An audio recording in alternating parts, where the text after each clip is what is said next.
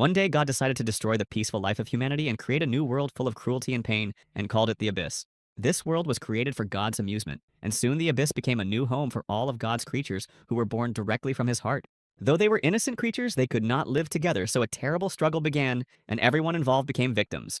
All this struggle was God's pleasure, so he did not interfere, but only created a new world and new rules of survival, following which they could survive. According to the new rules, people and other creatures received rewards for each creature they destroyed, and thus developed skills to become almost invincible. So a ruthless struggle began between people and mystical creatures that lasted for a very long time, and few could get out of it alive and unharmed. The creatures that were against humanity were indifferent to pity, and did not know what peace was and were ready to follow the rules of their creator, and became accustomed to it. Meanwhile, people continued to fight for their lives, and only in moments of peace, when they had few, could they remember their lives and who they had already lost. In one of these fierce battles, almost all the enemies on both sides were destroyed, but there were still two creatures on the battlefield who did not surrender. Behind the powerless boy stood a powerful dragon who had the strength to destroy the young man, because their powers were not equal, and no one else could save the boy. And all his brothers who went to this battle have already died, and he is the last one who can resist such a huge power of the dragon. But after a hard and ruthless struggle, he had no strength left, especially since the guy looked completely defenseless against the big dragon. Grabbing the boy's body with its paw, the dragon managed to catch him by surprise, and he was unable to stand on his feet, but managed to dodge. But the young man had no more strength to fight against one of his strongest enemies, so he could only watch as the dragon prepared to destroy him. And the guy remembered those who were next to him, and those who, despite their efforts, could not defeat the creatures and died along with the chance to save humanity. Meanwhile, the dragon's mouth was filling with a magical ball, which he soon directed at the guy who had no choice but to accept the inevitable. All these events were witnessed by a girl who, thanks to her magical powers, could observe the events at a distance from that moment. Behind the girl stood two men who were also members of the clan, and turning to them, she said that the penultimate Iskander had been destroyed. The girl who spoke was a Valkyrie monarch named Ares, so all the members of her team obeyed her orders and protected humanity from death. One of the men standing next to him was Keldian, and he looked like an experienced and calculating man with good skills. Another guy named Kang Tae looked incredibly strong and brave, and with his whole appearance he showed that he was ready to fight to the end. They talked to each other and at the same time watched the guy sitting by the stone, seemingly oblivious to everything that was happening around him. This guy's name was Han So, and he was also a member of this clan, and although he heard the phrases of his associates, he was completely exhausted. There was also a huge crystal in this room that illuminated the almost destroyed building with its shine, and was called the Urkanaya Time Crystal. It turns out that this crystal was the last hope of mankind, which was destroyed 50 years after humanity came to this place. Although Hanseo didn't have the strength to fight anymore, everyone else knew that he was the last person who could go back in time and save humanity from destruction. Observing Hanseo's appearance, Kang Tae offered his candidacy for the salvation of humanity, hinting that his strength was enough to overcome all obstacles. But his initiative was immediately rejected by Keldian, who knew that he was definitely not up to it, and that he needed to have unique skills for this purpose. Hearing this, Kang Tae began to shout at him, but the argument was interrupted by Ares, who said that there was no time for that now, because the dragon could appear at any time. Passing by them, she headed toward Hanseo and decided to convince him to pull himself together at any cost to go back in time. But when she approached him, Hanseo didn't react, even though she said that there was still hope, which meant that all was not lost, and that he could return.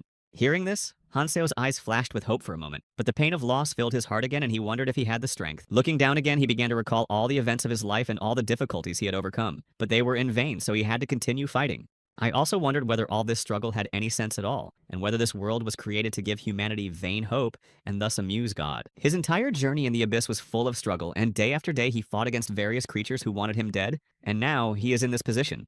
Having acquired strong skills, Hanseo has been finding ways to use them all this time, and all this has already taken away his strength and hope in the salvation of humanity, and he has accepted it.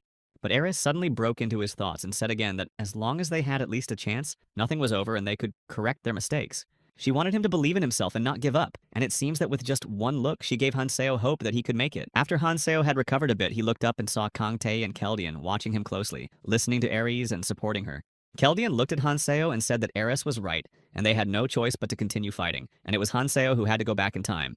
Kang Tae said that if Hanseo has doubts and is sure that he cannot fulfill this mission, he will gladly go instead. He also says that he is much stronger and more intelligent than Hanseo, so he will definitely cope with this task better than him, and save all of humanity from death. But when he saw Eris's angry look and realized that he should keep quiet, he started to make excuses and say that Eris was right and only Hanseo could do it. And he thought that if he continued to offer his candidacy, Hanseo would definitely change her mind about going back in time. This situation made Hanseo laugh a little. He contemplated the majestic appearance of the crystal and realized the importance of his role, but he was not entirely sure that he could not let everyone down. Having passed all the others, he is now here in one of the last and strongest clans among the best people in the world, and they rely on him. After all, it is he who must save the world and give humanity another opportunity to overcome all the difficulties of this cruel world. Suddenly, an extremely tense and decisive moment was interrupted by a noise coming from outside, and everyone was confused, not understanding what was happening.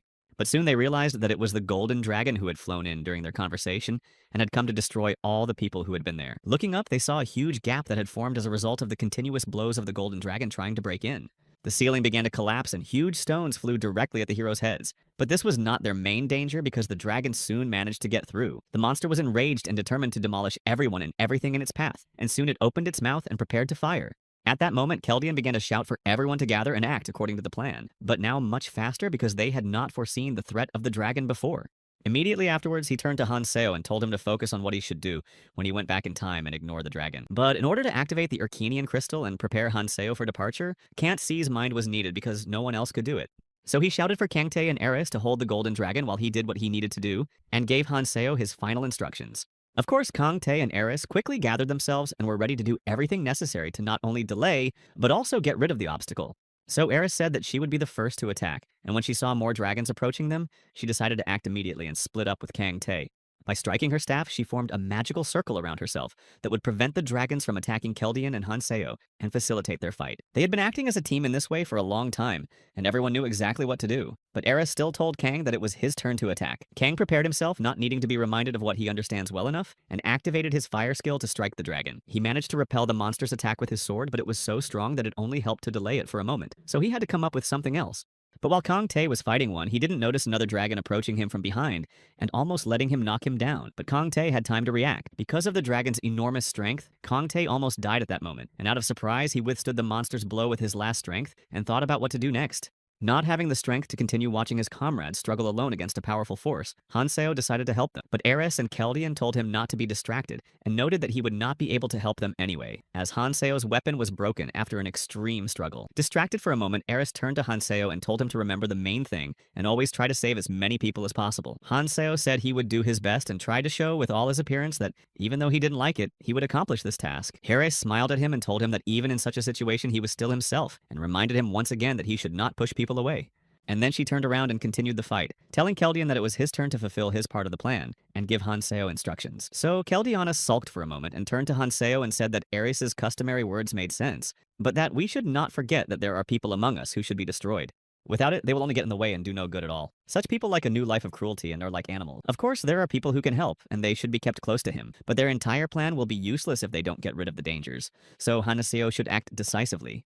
Seeing Hanseo's abilities, many people will be drawn to him, but there will also be those who will try to stop him from taking over. And among all these people, the most dangerous is the berserker monarch Clementine, who must be destroyed without any doubt. After saying all this, Keldian looked at Hanseo again and asked him if he understood and memorized everything. But seeing the confidence in Hanseo's eyes, he knew he was ready. And now, once again focusing on the necessary actions to activate the crystal, Keldian began to use his unique abilities and cast a spell.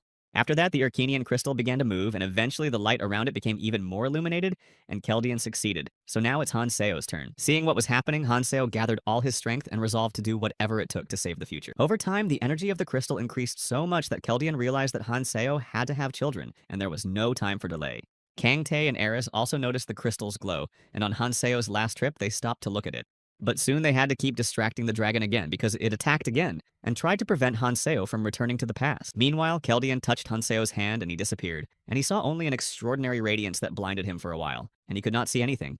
For a long time, Hanseo could not understand anything, especially what was happening around him. He was blinded by the glow, and all he could hear was a terrible noise and people screaming. Looking around, he tried to see at least someone and understand what time he was in and whether he had managed to get to the past or some other place.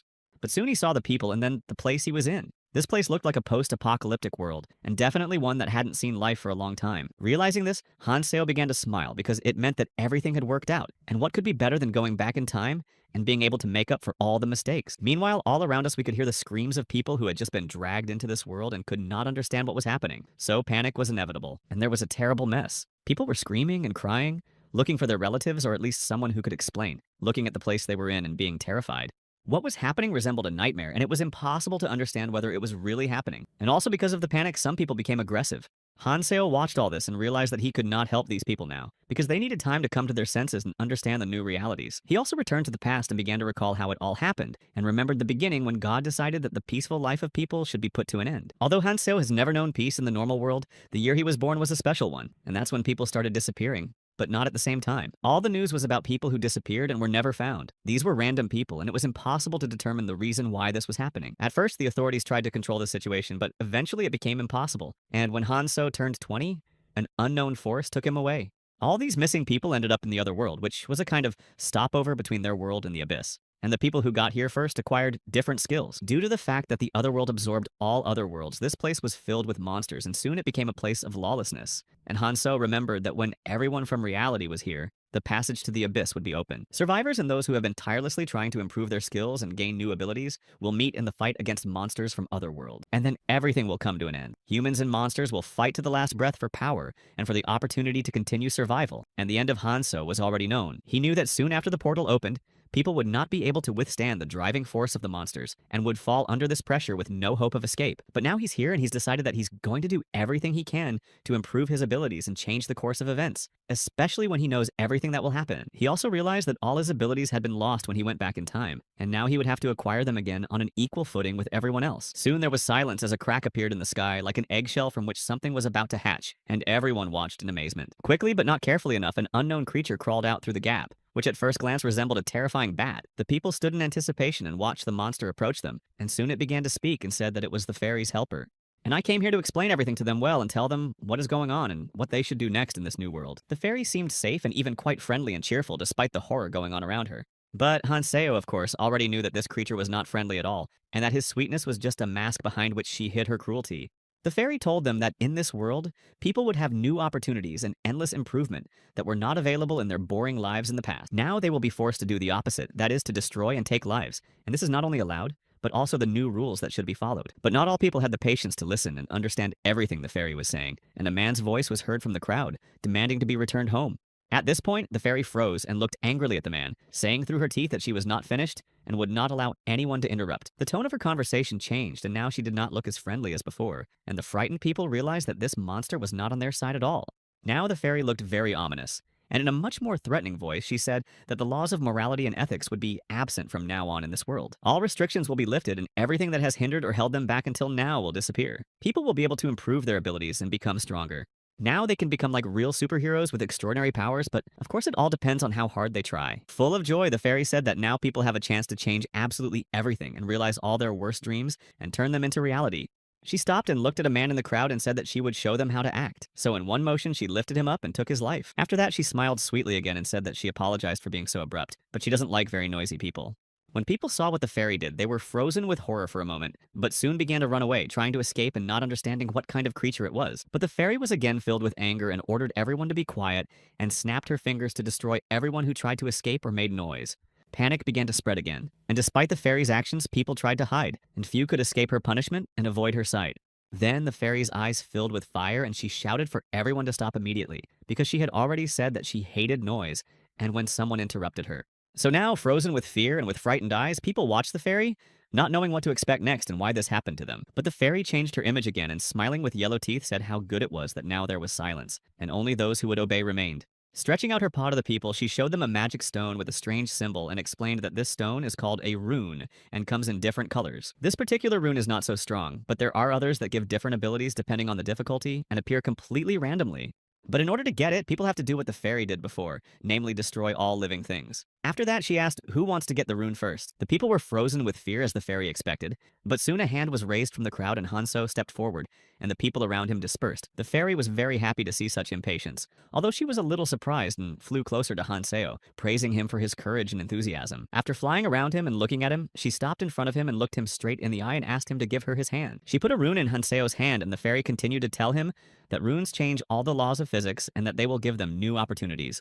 She also said that scientifically, Hanseo's muscles had a weight limit of 117 kilograms, but with this rune, the limit increased to 122 kilograms. The fairy expected his expression to change, and he would be incredibly surprised by this information, but nothing changed, and he was not impressed. Now, looking at the frightened crowd, the fairy said that she could show one more rune, but no one dared to try, so she decided that it was enough for now. She also added that people should remember that no matter what the rune is, it will definitely change them in a positive direction, so they should not worry.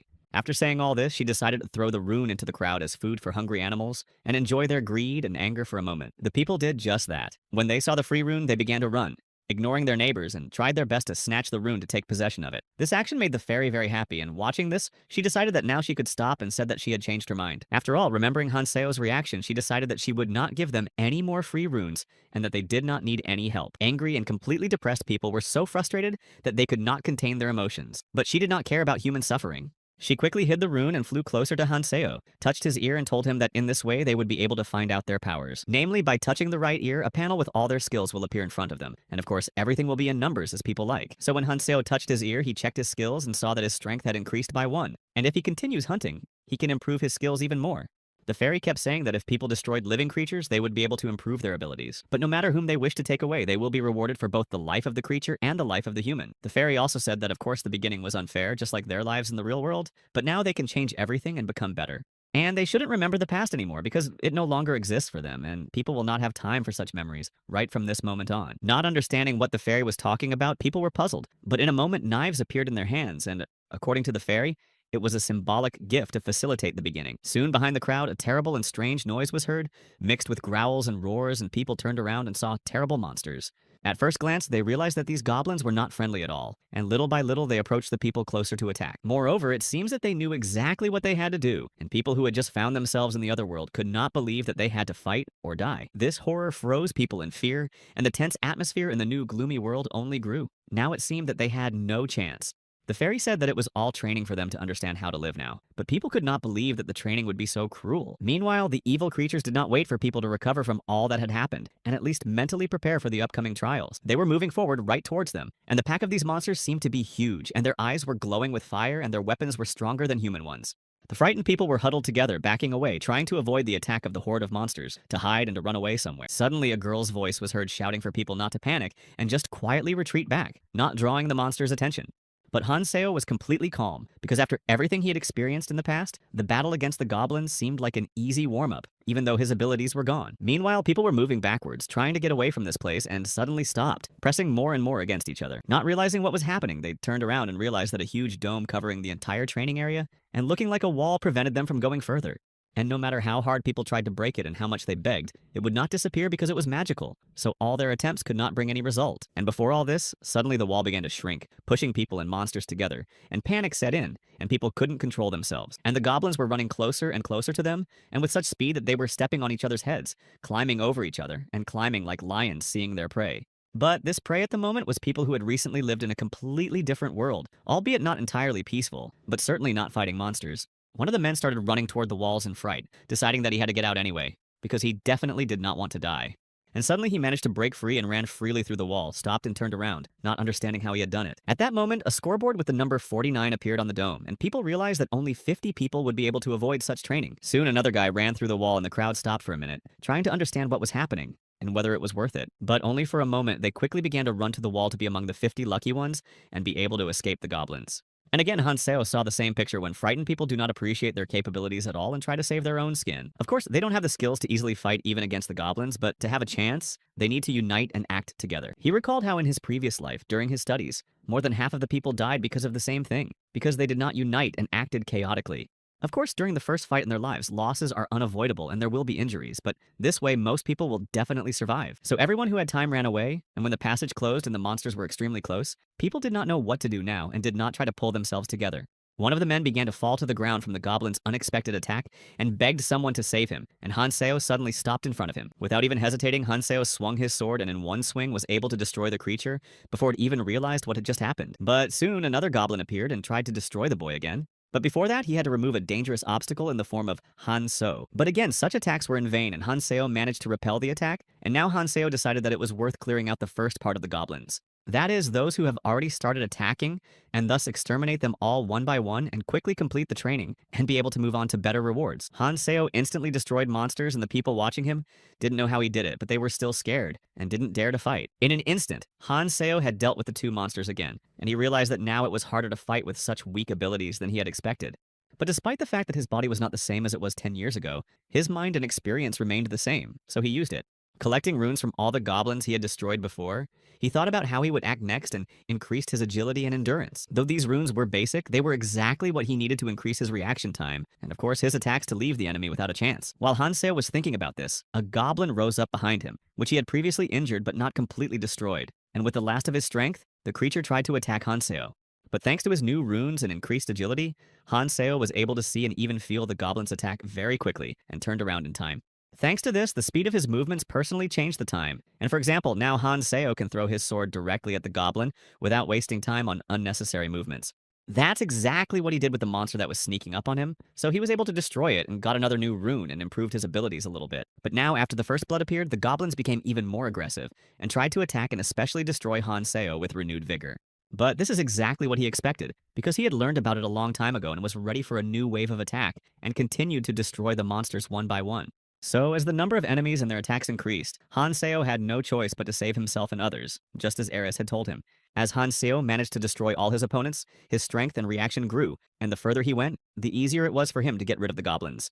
But despite these new abilities, the struggle without the skills he had previously learned exhausted him, and a new wave of monsters was coming. But he kept his composure and his eyes remained calm and confident because he realized that he had no right to back down and let down all those people who rely on him. Watching Han Seo's bravery and how he bravely destroys all the goblins, people were inspired by his actions and decided that they had to help. So, rushing into battle, they decided that whatever happens, they have to do something, and also get rid of the goblins for the sake of their own lives and the lives of their loved ones. Without hesitation and following Han Seo, they tried their best to fight back and make their first attacks on the monsters of this new world. But their skills were not enough. Unlike Han Seo, whose strength has grown not only because of the monsters he has destroyed before, but also because of the knowledge he gained in his past life during harder battles.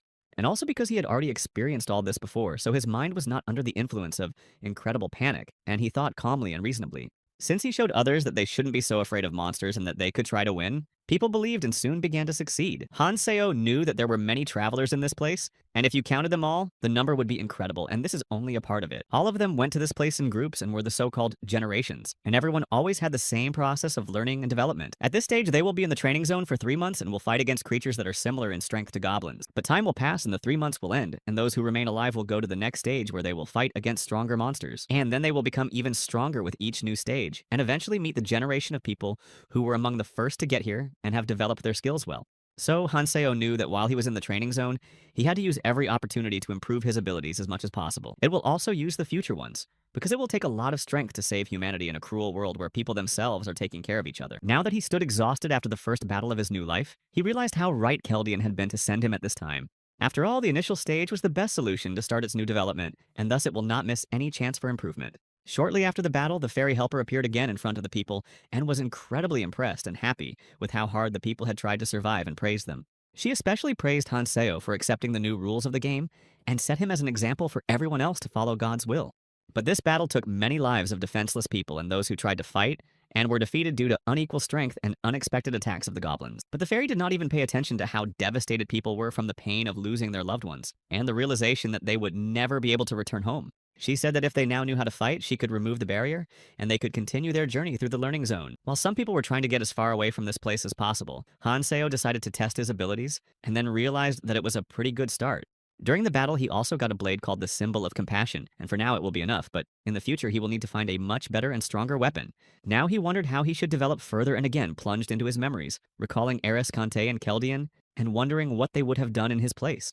Han Seo also recalled a guy he once met and what he told him about, giving him advice, sharing his own experience, and boasting about the awards he had won. During one of these conversations, the boy asked Han Seo if he knew anything about the hidden dungeon, which is located somewhere in the training area, and the artifacts that are there. But then Han Seo heard about it for the first time, so the guy told him that this dungeon is quite difficult for the initial stage, and not everyone is able to pass it. He also noted that he himself had tried to get to the end of it, and was unable to clear it of all the creatures that were there, but he was very interested in finding out what else was left. Boasting about his abilities, the guy said that thanks to this, he became one of the Valkyries, and if he went back in time, he would definitely try to clear the dungeon completely.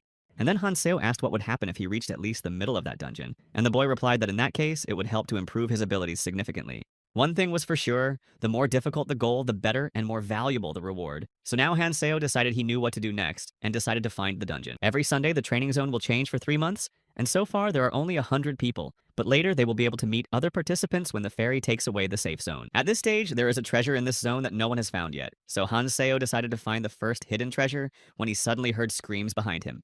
When he turned around, he saw a group of men trying to force a young girl to join them, saying that she would be safer that way. But at first glance, it was clear that nothing good could be expected from these people because they looked exactly like a gang of real-life robbers. Suddenly, Han Seo also heard a stranger talking to him, and he seemed to know him very well, but Han Seo didn't remember him at all. So he turned around without much interest and asked this guy if they knew each other, not realizing who he was, but the guy didn't answer. He looked quite surprised, as if he and Han Seo had known each other for years, and hadn't expected Han Seo to pretend to be completely unaware of him and the other people around him.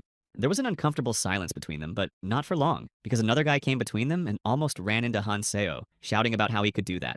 The guy kept shouting that he had no right to pretend that he didn't know them, because they were all together before they came here. Ignoring the boy's screams, Hanseo remembered who they were and why he didn't remember them at all. It turns out that they were classmates in real life. But after they got to this place, all of them except Hanseo died, and it happened so fast that he didn't even remember them. But now, thanks to him, they survived. While he was recalling all this, he heard screams from the same girl again, and she pushed away the man who grabbed her arm and said that she would never go with them. The girl's name was Mihi, and she was also Hanseo's classmate, and now she ran up to him, frightened, hoping that the men would not touch her anymore, especially when they see that now she is with Hanso, the guy who almost single-handedly defeated a huge pack of goblins and, one might say, saved their lives as well. Mihi is an incredibly beautiful girl, so Hanseo was sure that with such an appearance, she would have problems, and one of them is those men who have already started to look at her.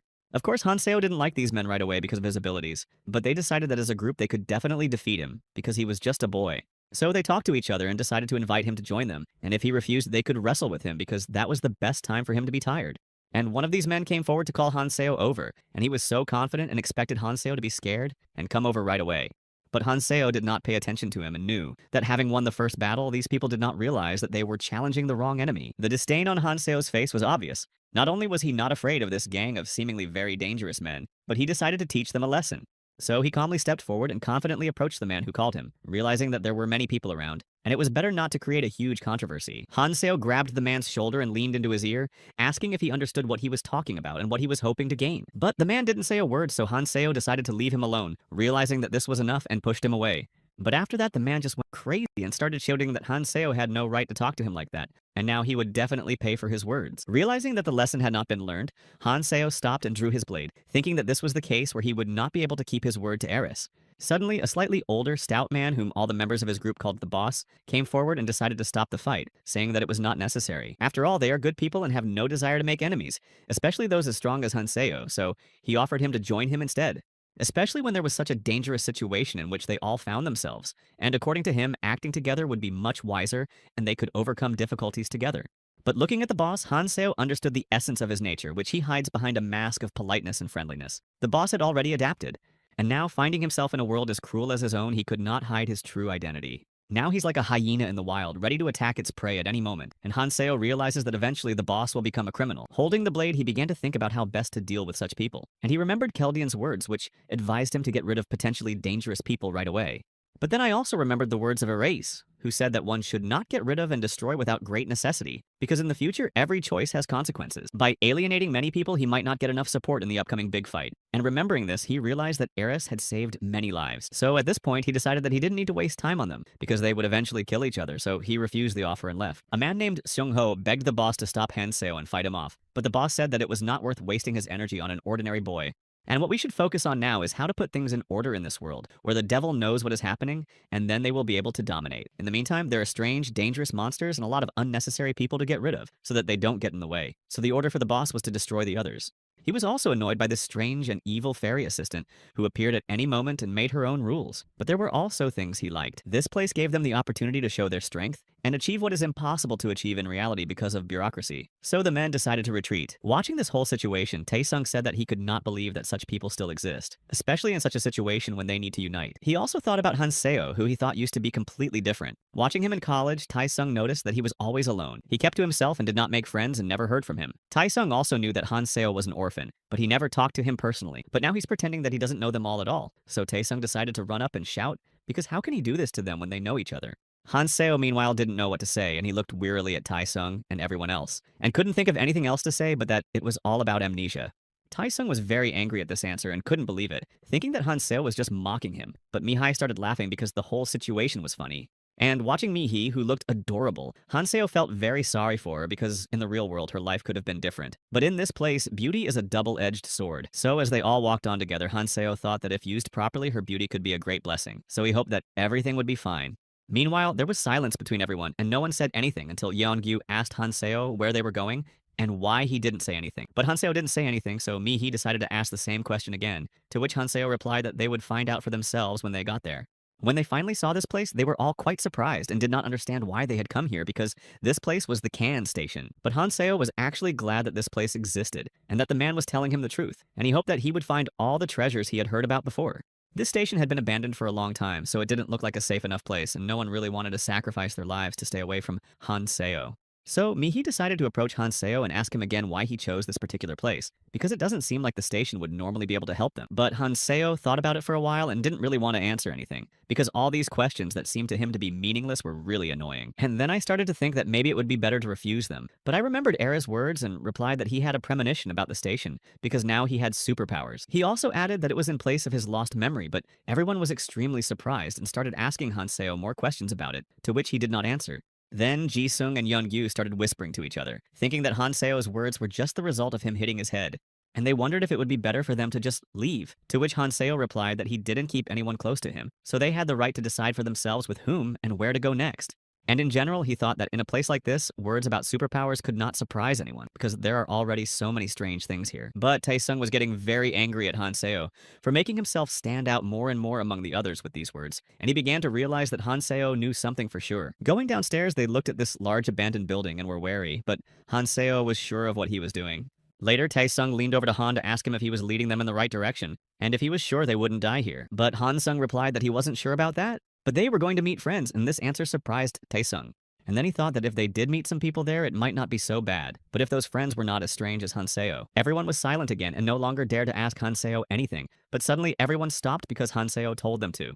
It turned out that he felt some kind of danger and told no one to move or take any more steps, and everyone was really scared because of that. Slowly pulling out his blade, Hanseo turned to Taesung and began to swing in his direction, and Taesung began to scream and cover himself. But Hanseo had no intention of harming him, because he needed to destroy the monster that was right under Taesung's feet. After getting rid of the giant scary worm, Hanseo calmly looked at Taesung and then at the others and said that there are quite a few monsters in this place. This particular one was called the Green Worm, because they were on the green line of the metro at Kan Station, so the name is quite logical.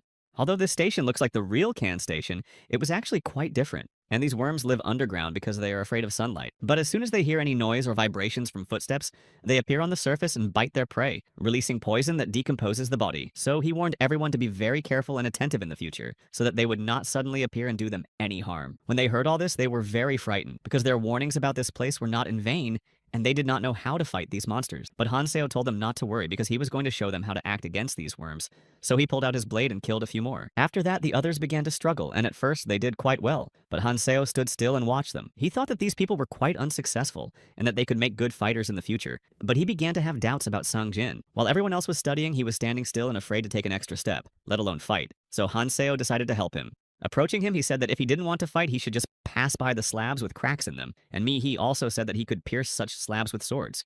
After these words, Sang-jin decided that he could try to fight the green worms and took his knife and began to prepare for it. But while he was doing this, he completely lost his vision, and then a worm suddenly appeared and began to attack Sang-jin, showing all its terrible appearance. It had a great effect on Sang-jin, and he was so frightened that all his attempts to overcome his own fear immediately disappeared, and he began to scream in fear.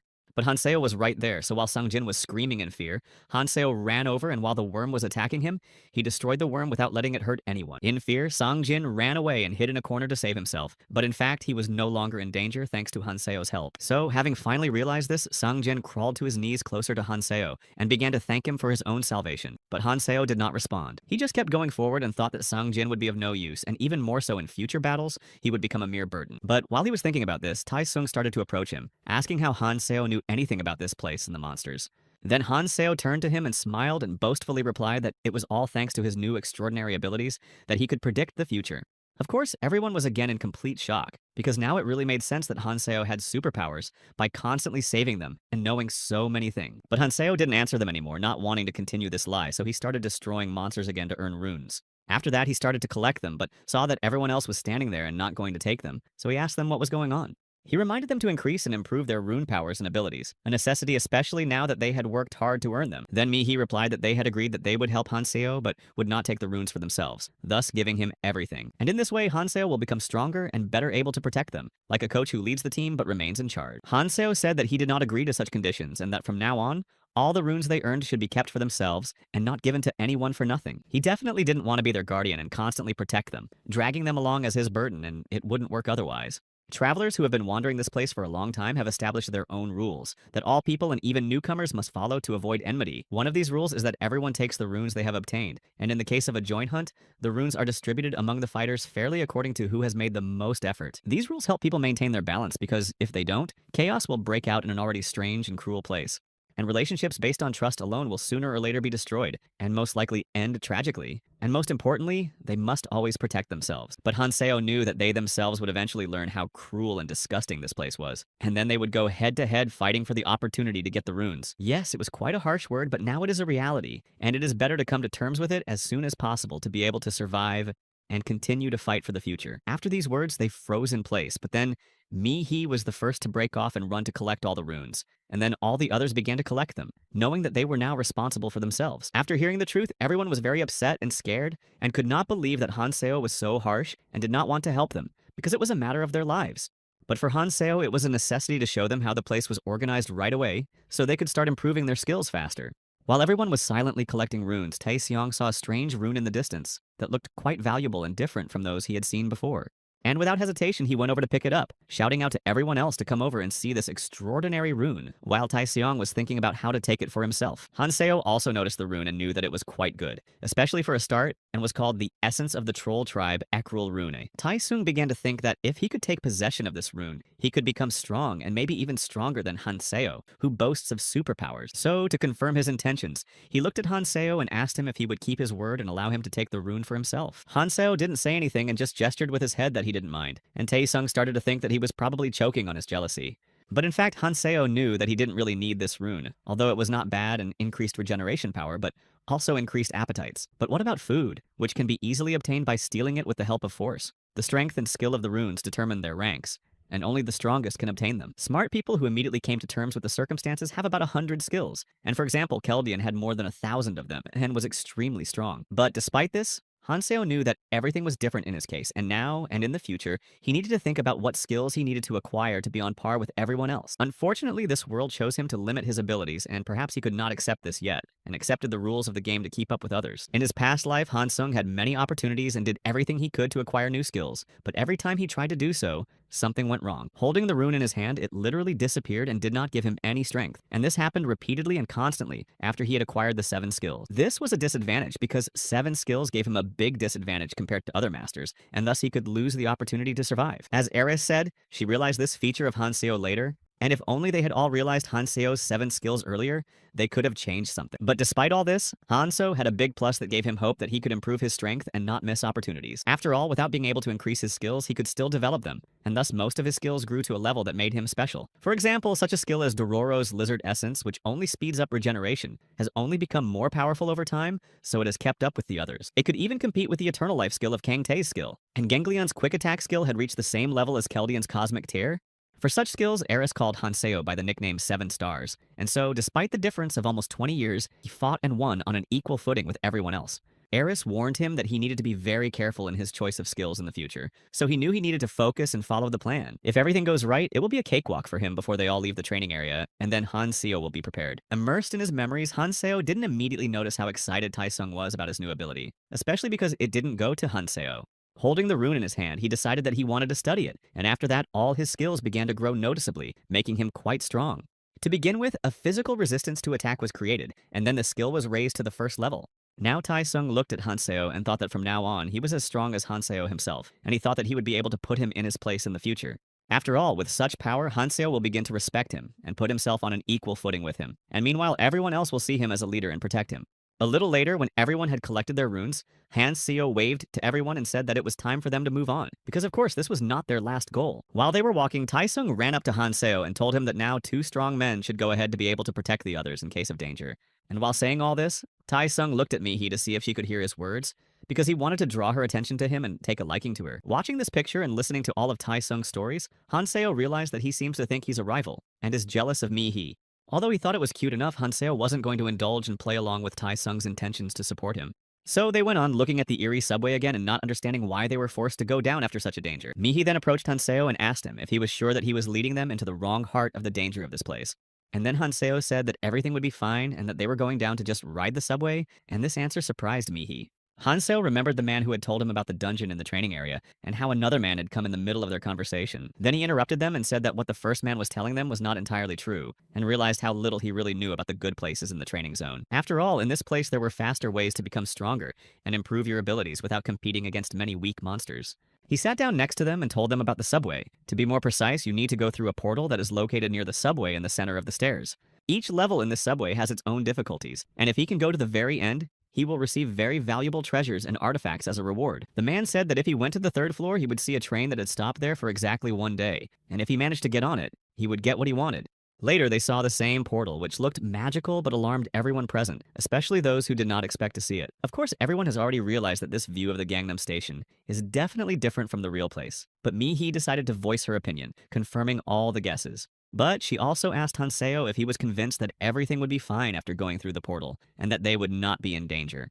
But Hanseo said that of course he was not sure. Moreover, he expected something dangerous to be there and had to go through to get the artifacts. And as he said earlier, he doesn't force anyone to go with him. After that, Taesung started to say that he would also go with Hanseo because he was just as strong now. After him, Mi-hee said that she would not stay here and would go with the boys to help them in case of emergency or to earn valuable rewards for herself. Even though she said she was confident in her decision, Hanseo noticed that she was more wary and nervous. After the situation at the beginning of their studies when a gang member tried to drag her into his group, she realized that she would be unprotected without Hanseo.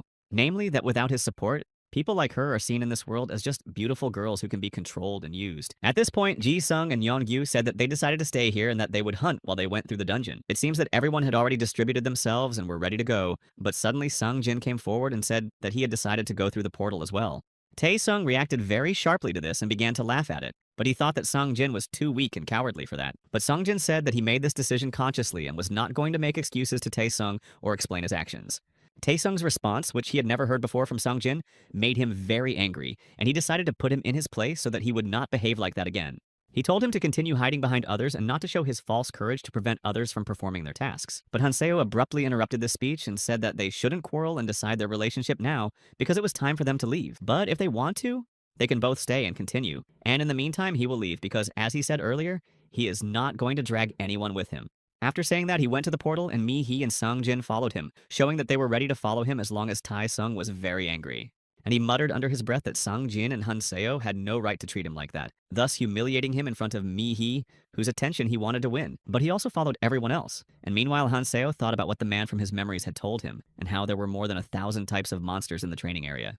But as he thought, there must be a common factor in all this. So when they got to where they wanted to go, they saw a small convenience store. Everyone was very impressed because they definitely did not expect to see a store here, especially one that was open and full of all kinds of useful things for survival. Everyone went into the store and started looking at the goods there. Earlier, the man had told Hanseo about the store and what was in it. But seeing this place was really amazing, and the store looked more like a supermarket with everything you need.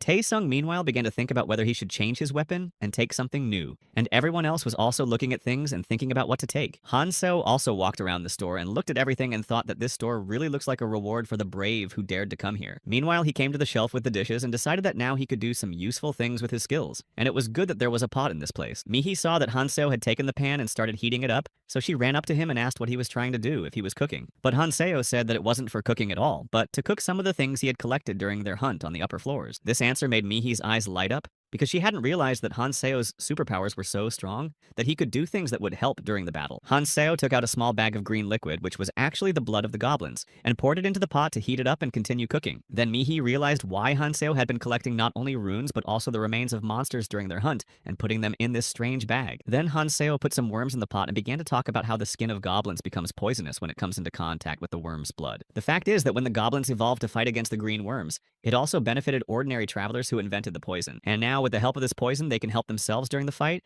and not only wound their opponent, but also poison him, which will definitely help. Tae-sung also came running to the smell of cooking, and the sight of this terrible poison seemed appetizing. So he approached Hanseo and asked him what he was cooking. But when the man replied that it was actually poison, Tae-sung ran away in fright, realizing that he had almost tried it and almost died.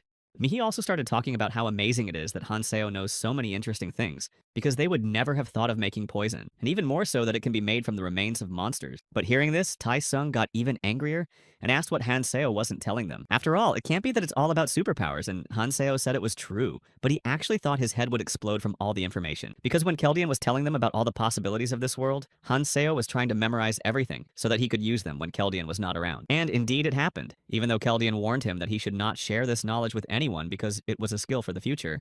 And if someone learns about them in advance, it will only accelerate the destruction of the abyss. Therefore, you should use them when necessary. Without knowing the exact proportions and ingredients, nothing will work. So Hanseo was very focused on getting it right and getting the poison. After cooking, the poison changed its color to purple, and Hanseo poured it into a small bottle to safely lubricate his weapon. Watching Hanseo's actions, Mi-hee asked him if he could share this poison with them so that they could use it for their weapons. Then Hanseo looked at them and thought for a moment, saying that he could let Mihi use the poison as well, but on one condition. For the poison, they must pay him with runes, or more precisely with half a rune of strength or half a rune of endurance for each use.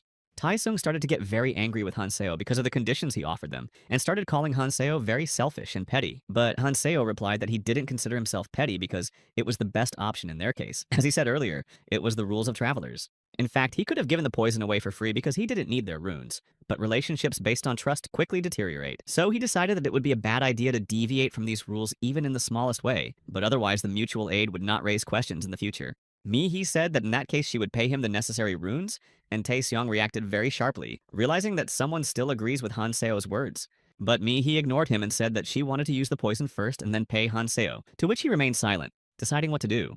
And then he thought that he could allow it, and when he gave her the poison, he warned her to be careful because if the poison got on her hands, it would cause severe pain. Hearing this, Taesung realized that in this case, he would not be able to use force to steal Hanseo's poison because it could harm him. He also told Hanseo that he would give him the runes later, but first he wanted to get the poison, and then Sang-jin said he would do the same after the battle. While everyone was disassembling and lubricating their swords with poison, Hanseo walked further through the store, looking for anything else he could take away from the place. He found a small backpack with everything he needed and decided that he was now fully prepared for the upcoming challenges. I turned to the others to call them because it was time to go, but when I saw them, I was very surprised and could not believe that they decided to take everything with them. After all, their backpacks were filled with various things, and they were so big that they now looked like huge baits for dangerous monsters. Hanseo said that if they went like that, they would be in danger, and if they found some things they didn't want to leave behind, they should bury them in a specific place. Moreover, if they don't leave something behind, other travelers will hunt them down when they can't find the things they need in the store. Mihi listened intently to everything Hanseo said, and was fascinated by the fact that Hanseo knew so many things that she would not have thought of on her own. When she watched him in college, she thought Hanseo was just a quiet guy, but it turned out that he was not only smart, but also a good warrior. He also helps them and even protects them from dangers, and it was in this situation that he did not let them go on, but advised them to get rid of unnecessary things. Later, she began to wonder if she would ever be able to have the same abilities as Hanseo, because his strength is not only physical, but also mental. She began to recall the times when people disappeared one by one and the chaos it caused, and now she was the one who disappeared and had to fight. But Mihi did not want to die and decided that she would do everything to become stronger and contribute to the development of her team to protect them as well. And of course, she will be safer if she stays close to Hanseo, who she is sure will be able to save her in any situation. Mihi began to think about how she wants to become as strong as Hanseo, so that she doesn't become a burden to him in the future, and so that Hanseo will consider her an equal. And then they will be able to go through all the difficulties of this world together, fighting against enemies and monsters to make this life at least a little easier. Meanwhile, Taesung watched Mihi stay close to Hanseo and started to get very angry with him because he thought that Mihi liked him. So he decided to go along with them to control the situation and threw his backpack to Sang-jin to carry it himself, treating him like a nobody. Then he approached Hanseo and started asking him more about his superpowers in detail and where he got them from, and also whether they will ever be able to gain such abilities like him to be able to defend themselves and know many useful recipes for poison. Then Hanseo turned to look at them for a moment and told them that such a possibility was also possible in the future, and they could develop their abilities and become as strong. They were very surprised and began to ask Hanseo one by one how this was possible and whether he was deceiving them. Then he reiterated that everything is possible, but only if they continue to improve their skills and follow the general rules. Later, Hanseo recalled Keldian's words warning him about people who have developed their abilities and have their own goals in this world. Such people can be dangerous, and if Hanseo meets them in this life, he should get rid of them immediately so that they don't cause problems. He was sure about the main enemies he knew about in the future, but when he met Taesung, he wondered if he shouldn't take him out as well. While he was thinking about this, Taesung approached him as if he sensed something was wrong and asked if he was offended by the less than friendly meeting. After all, at the beginning of the training, after Hanseo saved everyone, Taesung, instead of thanking him, attacked Hanseo with complaints and aggression about his behavior, and then Hanseo replied that he was no longer interested in resentment, so he shouldn't worry about it. They didn't know that Hanseo had already come a long way. Having lived his life in the abyss, he fought almost every day, and with each new battle, some living particle in him died and never returned. And along with it, his hope for a better future was dying. These battles were endless, and there seemed to be no end in sight, so he had to fight and destroy monsters forever. Life in this place has not been easy at all and has become a battle for survival, especially in the last 5 years when the monsters have been winning. But he still fought, and even now in this new life, he does not give up and has returned to the past to try again to change all his mistakes and win. While Hanseo was back in his memories, Taesung watched him and noticed that Hanseo's behavior had been strange lately, so he began to think that he was not himself. And perhaps this is a good opportunity for him to neutralize the threat of Hanseo while he is not behaving consciously enough and may not resist. But he remembered his superpowers and changed his mind, even though they were the reason why Taesung felt uncomfortable in this situation and had to indulge Hanseo.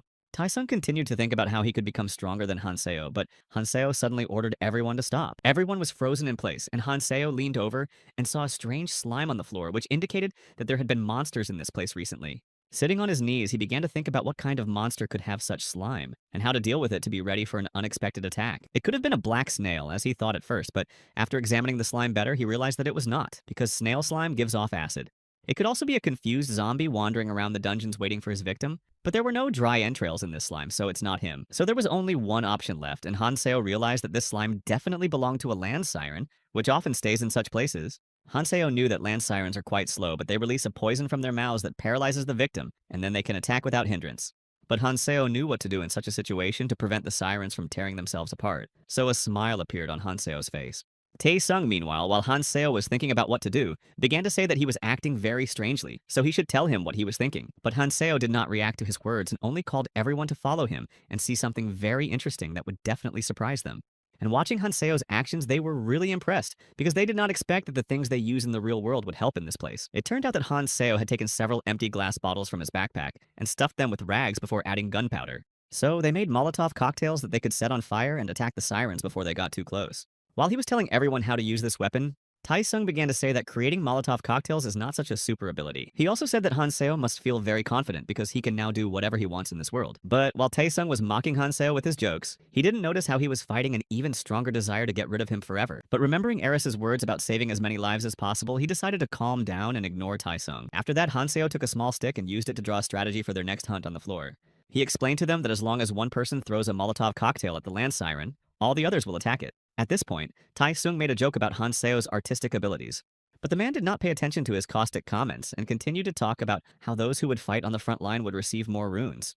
Hearing the state of affairs, Tae-seong volunteered to go first as the attacker to take all the rewards he could get in this battle. And when Hanseo asked who would throw the Molotov cocktails, Mi-hee and Sung-jin simultaneously raised their hands because they didn't want to put their own lives in danger. So Hanseo said that in that case they should decide between themselves who would do it, but Sung-jin was not ready to give in. And so does Mi-hee, who decides to use all her charm to persuade Sung-jin to back off and allow her to stay safer. But Sung-jin held on to his last strength and did not give up. So Hanseo, unable to stand it, said that they could throw cocktails and fight on the front line one by one. So now, having distributed all their responsibilities and knowing what awaited them ahead, they took their backpacks with ready-made cocktails and went on.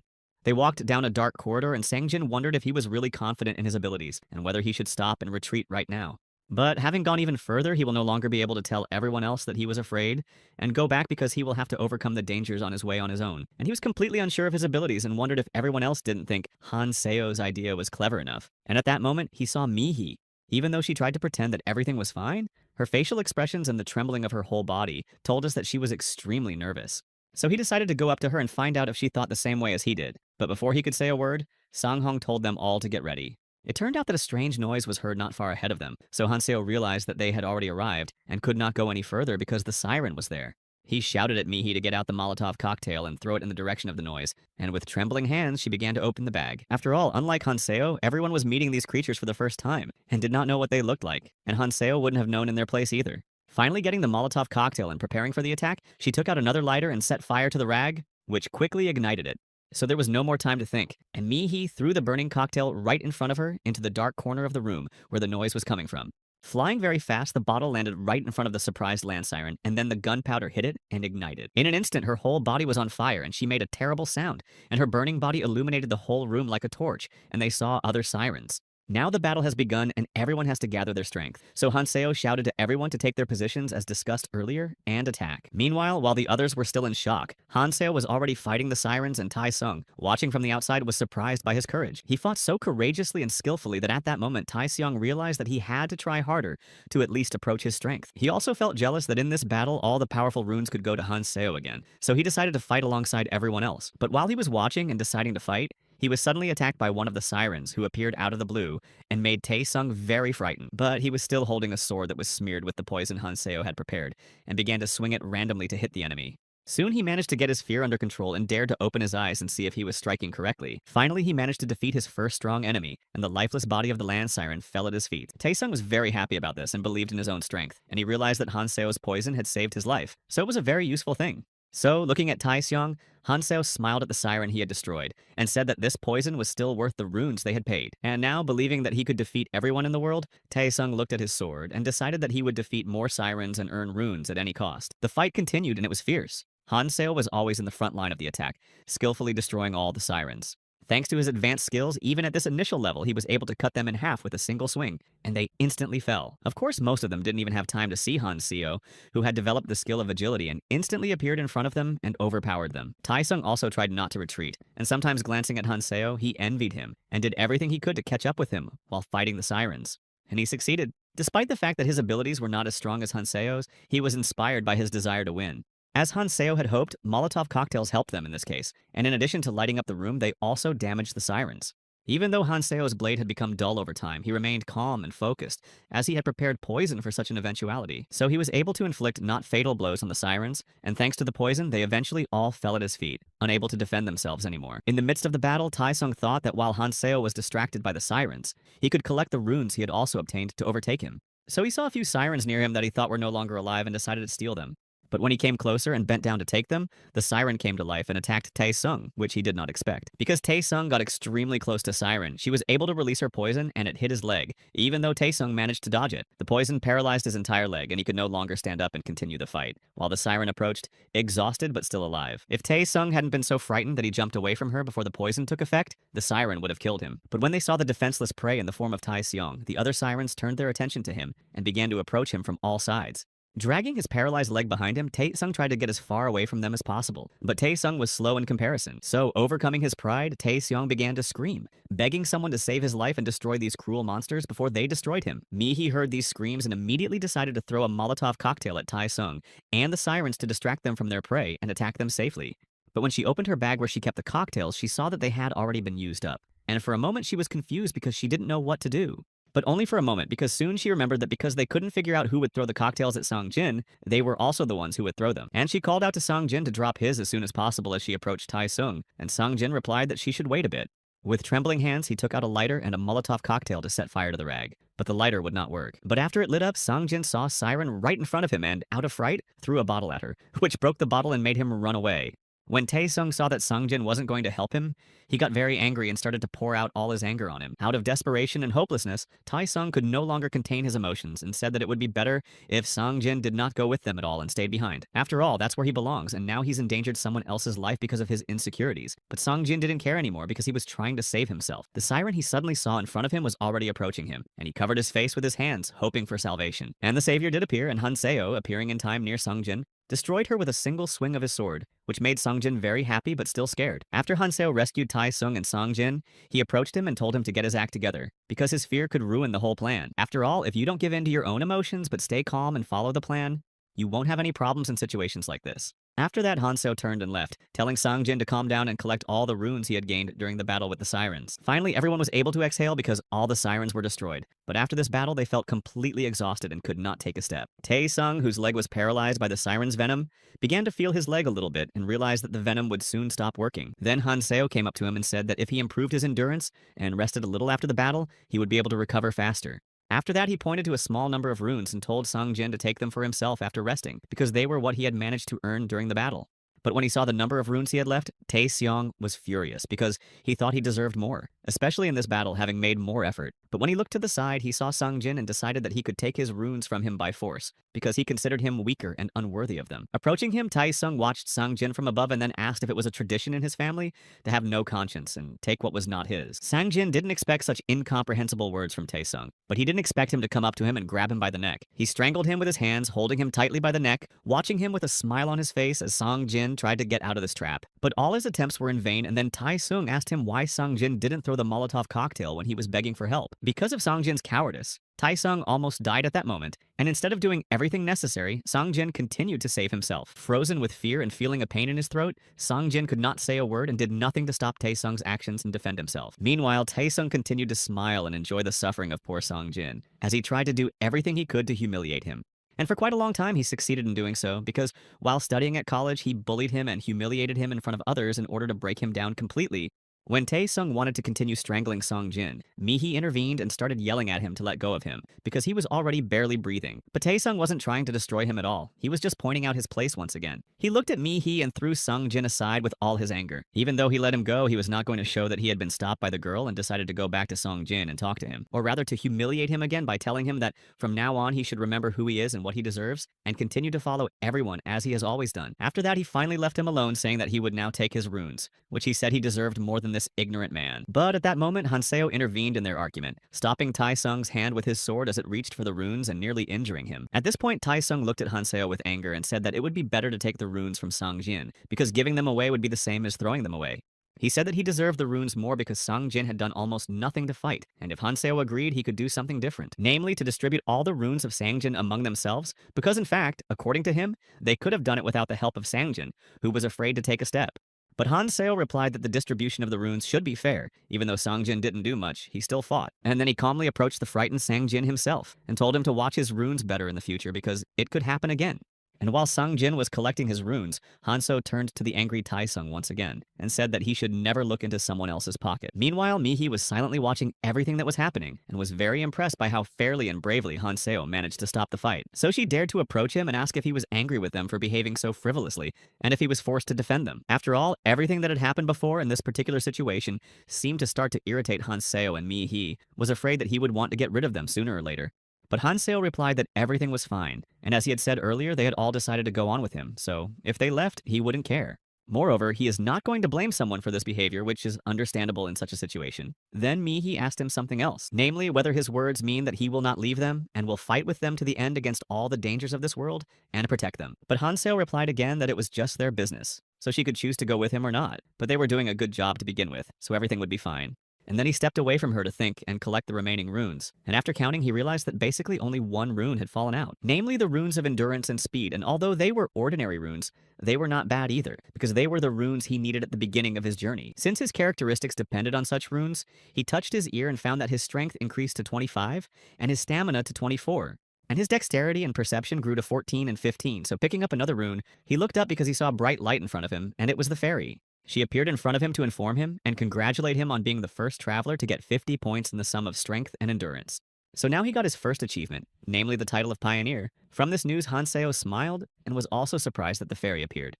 After greetings, the fairy finally looked at Hanseo and immediately asked him if he was the same guy who had been the first to raise his hand at the beginning of the training. So when she arrived here, she was very happy to see him again, because when she heard that someone got 50 points, she was very curious about who this traveler was. And while she was congratulating and slightly annoying Hanseo by sitting on his head, Mi-hee came over and heard that the fairy would reward Hanseo for this achievement. Mi-hee intervened. She said that it was not very fair because from the very beginning they had different characteristics, but when the fairy flew up to her, Mi-hee's voice started to tremble. She remembered the situation on the first day of their arrival and thought that the fairy might harm her, but she assured her not to worry. After all, once the fairies start their training, they are forbidden to harm travelers, especially just because someone has annoyed them, or maybe there is an exception. And pointing her little claw at Mi-hee, she told her that she also had an advantage over others from the very beginning of her life, so she shouldn't complain. After all, life is not fair, and especially in this place of balance, you don't have to wait, and the one who clearly improves his skills faster is undoubtedly stronger. And she should just accept the fact that she is not able to catch up with someone. But after realizing that she had paid too much attention to someone again, she returned to Hanso's. And she said that as a reward for his rapid development, he would receive any 3 runes he wished, so he could choose. As she searched through the runes in her paw, she asked Hanseo if he wanted a rune of strength or endurance, but he had his own plan, so he decided to test the fairy. But the fairy still continued her speech and said that she could also give him a healing rune that heals almost any wound in a matter of moments. Of course, this rune cannot heal fatal wounds, but it is still a good help. And when the fairy gave Hanseo such a rune, everyone else was very happy. After all, they thought that in this case, when some monster or some other magical force could inflict very strong damage on them, they would be able to save them with this rune. But Hanseo was not interested in this rune, so he approached the fairy and asked her if she had a rune that would help him resist other magic. At first, the fairy was surprised, but Hanseo asked his question in such a way that, instead of suspicion, the fairy answered him that she certainly had such a rune. So Hanseo was very happy, but he didn't show it by his appearance, abyss, and he knew that the healing runes were not bad, but the one he asked for would give him immunity from magic. And such runes are extremely difficult to obtain during training, unless you are Kang T, who said earlier that he received them simply by picking them up. So Hanseo decided that mastery of the runes of resistance to physical and magical resistance was much more important and also acted as protection. And Hanseo could compensate for physical attacks with the help of his experience gained in his first life, and this rune was simply necessary against magical damage. So after giving him these runes, the fairy hurriedly disappeared and waved goodbye with her claws and sent him an air kiss. Everyone was amazed by her behavior because they hadn't realized that the fairy helper was actually a girl and liked Hanseo. But Hanseo wasn't surprised at all, so when he turned to them, he didn't expect to see their reaction and just wanted to tell them that they had to go now. But they still laughed at the situation, which seemed very unexpected and funny to them, and tried to pull themselves together and not show it. As they continued to descend lower and lower, they encountered more horrible monsters on their way, which, as always, attacked them unexpectedly. But now, with the new runes of agility and endurance, the fight seemed easier than before, and now they knew who they were fighting. So the scary sight of the land sirens didn't scare them, and when they were finally able to rest again, Mihi noticed that Hanseo was doing something again. Meanwhile, he was collecting the remains of the monsters, and Mihi thought it was to make some kind of poison to help him again during the battle. But his movements looked the same as before, so Mihi decided to approach him and ask why he was moving so slowly since he had the agility runes. When she said this, Hanseo noticed her sharp eyesight, because not everyone pays attention to such details, and said that he was doing it on purpose. But then he raised his right hand and showed that it had the same symbols on it as the various runes they had received. Mihi was very surprised and started looking at her hand to see if she had one, but Hanseo said there was no point in doing so. After all, it slows down the hunt, and he does this on purpose so that the runes do not interfere with his hunting and do not fall out after he dies. So that way he can do anything and not spend extra time collecting runes, and these runes are stored as spare runes, and Hanseo doesn't use them yet. He also said that usually all his runes will fall out after someone takes his life, and in this case he will be able to protect them. And of course in the future, when all the rules are established by the travelers, he will be able to exchange his runes with others, receiving the necessary ones. This is the so-called trade in this world when everyone works for their own benefit and does not harm others in order to destroy other travelers. And at the same time, to be able to get what they need by buying and giving away runes that are not very important to them and may be needed by others. So after answering all their questions, Hanseo raised his hand and spun it around, but told them not to try to do so because they would not succeed. Then Taesung reacted very aggressively and said that Hanseo was still looking down on them and that he shouldn't tell them what to do anymore. But Hanseo calmly turned around and said that they should listen to his advice because at this stage they did not understand where they were. But the time will come when they will come down and feel the cruelty of his world, which still does not seem so complicated under Hanseo's protection. But by then they will have gone through many more difficulties and dangerous situations, so they have to do everything to become stronger. If they relax and think that everything difficult is already behind them, they will definitely die when they meet much more difficult monsters. After these words, Hanseo threw down his sword and said that from now on, they should just listen to everything he told them and not ask any questions. He also said that now they had to give him all their weapons, and these words surprised them and even made some of them angry again. This evil person was Tai Seong, who, when he heard that he had to give up his weapon, became angry and indignant because he did not want to. After that, Hanseo replied that his sword blade was very dull, so he asked them to give up their swords, but then they could have them back. After all, they won't be able to fight the monster down there on their own, but Taesung didn't stop and kept shouting that he didn't agree. And if they can give him all their weapons, they will be left with nothing and will not be able to defend themselves against other monsters that will attack in this place. He also added that Hanseo actually just wants to rob them, taking everything they have, but Taesung is not going to give in. As this argument continued, Mi-hee and Sang-jin stood by, not knowing whose side they should take or whose opinion to defend. Meanwhile, Taesung kept shouting that Hanseo was not treating them fairly and could not take advantage of them at any time. After these words, Hanseo stopped him and said that if he was so confident in his abilities, he could go down and try to defeat the monster himself. But in fact, Hanseo hoped that Taesung would abandon this idea because the monster on the lower floor was really dangerous. But he forgot that Taesung is not always able to really assess his own strength, and it happened because Taesung said that he could. After that, Hanseo thought about it and decided that in this case he needed to think better about his actions because the monster's attacks could harm others. Yes, and one after which they will not be able to survive, and Hanseo will not have time to save them because he will fight against this monster who will harm him. So he said that if they decided to go with him, so be it, but they should stay behind and he would do everything on his own. It's also a good opportunity for them to see what really dangerous monsters there are in this world and draw the right conclusions for themselves. But after that, he said that he still had a choice to stay or fight the monster, and then Sang-jin said that he would rather stay. And Mi-hee also replied that it was better to stay safe because if Hanseo says it's really dangerous there, then it is. But after Mi-hee Taesung's response, he began to behave aggressively again and did not want to let anyone stay on his side. So he turned to Hanseo and said that he couldn't leave his friends behind and that they could actually help him in the battle. But when Hanseo heard this, he said that he didn't remember them becoming friends and thought that Taesung should be grateful that Keldian wasn't here now. After all, he is probably traveling indigo in the purple zone now, and the memories of his real friends have brought him back to his past life. But he realized that now he had to come to his senses and continue to fight, and turned to everyone else and said that they could come with him. And then it's up to them to decide whether to fight or go back. But at that moment, Taesung was very happy because he realized that there could be good rewards down there. But when they went downstairs and saw what kind of monster Hanseo wanted to fight, they turned around and ran back as fast as they could to escape. They were scared and couldn't stop screaming, and Mihi kept repeating that she had warned them not to go. In his mind, Taesung could not accept the fact that he had to run away, but how could he have known that there was such a monster on the lower floor? At first glance, it was clear that this creature was here from another dimension, and Taesung couldn't believe that Hanseo would be able to defeat it, and especially that he would be able to destroy it alone, because Taesung believed that a whole group of fighters was needed to fight such a terrible snake. But Hanseo was serious and decided that he would defeat the snake at any cost, because he would meet more and more such monsters in the future. And in his past life, he fought such monsters almost every day and had no problems before, but now his abilities are not the same. But to get the treasures Hanseo had heard about earlier from the man who told him about this place would have to be worth all the dangers.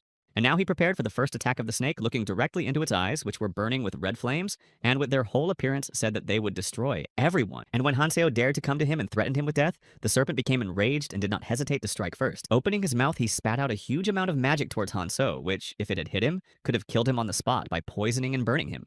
However, thanks to his agility and endurance, Hanseo managed to dodge the blow and ran away in time to protect himself. The powerful magic that the serpent releases from its mouth is a punch that no living creature can resist, and Hanseo is lucky to have an advantage. After all, thanks to the magic resistance rune that the fairy had recently given him as a reward for the first 50 points he had collected, he was able to withstand the serpent's attack. So now Hanseo decided to think about his actions that will lead him to victory, because the snake's scales are extremely strong and almost impossible to pierce, especially with the ordinary swords that Hanseo had and those he borrowed from others. But these swords could not be broken because then Taesung would have been furious.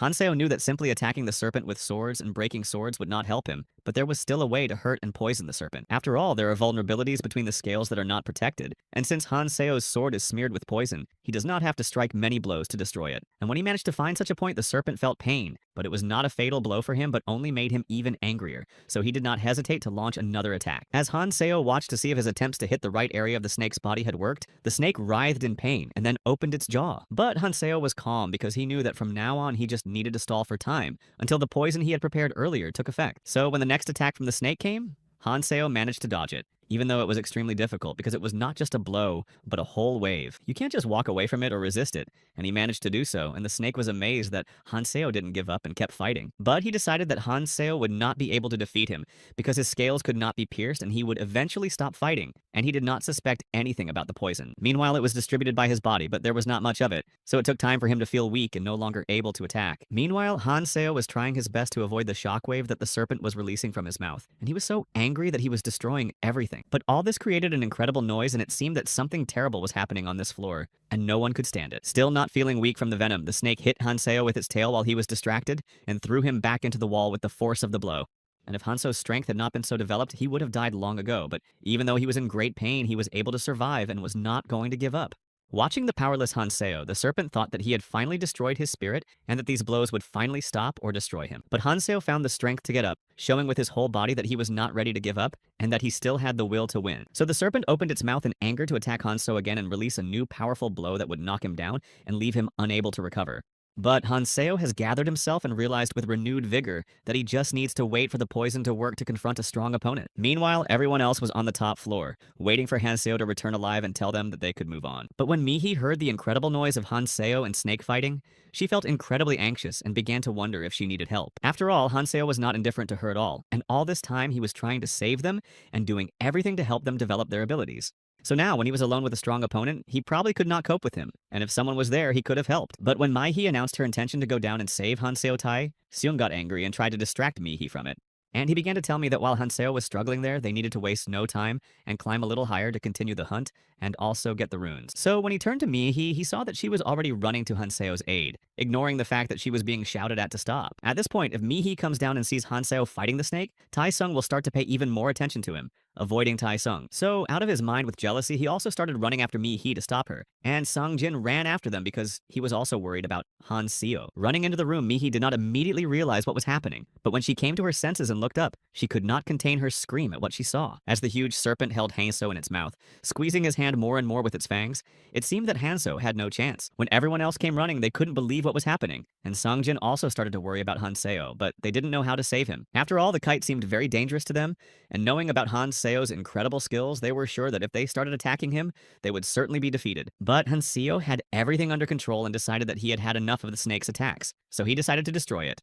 Gathering his strength, he grabbed his sword and stabbed the Primo Snake in the mouth, causing it to open its mouth in pain and let Han Seo out of the trap. And then Han Seo flew down, but he was already prepared for it and knew that the poison he had left in the serpent's body earlier with his sword was about to take effect. Landing on his feet, Han Seo continued to watch the serpent spin around, trying to wrestle the sword from his mouth, but it was too late. Little by little, the monster began to lose its power, and it's a good thing Han Seo only needed 3 swords to do so, because the situation could have been more difficult. But despite all this, the monster managed to bite Han Seo's hand quite hard, and Han Seo has developed his endurance, so the wound should heal quickly. Han Seo knew that in the later stages, different races show improved resistance and healing skills, all thanks to the evolution of increasing characteristics. Therefore, the poison is not so effective against them, and that is why the serpent was able to last so long, and using all its strength helps them recover faster and continue to fight. But in the early stages, poison is the most effective way to attack, and there is no way Khan would have made it this far without it. So, after the monster was completely exhausted from the poison, Hanzo struck him with several more fatal attacks and finally defeated him after a long struggle. After the monster was defeated, Hanseo finally turned his attention to the others, who stood there in awe except for Mi Hee, who ran to meet him. She couldn't contain her emotions, so she ran up to Hanseo and asked him if he was okay and needed help. But without answering her question, Hanseo turned to everyone and asked what they were doing here at all, because she eventually decided to return. Mihi replied that it was true and that they waited until Hanseo returned. But when she heard the screams, she couldn't stay still. She was very worried about him, and as it turned out, not in vain, because Hanseo's wound looked terrible and Mihi said that he needed treatment. But Hanseo told her that she shouldn't worry about it because the wound would heal itself over time, and especially with his skills, it wasn't a big deal. Taesung stood back and watched Hanseo the whole time. He tried not to show his emotions, but he was actually incredibly surprised. He didn't expect Hanseo to be able to defeat the monster on his own. Of course, he knew there was a difference between them, but he didn't expect it to be that big. Now he didn't know how he would be able to catch up with Hanseo and resist him. While he was thinking about this, Hanseo was already bending over the body of the snake, and picking up the rune that fell for his destruction, Hanseo's face flashed a little dissatisfaction at seeing such a reward. It turns out it was the Scaly Snake Shockwave skill rune, and it could have been a very useful rune if he had the appropriate magic rune to activate it. Meanwhile, Taesung approached Hanseo and asked him about the rune, and Hanseo replied that he didn't need it yet because he didn't really want to have this skill. So Sungjin exclaimed whether it could mean that Hanseo would give it to someone if he didn't want to have such power and was going to throw it away. But before he could answer, Taesung pushed Sangjin away and said that if anyone but Hanseo should receive this rune, it should be him. After all, Sangjin is not a skilled enough fighter to deserve such a reward, but then Sangjin said that in that case he needed the rune more. And if you recall the previous battles, Taesung already had one strong rune, but he turned around and looked angrily at Sangjin and said that this was a lame argument. He also began to talk about how a person who always hides behind the backs of others has no right to speak out. And this argument was interrupted by Mihi. She said that she was tired of their quarrels and the fact that they always fight over such trivial things that are not worthy of attention. And Hanseo also decided to intervene, and he was also annoyed and said that he never said that he would give this rune to anyone for nothing. After all, he has long explained all the rules of this world that travelers must follow, and if they want to receive a rune, they must exchange it. And if one of them decides to buy a rune right now, he will make a 5% discount for such a lucky person. But you need to decide already. After that, Mihi asked if she could borrow the rune, and Hanseo replied that it was possible if one of the guys vouched for her. After thinking about it for a while, Mihi said that she agreed and went to Sangjin Na and Taeseong and borrowed the runes she was missing. Hanseo was expecting Mihi to take the rune for herself, since the other two guys don't trust each other, but Mihi didn't waste any opportunities. So Mihi went to Hanseo and gave him 3 runes of perception and 7 runes of stamina, as promised, but Hanseo gave her a discount, as promised. Therefore, he took only 6 runes of power from her and gave her the rune he had earned on his own by fighting a huge monster, which made Mihi very happy. After all, now she has gained a fairly strong skill and will be able to attack not only with a sword and poison, but also with a shockwave, just like the serpent did during the battle. But she noticed Hanseo's meticulousness with the runes, and Hanseo told her that he was not being petty, but only wanted to show them that they shouldn't get used to getting everything for free. Once they get used to it, they'll relax completely, and in this place, that's a huge mistake that will result in defeat, even if Hanseo isn't there. Having said that, he went on to reflect on the fact that the presence of such a snake in this place may indicate that there may be valuable material somewhere nearby. Having assembled it, he will be able to make something very useful and necessary during the battle with the help of his experience and knowledge that he previously received from Keldian. Mi-hee and Song-jin watched Hanseo's work and couldn't understand what was going on, but they immediately suspected that he was making something again. So they continued to watch him as he approached an incomprehensible plant that looked like metal without asking any questions to avoid distracting him.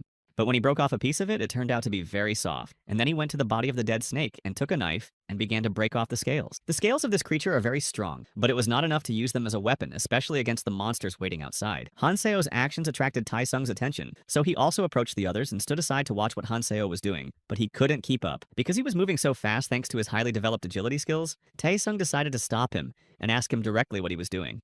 Taesung thought that Hanseo had gathered all these materials to make poison again, but Hanseo said that this time he wanted to do something different. Hanseo remembered a book he had read earlier about the 11th of 34 magic combinations that could be made from the remains of monsters and materials, namely about the needle that he will be able to get in the aftermath. But the radius of this weapon is limited, and this prevents the infliction of a secondary blow, such as bleeding. But Hanseo knew that if he could clearly identify his opponent's weaknesses, fighting with such a needle would be much easier than with a regular sword. After all, if you hit the right place, such a needle will only contribute to an improved attack. At first, the end of the needle was a little blunt, but Hanseo fixed it.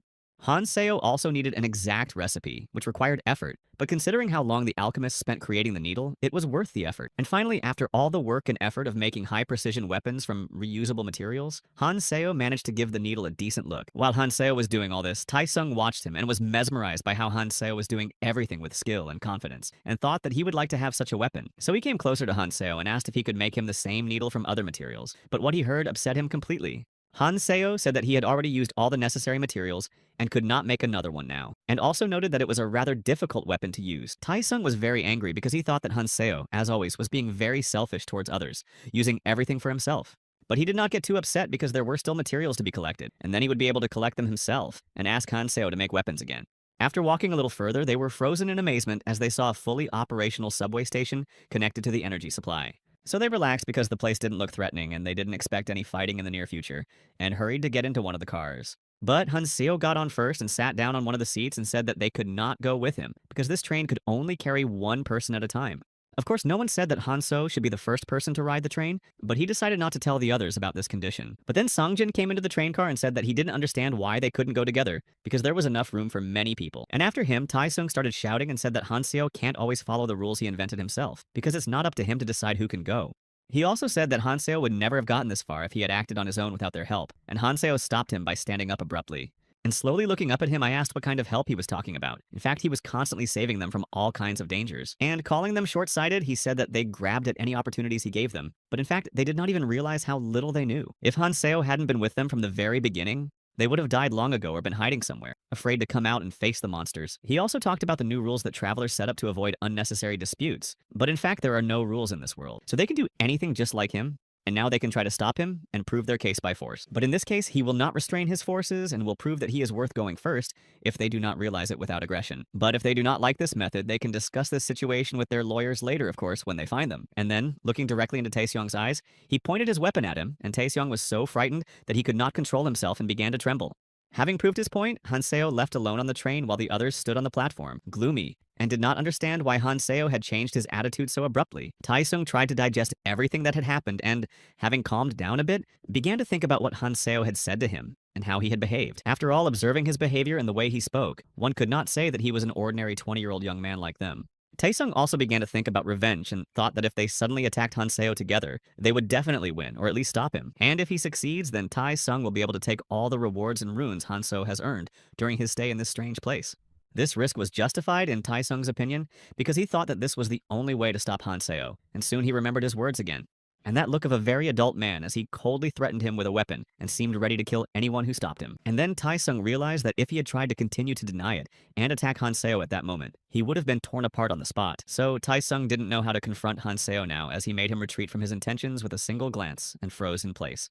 At this point, the silence was broken by Mi-hee, who said that they shouldn't stay here and keep waiting for Hanseo to return, but rather go back. To others, to continue the hunt and gather the necessary supplies and find a place where they can stop for the night and rest a bit to recuperate. And they should be grateful that Hanseo had gotten them this far, so they shouldn't have stopped him from doing what he wanted. But Taesung was angry at Mi-hee's last words and said that she never thinks ahead because there is nothing wrong with wanting to become stronger. In this place, this is the main task, and wanting to get the best rewards, they only fulfill the task that the fairy gave them at the very beginning. Meanwhile, Hanseo was traveling by train and trying to remember everything the man had told him about the location of the treasure and how to get it. To be more precise, the first train passes by 20 stations, and at each station there are the very treasures that it has been trying to get to from the very beginning. The artifacts at each station appear randomly, so you need to act quickly and think ahead to get them all. After all, if you pass one of the stations, it will no longer be possible to return to it, because the train passes them all and then returns without stopping. This structure gave him strange feelings, and he decided that he had to stop at every station, because even if he got to the end, it was not a given that he would get something valuable. To be more precise, he will receive good rewards, but due to what he already knew before this life, such artifacts may become unnecessary for him. After stopping at another station, Hanseo walked to the place where the artifact was located, and was surprised to find that he had finally received the maniac's cigarettes as a reward. After the first puff of this cigarette, all characteristics will begin to rise, and after finishing the entire cigarette, all abilities will be almost 100, and the whole effect will last for about 10 minutes. This discovery turned out to be simply necessary for Hanseo until he improved his abilities. But when he looked at the cigarettes, he remembered a girl from his memories who was always worried about him, and got angry every time Hanseo smoked. She also said that whenever Hanseo starts to put a cigarette in his mouth, it makes him look old and spoils his young and beautiful face. The image of the girl he remembered from his past kept popping up every time he held a cigarette, and repeated that cigarettes did not suit him at all.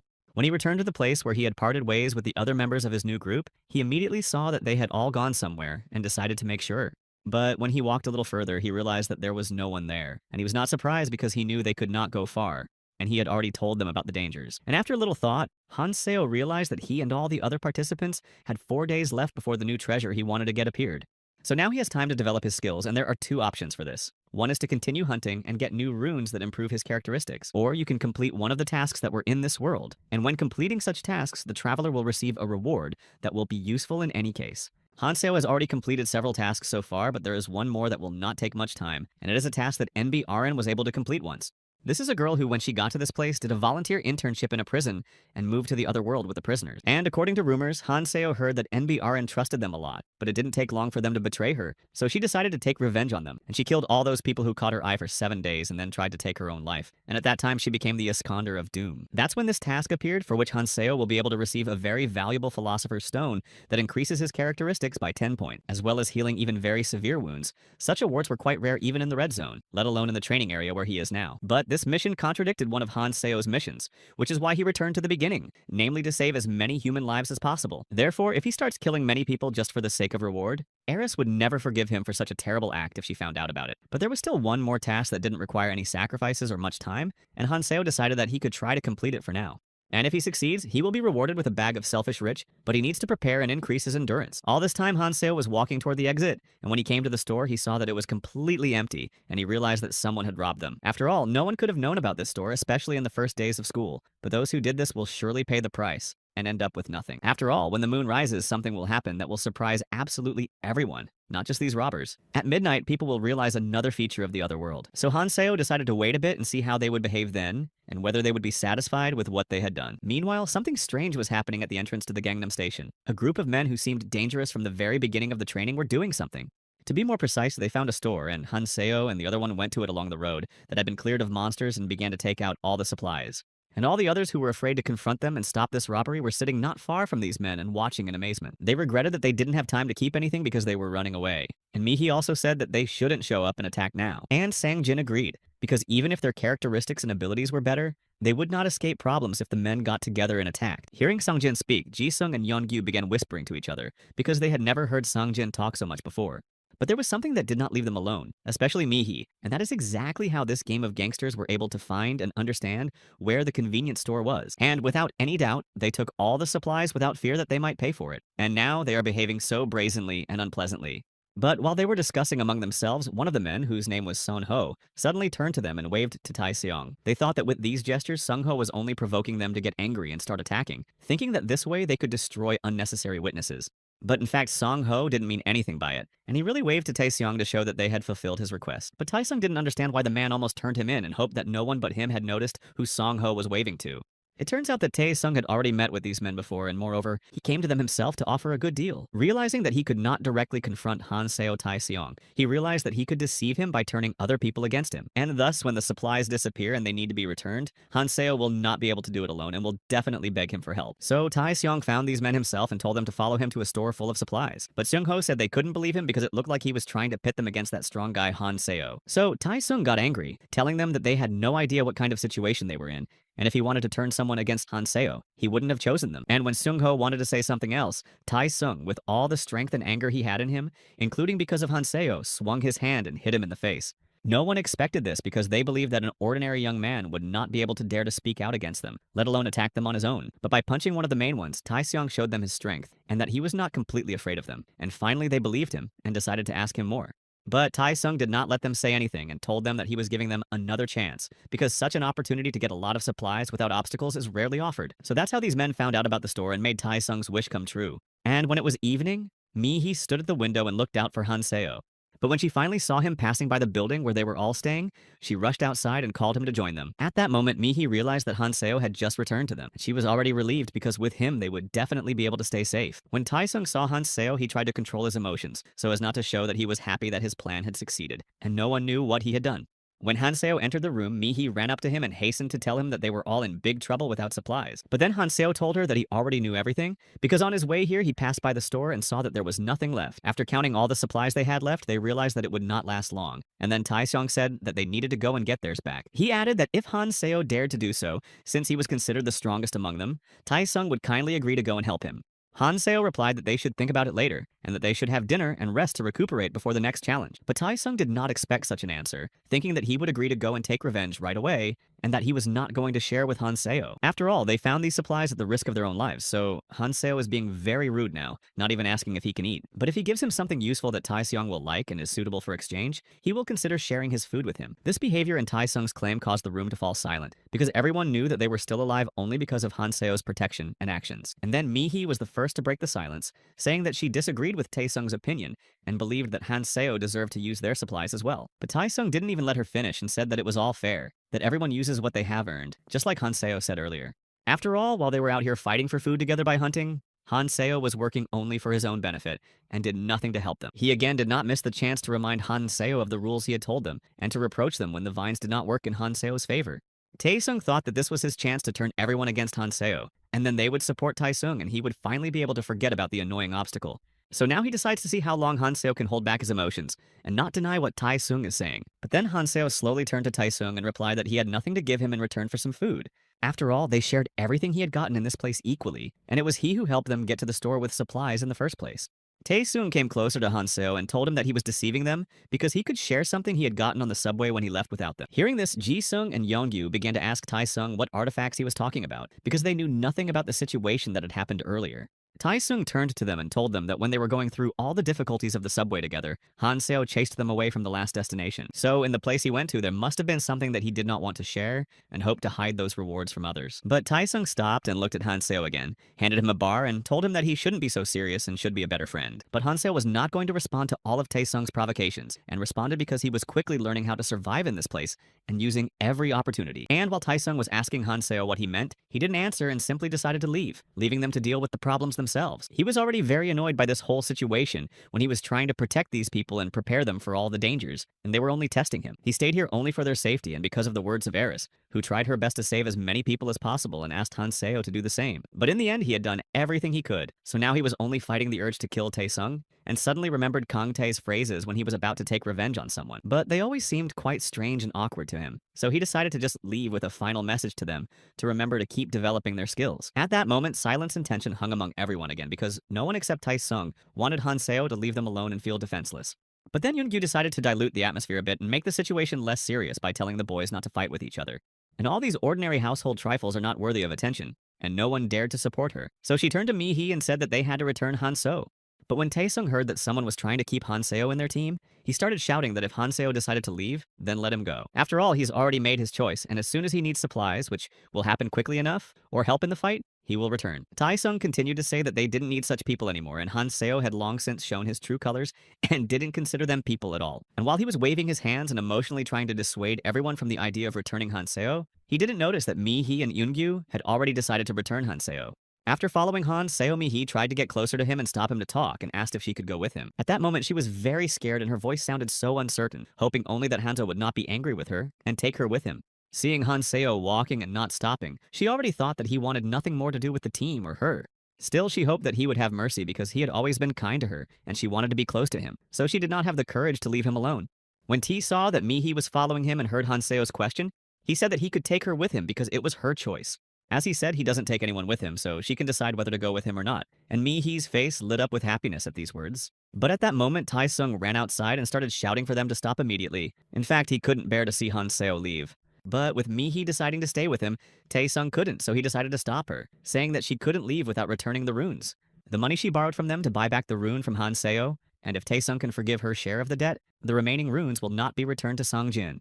But then Sang-jin came out and said that everything was fine and Mi-hee was free to go. She also doesn't need to return her runes to him now, because he's decided to leave with Han-seo. When Tae-sung heard this, he went over to Sang-jin and took him by the shoulder, leaned over and asked him if he understood what he was talking about. Does he really think that now his father will leave Sang-jin's father alone after everything that happened between them, and hope that it will pass? Has he forgotten how he picked him up off the street as a homeless man and provided him with a life, and now Sang-jin is being so ungrateful and insolent? But then Sang-jin replied that Tai-sung still believed that he could count on his father's protection and help, because now the circumstances had changed. Their relatives don't even know that they are still alive. They don't know anything about this place. And even if they come here, their lives will be destroyed. Tae-sung's previous attempts at intimidation no longer worked, and he realized that he could no longer control Sang-jin and humiliate him as he had before.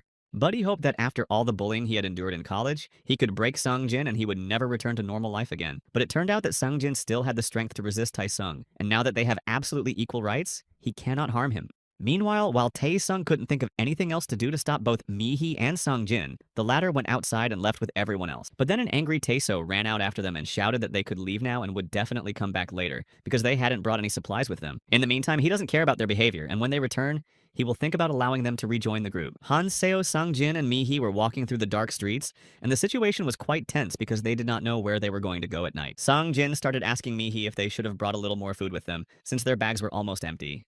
But while they were discussing this and passing by the shop windows, Han-seo saw something that caught his eye, namely a brand new jacket. So he took it and dressed because his old jacket was completely mangled after the battle with the serpent. And here the clothes were free, so he did not hesitate. After getting dressed, Han-seo tells Sang-jin and Mi-hee that since they have no food and it's no longer worth it, they need to go on and do something.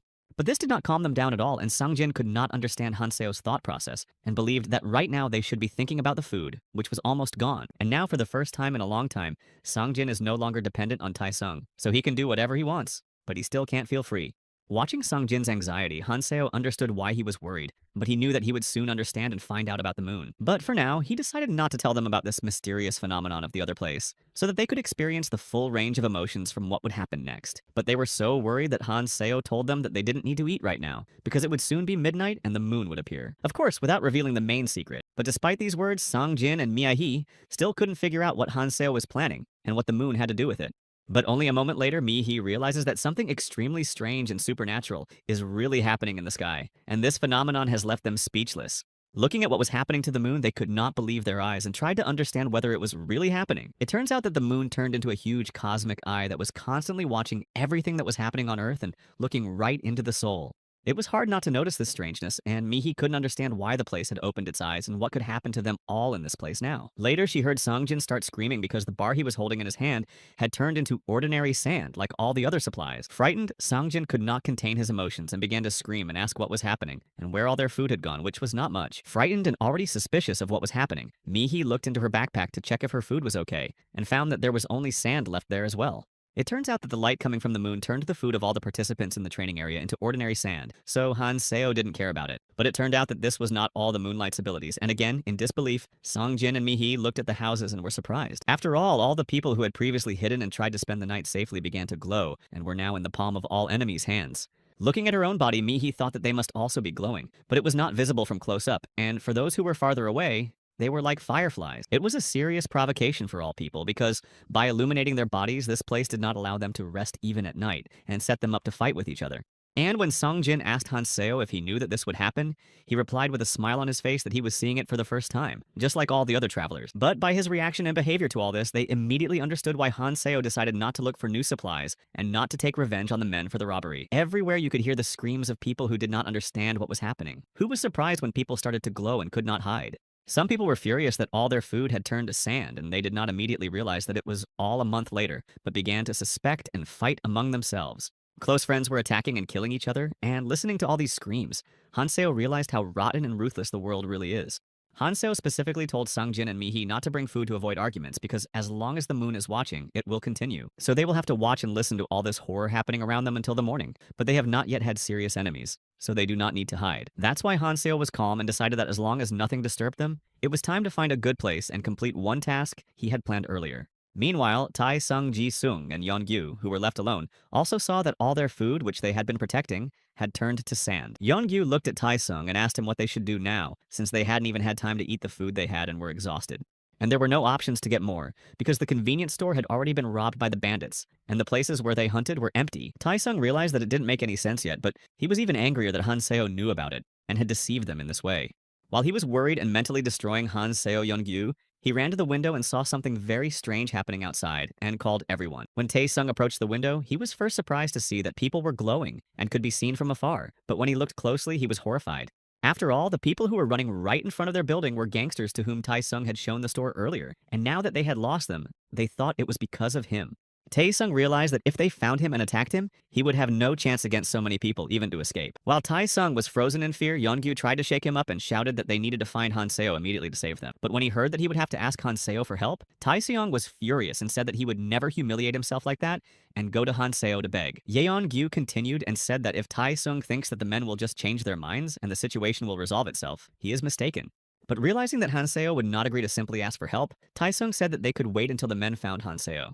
And then they will follow them, and when Hanseo is in trouble, they will appear as saviors and offer him their help. At first, Tae-sung couldn't accept the idea and hesitated, but later he began to realize that this was a good opportunity to tease Hanseo again. After all, they won't ask him for help themselves, but will offer theirs, and then Hanseo will remain their debtor and change his mind. So he turned to the others and said that they would do so, and if they followed the same path, they would be able to find Hanseo and should follow the lighted road. But as soon as he went outside and started running along this path, his legs were tied by some strange, sticky, and strong plant, so he could not hold on and fell.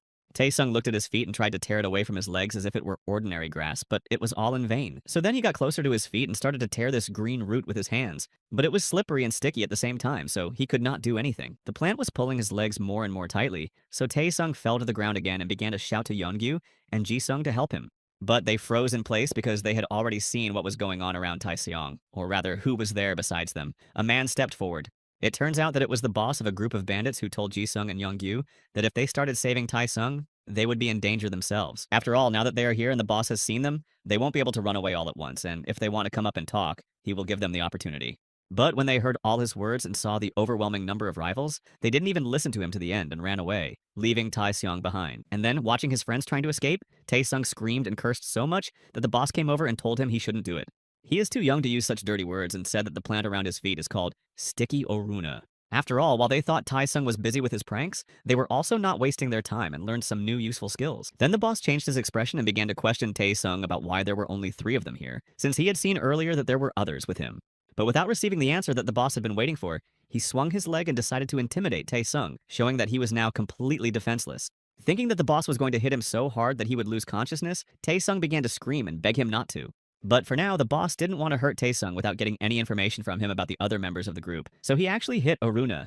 Realizing that he still had a chance to be saved, Tae-sung began to say that he would tell them absolutely everything, and even help them find the others. The boss praised him for learning quickly, but said that there was another person from his group who wanted to talk and clarify a few things with Tae-seong. Song-ho came out of the crowd, sincerely happy that Tae-sung was trapped in their house, decided that this was a great opportunity for revenge, and said that they would have fun now. He hadn't forgotten how Tae-sung had hit him and broken his nose, and he believed that it was because of him that they had lost their supplies, which Tae-sung had recently shown him. So he told the men that they could start beating Tae-seong now, but the boss warned them to be careful because they would be working together in the future. When they all pounced on Tae-seong lying down, they began to kick him with all their might, and he tried to cover himself with his hands and withstand the pain. But remembering how his friends had abandoned him, he thought that he would definitely take revenge for them and destroy each of his group of traitors who had left him to die. And especially he will take revenge on Hanseo, who has been bothering him with his superpowers all this time, and who has put him in this position. Meanwhile, Ji-sung and Yeongyu ran to the place where Hanseo and the others were staying, and were shocked by what they saw. After all, they were sitting there eating the meat they had just cooked, and Ji-sung and Yeongyu couldn't understand how they had done it, and why they were acting so calmly. For a moment, it even seemed like they were in the real world, and there was nothing dangerous around, and they were just hiking and having dinner. But Ji-sung and Yeongyu hadn't had a chance to eat yet, and they were feeling incredibly hungry and helpless, so they decided to come over. Yeongyu was the first to speak up, saying that their food looked quite appetizing, so she would also come over and have a little something to eat with them if they didn't mind. But Hanseo abruptly stood up and waved his weapon at her and ordered her to stay put and not to cross the line he had drawn on the ground. Yeongyu was extremely frightened because she didn't expect such a reaction from Hanseo and also didn't understand why Mi-hee didn't react to it and didn't protect her. And when Hanso asked what was going on, Hanso said only that everything would remain as it is now and everything would be fine in the future if they did not cross the line. After all, his superpower tells him that if they do dare to cross the line, they will be seriously hurt, which makes Sung very angry. And he started yelling about how Hanseo's ability was always telling him something stupid. But Hanseo said that his ability also told him that they brought danger with them. At first, Sung and Yeongyu couldn't understand what he was talking about and thought he was just mocking them because he was offended by Sung's actions. But suddenly their surprise turned to fear because they heard a lot of people walking behind them, so they turned around and froze in fear. But they saw that behind them was the same group of men who had earlier grabbed Seong, and probably after the beating he told them how many were in the group and where. The men did nothing but stand and watch everything that was happening, and the fact that they came here all together meant that they were ready to fight. And the expression on the boss's face shows that he is confident in his actions, and that he can easily defeat all the members of Hanseo's group and Hanseo himself. Meanwhile, Taesung stood calmly and waited for some action from the boss and his group to understand what their intentions were and whether this was the right time to end them. Next to him stood Mi-hee, who at first was a little tense but tried not to show it, especially in the presence of her enemies who had previously wanted to drag her to them. But when she saw Hanseo's calmness, she realized that this time, under his protection, men would no longer dare to harm her or even talk to her. While the two groups stood looking at each other and deciding what to do, Hanseo thought about the mission for which he would receive a reward of a selfish rich man's bag. The conditions of this task sound quite simple. You need to find as much food as possible, cook it, and eat as much as would last for several days. All this should be done while the moon is still in the sky, and despite all the conditions, do not be distracted from eating. Thus, the mission sounds quite simple, but there is another condition that says that you cannot share it, because then it will not be counted. Hanseo knew that the person who came up with this task had a rather peculiar sense of humor, but getting a bag of selfish rich man was quite useful. So he sat back down and continued eating as if nothing was happening around him, and no longer paid attention to the obviously unfriendly bandits. While there was silence between everyone, Seong began to emerge from the crowd of men, heading toward the group, and when he saw those who had left him, he stopped. Sung and Yeongyu stood and looked at the completely beaten Seong, who could barely walk, but his eyes were so full of rage that you could feel it from a distance. So when they tried to ask Seong what had happened to him, he began to yell at them as if waiting for this moment, saying that it was all their fault. But Yeongyu tried to explain to him that they weren't going to abandon him, because they ran to find Hanseo and bring him back to deal with the problem together. But Taesung didn't want to listen, and he continued to scream until he heard the voice of his boss behind him, who ordered him to calm down and not to waste his energy. After all, he's already injured, so he needs to recover a bit, and he's just a newcomer to their gang, so they should slow down and not interfere. Then the boss decided to turn to Hanseo and asked how he managed to get so much food and make it safe to eat. Hanseo calmly continued to eat and replied that they didn't know where the meat came from, because it was everywhere they looked. But the boss said that they had already found meat before, because of course it's not that hard, but they gave the men in their group a try and they still had trouble. Now they are lying there, barely alive and dehydrated. Hanseo again replied that raw meat is dangerous, but if you boil it in goblin blood, it will become normal. Even though Hanseo continued to eat and was far from interested in talking, the boss tried to stay calm because he knew Hanseo had abilities. Everyone was already convinced of this at the beginning of the training, and when members of the boss's group grabbed Taesung and he told them who Hanseo was. He also informed them that Hanseo had recently been in the subway on the lower floor and had definitely brought valuable artifacts with him. And also about Hanseo having some kind of superpowers from the very beginning, but the boss didn't pay attention to it because he thought Hanseo was just a normal 20-year-old. Meanwhile, Taesung watched what was happening and rejoiced in his heart because he realized that now there was someone else on his side who was against Hanseo. But while he was thinking about it, the boss came up to him and ordered Taesung to go to his friend whom he hadn't seen for a long time and talk to him. Taesung didn't get even angrier, but he didn't want to show it. He didn't understand why he had to follow his boss's orders and why he had to talk to Hanseo. He hated him with all his heart and soon realized that in this way he could really talk to Hanseo and strike him a surprise blow with revenge. But when he started to approach, Hanseo abruptly got up from his seat and warned him not to approach and not to cross the line. Mi-hee also tried her best to reach him, screaming for Taesung to stop immediately before something really terrible happened. But Taesung's rage seems to have clouded his mind, and he doesn't say anything to Mi-hee, who tried to save him, so he yells at her to shut up. After all, he considered her just as much of a traitor as the others, because she chose to stay with Hanseo instead of the rest of her group and college friends in the real world. Taesung continued to walk, and as he approached and crossed the line, he felt an incredible and unexpected pain in his leg, but did not immediately understand what was happening. Unable to stand it, he fell down and, waking up from the pain, looked at his leg, which was separated from him by the line Hanseo had created. The boss and his gang were shocked and even a little scared by what had just happened. Realizing that Hanseo was not the simple young man he seemed at first glance, it turns out that the line was not a simple demarcation of the territory, but a real magic blade that inflicts schools on anyone who wants to interfere and cross. Meanwhile, Taesung lay screaming in pain and could not believe that Hanseo had dared to do such a thing, and was so ruthless that he was willing to inflict such pain because of an insult. He also addressed others, telling them that he used to be a member of Hanseo's group, and now that he had done such a terrible thing to him, he could do it to others. Taesung didn't stop and continued to say that after that, Hanseo couldn't call himself a human being because he did this to him to avoid sharing food. And then he turned to the men and told them that they should kill Hanseo right away, because he would not spare anyone and would become even stronger later. The boss realized that Taesung's words were true, and that it would be really hard to win Hanseo, and ordered his men to prepare for the fight. And now is the perfect moment, as long as Hanseo is determined to compete and they still have their weapons and the moon is still in the sky, so he can't hide. But there was something that they all could not understand, because Hanseo's eyes did not look like a young boy's, and they could not understand what he had gone through. Meanwhile, Hanseo began to think about what he should do in this case, because he realized that this time there would be no avoiding the battle and sacrifices. It would not be easy to fight against so many men, but in order to stop them and finally get rid of this obstacle, a decision had to be made immediately. Suddenly, he began to remember how Ares and Keldian always argued with each other about whether to kill people who were in the way. But when Keldian said that people who would interfere with the mission and who were a threat to Hanseo himself should be destroyed, even Ares agreed. So now he was sure that he could no longer delay and postpone the elimination of this gang from the game because they could harm someone else. Hanseo stood in front of them and smilingly began to provoke them by saying that he had a lot of runes that they apparently really needed. And then the boss ordered everyone to run to the attack. Without hesitating for a second, everyone rushed to Hanseo to kill him, but he remained calm and did not even change his expression in response. Holding his sword tightly with the needle he had made himself through his own experience, he waited for the men to come even closer and prepared himself. When they were close enough to the line, Hanseo began to run up to each of them with his sword and fight back. Hanseo moved so fast thanks to his agility that everyone else didn't even have time to see him before he appeared and struck. But they still tried to hold on and not retreat until they realized that Hanseo's skills were so strong that they hadn't even realized before. Eventually, they stopped attacking and just tried to catch Hanseo's movements to understand how he managed to move and attack so quickly. Among the frightened crowd stood the bewildered boss, who could not understand how Hanseo had managed to develop his skills in such a short period of time. Because he destroyed all his fighters with such speed that they did not even have time to react in any way to close or attack back. But suddenly the boss realized that Hanseo had used all his runes against them, so soon his strength would run out and they would win. But when he saw that his entire gang began to run away, he ordered them to continue fighting and not to retreat because they were outnumbered and could still win. But he could not stop his people with his words and instructions, so all those who could run fled, while others lay in the middle of the place wounded and powerless. Looking around and seeing that Hanseo's next victim will be him, the boss decided to make him stop. So he took his knife and began to threaten that if he decided to attack him, he would definitely respond in kind and take revenge for his people. But in reality, the boss was very scared because he saw what Hanseo was capable of, so he didn't want to fight him and tried to keep stopping him with words.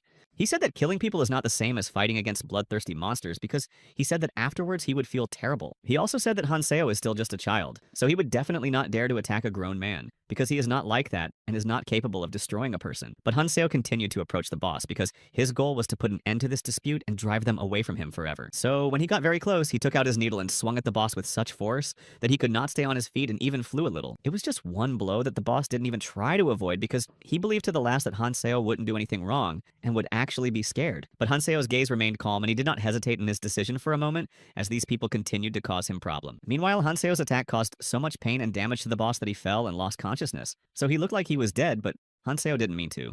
He knew he hadn't broken his promise to Ares and had followed Keldian's orders, inflicting so much damage on the boss's gang that they would never attack again. At the end of the battle, at the site of the recent clash, there were men lying mutilated, some of them unconscious and some trying to ask for help. Everyone else was watching Hanseo's actions, and of course they were shocked. And the most off balance were Ji-seong and Yeon-gyu, who hadn't yet recovered from the situation with Taesung. Hanseo could only exhale and look at what he had done, but he still knew that these actions were necessary in this case and with this type of person. But after seeing the surprised and frightened faces of Ji-seong and Yeon-gyu, he decided to get rid of them, but not by force, but this time only by warning. He asked if he needed their decision to stay as a sign of their readiness to get even with him, but Ji-seong and Yeon-gyu were even more frightened by these words. So, in their usual manner, they hurried to run away without answering, which made Hanseo quite amused. And he returned to his food, smiling. Miyahei and Songjin continued to watch in amazement as Hanseo acted calm and confident after such a horrific battle. Hanseo acted as if nothing had happened, and continued to eat what he had prepared in order to complete the task before morning came. Meanwhile, Mihi continues to look at Hanseo, but he tells her that if she's hungry, she shouldn't even hope he won't share with her. But in reality, Mihi was scared and looking at Hanseo, so in order not to irritate him even more, she said that everything was fine and tried not to show her true emotions. So they all sat in silence until the morning, watching Hanseo continue to eat all the food without ceasing. In the morning, the moon finally closed its eye, and so the people around stopped glowing. And of course, Hanseo himself and his group no longer gave themselves away. Although after that fight with the men, no one tried to oppose them. And until the morning, the atmosphere was quite calm, except for the screams of the wounded. No one came up to him and didn't pay attention. But thanks to Hanseo's continued efforts to complete the task until the morning, he finally received his reward. It was the bag of the selfish rich man who protected the food from the lunar scythe, so it did not turn to sand like all the other food at that time. Also, this bag can hold 5 times what Hanseo was able to eat in just one night, so even though it was a challenge, Hanseo was happy to get it in the end. Despite the tense atmosphere and the silence that lasted for quite some time, Mihi decided to come a little closer to Hanseo and ask if she was okay. But Hanseo didn't expect this question, so he turned around and showed that he didn't understand. So Mihi asked him something else. She asked him if he was okay after what happened and if he had any regrets before he left them all wounded, but not taking their lives. Hanseo listened to her and noticed that she was smart enough to understand the need to deliberately take the lives of some people, but he didn't want to show it and called her a maniac. But then Mihi began to make excuses and say that she didn't mean it at all, because she was just worried that the men would not regain their strength and take revenge. But in reality, I realized that after such a rebuff, those people would never dare to speak out against Hanseo again, even if they were to recover. And she began to understand Hanseo's true purpose because he tried to protect them all the time and didn't destroy even those who deserved it. And yet he could take the lives of those people and at the same time take their runes and become even stronger than the abilities he has at the moment. Hanseo, meanwhile, was only thinking that it was possible to carry out a small so-called purge of such scum as the boss in his group. But we can't do that now because there are enough witnesses around him who can take this as inspiration and continue to destroy everyone. Therefore, it is necessary to wait until people appear who will establish certain rules, and the most important rule is not to destroy each other. Especially for the sake of the runes. It will be difficult for him to establish these rules on his own, so it will be good enough if someone influential appears to lead others. Meanwhile, Songjin stopped abruptly and said he wanted to stay here. At first, Mihi and Hanseo didn't understand what he was talking about or what was going on. Songjin decided to leave the group because he knew that eventually one of those people would recover and decide to return and fight back against Hanseo. But he didn't explain his decision to Hanes and Mihi and said that, after all, he just decided to stay and continued to watch the surprise of those around him. Mihi could not understand Songjin's decision and at first even tried to convince him to stay, because what was he supposed to do alone in this terrible place without any special skills? But Hanseo stopped her and told her that Songjin has the right to make his own decisions, and if he wants to leave, that's his right. After all, as he said earlier, he does not keep anyone around him by force, and people can manage their own lives as they wish. But after they parted ways with Songjin in silence, Hanseo decided to stop and turn to Mihi and asked her if she should do the same. But Mihi did not expect Hanseo to make such a decision and said that she hadn't even thought about leaving him and being alone. Then Hanseo asked her if she was afraid of him after everything he had done, and she said that of course she was afraid, but she understood. That in order to be close to Hanseo, she only needs to follow one rule, not to cross the line and not to interfere with his tasks. And even more so if she leaves now than if she decides to come back and be with Hanseo again. He will not take her back. Hanseo noticed that she had good intuition and was sure of what she was doing, and she was smart enough to understand the rules of life in this place. Her confident gaze said only one thing. She would stay with him as long as she could or until he decided to send her away. So Hanseo didn't answer her and just turned around and walked on, and Mihi quietly followed him, realizing that now there were only 2 of them left. Together they went to another dungeon where Hanseo wanted to complete another task, and Mihi could improve her skills. Meanwhile, at the site of the recent battle between Hanseo and the men of the boss gang, something terrible was happening, as people were injured everywhere. The perpetrators begged for help and cried out in pain, and among them lay the mutilated Tai Seong, who could not restore his lost foot and crawled away. Thinking that I had hoped in vain for the help of these men, because they all turned out to be fools and weaklings, I could not defeat only one person. He continued to crawl, thinking that he would soon regain his strength and take revenge for the harm Khan had done him. And he will also destroy all those losers who suddenly stopped, because he turned his head and saw that someone had stopped in front of him and was watching. He looked up to see Songjin and began to get angry that all this time he had been watching Hanseo's actions and not trying to stop him. But he decided not to show it and said that he was very happy to see him here, because he probably came to help him and destroy everyone else. So he started talking about how they could now unite and work together to defeat Hanseo and destroy the boss in his group. When he saw Songjin picking up the knife, he decided that he had already started to follow his orders, so he said that he should deal with the boss first, until he came to his senses and was able to fight him off. But in fact, Songjin was approaching Taesung, or was so caught up in revenge that he didn't notice. But when he turned to Songjin, he saw that he was not going to approach and harm his boss, but stopped near him and watched. Then he grabbed him, and Taesung realized Songjin's true intentions and was very scared, asking what Songjin was trying to do.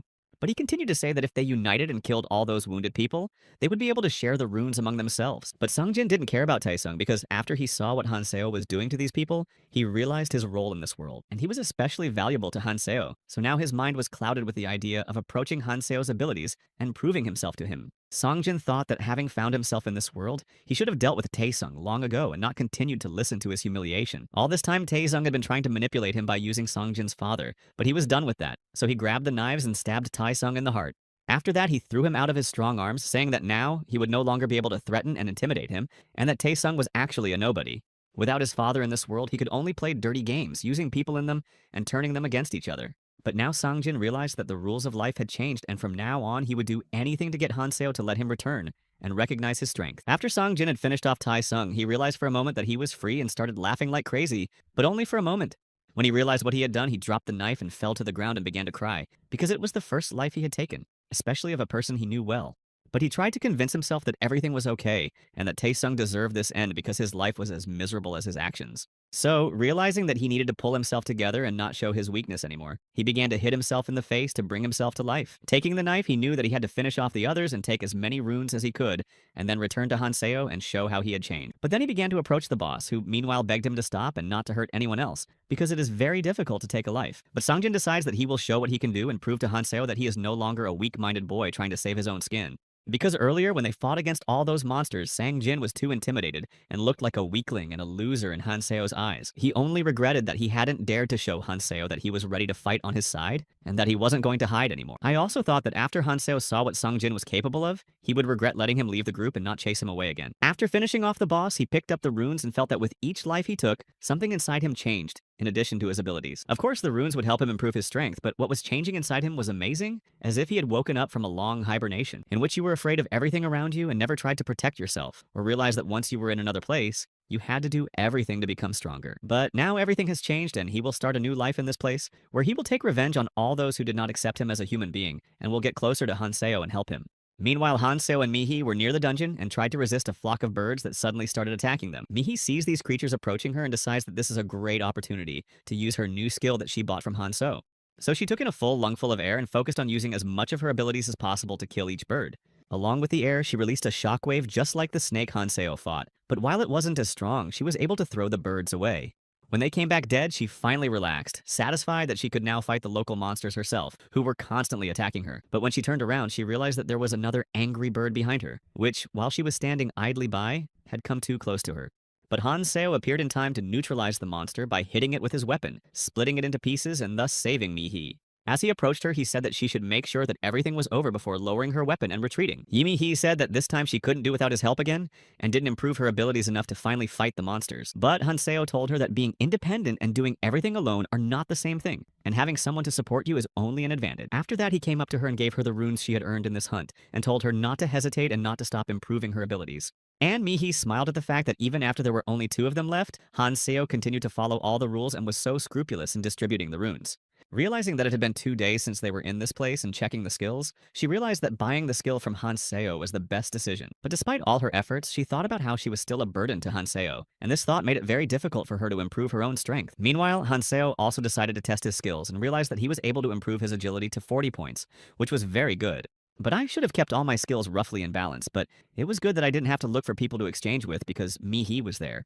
She was not developing her strength and endurance skills well, so he could help her with these runes, and she would give him the ones she had collected more of. Suddenly, a voice rang out around them, telling them that everyone should gather as soon as possible at the place where they had all appeared in the beginning, and those who are later decide not to come at all will definitely be punished. Mihi realized that this voice belonged to the fairy helper, but Hanseo had been waiting for this moment for a long time, because he knew everything that would happen next. So he told Mihi that they had to move on because they didn't have much time left. As they walked, Mihi kept looking at Hanseo as if she was daring to ask him something, and when he noticed, he told her to say whatever she wanted. Mihi blushed, but still asked Hanseo if he had a girlfriend, and then she kept quiet because she was worried that she had crossed the line by asking him something personal. Hanseo was puzzled by the question, but he hadn't answered yet. So there was a silence between them, and Mihi felt even more embarrassed and ashamed for asking. But all the while, Hanseo was so kind to her, so sweet, so protective, so not annoyed, even though he didn't show it because she was failing at something.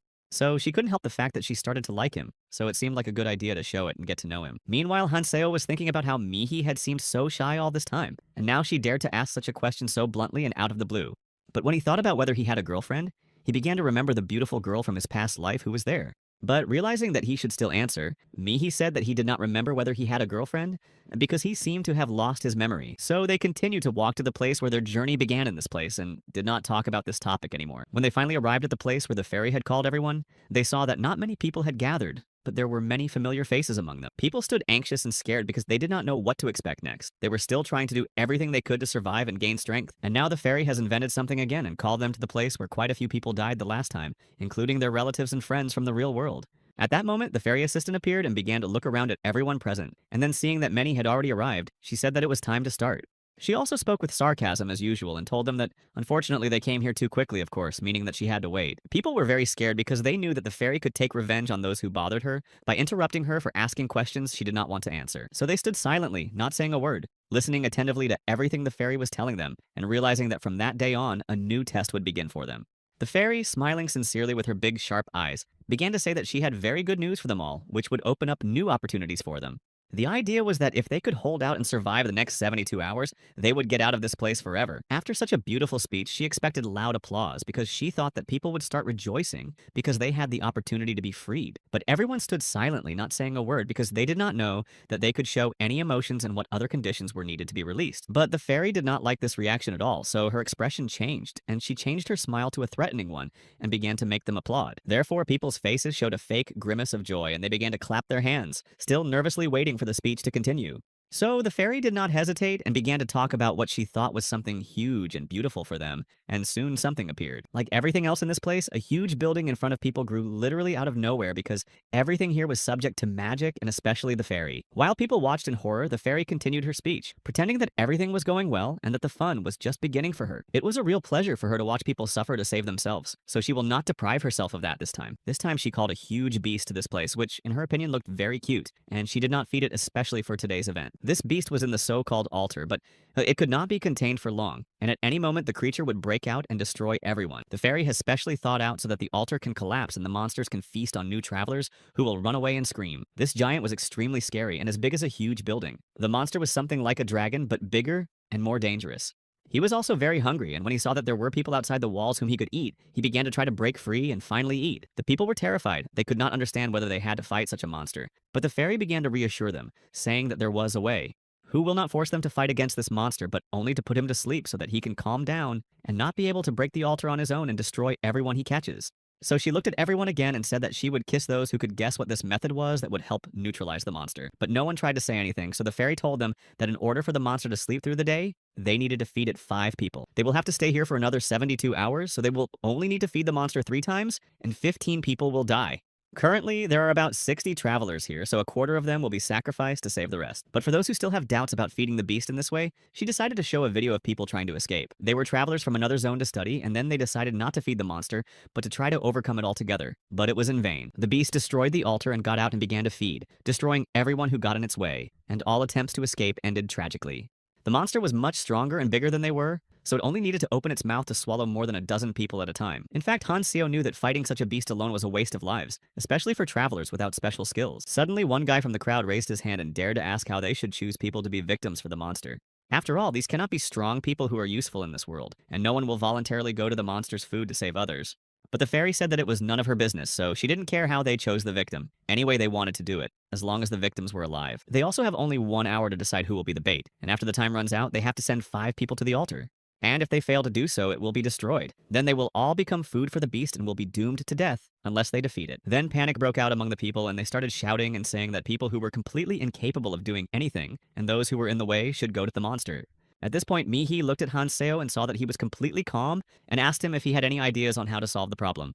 But Han Seo replied that he didn't have a perfect solution, and that everything has an end and a beginning, so all their fates and deaths are already written into the script. Meanwhile, people continued to argue with each other about what to do in such a situation, and one of the men started shouting that they needed to vote. Or perhaps they could draw lots and the unlucky one would go to the monster to receive the verdict of fate. But suddenly they heard a voice. He told them that in such a situation they could choose a different path, because this place was created by someone else who was ruthless and cruel. It turns out that this guy was Song Jin, who looked at everyone and said that they didn't have to play by the rules and vote to choose a victim. Now there's no reason to rely on fate or to choose those who will die by voting, because it is a matter of survival. He began to walk out of the crowd, followed by several other people in black cloaks, including Yongyu and Ji Hong, and Song Jin behaved quite confidently. With his whole appearance, Song Jin showed that he knew what he was talking about, and the people who followed him confirmed that Song Jin was a true leader. Later, the same guy who initially proposed to draw the lot asked Song Jin what he proposed to do in that case. Then Song Jin smiled and said that there is always a solution, and started moving towards the lantern to prove to some people what was important in this place. Namely, the strength and abilities that allowed him to break the lantern into 2 pieces with one hand and intimidate those present who did not have the skills. So turning to everyone else, he still smilingly told people that they should elect people who were useless. After all, they will not be able to live as before, and people who do not develop their skills will die one way or another. So we can use this opportunity. Sang Jin hoped that Hanseo was watching him and could see how much he had become more capable and improved his skills since the last time they had met. After all, his newfound strength was the reason for his self-confidence, and this place became a real opportunity for him to show a different self. Hanseo has been watching Sang Jin and noticed that his abilities have really improved, and he's not the same boy who's afraid anymore. But the anxious man kept asking Sang Jin what they should do, because they could not just kill the weak people and go to their deaths. But Sang Jin didn't see anything wrong with it and said they should try it, and then looked at Hanseo and asked him what he thought. In fact, Sang Jin did not feel as confident in front of Hanseo as he did in front of other people whom he was much stronger than, at least for the moment. But now that he had finally shown himself to be a man of strong character, he hoped that Hanseo would appreciate it and support his idea. So he decided to tell him that he was not his enemy and wanted to be on his side, so Hanseo could count on any help from him. Then Hanseo said that it was a good idea, but he had a better solution. So if they listened, they could all get out of here alive. Everyone was holding their breath waiting to hear what Hanseo would say, and Sang Jin was especially impressed, thinking that Hanseo would definitely appreciate his idea. In this case, he did not see any better solution, but Hanseo said that in order to win and hold out for 72 hours, it was not necessary to make a sacrifice. Then everyone started shouting at Hanseo that he really wanted to fight against this horrible monster, because after the video from the other zone, they wouldn't do it. And one of the guys came forward and asked if he wanted to fight the monster alone because it was crazy, but Hanseo said that's exactly what he meant. Then another man came forward and started shouting that they needed to make a decision as soon as possible because there were only 49 minutes left. He also told Hanseo that fighting against the predatory beast is not the same as destroying goblins, and he would never have the strength to defeat such a creature. Meanwhile, Sang Jin stood still and listened to everything Hanseo said, and his mood began to change a little bit, and he was not exactly feeling bad about it. He expected that Hanseo, seeing his strength increase so much, would appreciate and praise him for not being idle during this time, but for developing. But it seems that while Sang Jin was gaining strength to acquire the initial skills, Hanseo also wasted no time in becoming strong enough to fight the beast. But Hanseo responded by stopping all the people's arguments and began to say that he could defeat this predatory beast, but he needed their help. Sang Jin was excited because he thought Hanseo wanted to take him with him, but he said that he really just couldn't finish his thought and didn't mean it. Then Sang Jin replied that he really wanted to choose the strongest, and in that case he was the right person for the role, and that's not what he wanted to explain to them. But Sang Jin said he didn't understand anything again, and asked Hanseo what he was going to do with this predatory beast to defeat it. While Hanseo was trying to express his idea, he was thinking that if Hanseo's plan was to really take someone with him, he would definitely choose her. But immediately afterwards, she denied her opinion because she realized that Hanseo would never have done that, because he wouldn't let them fight even against that snake. He always protected them from monsters they could not yet defeat. And when Hanseo was finally able to tell them his plan again, he said that he would go alone, but he will defeat the monster on his own without endangering anyone, and for this he needs to increase his skills, especially endurance, by 30 units.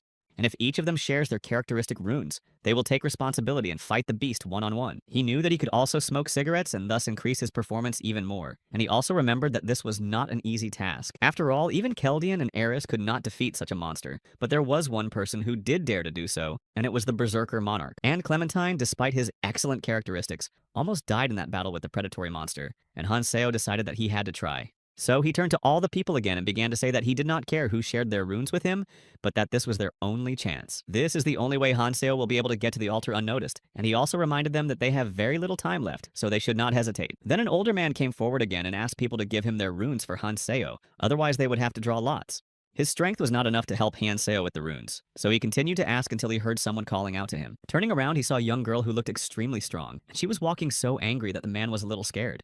She approached him and, looking at him threateningly, began to tell him to shut up, because it was obvious that otherwise he would become fodder. And why should they give away their runes which they earned so hard, just because this man has only a few and is not capable of anything? The man started to snap and said that it was all their common business and that he thought they had a democracy here, so they were free to express their opinions. But then the woman came even closer to him and said that if there is democracy here, they should all vote for who will be the monster's dinner. And of course, the voting will be completely secret, just like in the democratic country this man was talking about, and he will be one of the victims. After all, it is clear that such worthless people as this man will be the first to be chosen, because such people are useless and no one will notice the loss. In his dream democratic country, they would have done exactly that. Sacrificed a few people to save the majority and move on, just like the fairy said. But the man was very scared, and realizing that he was going to get himself into trouble, he approached Hanseo and said that he was already strong, so he could just take the runes away by force. Using his skills, he will be able to kill several people and then take the runes to enter the altar and kill the beast in order to save others. But then suddenly a guy ran up to him and grabbed him by the jacket and started beating and shaking him, saying that he did not understand what he was talking about. And then, throwing him away, he told the others that they should send this man first to the monster, because time was running out. Watching all of this, Hanseo realized that people have not been able to control their emotions since they found themselves in this incomprehensible world. But this task had to be accomplished not only for the sake of the award, but also to save dozens of defenseless and innocent lives. But they had to find some kind of compromise compromise and try to negotiate with each other, because they would wait for the time to run out and die. So Hanseo said that if they didn't like his first proposal to solve the problem, he had another solution for them. Therefore, when he stopped in front of a group of people, he began to point his finger at them and say that the next attempt to stop the beast required 5 people. These are the first 5 weakest of all, and they will be the first to go to the altar to feed the beast and put it to sleep for one day. There was only half an hour left before the altar would collapse and the monster would be able to get out and start devouring everyone one by one. Mi-hee stood in front of the open gates of the altar and looked around, nervous, thinking about something but trying to pull herself together. Meanwhile, Song-jin approached her and said that if she was so worried about Hanseo, she could just go with him and help him. He also said that he was sure that Hanseo would take Mi-hee with him because she was the only one who stayed by his side after everything. But Mi-hee smiled and said that it couldn't have happened and that Song-jin actually knew nothing about Hanseo and his plans. Sang-jin watched her and couldn't understand why Mi-hee was smiling so much, and she told him that she actually wanted to leave at first, but something stopped her. Namely, the idea that she cannot continue to blindly follow Hanseo and slowly turn into one of those who cannot defend herself. Of course, Hanseo is a good ally, but his skills and Mi-hee's skills are quite different, so she won't be able to follow the same path as her all the time. After all, she won't be able to keep up and such tasks will be too difficult for her, and Hanseo will continue to protect her as the amulet of all these people. And Mi-hee began to remember how Hanseo had recently asked all those people what they were doing while others were developing, and he was not at all interested in idle travelers. They can't keep hoping that fate will smile on them again, and someone else will save their lives forever, so it's time to make a decision. And if they want to survive this time, they have to give 2 runes each, and then they will have 3 more days to hunt for them and get them back. But if one of them decides to escape and not give up his runes, he will find them later and destroy them, if they have not already died by then. So people realized that they had no other way out of this terrible situation, and that if they wanted to win, they would have to sacrifice something. Mi-hee recalled this recent event and realized that Hanseo, as always, would keep his word and handle everything on his own with the help of the Traveler runes. And this time he will be able to prove to everyone that he was right, and by destroying the wild beast he will become even stronger and obviously save more people. Sang-jin approached Mi-hee and asked her what she was going to do now and whether she would continue to follow Hanseo's path. But in reality, Mi-hee hadn't made a decision yet, and she knew for sure that after Hanseo's words, she would definitely have to become stronger and worthy of moving with him. Then Sang-jin said that she could join their group because she was still a part of it, and her abilities were quite useful to them. And also others will be very happy to have her back, because all this time that she was traveling with Hanseo, they were very worried about whether she was still okay. But Mi-hee turned and said with a beaming smile on her face that she would think about it, because she needed more time to make that decision. And as she walked on, Sang-jin continued to watch her go, and thought that she had really become much stronger over the years. He seems to have changed not only his abilities, but also became stronger morally, and he was still not sure that he was able to get Hanseo's attention. After all, it is obvious that his proposal to sacrifice the weakest did not impress Hanseo, and he still did not appreciate how much stronger he had become. But suddenly his thoughts and plans on how to surprise Hanseo were interrupted by a strong girl, who called out to him and said they needed to talk. But the girl was so confident and said that they needed to talk face to face, so for a moment he thought that Tae-sung was in front of him. Tension grew between them, and neither of them knew what to expect next. The girl did not hide her disdain and tried to crush him morally. With his eyes, Sang-jin was no longer the weak boy who would have hesitated, and started walking away to avoid getting into trouble. But this unpleasant and tense atmosphere was changed by a man named Park Soo-young, who took the girl by the shoulder and told her that they shouldn't scare the boy like that first. But after greeting Sang-jin, he said that they did not come with any evil intentions, and that these people, including the strong girl, were members of his group. And then he pointed to the people who were standing next to him, and looking at Sang-jin and asked if he was their leader, because he saw them come together. Sang-jin was very surprised because he did not expect anyone to think that he was the real leader of a very small group of travelers. But Park Soo-young was so friendly and welcoming that Sang-jin only began to feel embarrassed when he was complimenting him. And then Hanseo said that he was not really their leader, and they were all just friends. And with a little more smile, Park Soo-yeol asked if he knew Hanseo. After all, judging by the way they talked and the fact that Sang-jin offered him his help, he concluded that they were from the same group. Meanwhile, Hanseo was already in the middle of the altar preparing to hunt the beast, and he knew that the beast was a very strong opponent, and he had to destroy it. After all the skills he had tried to acquire during the hunt in the training area, the runes given to him by other travelers should not have failed him. He also had another artifact, the Flying Cat Marble, and decided that this time he would use it to further improve his powers. Although the balance of his powers was not in balance, he hoped that Maniac's cigarettes would correct this situation by increasing his strength even more. So he started taking a pack out of his pocket and then set one on fire to see how much his abilities would increase this time. But as he lit a cigarette, he suddenly remembered that beautiful girl from his past who didn't like it when he smoked and spoiled his face.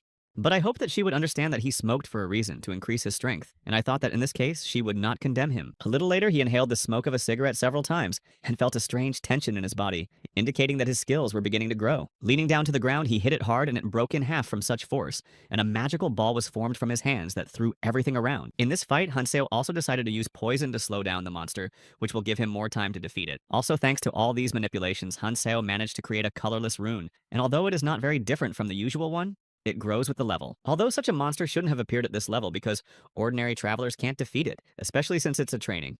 But Hanseo knew that the more difficult the task, the greater the reward for accomplishing it. So he smeared poison on his weapon and began to fight. And the predatory beast was full of anger and thirst for food, so he did not hesitate to eat another traveler who came to him. Meanwhile, Park Soo-yeol and his group had already come to the altar and looked quite happy because they thought everything was going as it should. Upon entering the room, Park Soo-yeol said that Sung Jin should not be ashamed and hesitate and told him to come in. One by one, all the members of Park Soo-yeol's group entered the altar, but Sang Jin was the last to enter and looked a little anxious. Despite all the kindness and good attitude of the leader of this strange group, he felt something that could not be expressed in words, but he knew he had to cope with it. After all, he had long ago made a decision to protect and help Hanseo because he had helped him from the very beginning, and in this situation, these people could be dangerous. Meanwhile, Park Soo-yeol noticed Sung Jin's anxious state and asked if he was okay, to which he replied that he was fine and that he needed to move on. While Hanseo was fighting the predatory beast, he recalled the knowledge he had gained in his past life, namely that monster races are born like beasts. The difference is that in this world they also have special abilities, so they're even more dangerous to enemies. During their fight, the beast used two skills against Hanseo, and this monster decided to demonstrate one of them right now. After hitting the ground with his huge paw and breaking it, he raised his head and looked at Hanseo with his three huge eyes. But Hanseo remained calm and kept the cigarette in his mouth and continued to smoke it, thus further increasing his skills. Suddenly, the beast decided to attack and with its sharp clawed paw, tried to scoop up Hanseo to kill him on the spot. But the monster's movements were not as fast as Hanseo's, so he managed to dodge this attack and prepare a corresponding attack for the creature. Hanseo watched the monster change and realized that the battle would be fierce, so he decided to paralyze it before it became even stronger. Therefore, having harmed him, he was glad that he managed to stop the beast for a while, and now Hanseo would not have to use all his skills. But realizing that the beast was trying to defeat him, he decided to use his second skill called Vampire Swamp. And with this ability, the predatory beast can absorb the blood of its victims and thus take their lives, causing terrible pain. At that moment, Hanseo realized that it would be quite difficult for him to resist all the monster's actions, and that if he continued to fight at this pace, he would not have time. After all, time will run out and then the altar will collapse, and it is much easier to fight in it, and these walls keep the monster from causing even more damage. So in order to finally defeat the beast, you need to control your actions and monitor all the monster's attacks, because one wrong step and your life will be lost. The struggle continued, and Hanseo continued to attack and dodge when he attacked him, and soon realized what he should do. After all, the skin of the beast is too strong to be struck thoughtlessly on its body, and it will not do much harm, and it will continue to resist. But Hanseo had a needle, and if he could identify the right places, i.e. the vulnerable points, and hit them, he would not be able to continue fighting. The beast resisted with all its might, not allowing Hanseo to get closer, but he managed to remove the vulnerable spot between the muscles and drive the needle in, which made the beast growl. The needle hurt him so badly that he was going crazy, and at one point he was filled with so much strength that he tried to catch Hanseo with all his might. But he couldn't do it because Hanseo was much more agile and, thanks to his skills, easily dodged the claws that wanted to tear him apart. Then the beast decided to use its next ability, called Terror, which allowed it to control people psychologically. But thanks to Hanseo's rune of resistance to magic, such actions did not affect him, so he continued to stay focused and attacked. But Hanseo knew that his skill would be useless against the monsters he would meet later, so he had to find new ways to survive. But this time he did not succumb to any influence of the monster, so he only wasted his strength to inflict at least some damage on Hanseo, and the fight continued. Hanseo had everything under control, but in his past life he had studied monsters and ways to defeat them, so he was sure he would succeed. And even at the initial level, with rather low abilities, he will be able to neutralize the one and keep his word to Iris and his goal in general. But he couldn't let the monster take him by surprise, so Hanseo kept his cool and all the beast's attacks were in vain. Hanseo was also glad that he had managed to increase his resistance and endurance skills, because otherwise he would not have been able to attack and dodge at the same time. And after dodging another attack and smoking another cigarette, he began to feel his fighting skills improving and he understood the enemy better. Earlier, Kang Tai had said that you can feel the fight, but Hanseo just laughed at him, thinking that he was just showing off again.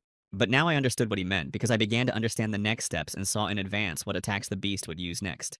Therefore, he continued to easily evade all attacks by increasing his performance with the help of smoking. So far, Hanseo hadn't had a single scratch, and not to mention any major wounds. The fight was going exactly according to his plan. But if you think about the number of cigarettes left and the time that was passing incredibly quickly, the situation became more and more tense.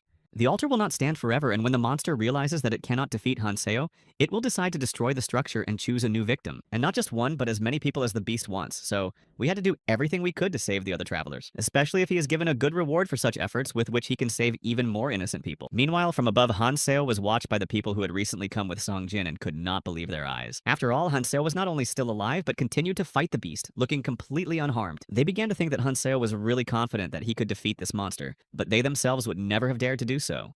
The strong girl said that she couldn't believe that Hanseo really dared to fight the beast of prey on his own, because she thought it was completely insane. But Park Soo-young replied that Hanseo must be quite confident in his strength, because he doesn't look tired and even in such circumstances he holds on. But soon the whole group began discussing among themselves how to quietly go down and get rid of Hanseo, while he was fully focused on the fight.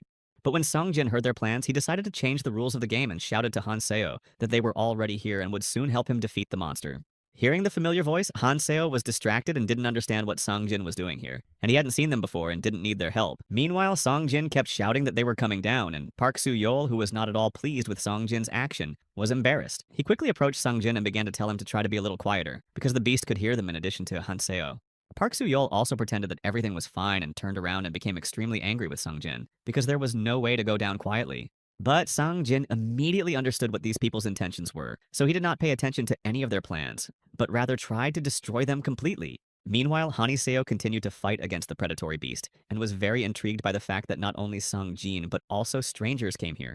Park Soo-yeol began to tell his team that they could get into serious trouble because of this fool Sung Jin, and that they shouldn't worry about it now.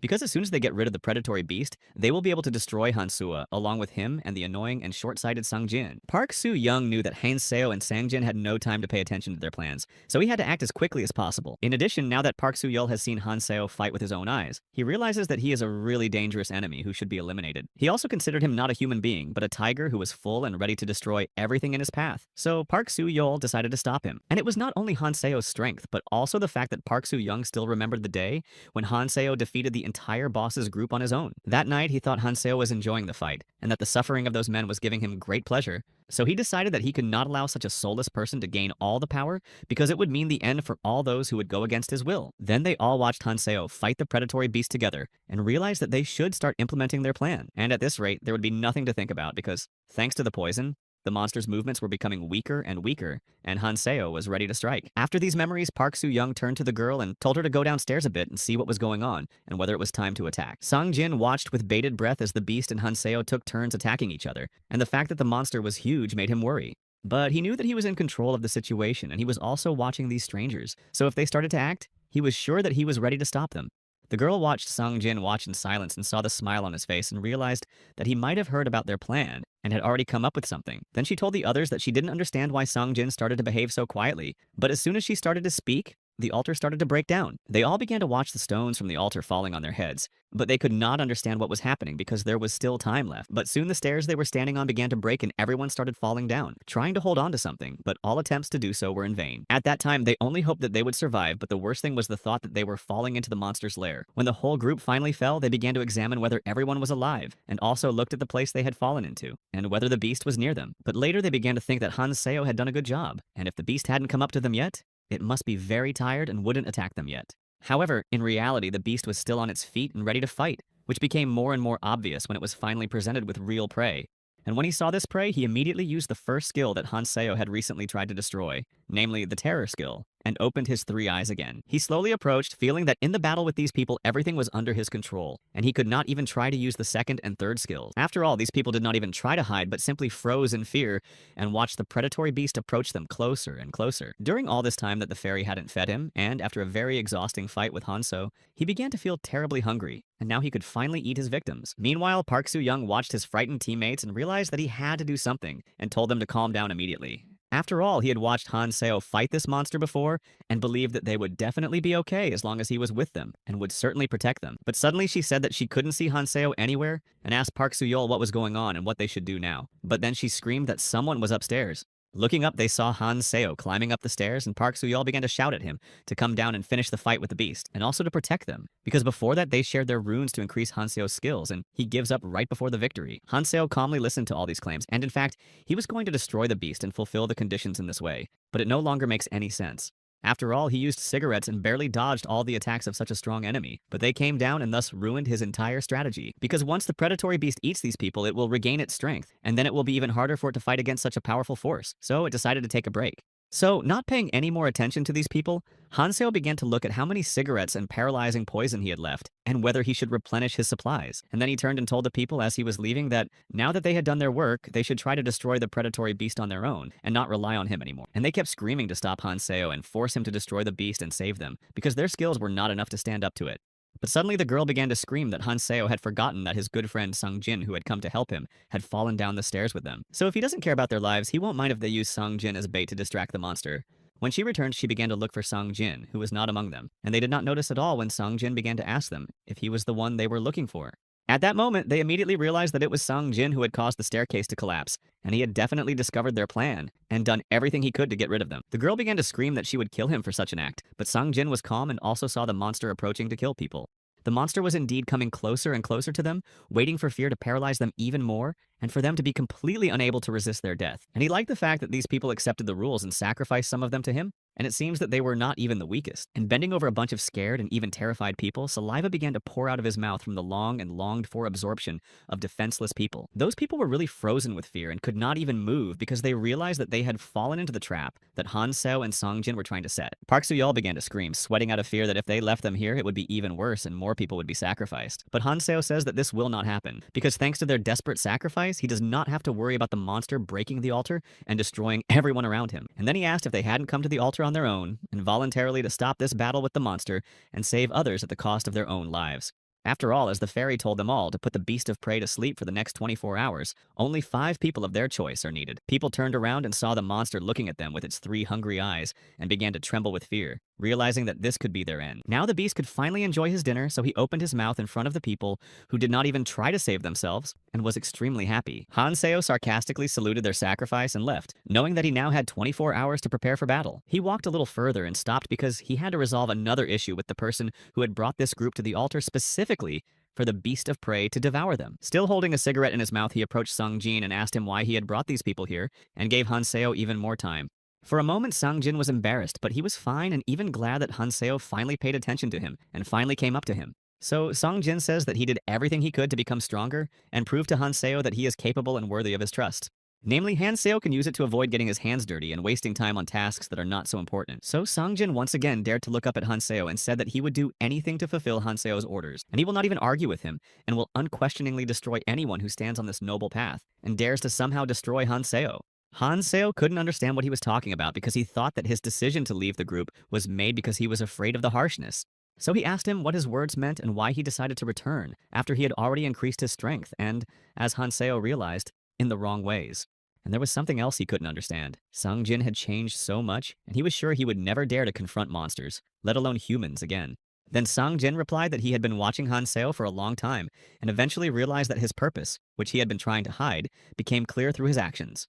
And he finally became convinced of this when he watched Han Seo fight against the boss and his other gangsters on his own and not finish them off. And even though they did not deserve to be saved in any way, and it is not clear why they tried to destroy Han Seo, he only wounded them. He did this knowing that in the future they could heal and decide to take revenge on Han Seo. And knowing all this, he still did not cause them fatal harm by giving them life. But even when Han Seo's altar appeared, it didn't matter what others said. He knew that he could get rid of all the people by force and take the runes to defeat the beast. However, Sung Jin couldn't understand why Han Seo doesn't try to harm people, since it would be so easy for him. After all, anyone could say that this is not the real Han Seo, who only pretends to be such a good defender of other people in this world with such a powerful power. But then Sung Jin said that he finally realized that Han Seo just didn't want to get his hands dirty, so he could do it instead.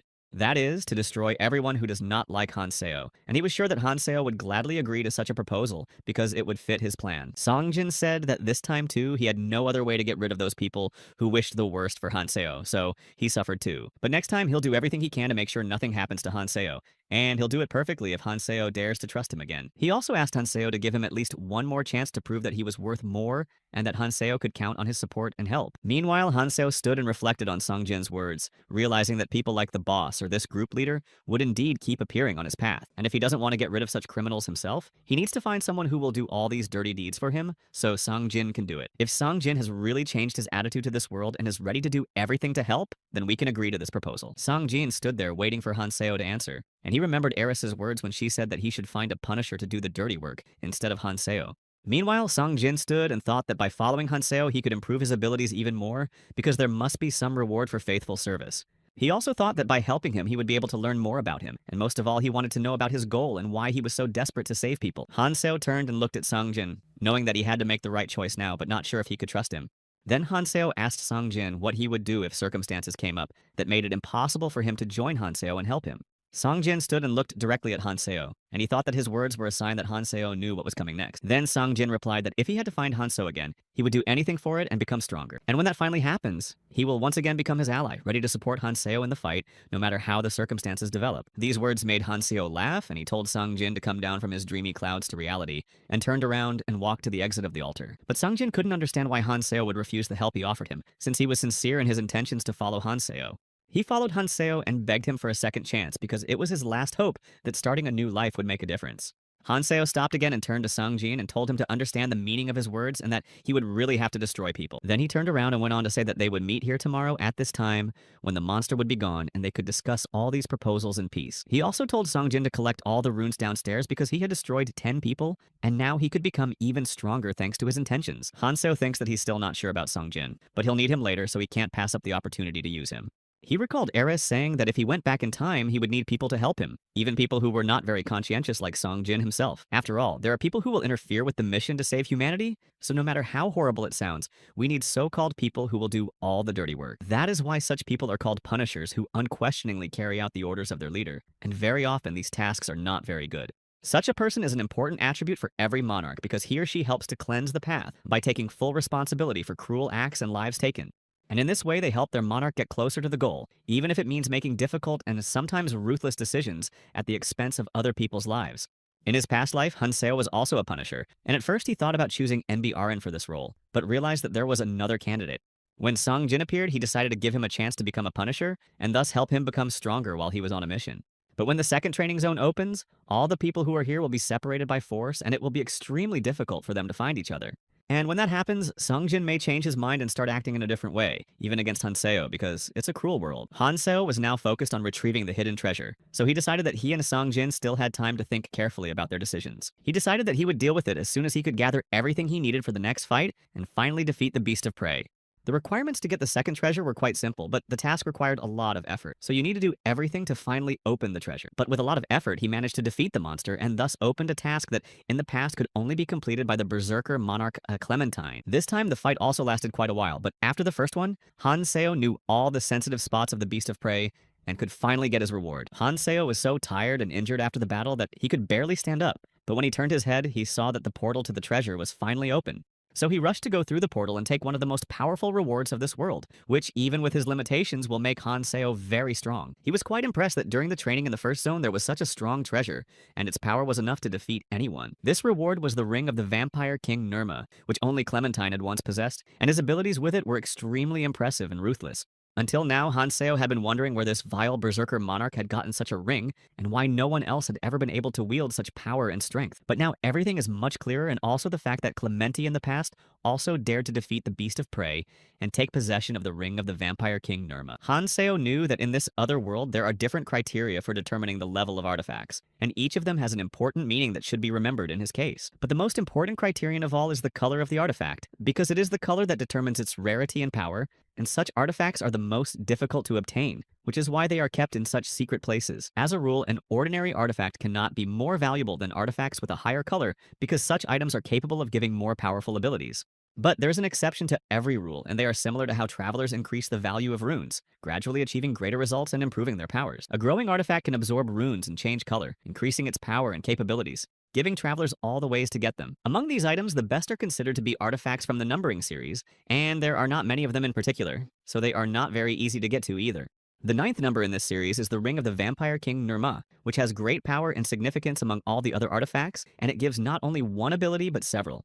It was an artifact that Clementine still symbolized, and its power was so great that only the chosen few could possess it, so he had no doubt that he considered himself one. Given the fact that the ring is numbered, it is unlikely that this is the only copy, and that others may have already had it, but Clementine was once the only owner of the Nirmak ring. And it symbolized Clementine for a reason. When he used all 8 skills in his hands, people were literally torn to pieces. It was just amazing. And now Hanseo couldn't believe that he had managed to get this artifact, given how hard it was to get it. It was clear that it was no ordinary object. At the moment, he could only unlock one skill, but according to rumors, this ring has 8 skills in total, and among them is one that Hanseo could unlock right now. And this skill was called the Power of Destruction, and it changed individual characteristics and abilities of a person, including passive ones. Hanseo came out of the portal leading to the altar. When Mihi saw Hanseo, she ran up to him and asked how he was doing. She had heard from Songjin that Hanseo had defeated the monster and wanted to hear the details of his fight. All the while, she fought the urge to run to the altar and help him destroy this terrible monster. But when she saw that Hanseo was okay, she breathed a sigh of relief. Suddenly, all eyes focused on the altar, which began to make strange noises, and neither the beast nor the fairies were anywhere to be found. So they began to suspect that they had won the hard way.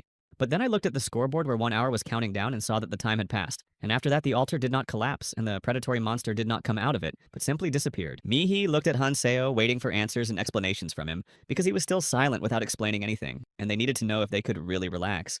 Then Hanseo said that he hadn't given his word that he would deal with that monster, taking full responsibility, and of course the predatory beast would not be able to harm anyone. Mihi was amazed at Hanseo's courage, and she couldn't believe that despite all the struggles Hanseo was still calm, and that the beast hadn't harmed him. Turning around so that Hanseo could not see her reddened face, she tucked her hair behind her ear and said that of course she believed in him from the beginning, and was confident in his abilities. After seeing that Hanseo had indeed won, Songjin realized that he had not made a mistake in trusting him in the beginning, and now believed that he would do anything to make him trust him. Hanseo began to say that there was not much time left before the next training began, so everyone should start hunting right now to make up for lost rune. But while everyone started discussing their future plans with each other, and when Hanseo left to prepare for the next level, Mihi stood still and couldn't move. She lowered her head and called out to Hanseo, and when he turned around to find out what was wrong, she said that she had decided to separate from him, and was completely upset. Mihi said that she's still not good enough to be around Hanseo because when he's around, she starts to rely on him and can't develop her strength. She also added that fortunately Songjin offered her to go with him, and she didn't mind, because she knows many of his people who are still waiting for her and are very worried. And it seems that Songjin didn't mind either, so he said that she could certainly go with them, and they would also support her because his people were really worried. Hanseo was a little surprised that she decided to go with the others, but he couldn't help it if she decided to go, and it was probably a really good idea. After all, they will be separated when they move to a new learning area, so the best option was to do it now, if she decided to do so. So if they don't have to look for each other again in a new place, it will only be easier for him and he can better fulfill the tasks that were necessary for the salvation of humanity. So after telling her that it was a good decision, he turned around and walked on, deciding that he shouldn't stay and better spend the remaining time hunting. But Mihi stopped him and called him over to tell him that the next time they met, she wouldn't give up so easily and would fight to the end and prove that she wasn't weak. On the contrary, in the future, she will become an important and extremely skillful player on his team. So she looked him in the eye and said she would see him again and said goodbye. He smiled and also said goodbye to her, knowing that their paths might cross again in the future, but still feeling a little sorry for her because something might happen to her. Hanseo hoped that she would be okay in the end, and that if those people from Songjin's team were really going to fight on the good side, they wouldn't harm other people. He looked at Mihi and realized that this could also be their last meeting, so he wished her to take care of herself and not to forget to develop her abilities and become even stronger. And then he turned to Songjin because he asked him to use him in his business, so Hanseo decided to give him a chance and said that there was a task he could do. But he warned that the choice was Songjin's and he could not decide whether to stay on his side or continue to go his own way and fight on his own. But Songjin said he would do anything to prove himself to him and would do anything for him. And he's thought about his decision carefully and is sure that he'll help Hanseo. A week has passed since everyone met again at the starting point. The fairy assistant welcomed everyone and said that the second phase of the training would start soon. She also noted that there were much more of them left than she had expected, but it didn't matter to her because she had anticipated this from the beginning. Thanks to Hanseo's decision to save everyone and defeat the beast of prey on his own, everyone was saved except for a group of people who were responsible for their own deaths.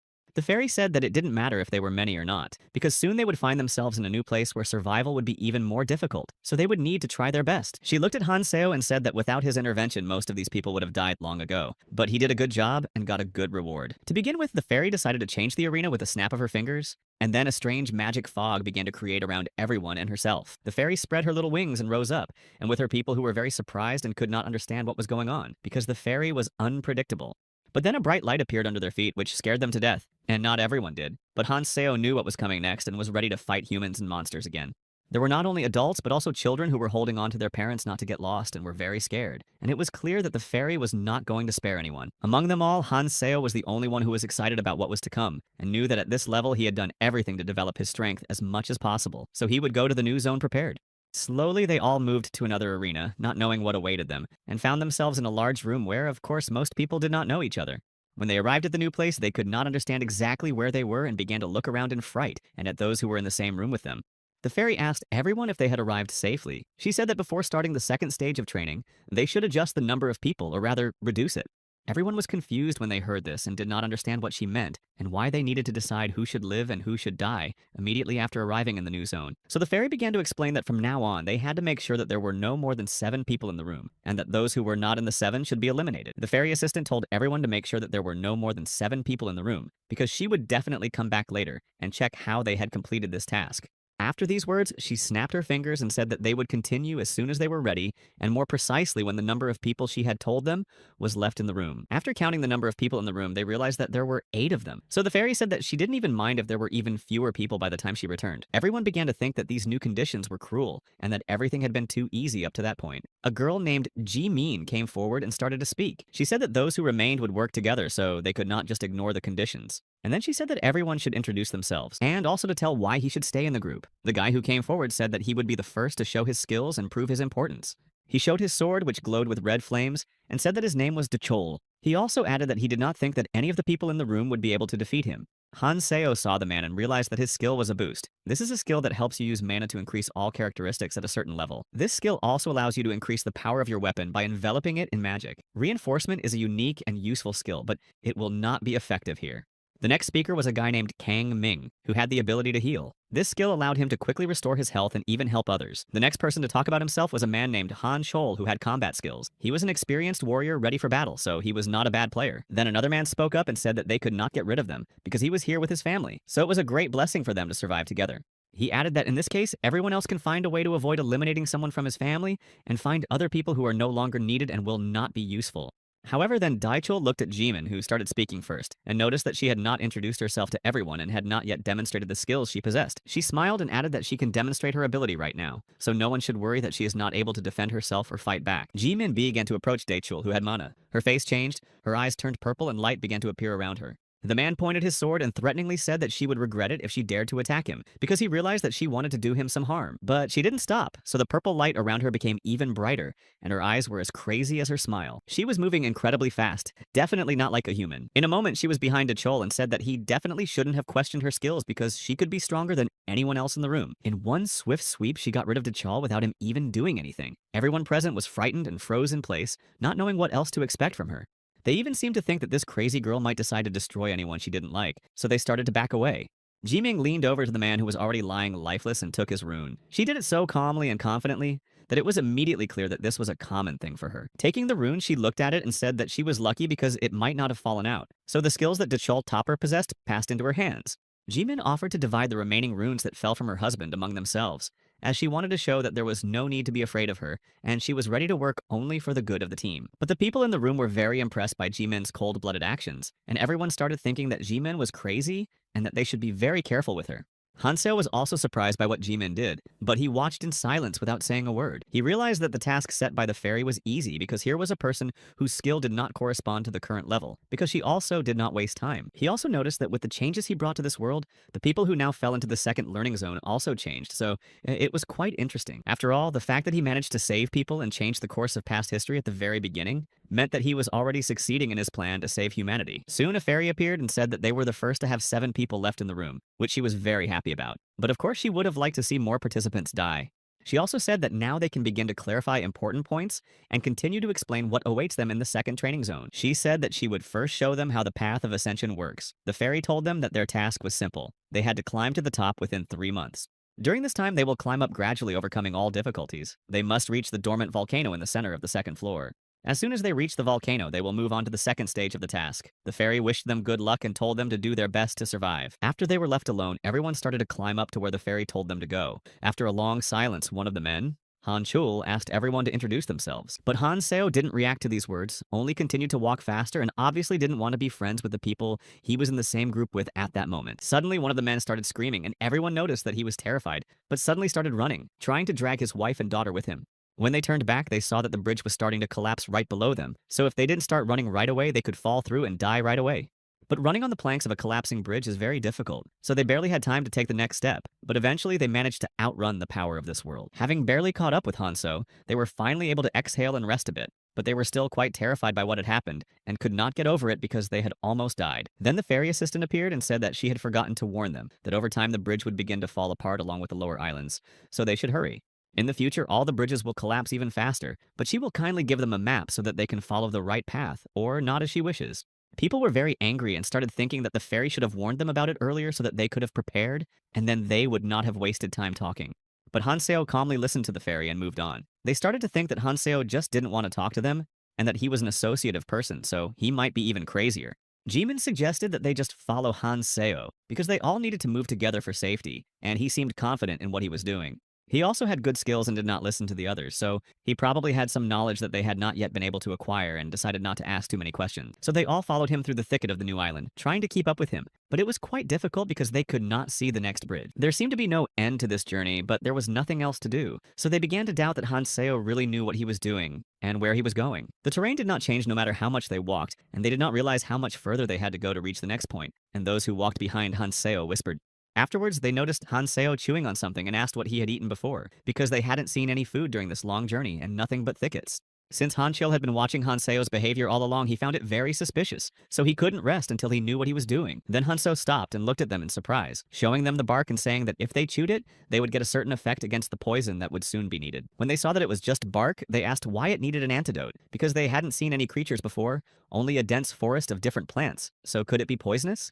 But they didn't expect Hanseo to suddenly grab Hanchul because a huge snake started to appear behind him, sneaking up on him and ready to attack by releasing venom. This guy was attacked by a creature that was still unfamiliar to them, but thanks to Hanseo's instructions, they knew what to do, and he didn't leave any of them without help. It was a snake much bigger than they were, and it started attacking people who were completely unprepared for the unexpected attack, and yet gathered themselves and fought back. But Hanseo was still calm and seemed to know everything that was going to happen on this island, so everyone began to suspect that Hanseo definitely had some valuable knowledge for everyone. He acted so decisively that everyone began to ask him how he guessed that the snake would attack at that moment, and that ordinary bark could be used against its venom.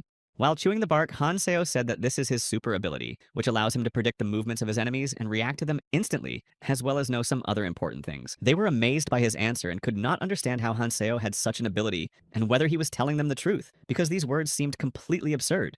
It was a runic snake, or rather an adult. The attacks of this snake could be understood by the shape of the rune on its head, but not everything was so easy. Since the pattern changed randomly, its actions were impossible to predict. Hanseo told them how to handle snakes, but they were tired. Then Hanchul, who was angry at the battle, turned around and began shouting to those who were not fighting to stop hiding behind others and start attacking and destroying the monsters. The father of the family said he was sorry, but he had people to protect, so he could not risk it because his wife and daughter could not cope on their own. Hanchul began to shout that this man was protecting his family while others had to fight in the front lines, and that he could not sacrifice them to save his family. Then he turned to Kang Min and asked him why he didn't join the fight, since he didn't even have a family to protect, and yet he still stood aside and didn't fight. Kang Ming said that he could not allow himself to be wounded during the battle because then others would not be able to heal without his help, and not everyone has the skill. Then he added that if someone wants him to help them heal, they have to pay him 3 runes, a so-called equivalent exchange for using his abilities. Or rather pay 1.5 runes of dexterity or 1 rune of mana, and this will be enough to make both parties satisfied. Hanseo also continued to compete despite the fact that others were looking at him and were interested in his actions and skills, and even seemed to be afraid of his strength. Meanwhile, the father of the family wasted no time in realizing that he should accept the rules, and approached Kang Min and said that he would pay him 3 runes if he healed his wife. Watching this whole picture, Hanchul said that he seems to be the only one who thinks this whole situation is strange, because one is fighting like crazy and the other is healing people. He also killed those who did nothing during the fight in exchange for the runes. He began to get angry with Kang Min and thought that he was only acting like this because he had the ability to heal. Suddenly, Han Choli heard a voice in his ear asking him how he liked the new place, and he reacted calmly because he already knew what was going on and who it was. He replied with a hand to his ear that everything was very strange, and asked how they were doing because they were on different islands, so he was worried about the other team members. Then the man who spoke to him told him that they were doing well, but apparently they would be able to meet upstairs, so Han Chul needed to get there. Golos also added that they had a lot of useful newcomers, and that's good because they need to expand by recruiting people, so in general, this journey brings only good things. Han Chul started to think about which of these people he could take with him, and looked at Han Seo, who had strange superpowers. Then he looked at Jimin, who had a problem with her head. He also looked at Kang Min, whom he considered an arrogant doctor with healing magic, and was not sure whether he could be trusted because he did not even try to fight the creatures. There was also a family of 3 people in whom he saw no use at all because all they did was hide behind others and worry about their own lives. He told all this to a man who spoke to him through a device, but the man told him not to worry and that the most important thing was the survival and safety of the team. Hanseo turned around and noticed that Hanchul was talking to someone. Seeing the clan symbol on his hand, he realized that there were already people who could develop the qualities of a monarch. Monarch is one of the characteristics that all monarchs possess, like such strong and skillful fighters as Ares or Clementine. By mastering this characteristic, you can become a monarch and the leader of the group. Each monarch gives the members of his group a personal symbol. This creates a connection between them and allows communication only between members of this group. But there is always a limit to the number of people in a group, so it's important to choose carefully. Hanseo realized that it seems Hanchul needs time to reconnoiter the situation, but Hanseo will also be busy doing his own thing, completing some tasks. Hanzeo also knew that in the end, he needed to have a lot of power to make people listen to him. Otherwise, it would be difficult to control the situation, so monarchs were important to him. They continued to move forward without stopping, fighting with snakes and destroying snakes. They received runes but were very tired because each battle took away their strength. As they walked on, they noticed that the monsters were getting smaller and smaller, and it seems that they had finally left the place where they liked to appear and attack new travelers. But Hanseo knew that this meant they were almost to the place where the mutant rune snake's nest was located, and he realized that he was finally close to the goal he had come here for. On their way, they saw a huge snake with a symbol on its head. This snake was far from friendly, and it would be better not to approach it, because it could destroy. This snake was called a rune-eating snake and was an adult snake, but Hanseo did not come for it, but for what such a snake carefully protects in its nest. Everyone stopped and turned to Hanseo because they didn't understand whether he really wanted to attack such a huge snake on his own, and it was even bigger than the others, so it seemed crazy. They began to say that they did not think the snake would attack them if they were at a sufficient distance, and therefore could simply walk past it without wasting their time. Then Hanseo said that he was going to fight her alone, and they could keep going and not necessarily stick together as a team because he didn't want to. But they started to say that this was not what they meant and that they should all move together. And Hanseo turned around and said that they were wrong and he was not uniting with them at all. Before the start of the training in the second zone, they all did not even know each other. And now that they were here, they could continue to develop independently, despite each other. They were just going in the same direction, but now it was time for them to separate. And Hanseo knew that at this stage, it really didn't make any sense. Then Jimin said that they can't force Hanseo to move with them when he's already made that decision, so they should move on without wasting time talking. Or they could stay with Hanseo and try to overcome the snake. But it was completely comical to say such things to a man who only protected his family and himself. So he got scared and left right away so as not to show that he wanted to be with Hanseo. Some people also decided to go on without waiting for Hanseo to help him fight the snake. Hanchil realized that, as he had heard before, Hanseo was stubborn, but he couldn't leave him here alone without support, because he was already thinking that he was crazy and might die. But if he is really as strong as they say, then he could be a great member of their team and his abilities would help them grow faster. Kangmin started to say that if Han Cheol was thinking of waiting for Hanseo or starting to compete with him, he should forget about it because it wouldn't be of any use to either of them. Because as long as he heals everyone, Hanseo could do without help, which means that he doesn't need a team and can help himself when he needs to. In general, he decided that Hanseo was acting like he was on a battlefield, and that this was a normal thing for him. He also noticed that Hanseo is not the kind of person who listens to others. Although it was a waste of talent, there was nothing they could do about it. Meanwhile, Hanseo continued to chew the bark of the oak tree and prepared to fight the snake. The snake tried not to attack Hanseo when the magic rune was active, but as soon as its head changed the rune, it became aggressive and rushed to destroy him.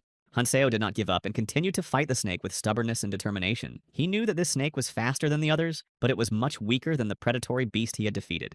If you attack this snake, it switches to the rune responsible for resistance, so the damage is weak. It was a long battle that annoyed Hanseo, and he knew an easy way to win. So Hanseo tried to continue his attacks until the snake realized what he was planning to do to overcome it, and he thought of its weakness. He knew that in the center of the open area there were several trees that resembled a snake's nest, and this was the key to victory. He needed to attack these places without paying attention to the snake.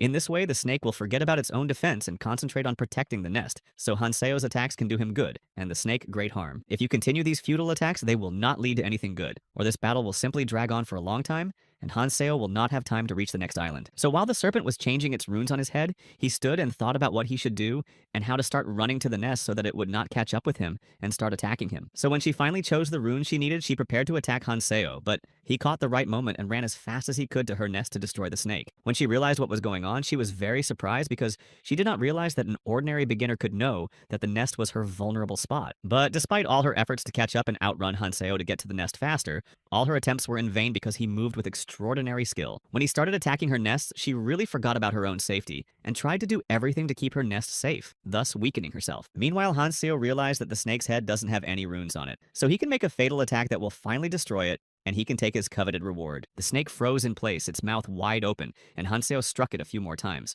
finally giving up and dying, falling to the ground with a loud thud. When Hanseo finally managed to overcome it, he felt relieved and began to think that he had managed to defeat the snake much faster than he expected, which was a testament to his abilities. After all, it turned out that he had spent all this time developing his skills by performing various tasks and paying attention to hunting monsters. Of course, there were many obstacles along the way, but these problems will only get worse in the future, so now he will take his award, which will help in the future. As he approached the nest, he saw the snake's egg, which the snake was trying to protect, but with all his skills, he managed to outwit it and overcome it, so this egg is now his. Picking it up, he struck it lightly with a rune several times, and a yellow eye shone out of a small dark slit, and I watched Hanseo and the world I found myself in. Now Hanseo got a little snake that seemed quite tiny compared to his adult version, and also looked quite safe and quite cute. But he knew that this baby had a unique characteristic that could not be compared to the skills of other valuable artifacts of this strange but no less interesting world. This snake eats runes and spits them out at the same time. As soon as it eats any 3 runes, it spits out 2 runes that its owner wishes. Giving up 3 runes to get 2 may seem like a loss to some, but for Hanseo, the most important thing was not the quantity, but the ability to get exactly the runes he needed. Now you need to focus on increasing your magic resistance and physical damage. He told the snake that it could now rest because it had helped him reach his goal. It had also swallowed several runes that he had exchanged for the ones he needed. And now we need to get back on the road to the other island before we have to hurry again to make it. Meanwhile, the family found themselves in the depths of the forest and could not figure out where they should go because they had not improved their skills at all and were left defenseless. The map of the island that they received when they left the room did not show the entire structure in such detail, so they were not sure about the path they were taking. They also could not just walk mindlessly without understanding what was next and where the next bridge was, because they did not have the strength to resist all the monsters on the island. They were very angry that the others had thrown them out of their group and were walking around looking at every sound. But suddenly they heard a sound coming from the thicket and thought it might be a monster. The father told his family to stay behind and waited for something terrible to come out of the forest, but it was only Hanseo who came out, calmly walking his way and not expecting to see anyone. Hanseo began to ask the family what they were doing here, not realizing where the others had gone and that it hadn't been long. But they were about to reach the next island. The father of the family was very happy to see Hanseo and asked him if he had managed to escape from the monster because they did not expect to see him alive again. But Hanseo was a little surprised and looked at them and said that he was not going to run away, but only defeated the snake and finally got what he needed. The father of the family was very surprised that Hanseo was able to defeat the monster and only get a few scratches because they saw how gigantic and strong that monster was. He was also surprised that not much time had passed since they had parted ways and they had only had time to look around the monster's surroundings, while Hanseo had destroyed the terrible creature. Hanseo began to ask them where the rest of his team had gone, because he was sure they were all leaving together when he last saw them, and they had split up strangely. Then the father of the family began to tell them that they had kicked them out of their group, not wanting to keep the weak because they believed that without tails they would be able to cope faster and would not protect the losers. He tried to persuade them and told them that it was dangerous for them to just leave, but they did not listen and continued to stand their ground despite any persuasion. Han Chul ordered them to leave without hiding his anger. Everyone else supported him because since Hanseo was no longer with them, they didn't want to see any more weaklings. They didn't even think for a minute that these people would be left completely defenseless without any special skills and without knowing the way to the place they needed to go. The man recalled all this while telling Hanseo and said that everyone else went in the opposite direction and blocked their path so that they could not continue to follow them. After listening to all this, Hanseo turned and left, saying that they should keep walking because they were wasting too much time and he was not very interested in the story. The man's wife began to say that they should go with Hanseo because they really didn't know where to go, and there were no more strong travelers left with them. So they followed him, trying to catch up with Hanseo. Without saying a word, they walked together, all 4 of them, and the family tried to be inconspicuous so that Hanseo would not chase them away. Stopping abruptly, Hanseo turned to them and asked what they were trying to do by following him in silence, because as he had said earlier, they were not a team. Then the man said that he remembered Hanseo saying earlier that he had never been with them, and that he could just go his own way and they would quietly follow him without interfering. It was pretty straightforward, but Hanseo said that they could do whatever they wanted, as long as they didn't ask too many questions and didn't try to get too close. In any case, Hanseo would still have to fight alone. It's hard, but thanks to this, he will have good characteristics, so everything will be fine without unnecessary interference. So he hurried to fight new, equally aggressive monsters that came his way, but it was only for the best because he needed new runes. After each battle, he would take a small snake and let it eat runes and get what he needed, namely new runes that he wanted. So he continued to fight. He knew that increasing the resistance was a great solution to start with, as it allowed him to withstand stronger blows and to facilitate his attacks for longer. He stopped for a moment and decided that he should make food from what was left, because he would not have enough time to hunt and spend energy on cooking. The family that followed Hanseo watched him grow stronger and stronger, and it seemed incredible to them. The way he fought inspired them to start fighting evil creatures as well. Jo-in, who was the man's daughter, began to think about whether they should compete in the same way. But her father told her to calm down because he didn't want her to be in danger. And he said that being together here as a family is a blessing from the gods, and they should stay together providing each other with support and protection, regardless of the circumstances. As they spoke, they suddenly saw that Hanseo had already started to move on, so they hurried after him, trying to keep up and not lose sight of him. They didn't understand where Hanseo was going, but decided to follow him, hoping that his intuition would lead them to the right place. Suddenly, they saw Hanseo approaching a large dark tunnel and entering it without stopping, so although they were tense, they decided to do the same. They followed him and didn't realize where they were, feeling confused, but Hanseo's appearance was confident. He didn't stop for a moment and kept going. There was very little light, but sometimes small rays of light broke through and dazzled them, so they could see what was around them. When they came to follow Hanseo, they saw a large number of people and realized that this was probably their destination, so they managed to get here safely. There were already many people here who were also able to find the right path, and arrive at their destination and their next departure on time. But the family did not expect to be able to get here so easily by following Hanseo, and believed that this was their final destination, so they would be safe from here on out. Other people who were in the same room with Hanseo had already come to this place and were surprised to see Hanseo here, as they were sure that he would die. But when they saw that Hanseo had returned alive and in fairly good shape, they realized that the rumors that he had fought the predatory beast alone were true. Together with them, the fairy also appeared and approached the family, who was happy that they were alive and said that they were making a lot of noise and prevented her from starting her speech. So when they calmed down, she congratulated them all and said that in any case, if they were the last ones, she could close the door and not let anyone else in. After that, she said that they could finally start the full-scale event that she had been preparing for them for so long, so she could finally present it. She once again greeted everyone who arrived on the first floor and noted that there were about 75 people left, which was not good for the fairy. This number impressed her, and she said that the next task would be a battle for tickets that they could use to move to a safer place. They could move from one destroyed floor to another. Of course, some islands were full of monsters and lava, so it is extremely difficult to survive on such islands. But if luck is on their side, they will be able to appear on one of the central islands or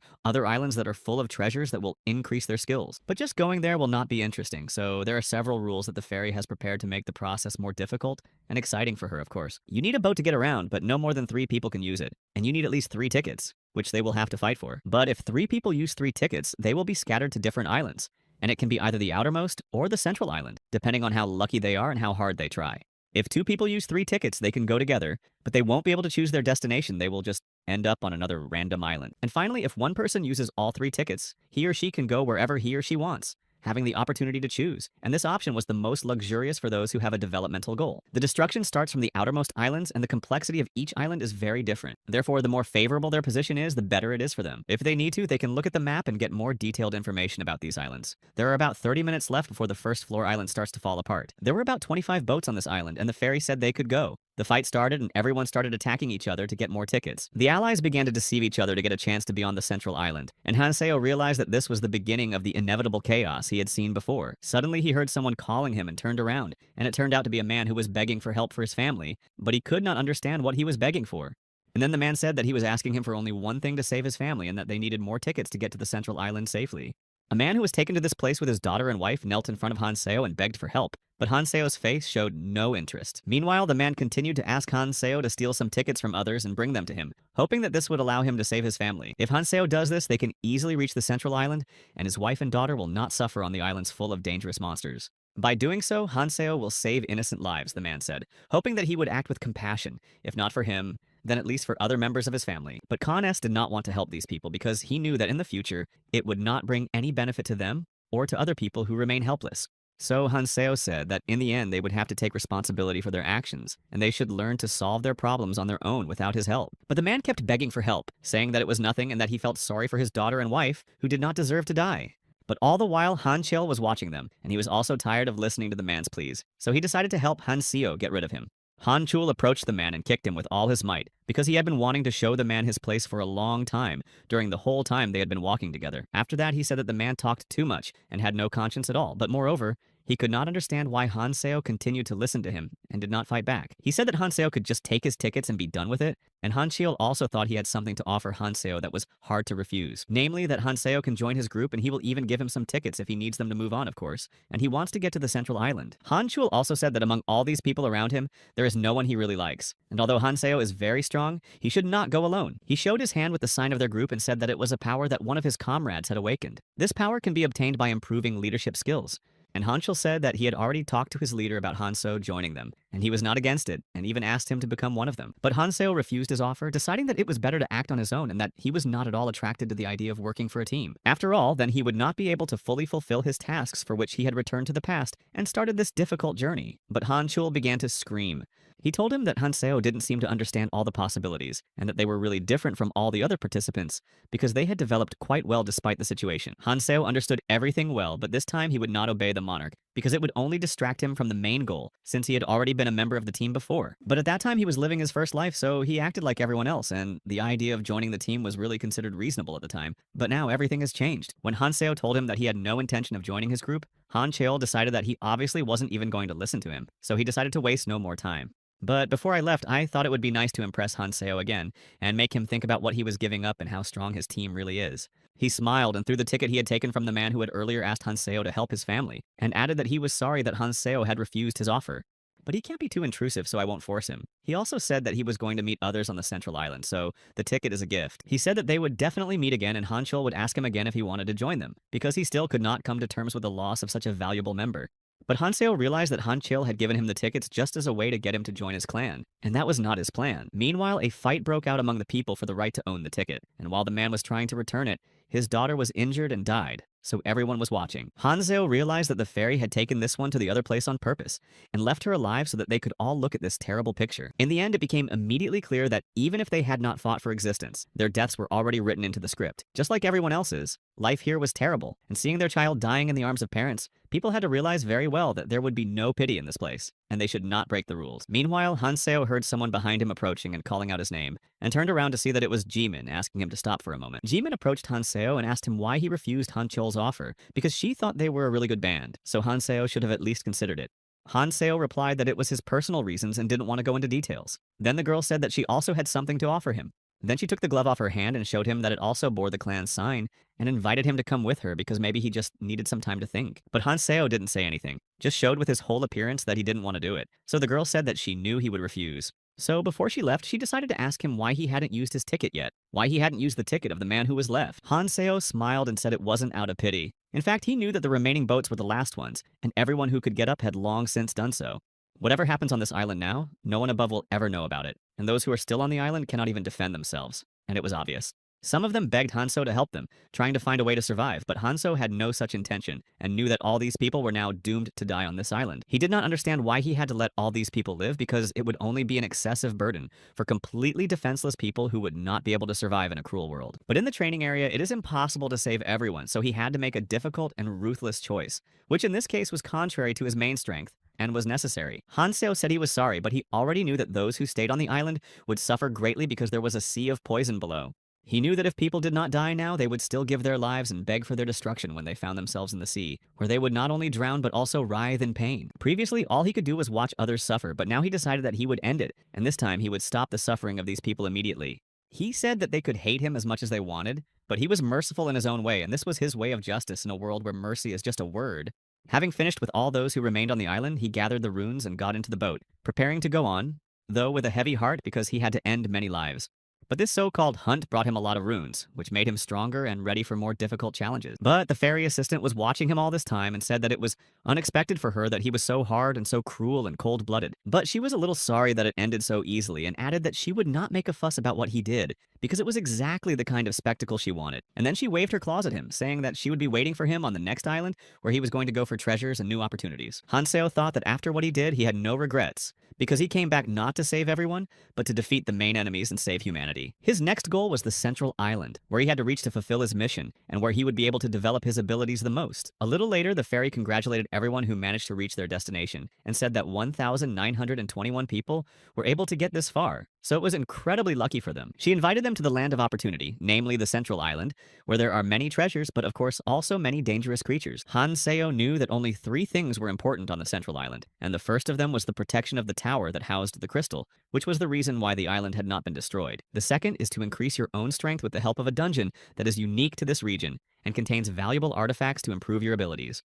And the last thing was the fact that a huge horde of monsters was approaching them, not only increasing in number but also becoming more aggressive. Their first struggle was with considerable losses as many of them died and others were already there, and they barely survived the fight against the monsters, but not all of them were able to survive. The monsters attacked incessantly and the people barely managed to fight them off, losing hope but continuing to stand. But until the end, each of them believed that if they survived that day, even though they were exhausted, they needed to hold out for a month to survive. Meanwhile, several leaders gathered around a round table in the room to discuss the situation. Park Jong-wook, the monarch of the MK clan, began to say that they had barely lasted one day, and the monsters had almost torn their defense, so they had to make some decisions immediately. They have already suffered huge losses and no longer need to just sit and watch what is happening around them as the monsters destroy them and the island itself one by one.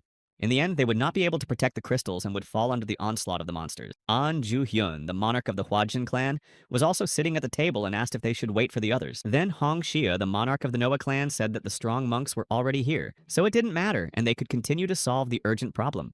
And Lee Guk-tae, the monarch of the Smog clan, asked them what they had to say because the situation was becoming critical and they needed to quickly decide how to proceed. But Park Jong-guk said that the biggest problem is the lack of people in the defense forces, so they need to bring in those who are not affiliated with clans. But Hong Xia said that they cannot control independent travelers, and it can be a serious problem because they are unpredictable. Park Jong-wook said that then they should use force against them because he did not think that words could have any effect on these rebellious travelers. The next attack was due in 3 hours, and there was no guarantee that they would be able to hold out now. They could not let a loss happen and just give up. But the number of people who went into the dungeons was beginning to increase, and it was becoming a problem. At the moment, the number of such people was inferior to the clan alliance. Such people created a meaningless association called the Underground Alliance. When they began to act, they were no longer in their control, which became a problem. So Lee Guktae asked if the clan alliance could focus on defense. Park Jong-wook answered that it is necessary to send the clans that are on the front line to the dungeons. But An Ju-hyun began to say that if they could lower the line of the fortress, everyone would be divided. If that's their plan, the small clans should be the first to go so that there are no more losses. Hong Xia began to say that everyone was worried about themselves. But if all 900 people concentrated on defense, they would succeed and be able to defend their positions for the next month. Meanwhile, Ji-min ran into the room, and she started to say that this time she wasn't going to play a trick on Hong Xia, because she had done it often before. She said that she had important news for her that could change the situation. After all, she had been told that someone was running amok in the Underground Alliance. Hong Xia could not believe it was true, but soon they all heard a man screaming. He said that he did not want to go to the front line and that he did not plan to do anything bad, but only to hunt for at least 2 more days and then return to his duties. He said he would join as soon as he was stronger. Holding a cigarette, Hanseo pierced the man's shoulder with his needle and said that tomorrow everyone would fight monsters.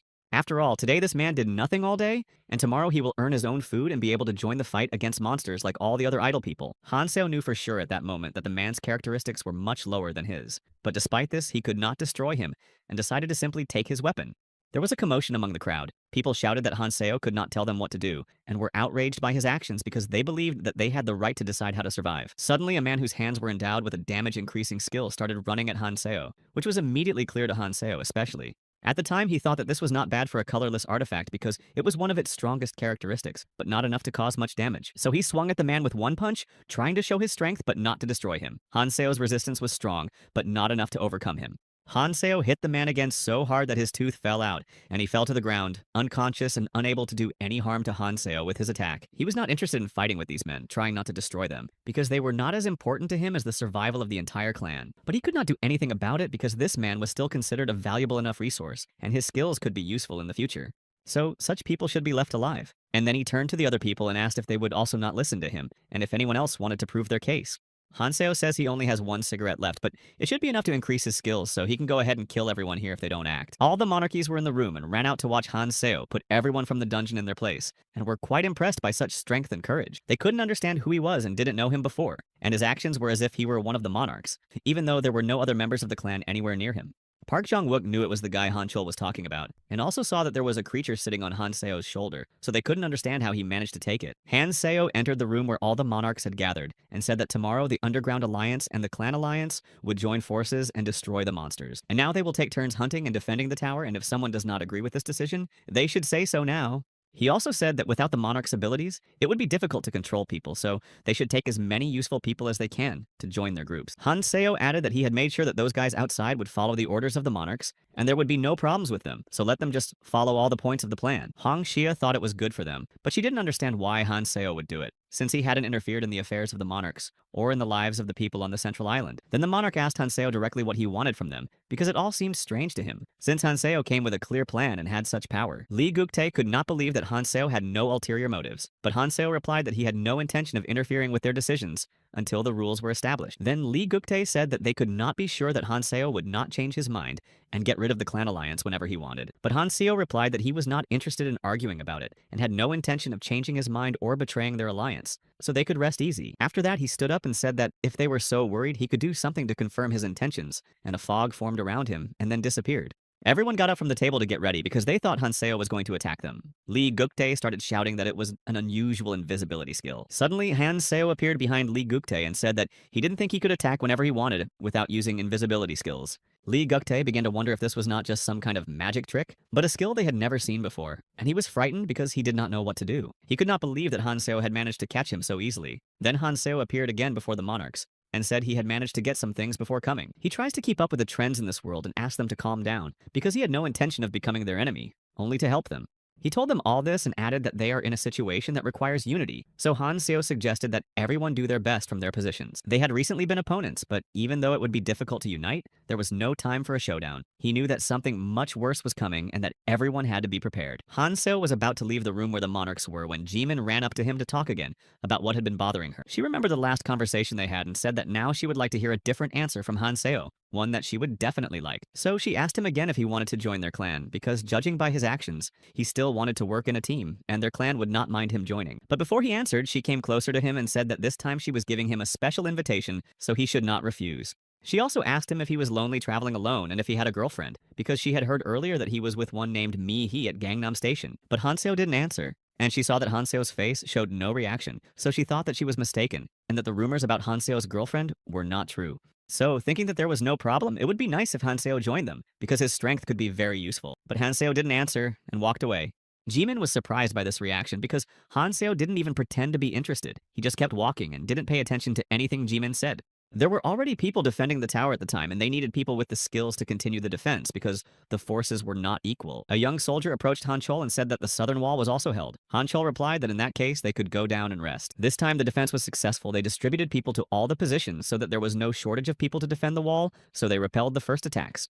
Those people who came from the Underground Alliance refused to cooperate at first, but in the end, they did a good job helping in the defense. Thanks to them, they did not suffer even greater losses. Although the situation was difficult and each battle could have been the last for some of them, Han Seo's actions helped them a lot. But given the situation during the attack, they could hardly relax because the monsters could return at any moment and attack. Han Cheol was also surprised by how Han Seo could handle monsters alone, and noted his strength and determination in battle. So he decided he had to have him on his team. He believed that if he had better resources, he would have been able to recruit Han Seo long ago, as he had tried to attract his attention many times, but it was all in vain. But it seems that justice still exists, so they will be able to repel the attacks in the future. Suddenly, a young soldier started shouting that a rift had appeared in the sky. A fairy appeared from this rift and quickly flew to them and greeted them. She asked them if they had a good rest over the past 2 days, and if they were ready for new challenges. She also said that now it's time to have some fun for those who are bored because the fight is just beginning. And starting today, demons will appear during the battle. She also warned them that demons are powerful creatures, so many crystals will fall out of them. So this is a chance for them, because such demons will give them an opportunity for new power. And later, they can exchange these crystals for beautiful artifacts available only here. But not only artifacts, they can also buy escape tickets and leave this place. It was amazing news and everyone was amazed, and only 5 people could use this opportunity, so we had to try to collect enough crystals. The first demon appeared very suddenly, and it was huge and very strong. He immediately began to attack, and no one dared to resist his power. The demon moved directly into the crowd, and everyone ran to avoid its attacks because they could not resist its power, and could not believe that they really needed to destroy demon. Despite the fact that everyone wanted to collect the crystals, they did not know how strong this monster was. But soon they heard a voice outside of themselves, shouting at them to stand back. It was Han Seo who was ready to fight. Taking his weapon in his hands, he began to attack the demon without fear of its power, and knowing that he was definitely ready for this fight.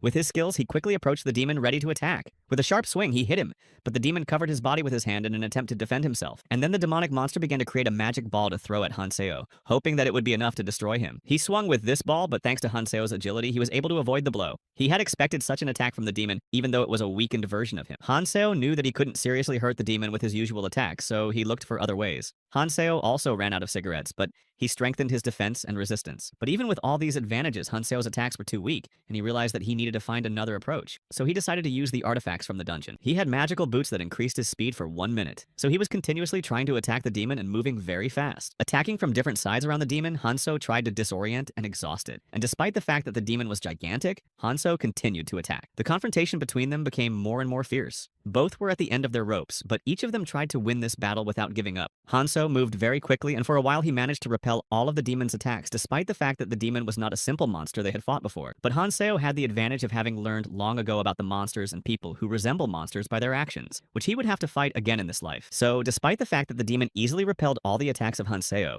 he did not continue his attacks and tried to catch the moment when the demon would lose control. He swung his weapon again and struck the demon's body, but because of his strong defense, it did not cause much damage, but only angered him more. So the already extremely angry demon now looked at Han Seo as a small insect that he was ready to crush at any moment and not leave a wet mark. Looking directly at his enemy, the demon prepared a new attack with a magic ball, and this time he didn't waste time shaking and scaring him. And then Han Seo threw it with such a powerful force that the magic ball was right in front of Han Seo in a moment. So he hit Han Seo directly, and it even seemed that he was finished, because of course a person could not survive such a crushing blow. But it turns out that Han Seo managed to defend himself with his sword. So even though the demon's magic hit him and he was badly injured, he was still alive and able to fight. Meanwhile, everyone on the tower was watching Han Seo fight the demon. He was face to face with a huge threat, and even the best warriors were afraid to help him. Han Chol couldn't understand how Han Seo could become so strong, because they all followed similar paths, but Han Seo had outrun them. But Park Jong-wook told him to get ready. Han Chul doubted the need to join the battle, but Park Jong-wook replied that if they didn't join the battle, others would do it first. Soon, everyone started going downstairs to attack the demon and get the crystals that could fall out of it, because they saw from Han Seo's example that they could fight the demon. So we didn't want to miss this chance when the demon was already exhausted and ready to give up his life soon, and after that a few valuable crystals would fall out of him. Hong Xia and Jimin decided to watch the fighters trying to defeat the demon. Although they did not intend to interfere, they were fascinated by Han Seo's abilities. Then Hong Xia said that she wanted to see how capable Han Seo was because what he was doing was amazing, and she couldn't understand how he managed to reach such heights. The battle between Han Seo and the demon continued. Soon Han Seo noticed that other fighters were approaching him, who they thought were trying to help him defeat the monster. But Han Seo felt that the other fighters could only hinder him because he was determined to defeat the demon alone, using all his strength and capabilities. He knew he had to stay focused. The demon could use his racial ability, and Han Seo had to be ready to stop him from doing so. And even more so when there are so many people around who, if they have decided to fight, are obviously outstanding travelers whose lives are worth saving. The demon was almost exhausted, but he saw a strong opponent and was not ready to give up because he liked the fight and believed that this was only the beginning. Demon racial skills are a powerful force that is often unpredictable. They can change the course of a battle even if the opponents are stronger than them, so you should be wary of this. Han Seo decided to turn to the others and told them to all retreat because they would not be able to cope with the demonic power and would eventually die very quickly. Han Seo didn't understand why the demon hadn't used his racial ability yet, and he felt that he was waiting for the situation to become critical and he would run out of strength. But later he realized why the demon didn't do it. After all, he could not apply his skills to large areas and they were all outdoors. However, doubts began to arise among the fighters, some of whom did not want to retreat, while others hoped to defeat the demon even if it cost them their lives or great efforts. Suddenly, the demon used his racial ability, the abyss of hell. The fire began to spread around him, burning everything in its path. One of the men began to say that the new artifact he had received in the dungeon would help him cope with the fire, but it was useless because the fire got rid of him. The fire created by the demon began to destroy everything around, and even the strongest fighters could not resist. People began to panic trying to escape the fire. Those who managed to escape the flames suffered heavy losses. Some were injured and others did not have time to escape.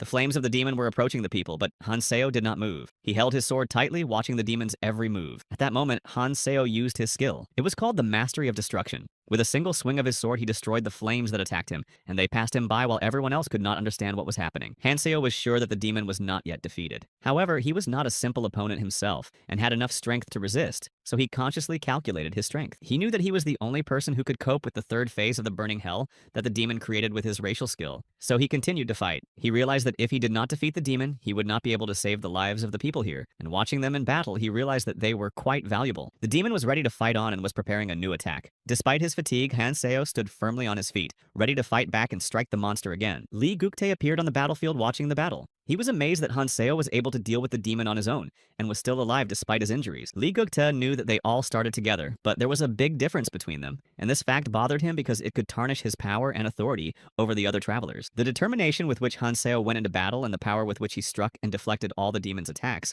was simply incredible, so much so that it seemed Han Seo was not human at all. Park Jong-wook said that they needed to come up with a plan, because the fight was too hard, and it seemed that Han Seo needed help, or he would fight to the last, and in the end he might die that way. Hong Xia and Jimin watched the battle, not knowing what to do in such a situation, but something told them that Han Seo would succeed. But over time, the long battle ended in the demon's defeat. Han Seo destroyed the demon with a few last blows that the demon could not repel, and now he could finally breathe out, so he took his crystals and rested for a while and went hunting in his clothes. A new day came and everyone was preparing for a new wave of attack, and already knew what to do in this case, and did not worry as much as before because there were more fighters. Clan members began to gather and discuss further strategies for destroying not only monsters but also demons, whom the fairy also called upon to fight the travelers. Meanwhile, Jimin continued to watch what was happening and couldn't stop thinking about Han Seo, who had been stuck in her head since their first meeting. So when she was completely immersed in these memories, Han Chul came up to her and told her that if she was still waiting for Han Seo, it was not a waste of time because he would not come. After all, he was also waiting for him to finally convince Han Seo to join his clan, but he never showed up and is probably still somewhere in a dungeon or fighting other demons. But Jimin didn't want anyone to realize that she liked Han Seo, so she pretended not to understand. Han Chul, however, noticed how uncomfortable she was at his words. Han Chul began to say that everyone follows their monarchs, no matter what they are. He said that since they were the only ones here, they could speak frankly and not be ashamed. But then Han Chul felt that someone was watching them. He tried to convince himself that it was just his imagination, but it was not in vain because it was Lee Guktae. Inside the room, Lee Guktae looked out the window at the street. He was thinking that Hanseo had long monopolized the fight against demonic forces and was benefiting from it. However, he also believed that Hanseo hadn't done anything special yet because they hadn't received any messages. But members of the Lee Guktae clan were constantly watching Hanseo. But during all this time, they did not notice anything special in his actions or behavior. Apart from protecting the monster hunting tower and brief visits to the dungeon, Hanseo didn't rest. Thanks to the continuous struggle, it became much easier to defend ourselves, but a new problem arose. Those who had not yet joined the clan continued to fight with members of the alliance. Given that someone has been watching Hanseo for so long and he has kept to himself, it is understandable that his supporters may come to the conclusion that a lonely fight is better. Even the Alliance imitated Hanseo because he helped them prepare new strategies and resources to prepare and gain an advantage in the fight. And it also helped. If the authorities have doubts, they will not be able to control the people as they need to. Lee Guktae thought Hanseo and his allies were preparing for something and did not trust him. Meanwhile, Hanseo continued to grow stronger and fought more and more monsters, gaining experience and resources. He collected the necessary amount of crystals, and now he could use the Fairy Helper's new offer and buy a new artifact in the store that would make destroying monsters more efficient and profitable. The first good artifact that was sold in the crystal shop was exclusive and had an unrivaled effect.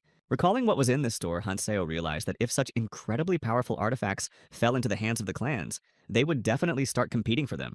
So Hanseo had to stop it at the very beginning, so he successfully exchanged his 60 crystals for the weapon of Decrodox's sentence, and prevented others from using it to their advantage. In general, Hanseo could use a wide variety of weapons, but he preferred to stick to tradition and use what he was already familiar with. Swinging his new weapon, he decided to test it right now. And it was just in time because there were already angry monsters nearby, who were preparing to attack. The monsters Hanseo attacked didn't stand a chance against him. His new weapon turned out to be very powerful and destroyed everything around him that came even a little closer. With his new weapon, Hanseo was able to defeat all the monsters that came his way. He also remembered that there were only 10 days left to hold the defense. So he was quite curious to know who would take the first step to destroy the union of the clan alliance. After 10 days had passed, the travelers were reunited with a fairy assistant who told them that this time they could forget about boredom on the central island forever. Since so many people survived, the fairy has prepared a special journey for them that will open up new horizons for travelers and will also allow them to test their strength. After that, the ground began to shake, and people could not understand what was happening because it was not the time for a new wave of monster attacks and not the time to move to a new island. A thick fog began to appear on the battlefield, engulfing everything around, and panic began to spread among the people. All the remnants of the demons began to rise up, coming to life again. They flew inside the castle, gathering in a huge cluster. The clumps of demons that joined each other formed a new demon that looked very powerful. The fairy said that it was a demon that had to be fought. He was strong and very dangerous, and only by joining forces could they have a chance to win and escape from this place. The competition of this type was called the Battle with the Demon King, and the fairy told people that if she were them, she would not walk near the castle wall and try to avoid him. After all, they can't escape from here that way anyway. Therefore, they have only 3 options. The first option is to stay here and fight off the attacks of the revived monsters. Then they could escape using the crystals, but this time the monsters will be very different from what they have seen before, so you should try hard. If they didn't like this option, the fairy prepared another one for them, so they could confront the demon queen who was specially summoned to this castle. But it's worth remembering that in order to defeat such a powerful monster, ordinary developed abilities will not be enough, so it's useless to try to do so. In general, the fairy did not plan to summon the demon queen before because she expected them all to die by this time. But the situation has changed, so now they have come up with a new task. The fairy said that the crystals would activate 300 minutes after the monsters attacked, and that it would give them an opportunity to escape, but only 500 people would be able to do so. In other words, the other half of those who don't make it and are left behind will probably die in this horrible place. But if they destroy the queen, everyone will get out. People began to panic because they thought they only had to hold out for a month, but now they faced a greater challenge, a battle with the demon king. Lee Guktae began to vote for holding out for 30 minutes and escaping using the crystals and ordered everyone to get ready and stay near the crystal. Then those who were not part of the alliance started screaming because they realized that Lee Guktae wanted to escape only with his team members, and this caused even more panic among the people. This also did not please those who continued their journey alone, so they did not want to obey his words and insisted on collecting even more crystals. But Lee Guktae did not want to listen to this and began to say that it would be better for them to defend themselves than to act recklessly because they needed to save as many people as possible. But those who were not part of the alliance did not support this idea because they were sure that monarchs did not care what happened to other people if it was not their clan, and they thought that Lee Guktae also wanted to save only those who would obediently follow him. After all, even the demons of the first day killed half of the people in their first attack. Those who initially supported the idea of Lee Guktae knew that their escape was guaranteed, and they also did not care about those who would be left out of the plan of this salvation. So we tried to convince everyone else that such a plan was necessary for all of them, and that they should accept the fact that not everyone would be able to escape and get to the next level. But then Hanzo appeared and said that the only way to save everyone was to destroy the demon queen. After all, the fairy had made it very clear to everyone that they would not escape otherwise. Everyone was very surprised to finally see Hanseo, and Hanseo said that in the end, if they destroy the queen, all the survivors will be able to escape. Lee Guktae began to ask him what he meant and whether he really wanted to take such a dangerous step, because he was not sure that Han Seo would be able to survive the battle. But then Han Seo said that he couldn't be 100% sure because the battle with such a powerful monster was unpredictable. But if they use the crystals, no doubt 500 people will be able to escape, but the rest will die. Then people started saying that in that case they would follow Han Seo, and they will try to defeat the queen together. After all, those who were not in the clans could not trust the monarchs. Hong Xia and Park Young-wook said they would fight on Han Seo's side. But then An Ju-hyun began to think that if this goes on, they need to stop Han Seo at any cost, even if it means physical violence. After all, they needed to break the morale of Han Seo and those who follow him, so that during the battle everyone would fight for their lives, and not for the victory over the demon. If they could have attacked him unexpectedly, they would have had a chance to fulfill their plan, but they had to be careful not to miss the right moment. But then Han Seo looked at An Ju-hyun and warned him not to even think about internet scene battles, and then he swung, warning him of the consequences. These actions frightened An Ju-hyun, and Lee Guktae suggested that they join forces with the others because they had enough time and a chance to overcome Han Seo. In the end, it was expected that people would want to try to fight to survive, so Lee Guktae decided that he would not act against Han Seo right now. But only if he gets the chance will he ruin Han Seo's plans. Everyone got together and started preparing for the fight. Everyone was determined that this would decide their fate. But first of all, Han Seo decided to do away with the crystal they had been protecting in order to deprive his enemies of the opportunity to use it against those who support Han Seo. Han Seo swung his weapon and the chain wrapped around the crystal. He pulled the weapon toward him, and under the pressure of such force, the crystal shattered into small pieces. So now the monarchs who wanted to hold out for 30 minutes and send 500 travelers with them to the next island could not do so. Some monarchs were very impressed by what Han Seo did, because their task was to protect this huge crystal from destruction, and now it was over in a moment. They started to ask Han Seo why he did this to the crystal, and Han Seo replied that since they were going to the castle, he knew that he didn't need the crystal anymore, and maybe even weaken their will. Everyone was amazed by Han Seo's actions because they realized that he was really looking only forward and was sure that the queen would be destroyed. They were greatly inspired by Han Seo's words and decision, so they decided to follow him and destroy this monster because it was the only way to survive. Then Han Seo told them not to follow him if they weren't ready, and in the meantime they could overcome other creatures, but they decided to look only forward. After they entered the castle, they could not believe that it was the same castle they had seen before, and where they were used to being after the fight. The interior of the castle was completely unrecognizable. Everything around was changed. The walls, the floor, even the objects themselves looked completely different and quite eerie. The palace really looked very mysterious. Candles with purple flames were burning everywhere, adding to the atmosphere of mystery, but it was still dark and depressing. Soon they heard a strange sound and were very frightened when the figure of the demon queen appeared in front of them, looking completely unusual. The queen was in the form of a woman with horns, and when she saw the people, she said that she was surprised that they had decided to come here shamelessly and quite impressively. She also said, laughing at their dreams, that if they decided to show up, she could have a lot of fun and put them in their place. After that, the castle doors suddenly closed and the people were trapped. At the same moment, the ground under their feet began to shake and collapse, and cracks appeared.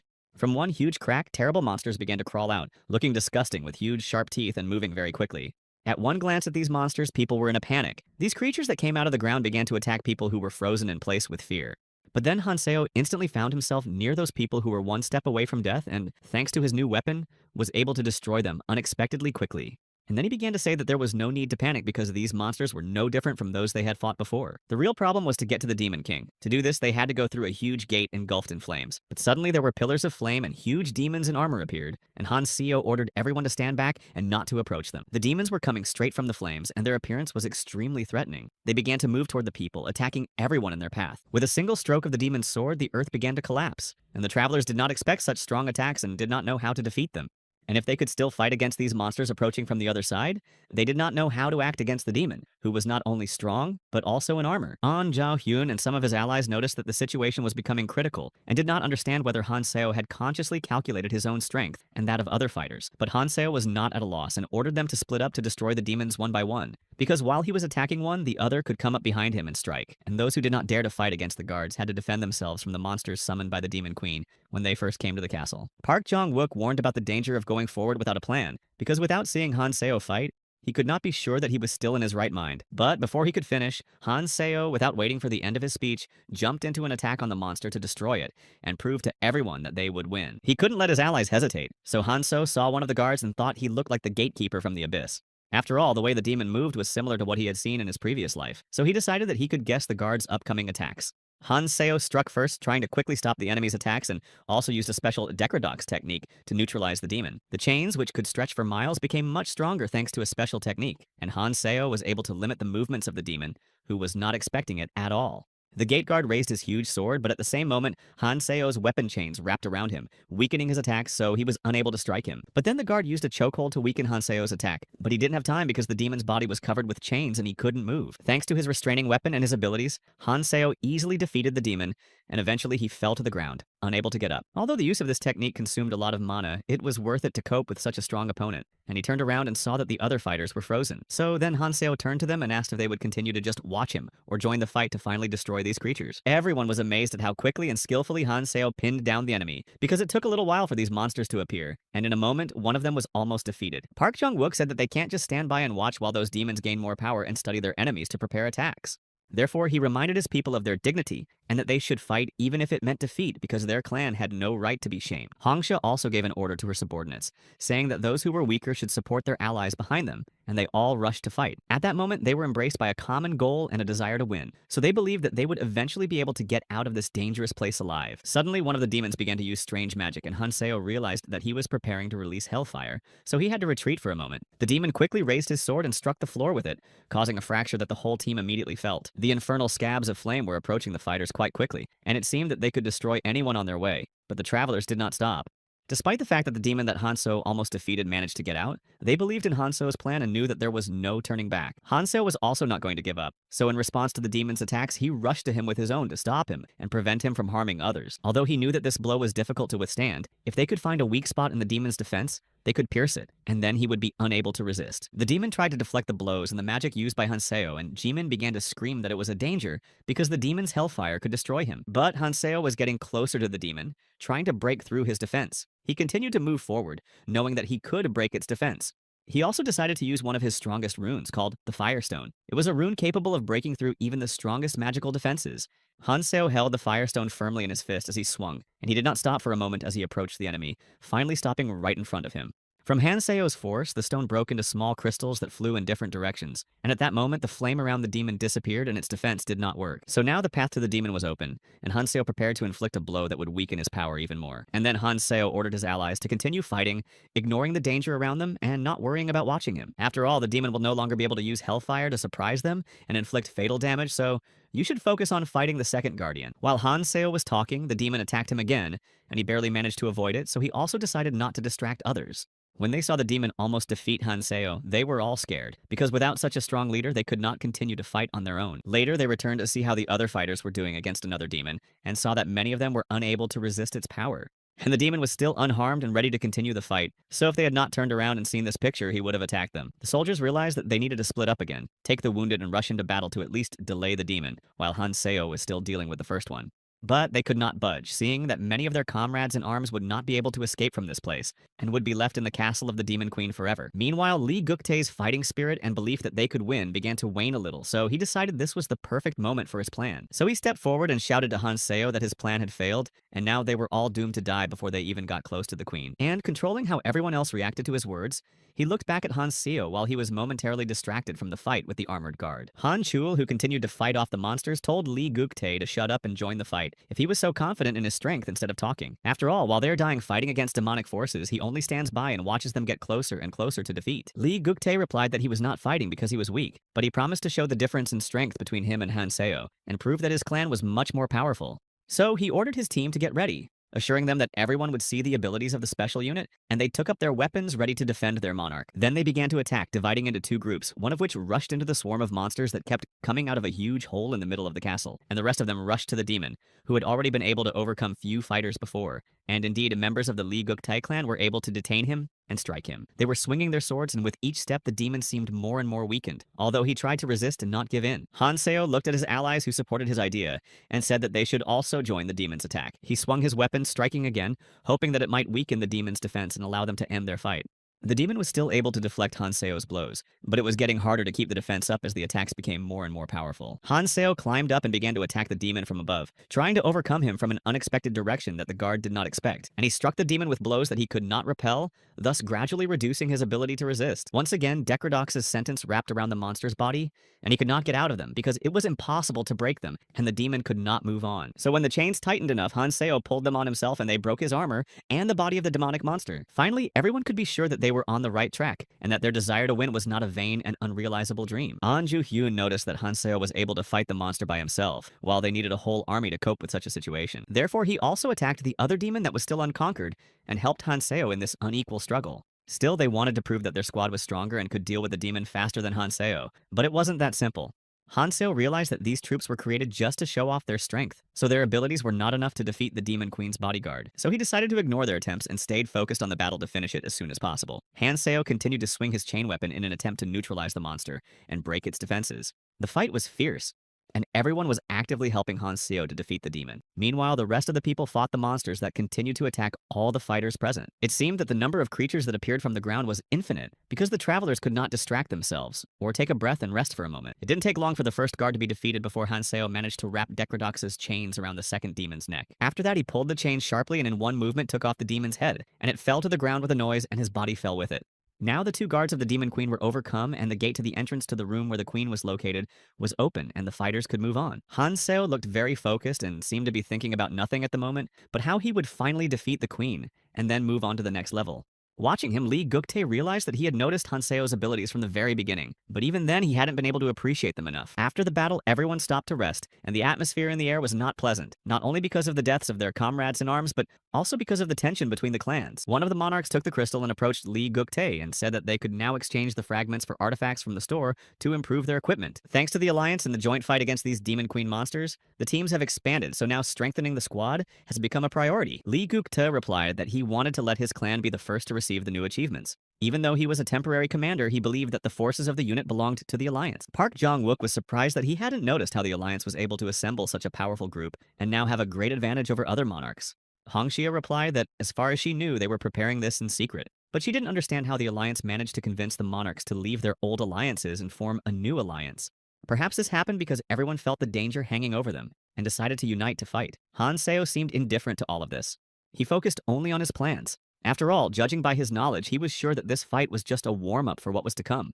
Hongxia approached Hanseo and said that she suspected the Alliance of trying to put a spoke in the wheel of his ideas and eventually destroy everyone with their actions. But Hanseo replied that he had long realized what was happening and decided not to interfere until the Alliance took open action against him. He also said that he had already prepared everything to prevent the Alliance's plans from coming true and would not allow them to interfere in his affairs. Han Chul approached his commander in Hongshi and said that the Alliance was now on the front lines and that this made it much easier for them to fight effectively. Jimin was not sure that they would be able to stop and not act against them, as everyone had refused to help them before. To get out of here, they had to defeat the Demon Queen, but some people were tired after fighting the monsters and thought they couldn't continue the fight. Some people began to think about joining the clan because they saw no other way out of the situation and believed that it was the only way out. However, one of the women said that fighting the Demon King was the only way, and if they had decided to act according to Hanseo's plan from the beginning, they should not back down. She confidently approached Hanaseo, and at that moment, all eyes and attention were completely focused on her and what would happen next. The girl approached Hanseo, greeted him, and said that she was Song and Young, and that she wouldn't mind discussing some of Hanseo's details and things that had been bothering her for a long time. When the girl approached, Jimin almost fainted with jealousy because she couldn't understand what was happening and what her intentions were towards Hanseo. Sung and Young tried to touch Hanseo, but he did not understand her intentions and reacted with restraint, showing no interest in waving her hand away.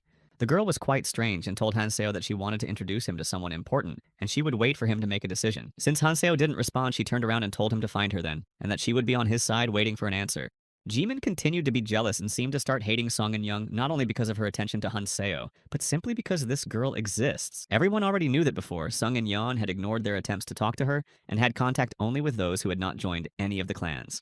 But Hanseo did not pay attention to this girl or what was said about her, because he did not want to listen to another attempt to drag him into one of the clans, and said that everyone was leaving. They came to a long, dark corridor with a purple glowing floor, creating a mysterious atmosphere. Soon they heard a voice ridiculing their attempts to fight the Demon Queen, saying it looked very foolish and naive. It was a fairy helper who stopped them, and said that she had good news for them that could make their task much easier. The fairy told them that they did not need to defeat the Demon King to open a portal to another island. It is enough to just hold out for 30 minutes. After 30 minutes, the crystal on the throne will activate, and a portal to any island will open without restrictions as it was before. The fairy added that they could still buy a pass for a crystal and wished them good luck, and said that they would meet on another island where they would face new challenges. They entered the throne room where they saw the demon queen sitting on the throne, and parts of demons flying around her. Seeing that quite a few travelers survived, she decided to take action and waved her hand and ordered her monsters to rise. After that, the monsters that were in the huge cloud of mucus and the remains of other creatures began to break out of it and finally came to life again. They scattered in different directions like wild animals frightened by a loud and unexpected sound, and these monsters were extremely angry. The soldiers who came to the throne room with Hanseo watched in fascination, and the fairy was quite impressed that these newcomers were able to reach her. Although they were exhausted after the previous battles, their courage and desire to stay alive became the basis for fighting the demonic forces to the end. And so the next wave of attacks began, and now everyone was well aware that only by working together could they get out of this fight alive. The monsters summoned by the Demon Queen flew around her throne, terrifying everyone present, and then rushed to the people, and Hanseo reacted in time. Sometimes the monsters that broke out of the huge clot of remains looked like ghosts, and when they saw that Hanso was ready to fight, they united. But Hanseo knew that this demon queen was weaker than the one in the abyss, so the demon queen's attacks seemed predictable to him. Hanseo used his crystals to buy a pair for the Decradox sentence, and this artifact allowed him to attack in two ways, namely separation and merging. Thanks to his skills, Hanseo threw a knife at the monster, which split into several similar knives, and several of them hit the ghost body. So even though Hanseo tried to throw them directly at the queen, and the monster she summoned protected her, she was still very angry with Hanseo for his actions. She decided that this was disrespectful to Her Majesty and that Hanseo was being too arrogant because she was sure that Hanseo had no right to do so. She got up from the throne and said that it was a good attempt, and Hanseo tried to attack her with his weapon, but she easily deflected all his attacks. Despite all Hanseo's attempts, the Demon Queen did not give in and was still in good condition ready for a new wave of attacks, so she decided that she would strangle him. And she started to attack Hanseo using her magical power. The Demon Queen was able to intercept Hanseo's weapon and use it against him. And then she summoned a huge mystical dog that attacked Hanseo extremely quickly, but thanks to his skills, he was able to dodge the attack. Then Hanseo shouted to Hongxia that he would deal with the Demon King and let them focus on fighting the monsters she had summoned. After all, he could not fight the queen and instead repelled the monsters' attacks from all sides, as such a fight would have dragged on for a long time. But there were too many monsters and they could hardly handle them, so Hanchul shouted to the Li Guktae clan to start competing and join the battle. But Li Guktae ordered his men to stay behind and not interfere in the fight, knowing that he would be able to get the opportunity to fight Hanso again. Jimin started to shout that she knew that this mean Li Guktae would not interfere and would stay away, and she always found him quite unpleasant. Hanseo immediately realized what they were up to and decided to deal with Li Guktae. He told his brothers to detain the queen for a while so that he could talk to him. But his comrades had no idea how to do it, because the enemy's power seemed invincible and it made efforts to destroy any attempts at resistance. Suddenly, she created a huge hand that took up the entire throne room, and then she immediately began to attack Hanseo, trying to crush him. This huge arm moved with incredible speed and strength, so that in comparison, the weapons and Hanseo himself looked like small insects that could be easily crushed. Hanseo was distracted for a moment by his own thoughts and how to solve the problem with the monarchs against him, and he was frozen for a moment by the unexpected attack. But he was able to stay unharmed because he was helped by Park Jong-wook, who used his strength to shield him from the blow of a huge hand, risking his own life. Park Jong-wook could barely withstand the blow and said that they would not be able to fight for long if the situation did not change soon. So Hanseo needed to hurry. He also added that their forces were at their limit, and they would detain the queen while Hanseo dealt with Li Guktae, who was interfering with his concentration. So, realizing that the situation was under the control of the monarchs who supported his idea, he hurried to those who by all means did not want this idea to come true.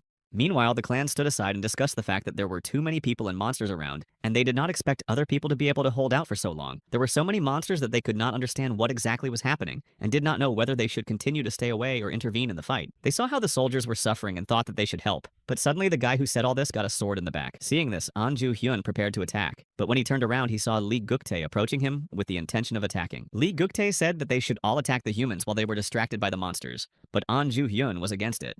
He believed that Li Guktae would not get away with it and that he would have to pay for his betrayal. He ordered his team members to attack, but when he turned around, he saw that they had already been killed by Li Guktae's men. And such cruelty horrified him. After all, some of them were still alive, and the traitors ruthlessly attacked them, killing them right in front of their monarch, who could not do anything about it. And Li Guktae's people were pleased with what was happening, and it became immediately clear that their monarch had warned them about this development from the very beginning. He was very angry, but he knew that the battle was not over yet, and that the Li Guktae clan would not get out of here alive if they continued to betray. But Li Guktae did not care because he had his own plans that did not give anyone a chance to survive except his men, who faithfully carried out any of his orders. The monarch considered other people unworthy to be in the same alliance with him, and said that they would rather die for the monarch than live. Anju Hyun couldn't understand what Li Guktae was talking about, and was quite frightened by this unexpected development. But before he could recover, Li Guktae rushed at him to kill him, and he barely managed to escape thanks to the timely help of Han So, who protected him. Hanseo said that Li Guktae's methods had not changed at all, and that he intended to stop his plans while there was still an opportunity. and this time he will not be able to refuse or somehow justify his actions when everything has already become obvious. Then Lee Guktae told him that Han Seo should be fighting the Demon Queen right now, not here wasting time on idle chatter that made no sense. And also that it was too late to intervene in these showdowns because everything was obvious in Lee Guktae's mind, and Han Seo's fighters would become mere bait for the queen. Lee Guktae finally showed his true colors and said that he considered his men to be just pawns that Han Seo had to eliminate during the training. But Lee Guktae also knew that even if they couldn't defeat Han Seo, they could keep him here longer and the queen would destroy everyone else. Then Han Seo said that he was not going to interfere, but came to offer a deal and asked if Lee Guktae was ready to listen, because the deal was valuable. Meanwhile, the battle continued and all the fighters were so tired that they couldn't wait for Han Seo to return and help them deal with the queen, as well as with huge monsters that looked like dogs that the demon queen summoned, and kept attacking all those who approached the queen. One of them almost harmed Han Chul by attacking him, but Han Seo appeared in time to protect him by swinging his weapon directly into the dog's body. It was obvious that Han Seo was quite skillful with the chain, and everyone thought it was due to his training, but in fact he had long been used to using it in the past. The chain first wrapped around the dog's muzzle and then around its entire body, after which Han Seo pulled the weapon on himself, and the chain cut the monster into pieces.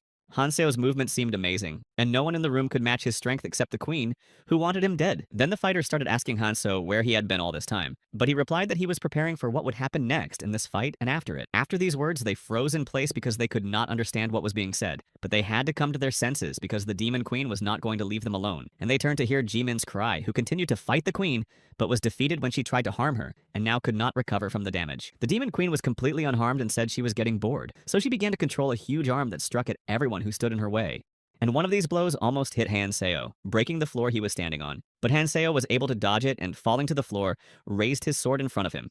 Throwing his sword, he multiplied them, and they began to fly towards the demon queen. Then she deftly dodged the attack and tried to avoid being wounded. But even with the abilities this creature possessed, all attempts to escape from such an attack would have been futile. So Han Seo finally managed to hit its weak point, and most of the swords still hit her directly in the body. And along with the swords, she was bound by the chains of Han Seo's weapons. So now she was screaming in pain and could not move. This made the queen very angry because she did not expect Han Seo to dare to strike her like that. And it upset her even more because it was a human being who had hurt her. She stood there tied up and injured, unable to continue fighting on equal terms with Han Seo, but she said she would not let it go and would show Han Seo where he belonged. What Han Seo did surprised everyone behind him, and although they came here to defeat the queen, no one was ready to experience the moment when she was defeated. But when they came to their senses, they wanted to help Han Seo, but he stopped them, making it clear that he could handle it on his own and that interference would only hinder him. Suddenly, a purple ball of magic flew from the demon queen's side right at Han Seo, and not seeing it in time, he had no chance to dodge it. Everyone fell down from the force of the blow and later began to look around and worry because they did not know what had happened and whether Han Seo would be able to withstand the attack. For a moment, it seemed that Han Seo was finished because only a huge column of smoke and fire remained on the spot where he landed, covering everything around him.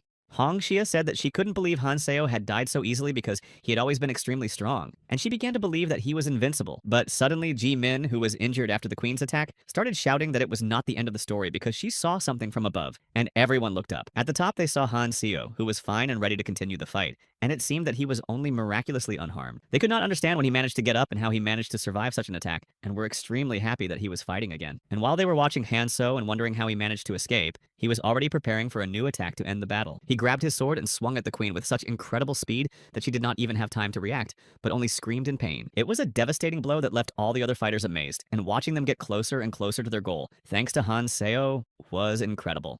It turned out that Han Seo was able to hit the queen's arm right on the spot and disconnected it with his blow. And from the outside, it seemed that finally the queen was finished forever. Unable to withstand the pain and showing no reaction, she collapsed and fell, and a moment later started laughing, louder and louder with each passing second.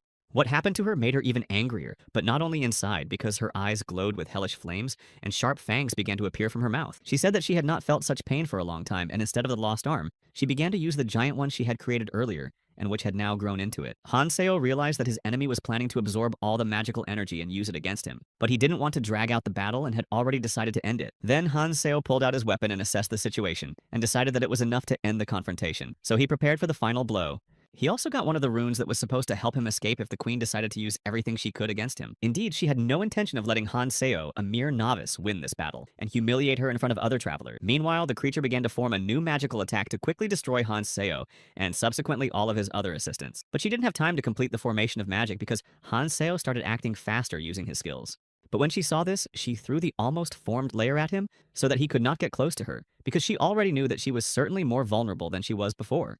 But Hanseo was able to avoid this magic, and all the queen's attempts to fight back did not stop him, so he continued to approach her closer and closer. Hanseo approached her, moving quickly and carefully to get to the queen. The demon queen prepared to defend herself, and her hand grew larger and larger, absorbing the surrounding magic and creating a huge force. As Hanseo approached the queen, he shouted that he needed a two-handed sword. Hanchul reacted quickly and threw the sword to Hanseo to continue fighting. Hanseo grabbed his sword and continued to attack with all his strength. He was right under the hands of the demon queen, and she struck him with a powerful blow.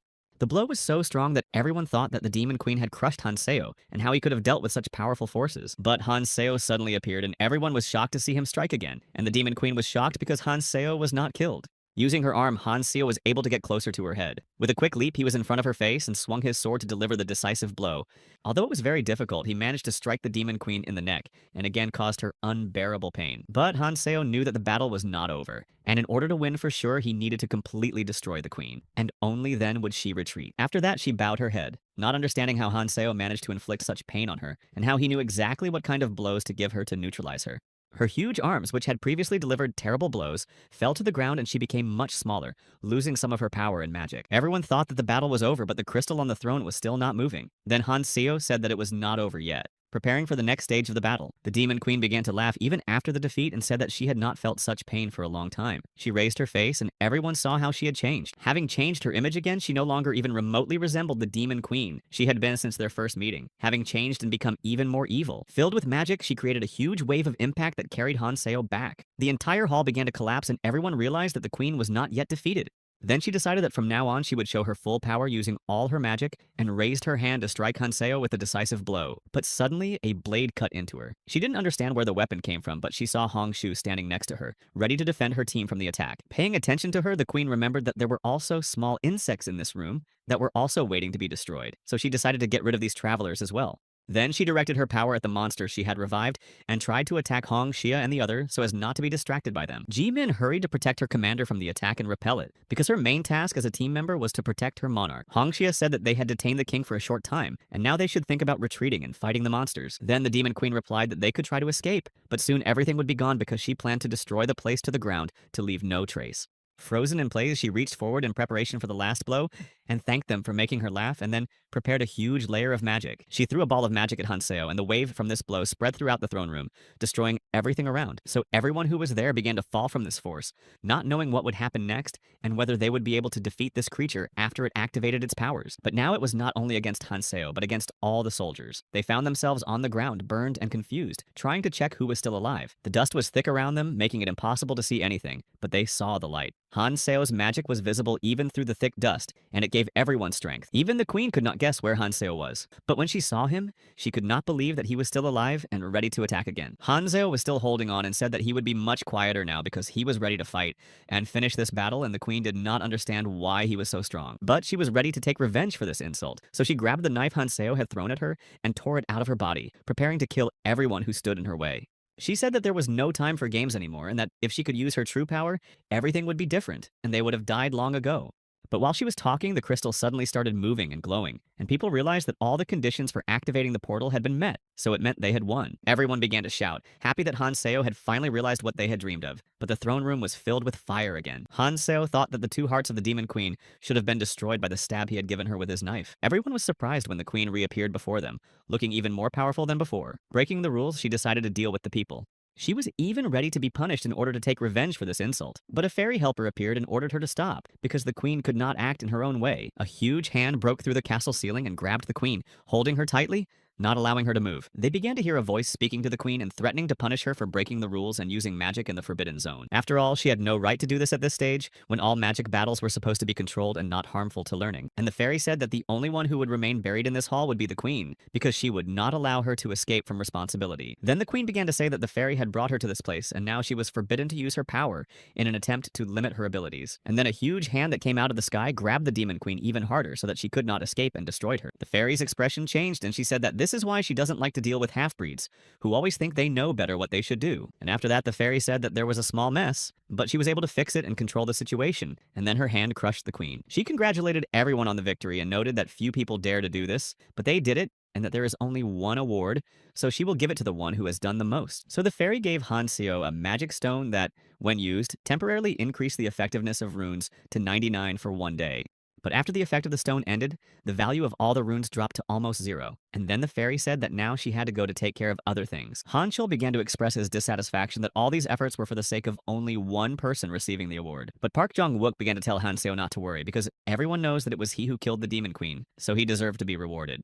And there was no one who could take that power away from Han Seo. Hong Xia started to say that she didn't think the Smog clan would stand aside, but now they were quiet. None of them showed up even when everyone was competing with the queen, and their absence was becoming more and more suspicious. Ji Min began to say that they should deal with them, not giving the traitors a chance to escape from retribution. But Han Seo replied that perhaps everything was already over, and there was no point in continuing to look for them and think about revenge. No one understood the words Han Seo had just said because it had to end, and this only added to the tension, and then something strange started to happen.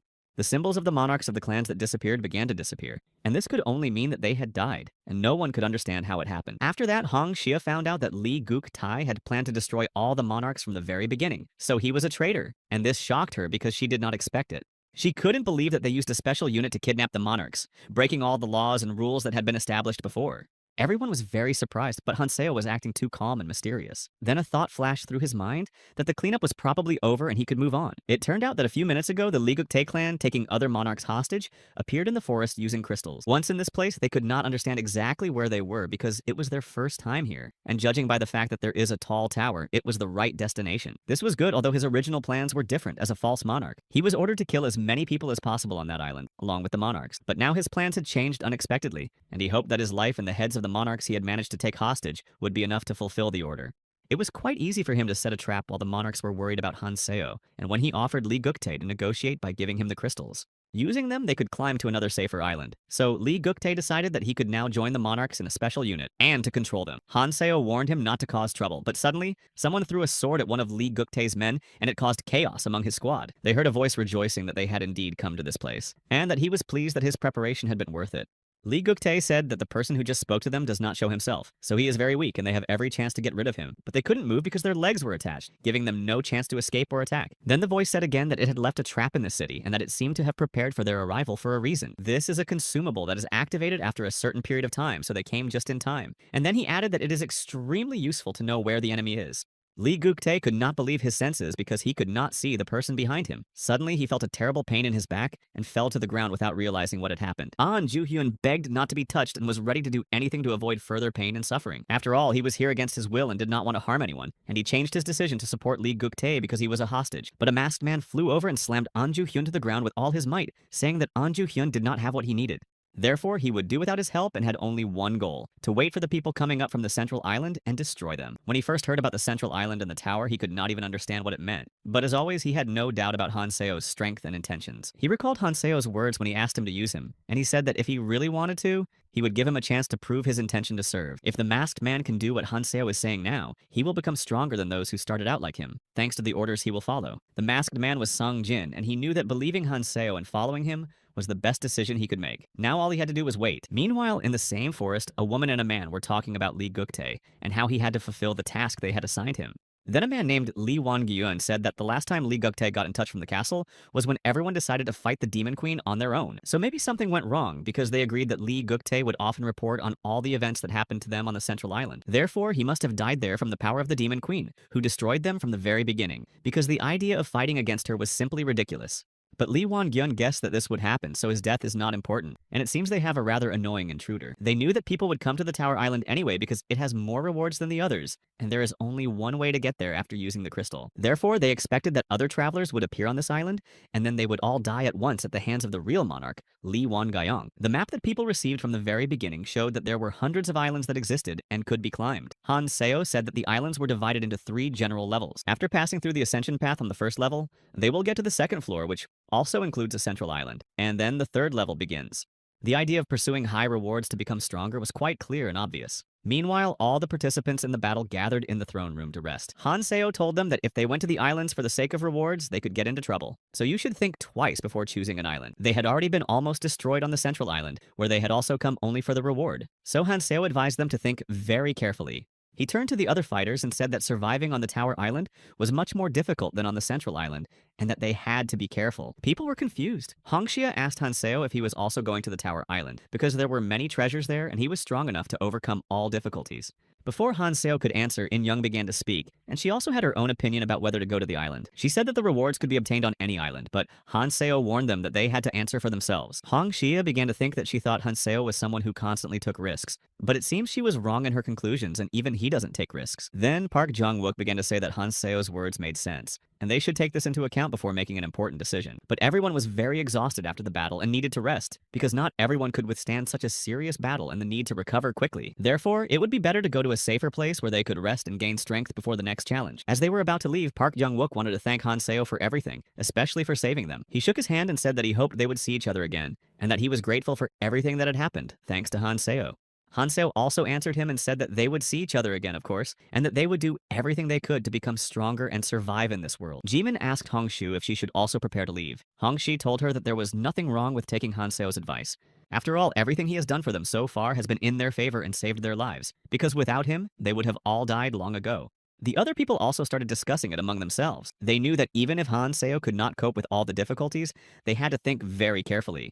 Han Seo asked everyone to decide quickly because there was even less time left, and they should hurry before the island disappeared and everything they had done was not in vain. Then Park Jong-wook replied that in that case they would go first. As he approached the portal, he turned around and wished everyone good luck. He told them to hold on because they had to live to see the next meeting. Hong Shi offers Jimin a goodbye, but she says she shouldn't. She said it coldly and ironically and added that she didn't know about goodbyes, but she was sure that they would definitely meet again. After everyone had left, Han Seo asked Sung In-young why she wasn't leaving as well, because he didn't understand why she was staying. But she told Han Seo that she wanted him to go first and that she needed to check something before she left. He didn't object and went to the portal, but told Sung In-young that they would meet again on the next island. And for a minute, Sung In-young froze in place, because she didn't understand what Han Seo was talking about and how he knew which island she was going to go to.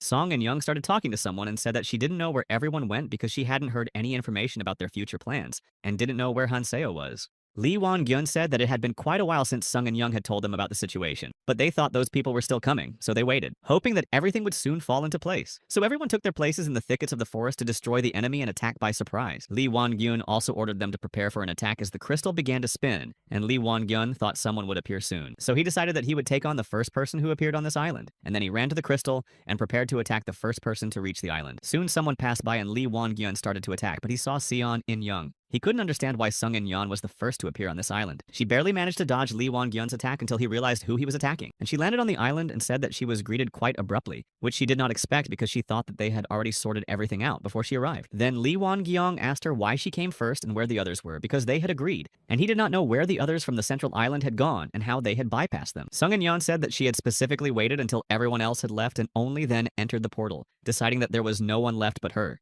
She asked if no one had really come because she was sure that someone else must be on the island, and Han Seo could not have surfaced in everyone's mind. But Lee Won-gyun replied that she was the first and no one else had shown up yet, which surprised him and raised doubts about the true intentions of all the participants. She was very surprised because she was expecting others, so she asked Lee Wo if he was sure that no one else was on the island. Then Lee Won-gyun asked her if she was sure she was the last one, because there was really no one else in front of her, and she assured him that she saw everyone leave. Lee Won-gyun was very angry when he learned from Song In-young that Han Seo had once again prevented them from fulfilling their plans. He was also angry at the monarchs who had escaped. He despised him because everything they had planned was now in jeopardy. Han Seo and everyone else got on his nerves because they were constantly making his path more difficult. They were unable to destroy any of them, so they tried to find the portal with the help of their people in vain. Lee Won-gyun asks Song In-young if she knows why Han Seo is doing this, but she said she couldn't know for sure. Then Lee Won ordered them to warn their people to get rid of Han Seo on the other islands if they encountered her. But the woman replied that Han Seo was strong enough to compete, and then Lee Won-gyun said that they had to get rid of him by all means, because Han Seo doesn't destroy people. If his men attack Han Seo, then maybe something will come of it. Lee Won-gyun said that they need to remember their goal and what the monarchs did. Then Lee Won-gyun ordered to destroy all obstacles by any means necessary, and to prevent Han Seo from saving other people, and went on. Sung In-young asked if they were going to wait a little longer, but she was told that there was no point in waiting any longer because it was clear that everyone had already left the central island. After they left the place of their ambush, the crystal began to glow again, and Han Seo came out of it, knowing that he was in a trap, so he waited until everyone left. Han Seo began to think that if Lee Won-gyun was still the same, he should immediately confront him and then destroy him. While he was walking through the forest and thinking about what he should do next, Sang Jin was hiding in the thicket in the middle of the forest, sitting so quietly that no one noticed him. So at first Han Seo himself passed him by, thinking that Sang Jin had either moved on or was somewhere else, because enemies were waiting in this place to capture him. But when he saw Sang Jin in the thicket, he asked him how long he was going to stand there and not show any signs of his presence. He greeted Han Seo and said that they hadn't seen each other for a long time, but as he said, he had completed his task and everything went according to plan, and brought the earrings of the 7 siblings. Sangjin had ideas about how Hanseo was going to use the items, but he still didn't understand what they were for. Hanseo praised him for a job well done. And then he started to put on the earrings. Sangjin turned to Hanseo to tell him that he was moving on to the next island, but he was surprised by what he saw. He hadn't expected to see Hanseo looking like that, and he hadn't realized that the artifact he had brought had such power. But Hanseo said that he would be more inconspicuous in this form. Putting on the earrings, he turned into a girl, and now no one will recognize him.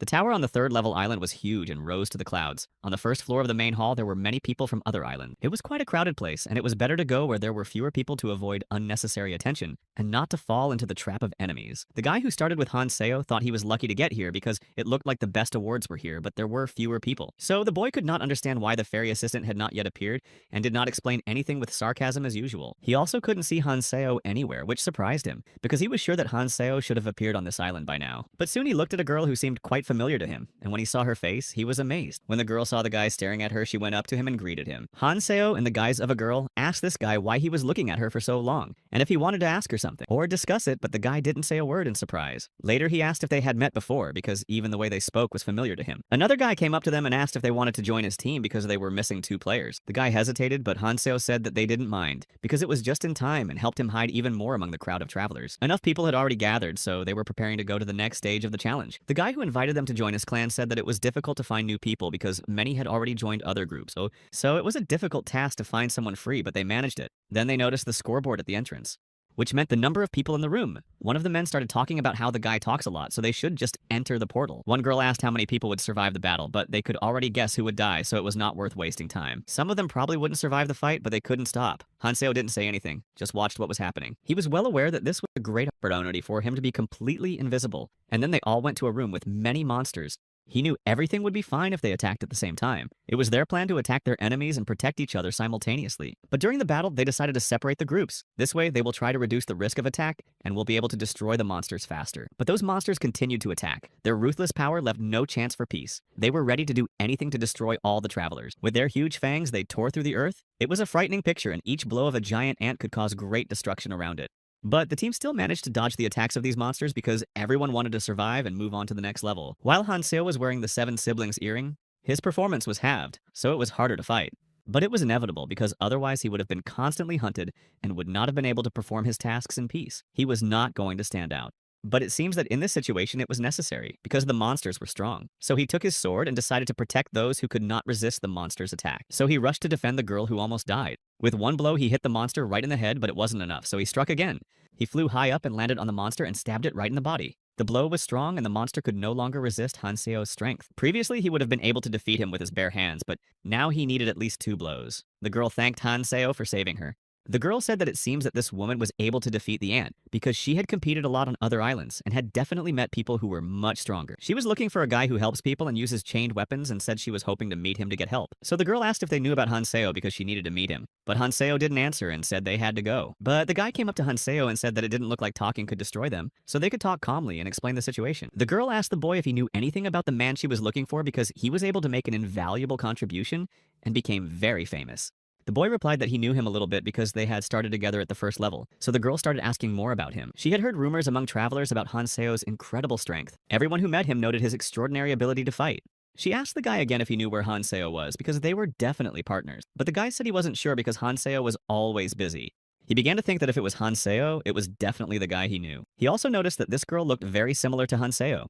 Her demeanor reminded him of Hanseo. He remembered the last conversation he had with Hanseo, especially how he had tried to protect them all and fought the beast of prey alone. It was one of the most remarkable moments that left an impression of Hanseo on everyone. If Hanseo had not been with them at that moment, many people would have died. Thanks to his skills, he was able to save them and they continued on their way. The guy was sure that Hanseo had become much stronger by now.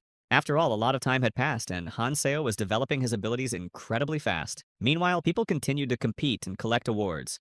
They didn't stop and sought to finish off all the creatures as quickly as possible and move on to find even more awards at this level. Suddenly they noticed that there were no artifacts. With low complexity and a large number of people, the quality of artifacts decreased. It was obvious and they realized that complications lay ahead. Soon they saw a portal that looked like the one they had come through. So they began to think that this was an opportunity to move to a new stage. And they started moving in this direction. And maybe they could get more valuable artifacts there.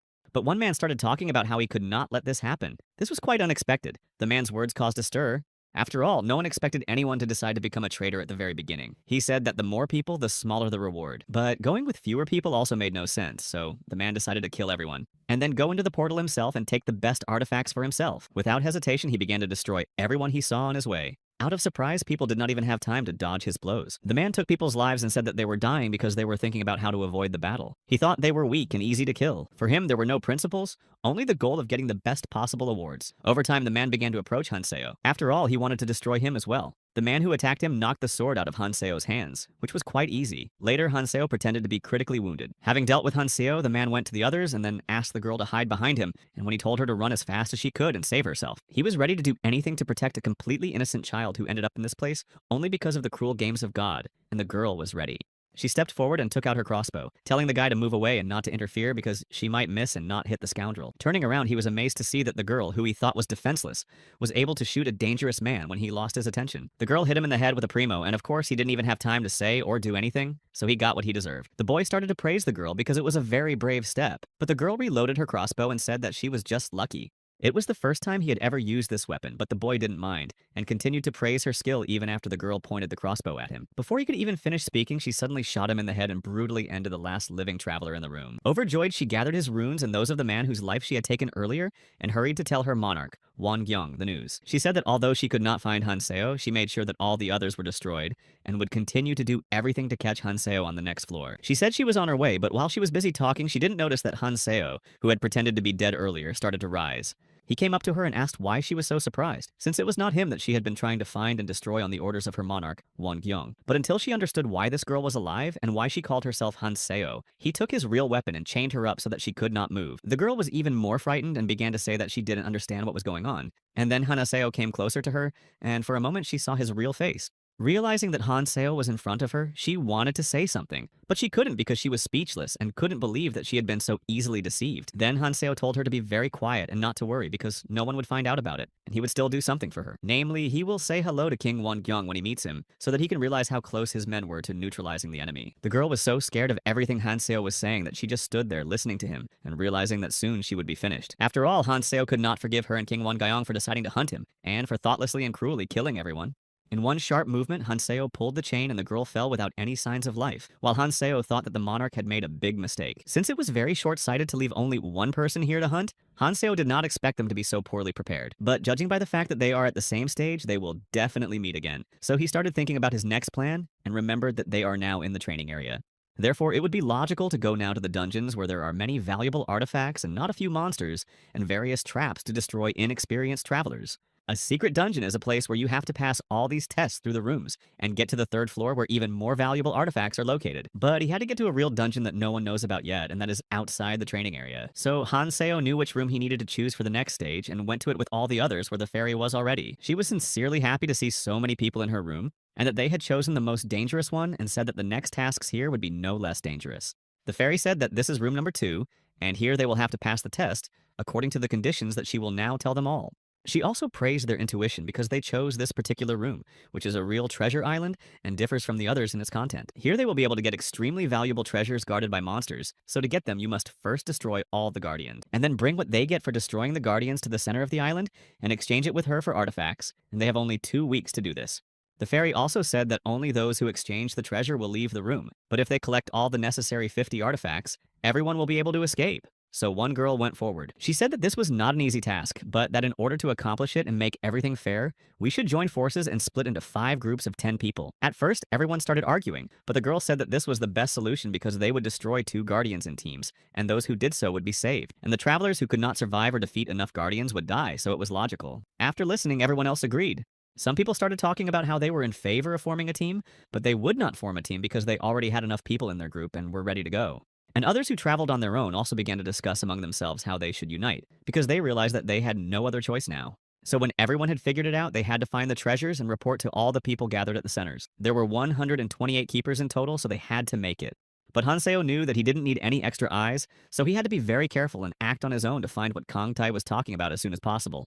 So while everyone was still figuring out the terms, Hanseo went to the forest, but one girl noticed him doing it and started thinking that it was very strange. But Hanseo did not see this and continued to think about Kang Tae's idea to find an artifact similar to the Philosopher's Stone on this floor and in this room.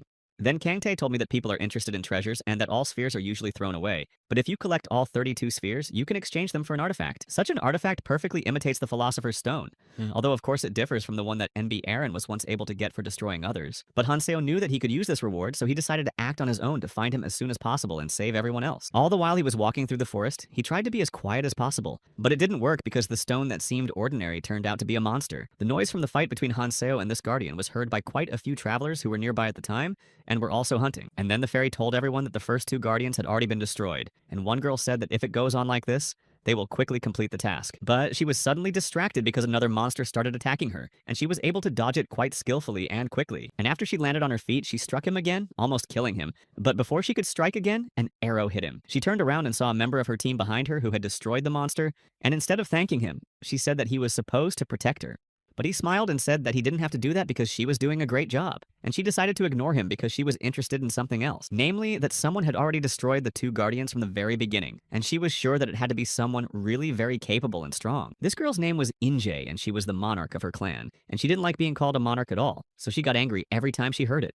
She turned to her team and said that it looked like those who were ahead were gone, so they could go ahead and look for the guardians. But a moment later she spoke again, this time to stop everyone because she heard someone approaching them, and also had a strange feeling.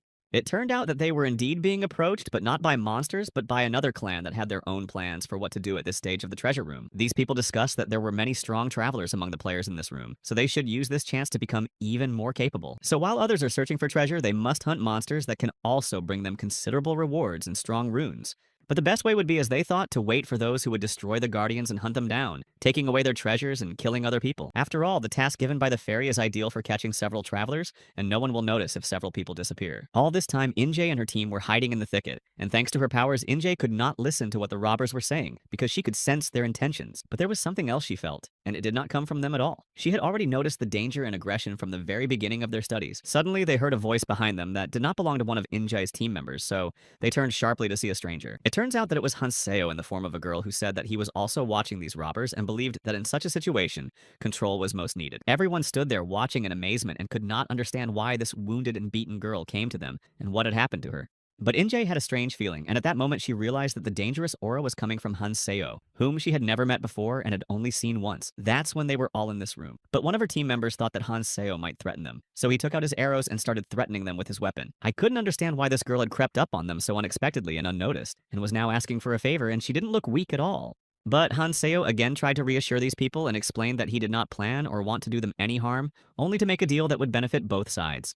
Hanseo mentioned that during the passage of this stage, many travelers died because of some thieves who followed the orders of their monarch. That's why he found this group under the command of Monarch Injae to offer them his idea so that everyone could survive and continue. But there was something that Injae couldn't understand, namely her suspicious feeling that started as soon as this girl, Hanseo, showed up. And it was mixed, because in addition to the extreme danger that lies behind the mask of an ordinary person, Injae felt that this girl had the same intuition as her. So they stepped forward and ordered everyone to immediately put down their weapons and not try to attack anymore, because they wanted to talk to him personally and find out what the offer was. Although the boy from her clan was still unsure whether to trust this suspicious stranger, he followed Injae's order and left. I looked at Injae and saw that she was extremely worried and definitely very nervous. So I realized that this was a sign, and I had to be prepared. At this point, Injae was already asking the stranger what she wanted, and she should share her offer since she didn't seem to need any help. And although they may not be that strong, they will fight back as a group, and if she wants to harm them, they will not stand still and will take revenge. Then Hanseo said that the deal was simply that they didn't need to destroy the guardians and search for treasure right now, but rather fight the criminals on the front lines because he didn't have time for that.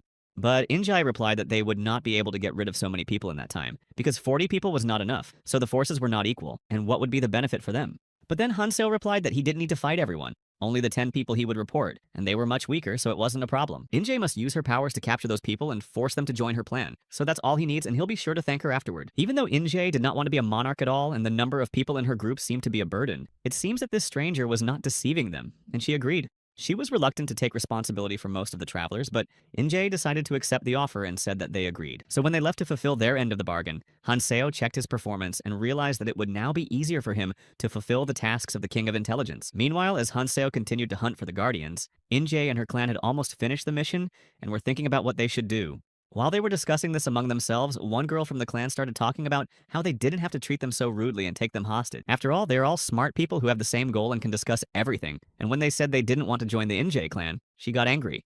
but only for a moment, because she knew that it no longer made any sense and she didn't care whether they joined by themselves or by force, because they were already part of her clan and had its symbols. So she ordered everyone to continue with the task, but she herself could not understand where the stranger was and why she was so interested in saving others. This was not some kind of task for which she could get a good reward, but rather a selfless courage and salvation of humanity, which Injay could not understand. And just when Injay was beginning to think that they had been deceived, a boy from her clan said that he saw something extraordinary in the middle of the thicket, and a fairy said that all the guardians had been destroyed. At that moment, Injay realized that the stranger had fulfilled her promise. So they all rushed to the fairies to exchange the sphere for something that could free them. When they gave the sphere to the fairy, she asked if they had completed their tasks in this place, and if they could now finally leave this room and go to the third level. Enchanted, the fairy took the sphere in her little paws and said that it was the perfect treasure she wanted, but still hoped that more players would be affected. But because the task was completed, she offered Injay, as the monarch who brought the treasure, to choose a reward among very valuable artifacts. To further confuse Injay's mind, the fairy offered her all sorts of rewards that could help her personally, and she wondered if she should choose a number that would save everyone. Seeing the fairy playing tricks on Injay's head in her hesitation, the other travelers began to shout, trying to beg Injay to choose the right number. After all, they had enough treasure to choose the number 50, and thus give all of them a chance to get out of here and continue their journey and survival. Although all those rewards were very tempting, Injay listened to the voice of her conscience and chose the number 50 so that they could all be saved. But before telling the fairy about her decision, Injay turned to all the people and said that such a solution was certainly useful, but too boring. So she said that she, as a monarch, ordered them to compete with each other to see the spectacle, and they had to do it if they wanted to get out alive. When people heard this, they were furious because they could not understand how their monarch could be so petty, and soon noticed that their symbols had disappeared. After choosing the number 50, Injay and her clan hurried to escape from this place in order not to fall under the hot hand of angry and powerful other travelers. When they ran away, the people were shocked and looked at the fairy, waiting for an explanation of what would happen next, and the fairy asked them if such an order would have worked. Although she was disappointed, she opened the portal so that they could get out, because she was not going to deceive them and they did not succumb to their own greed. When all the other travelers saw the portal, they ran to it without any questions or actions, because they knew that in this world we can expect anything from this fairy. When they were already running away, one of the participants who had been taken prisoner by the Inche clan freed herself and told her other people that she would help them free themselves. After all, they need to get out of here because the fairy warned them that the portal would close soon, and to tell the monarch all the news about their situation. Therefore, when everyone was free, the girl immediately contacted the monarch Wan Gayong and informed him that they had already passed the stage, and unfortunately did not find Han Seo. After all, strange and unexpected circumstances prevented them from doing so, and they were sure that Han Seo had long since moved on to the unreconciled stage and was moving on. But the monarch said that he was not interested in this now, but he was already at the third stage and there was a horror going on, so he ordered everyone to go to him and help fight. Han Seo overheard their conversation, rejoicing that his trap had worked, and remembering Keldian's lessons about their plan to save all of humanity. Then Keldian told me that the dungeon on the Tower Island was an unusual place, and that because it was so confusing, it would be very difficult to capture Won Gyun. But in order to find and destroy him, you need to prevent him from leaving the training area and catch him on the third floor of the Tower Island. But if you think about the best stage and floor to catch him on, the third floor will be the most convenient. After all, terrible things will happen on it, and the monsters that are there will destroy travelers without any effort to prevent them from getting out of this place. In this case, Won Gyun will need support and help in the fight, and despite all other tasks, he will call on all members of his group. And only then will they be able to lure him into their own trap and get rid of him before Won Gyun causes an even worse disaster and becomes even more violent. Having blocked all the exits and entrances, Won Gaion will not be able to get out and stay on the third stage, which simulates the world of the Abyss, although it is very different from the real one. But Han Seo was already ready because all his plans were successful, and he also had the Philosopher's Stone, albeit an ordinary copy of it, but no less powerful. Now Han Seo was glad that he could finally put an end to all Won Gyun's evil deeds at the very beginning, and destroy him after he got a good look at his face. When Han Seo passed through the stage and rushed to this criminal, Injae and her clan were still following him and trying to figure out whether they should continue to follow him. Meanwhile, the atmosphere on the third floor was truly hellish, and Won Gyung and his clan fought with all their might to repel all the monsters' attacks. But they did not seem to end and were approaching from all sides, which greatly broke the spirit of the Won Gyung clan's struggle, and they were not sure that they could survive. After all, those monsters were not only unusual, but also real insurmountable creatures that were quite similar to those outside the classroom. Won Gayong's people continued to fight and defend their monarch, but not all of them managed to survive the battle, so Won Gayong began to worry. Suddenly, when he was left unprotected, one of the strongest monsters attacked him, but he managed to react and cover himself with his hands, holding them straight ahead. He tried his best to resist it, despite the fact that the monster's fangs were right in front of Yeongyun's face, and yet he managed to defeat it. After that, he looked at all the other participants in this battle and the members of his group, and realized that they all needed an incentive to continue. Standing right in front of the body of the terrible monster he had just destroyed, he addressed all his people and said that they must continue to fight and not lose heart. After all, this is their task not only to themselves to survive, but also to their monarch, who needs their help and orders them not to give up for any reason. He also said to himself that he had taken revenge on so many people who had stood in his way until now, that he had taken revenge on all the villains, and that he could not give up now. And also all those people whose lives he took to make his job easier. He did so much, made so many efforts, so he can't leave right now. But there was something else about this terrifying place that haunted Won-gyun, namely the feeling that this place lives as one organism with all these monsters. But apparently it was all because of a strange crystal that was set in this place, and for some unknown reason, Won-gyun saw some shadows of people inside it. When the monsters finally became fewer and no new ones appeared, Won-gyun stopped right in front of this crystal and tried to understand why it was there and what its essence was. Then, when this happened, the fairy helper appeared and with a sly and evil smile beckoned to Won-gyun to come closer to the crystal and examine it closely.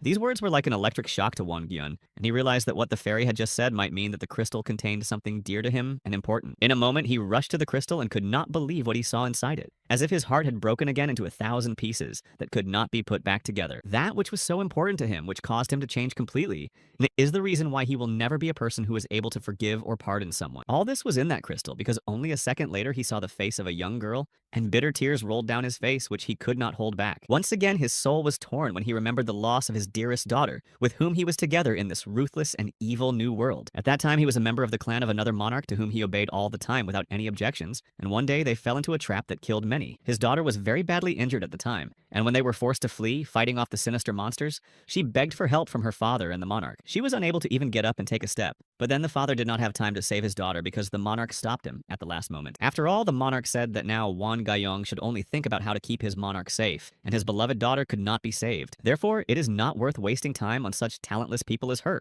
After these words, a storm broke out inside Won Gyong, and he destroyed his own monarch. He realized that he could no longer be subordinate to a man who only cared about his own safety, and did not even try to save the people of his clan, who, moreover, find themselves in these dangerous situations only on his whim. That's when he became monarch through a dirty path, but the right one in his opinion. Everything he had now, the way he had become, was just the consequences of surviving in this world. But it was not what finally made him one of the ruthless monsters of the other world. And the moment when he realized that after killing the monarch, his daughter died, and he could not bring her back to life despite powerful forces, which he had just taken possession of. It was at that moment that his heart became absolutely cold, and his goal was only revenge on all those who were to blame for this. And only this reduced the pain. He leaned over the crystal and was morally dying again from such heavy memories, but only a moment later the fairy said that it was possible to return his family. After these words, the woman who had always been by Won Gyun's side realized that in this case, she would be able to bring back her own son, whom she had also lost here, to save his children, to make sure they would be around again, and to close the most painful one early gave Won Gyun hope that he would be able to get his daughter back. But in order to return someone from this magical crystal, it was necessary to destroy one person, but of course it could not be a person from the clan of the monarch Won Gyung. When Won Gyun heard this, he became angry again, because before that he had done everything to kill as many people as possible, so now it is an extremely difficult task. But a moment later, one guy from the Won Gyun clan said he received a message that a new member had appeared on the third floor and was an outsider. Hearing this, Won Gyung realized that this is who would be the sacrifice to bring back his beautiful daughter, someone who should have been destroyed long ago. The person who appeared at this stage was already approaching Won Gyun's group, and when his men began to attack this person, he neutralized them all, although he did not let them die. After all, it was Han Seo who came to Won Gyun's life, and, as Eris ordered him, tried to avoid the deaths of other people who would become part of the new abyss.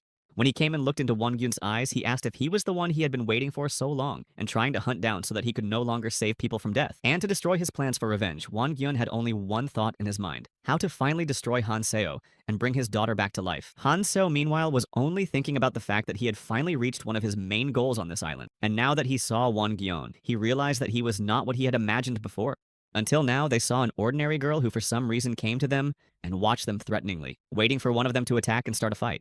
Han Seo, meanwhile, was preparing to destroy Won Gyun, knowing that he would not stop and would destroy everything and everyone in his search to save his daughter and his own son. What he will do to the travelers in the future cannot be compared to his actions now, or to those terrible monsters who are against humanity. But even if Han Seo destroys this evil monarch, he will be able to save countless people and find his son, who will be fine without this father. When Han Seo realized that there was no point in stalling any longer and took off the 7 brothers' earrings, everyone finally saw who was really up against them. Won Gyun couldn't believe that Han Seo, who had been trying to ruin the plans for some unknown reason, had come to die for him to save his daughter. This thought made him so happy that he was ready to destroy him in a second, and shouted to Han Seo to get ready because he was going to die because of his stupidity. He shouldn't have shown up at all because now Won Gyun has even more reason to hunt him down and save her daughter, even though he was just a copy. The fairy told them this because from the very beginning, before bringing everyone to this world, they made copies of all the participants in order to mock them even more, showing the travelers who they had lost to the living again. So with a new wave of anger, he rushed towards Han Seo, ready to use all his strength to do so. But suddenly, a huge crack appeared between them on the ground, and in a moment, a monster appeared that looked like someone else Hanso had fought in the first dungeon. When he started a new journey with his former classmates, and in this place, the monster was gigantic and extremely dangerous, ready to hunt. Realizing that Hanseo might take advantage of the situation to escape, Won-gyun told Song In-young to follow Hanseo and make sure he doesn't hide. But in a moment, Hanseo shouted that there was no reason for this, and swung his weapon and wrapped a chain around the monster's body, which squeezed the monster.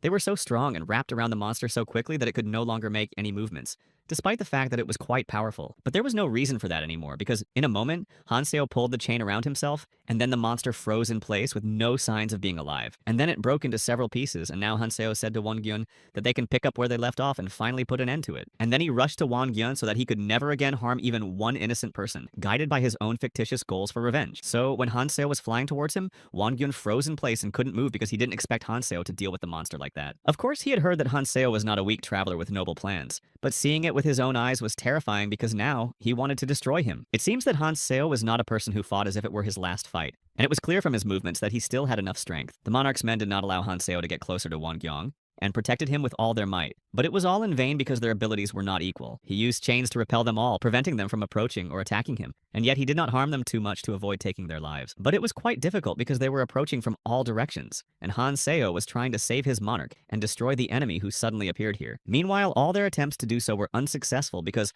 Hanseo continued to approach Won-gyun and repelled all the attacks of the monarch's men. Realizing that Hanseo was approaching very quickly, Won-gyun told his men not to give up and to do everything they could to stop this madman. Then Sung In-yeon also broke into the fight and began to attack Hanseo. So the fight became even more fierce because Sung In-yeon had good abilities. Meanwhile, Sung In-young herself realized that she had made a mistake in her observations and failed to fully appreciate Hanseo's strength, even when he was fighting the demon. But Hanseo continued to attack, and he was not at all interested in the fact that these people wanted to destroy him, because his target was the monarch, who had to be destroyed immediately. And the monarch, realizing that they were losing this battle, began to shout to his men to push Hanseo further and not let him win and destroy everyone. After all, they had fought for so long, killed so many people, and could not give up because of Hanseo, so he must be stopped and his plans must not be allowed to continue. Watching Hanseo, everyone realized that this battle could end in a matter of minutes and not in their favor, and that he would destroy everyone. So after realizing this, everyone began to attack Hanseo without fear that they might die in the name of their own monarch, because it was an honor for them. Hanseo realized that the monarch would not surrender and would never retreat, so he would throw all his men as expendable material to delay him as long as possible. So he decided that he had to use more of his skills and other magical skills to do whatever it took to get closer to the monarch. But it was getting harder and harder to fight against these people, because they had also activated their new abilities and knew that Hanso would not destroy them completely, so they had no fear. Despite the fact that Hanseo was guided by his main rule to leave as many people alive as possible, it was difficult to fight against those who were trying to destroy him. Moreover, suddenly the monarch's men began to attack not only from all sides on the ground, but also from above, which Hanseo did not expect. So he sharply defended himself by swinging his blade. He swung the blade so hard that it wounded the soldiers so badly that they died immediately. So Hanso realized that he had no other choice. Although his plans were not to destroy all these people who may have been in the grip of the evil monarch out of fear and did not know what they were doing. After those people were fatally wounded, good runes fell out of their bodies, which Hanseo immediately picked up and then took the same snake from the first island out of his pocket. For a moment, everyone stopped, because it was the first time they had seen a person take over a monster of this world, and it was even stranger that this snake was piercing runes. And after that, she spat out two of the same ones Hanseo wanted, even though the rules said that people and other creatures had to fight to survive. But it looks like these two have worked well together and are happy to be able to do what they have to do, i.e. the snake eats the runes, and Hanseo gets the ones he needs. But soon this silence was interrupted by Won-gyun's shouting that everyone should immediately attack again and not allow themselves to be destroyed, because it would only play into Hanseo's hands, who is enriched by their runes. Then the woman stepped forward and decided that it was her time to detain Hanseo and prevent him from carrying out his plans with her monarch. When she used her magic, strange magic circles formed around Hanseo, and at first, Hanseo couldn't understand what was happening and what kind of ability it was. But soon strange green roots appeared around his feet, preventing him from moving and attacking anyone near him. This moment was used by Song In-young, who rushed at Hanseo and tried to destroy him in one fell swoop. But he quickly reacted and did not allow himself to be harmed. Although this was a good attempt, it was not enough to destroy him. So when the monarch realized this, he again began to shout to his men to take revenge on Hanseo for preventing them from moving towards their goal, and for those who have already died trying to hunt down Hanso earlier, and those who have rotted in this battle. When Han Seo broke free from the roots that the woman had made, he was able to fight again against the members of the monarch's clan. So everything they did was in vain. After all, sometimes it seemed that Han Seo was simply invincible, a man who had enhanced his abilities in ways they had never even guessed. Realizing that her magic would only delay Han Seo for a short time, the woman decided to use her magic against him again, so that the others could attack. But Han Seo realized that this battle had already dragged on for too long, so he needed a different plan, not just to kill everyone and then the monarch himself. After all, the latter had not yet thrown a single blow in this struggle, but only threw his men at Han Seo without sparing them and using them as his means of security. So when the woman used the magic again, Han Seo succumbed to it and his legs again froze in the strong roots that did not give him a chance to move his legs and attack. So he stood there and fought off all the others, and in a moment he destroyed them and started running towards the woman who tried to detain him. In mid-air, he gripped his blade tightly and prepared to kill a few more fighters who were not allowing him to press freely and appeared seemingly out of nowhere. He waved his blade and did not care about saving the lives of those who might deserve it, because then it would last a very long time. Using his magic, Han Seo was able to deactivate the woman's magic, and it impressed her because she couldn't understand how this boy managed to do this. While Han Seo was trying his best to fight off Won Gyun's men with his blade, he was also dragging a chain that was also fighting off all those who were left behind. And those who were still alive after one blow and then recovered also used magic to attack him again and prevent him from approaching the monarch Won Gyung. So now he was very close to the woman and attacked her to neutralize her, and suddenly she regained her magic and used it again. It was at this moment when almost all of his enemies were dead, and when he was so close to Won Gyun himself that he was forced to stop because he could no longer take a step. If earlier the roots had only trapped his feet and he was still able to fight, this time the roots wrapped themselves around his legs and then further. Unable to withstand this force, Han Seo fell on the circle while the roots continued to bind his legs, arms, and entire body, and then tightened quite a bit.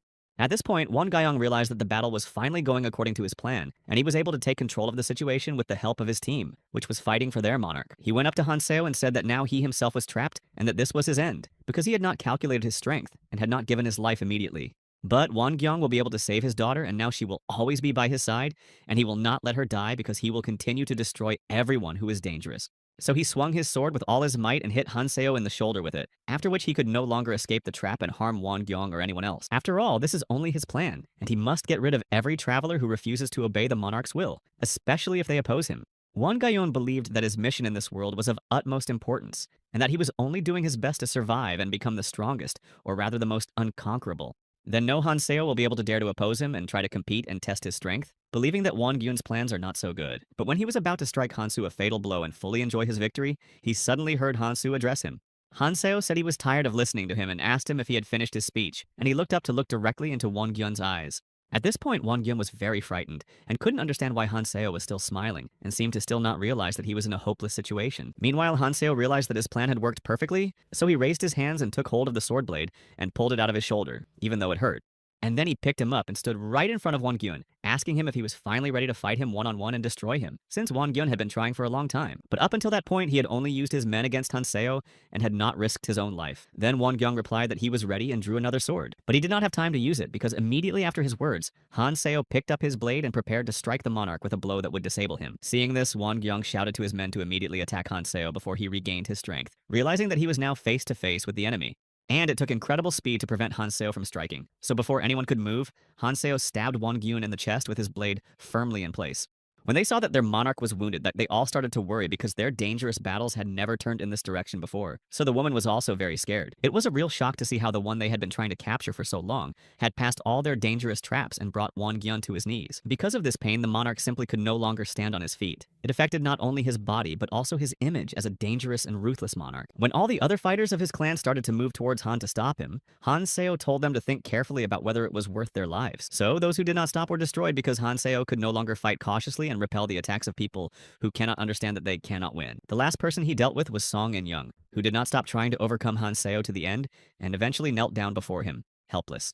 At that moment, everything that still happened broke Won Gyun, who was already barely alive and could only watch his men die in a meaningless battle. The thought of Han Seo appearing in front of them and destroying the entire clan by himself made Won Gyun so angry that he started shouting at Han Seo, asking how he could do such a thing. All this time, Han Seo has been doing everything to protect people, but in this situation, he has destroyed an entire group, and how can he call himself a normal person after that? Listening to all of this, Han Seo went deep into his memories and mentally returned to the past when they had already tried to stop Won Gyun and succeeded.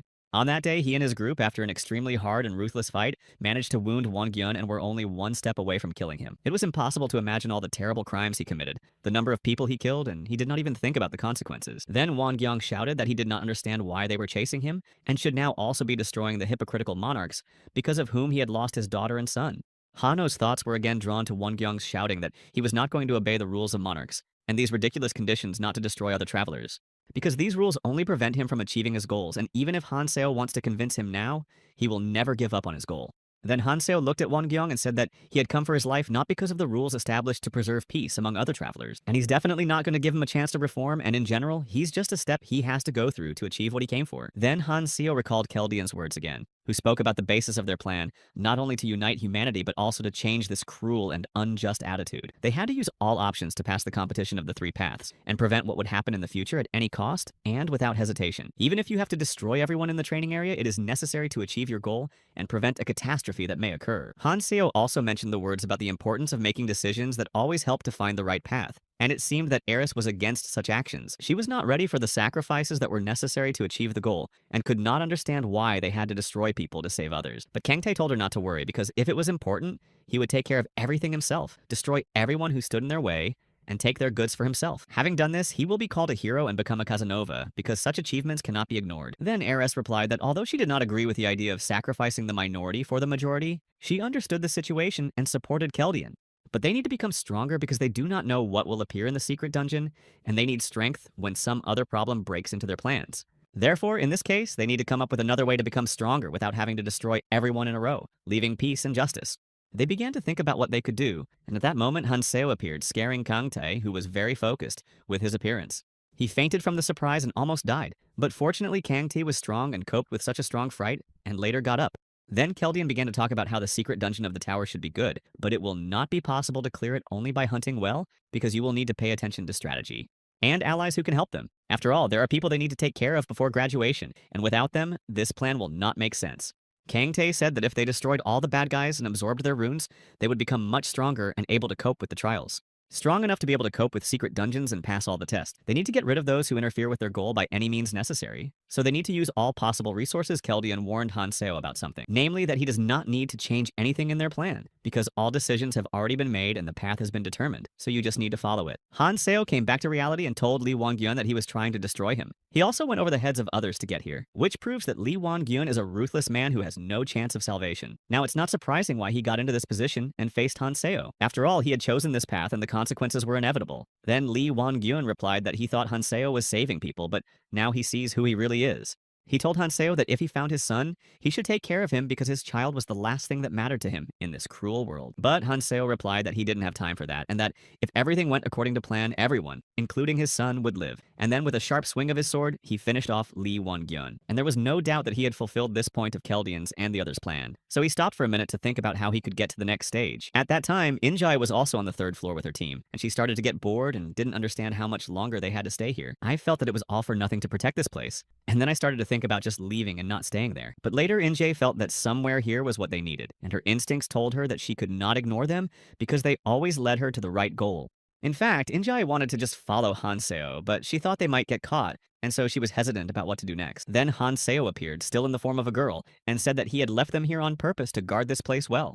Then Injai, who was frightened by Hanseo's unexpected appearance, said that they not only guarded the place well, but also managed to catch those who followed them. In any case, Hanseo had already dealt with everything, and now they could move on. So Hanseo praised them for a job well done and let them go. Injai was not expecting this, so she said that she had to find out what Hanseo was doing there, because she felt that there was something important that he was hiding from them. When they walked a little further, they saw the fairy assistant, who was very happy that there were new travelers so she could have fun again. The fairy began to tell them about the red cross that was located here and what it meant, and Injai also saw that a battle had recently taken place on this spot. So she realized that her decision to follow Hanseo and her keen intuition had not failed her as always, and she learned the secret.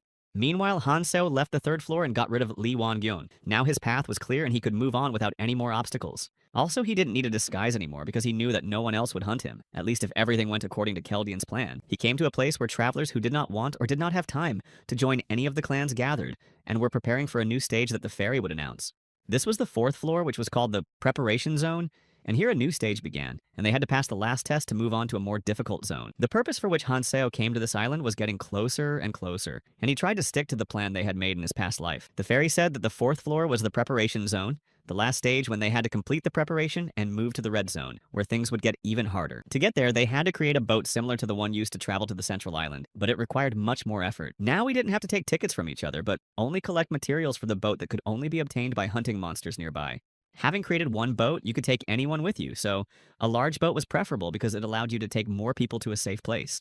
Also, such a Chojev allowed clans to move together and everyone had a list of necessary materials. While everyone was discussing what they should do, someone turned to Han Seo, saying that they expected to see him here much earlier. It was Song Jin who said he had been here for quite some time, and that's why they started collecting materials for the boat much earlier than the others. Han Seo said that he had already gotten rid of all the obstacles so they could start working, but he would not be with them for the time being. Han Seo also asked Song Jin if he had found the materials Han Seo asked him to find to make sure they were available before starting work. And he replied that he had already prepared everything on the ground floor. He also asked Hanseo if he would look like a girl again later. Song Jin also said that there are not many materials for a large boat, and they should remember that time is short, so they need to act quickly to not miss the chance. And that Mi-hee had taken care of it and had already found all the necessary resources to make the boat, and had also changed a lot and become almost completely unrecognizable. Hanseo didn't expect to hear that Mi-hee was here, but he didn't say anything to Song Jin and gave him his snake, knowing that he would be ready to use it if necessary. He said he didn't need the snake anymore, but Song Jin could find a useful use for it because Han Seo saw his potential and believed that the snake would be useful. He also said that they will not have many more opportunities to meet later, so they need to act quickly and follow the plan. After all, the red zone is much more complex than the training zone, and you need to be prepared for much harder and more dangerous tests that lie ahead. Songjin said that he was able to become stronger thanks to Hanseo, and is grateful for his help, which allowed him to grow and develop as a traveler. And he wished him good luck, saying that now they would meet at the top, where he hoped he would also get there in one piece. Hanseo said nothing, just waved his hand and left, not wanting to linger in conversation because his goal was much more important than anything else. Songjin didn't expect him to answer, but he thought it would be nice to hear it because he was hoping for some kind of reaction. At that moment, Injae appeared with a guy from her clan. They were moving on because they had also made it to the third floor and were now preparing for the next stage. She came in and said that they were very late because they had spent a lot of time at the Red Christ, but it was not in vain. They had gained important knowledge, and then she ordered Won Gyun to leave because they had to go. It was important to avoid any unnecessary conversation or noise to avoid drawing attention to themselves. Injae said that her people were reliable, so there was no reason to worry because they could rely on them in any situation. Won Gyun was alive and well, but they knew they had to stay away because any mistake could cost them dearly in such a dangerous situation. Also, Won Kyung did not remember anything, so it could not be too dangerous, and he said that he knew what the place was and only remembered walking with his daughter. And then Won Gyun's daughter came out of the portal. Injae began to think about how she only wanted a strong leader, but she didn't expect that rebirth would bring with it loss. She ordered the twins to stay back because she needed to talk to the fairy who was leading them and try to get more information about what was happening. Song Jin overheard their entire conversation, and although he tried to remain unnoticed, he felt that this information could be useful to Hanseo in the future. Meanwhile, Hanseo was walking through the jungle. He knew that most of the monsters were in the center of the training area, so there shouldn't be any problems. After all, his path led in a completely different direction. Inside the tower, each floor and room is different, creating confusion. There are rooms that imitate the real sky, but all this was created on purpose. To complicate the test, the fairy said that the tower ended on the 4th floor, but in fact, there were 5 floors, and each of them also hid treasures that no one knew about yet. The dungeon where you could get the hidden treasure was on the 5th floor. It was difficult to reach it in the usual way, so Hanseo decided to use the destructive power of the Nurma ring to get into the hard-to-reach parts of the tower. In this way, he could make a hole in the barrier surrounding the tower, so it didn't take him long to overcome this obstacle and get to the next floor. Now he was able to climb the outside of the tower, and as expected, the hole quickly closed after Hanseo passed through it. It would have been difficult for him to do it without the Nurmok ring, but the performance was not as good as Hanseo wanted. He increased his characteristics by only 40 using Won Gyung's runes, which gave him a certain advantage, but it was not enough for his full power. And yet he had not done the minimum to become stronger. And now everything depended on how he would cope with the difficulties ahead. And for the stage at which he is now, Hanseo's characteristics were already much higher than other travelers, and his goal was not so ordinary. If he had followed the usual conditions and overcome all obstacles like others, there would have been no great danger with his experience. He climbed the walls of the tower for a long time, and finally reached the right place when he saw the entrance to the 5th floor dungeon. According to Ralph Lauren, nothing is known about what is inside the dungeon, but Hanseo had to be defeated at any cost. Although he knew that something dangerous was about to happen, he drew his swords while it was still quiet, and he scattered them around this floor in case he needed more, or to use them for his attack skills. After Hanseo climbed up and approached the entrance to the secret dungeon, the creation of the monster based on Hanseo's memories began. This is how this 5th floor worked, and the monster was generated so that Hanseo would have a hard time fighting it, not only physically but also mentally. So when Hanseo saw him, his face changed because he recognized the image of the huge golden dragon that had caused him so much pain and suffering before. He could not believe that he would have to go through one of the most difficult moments of his life again at this very moment. Hanseo remembered Keldian and the other people of his clan who fought that day against the monster when their strength seemed hopeless, but they did not give up. The attacks of the golden dragon were so strong that even the strongest people in this world did not know whether they would be able to survive after meeting this monster. But they knew that all of humanity was counting on them, so they had to hurry up so as not to let everyone down and fulfill their mission. They could not stand still because they had to get to the crystal ball to fulfill their mission and save humanity. And finally, to destroy this monster that has already taken not only many lives of strong and experienced people, but also their brothers.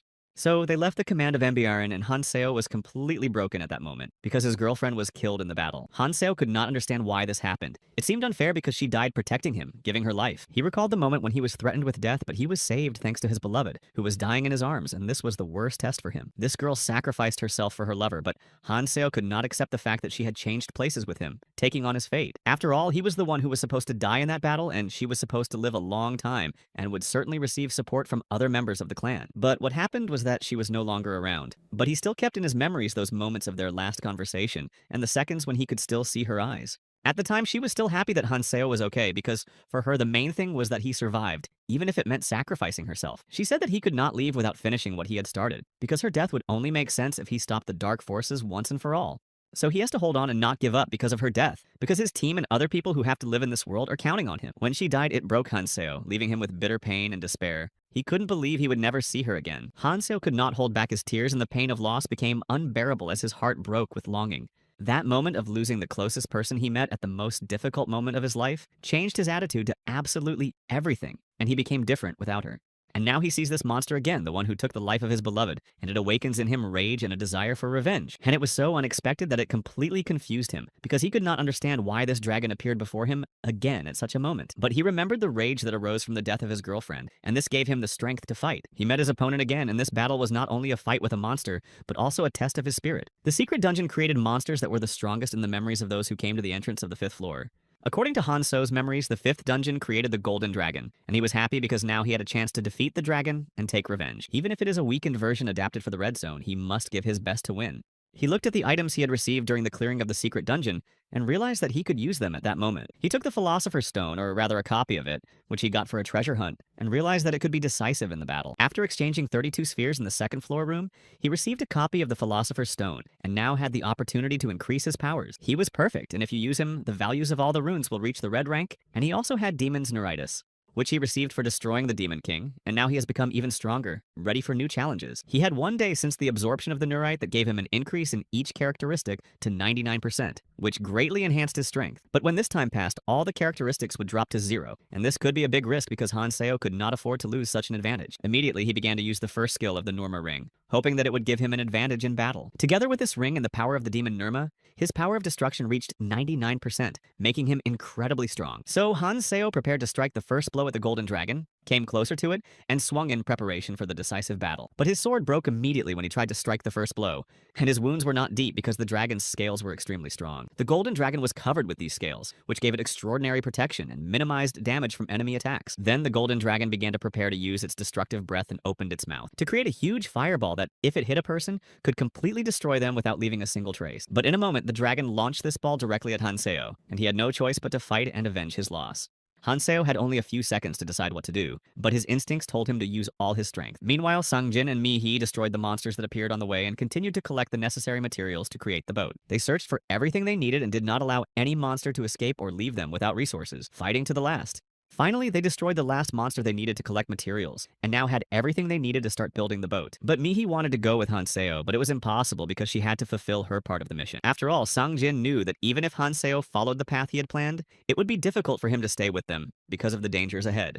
Mi-hee didn't understand why Sangjin thought so and tried to ask him more, but he didn't want to talk about his guesses. Sangjin replied that they were still following him, even in the shadows, because each of them was connected to Hanseo, and that united them. Hanseo continued to fight the Golden Dragon, realizing that the situation had not changed since the dragon had hunted them before, and the danger remained. But now Hanseo had the opportunity to dodge the dragon's blows, giving him a chance to change the course of the battle as he had in the past. He realized that in order to win, he had to act quickly, so he hurried to the side to avoid a direct collision with the attacking dragon. As soon as Hanseo ran away, the dragon tried to direct its attack, but because of Hanseo's speed, the attack passed him by without harm. However, Hanseo knew that simple weapons would not help him defeat such a strong opponent, so he began to prepare a more powerful attack. Justice and Decrodox's sentence only revealed their power when Hanseo used them together, which greatly enhanced his attack. Therefore, Hanseo decided to use the enhanced version of Decrodox to gain additional power and effectively resist the Golden Dragon. He also decided to use the second skill of Nirma's ring, called Bleeding, which was supposed to add power to his attack. Thanks to this, the chains became even sharper and wrapped around the dragon's neck, causing him pain and significant damage. By pulling on the chain, Hanseo managed to deal a powerful blow to the dragon, and the Golden Dragon did not expect such a development and could not turn away.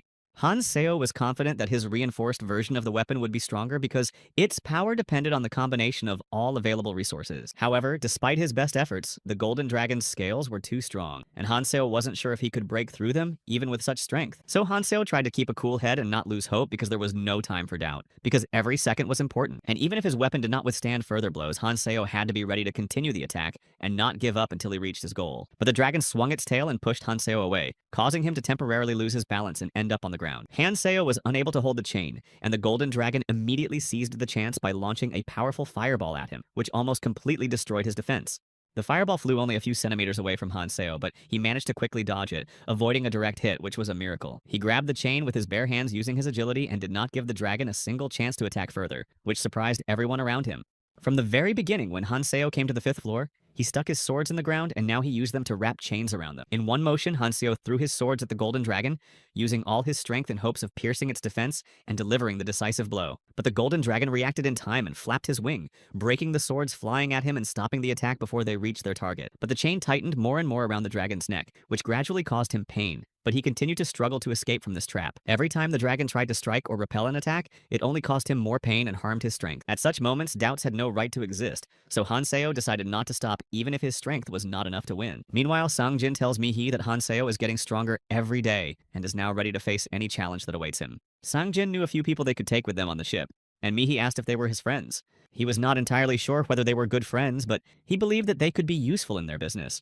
He spoke about In-jae and her team, as well as Won Gyun, whom he considered very valuable to Seo and his plans. Meanwhile, the poison on the island was spreading, creating a huge danger and people could barely escape. Some people had already gotten all the necessary materials and made a boat, so they were ready to go. Suddenly, Johan ran up to them and asked to be on the boat. After all, he also helped to build this boat, and they simply could not leave him here to die in the sea of poison that was taking over this island. But when he asked them to take him away, they threw spears at him. At that moment, Johan was very frightened and could not understand what was happening, feeling betrayed. The people on the ship were ready to leave and did not intend to take Johan with them, considering him an additional risk. Johan thought that they had an agreement, and that if he helped to collect the materials, he could go with them on the boat. But he was mistaken. They laughed at him and wished him good luck, which he would definitely need because he had not counted on such a betrayal on their part. All he had to do was try to make the boat in the time he had left, despite all the difficulties. From the very beginning, he felt that he could be used for their own purposes, but he could not predict how quickly it would happen. Now he needed to hunt very quickly to get materials for the boat and had little time to think. But suddenly he heard a strange sound that made him stop and listen carefully to what was happening around him. And when he turned around, he was very frightened by what he saw in front of him, not expecting such a danger in this place. After all, when I approached the wall, I encountered a barrier, and now someone managed to break out of the same barrier by breaking it. It was Seo who broke through the barriers on the island, and was finally able to return ready for new challenges and change the course of events. Johan did not expect to see Seo, or anyone else for that matter, appear so suddenly as if plucked from the heart of this dangerous situation. He could not understand whether the person in front of him was real because the situation looked so unreal that it was hard to believe. Luckily, the ground was not yet filled with poison, and Seo had time to recuperate after a difficult battle with the dragon in preparation for new challenges. He was injured, but despite his wounds, he did not give up and moved on to fulfill his mission and achieve his goal. Johan watched Seo and couldn't understand who he was and why he looked so wounded, as if he had survived some incredible battle. The way Seo came through the wall impressed Johan because his blows didn't even leave any scratches on the wall, which was absolutely incredible. Johan didn't even know that it was possible to go further through the wall, and this fact made him wonder what Seo was really capable of doing. Seo continued to walk, ignoring Johan because he had no time to talk. He had to move on with his mission. Johan realized that Seo was really in a hurry, or he just liked walking around naked because all his clothes were torn. Seo knew that he had to build a boat and there was no time to waste because every minute could be crucial for their survival. Johan said that if Seo started even right now, he would definitely not be able to build the boat on his own in such a limited time. But Seo didn't listen to him and abruptly took to the sky, ready to act quickly so as not to lose precious time. Other people continued to fight monsters to get materials because without them, they could not complete the construction of the boat and set off on a journey. They could not waste a single free minute, and one of the monsters was a Galapagos crocodile that looked very threatening and could be a real danger. People were not sure whether they could handle this crocodile because it looked much stronger than any they had encountered before. But at that moment, Seo appeared and said that if they couldn't handle him, he would do it himself without hesitation. He approached the crocodile very quickly and struck it with an impressive level of speed and strength, not giving it a chance to respond. People couldn't believe that Seo was going to fight a crocodile with his bare hands because it seemed absolutely ridiculous and dangerous. While Seo was getting to the monster, Johan, who had talked to him before, was running after him, but he couldn't catch up because Hanseo was extremely fast. Johann finally got to the place where Hanso was fighting the crocodile and asked the people standing nearby if they knew anything about this guy. But it was their first time seeing him and they had no information. They could not believe that Hanseo could destroy the monster so easily because his strength and speed were impressive. People who watched Hanseo fight the monster alone could not understand who he was and why he had such enormous strength. After several blows, the crocodile was finally defeated, and Hanso said that he had defeated it because it was just in his way. He didn't need the material from this crocodile at all, and people asked Hanseo if he wanted to pool their resources and build a boat together. Then Johann said that he would also give them his materials, but only if they took him with them on the trip. But the people said that the boat they were going to build had only 20 seats and there was no room for it anymore. They started arguing with each other about who would take the material from the crocodile because they both needed it and couldn't decide how to distribute it fairly. Then Hanso gave them the material from the crocodile and said that he was building a ship with 500 seats so they could use it for themselves. The main item for the 500-seat ship is the heart of a stone lizard, without which it was impossible to build such a ship. The material for a larger ship becomes harder to obtain with each stage, and the amount of resources required increases exponentially. Hanseo planned to build a huge ship by destroying a monster that, according to Johann, he would never have been able to handle alone. Hanseo told people to tell everyone that the monster was no longer a threat. Johann couldn't believe that Hanseo would allow them to go with him, because he thought he had always been self-sufficient and didn't like to depend on others. The fourth floor was the preparation area, and everyone knew that they had to work urgently to gather all the materials for the future ship, because time was running out. Johann brought all the materials he'd been told, and hoped that this time he would not be deceived, because he had already fallen into traps. And this was his last chance. Suddenly, everyone heard a strange sound and a new monster appeared in front of them, which scared everyone because they were not prepared for such threats that appeared suddenly. People began to think that the monster was flying right at them and prepared to fight, not knowing how to counter such a large and unpredictable threat. The monster landed and the ground beneath it cracked, which frightened people even more. The force of his landing was so great that everything around him shook. But Hanseo fought against him and the monster's fall ended in his death, so he didn't harm anyone and people were able to feel relieved. He had destroyed one more monster he needed and was ready to go. But everyone watching Hanseo could not believe what they were seeing. When Johann saw again how strong Hanseo was in wrestling, he couldn't believe that such people could exist at their stage of training. Hanzo addressed the ferry assistant saying that he had brought the heart of a stone lizard, and it was time to exchange the materials needed to build the ship. The ferry checked if there was still time and made sure there was. Then she asked Hanseo if he knew that the ship also needed other materials. He replied that of course he knew, and that all the necessary materials had already been brought. So now we could move on to the next stage of preparation. The bag of Celtic slug and the Iran wood brought by the others became payment for a place on the ship, opening up the possibility of going with Hanseo. He also had a silk rope, which turned out to be an important element for the ship, and Hanseo collected all the necessary materials to complete the construction. The fairy said that all these materials were needed, and it was very good, but she could not understand where the heart of the stone lizard was, which was the key element. But Hanseo showed her the monster he had just destroyed, and told her that she could take the heart she needed for the ship herself. Then the fairy congratulated him on collecting all the necessary materials, and said that Hanseo was the first to get so many things to complete the ship. But as she spoke, the poison had already reached the training area, and the situation was becoming more and more dangerous, forcing everyone to act faster. The fairy thought these people were very impatient, and she liked it better when they were shaking with fear because it gave her more power in her hands. Finally, she built their ship. Everyone looked at the ship and could not believe that it really existed, because its size and appearance made it look like a legend. Hanseo said that everyone who brought materials could enter the ship, and people rushed to him, ready to go on a journey without wasting a moment. The fairy told the people not to worry about the voyage because she provided them with the best service that guaranteed comfort and safety on board, so they could travel safely. She asked them to make themselves comfortable and informed them that the arrival time to the red zone would be 3 days, leaving everyone enough time to prepare. From that moment on, she would no longer interfere and the ship began its journey while the fairy watched everything, making sure that everything was going according to plan.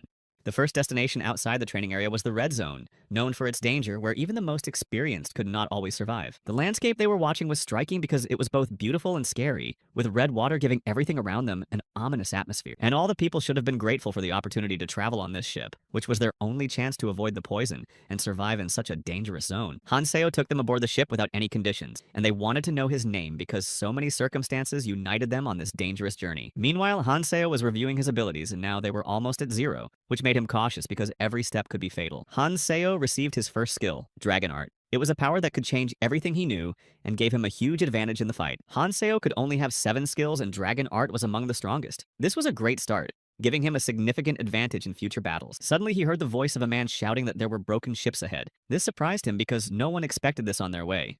The people who were in the poison were begging for help. Their situation was critical and time was running out to save them. They could not and did not want to die because no one was prepared for such a terrible fate, even in a world where life was becoming more and more unpredictable.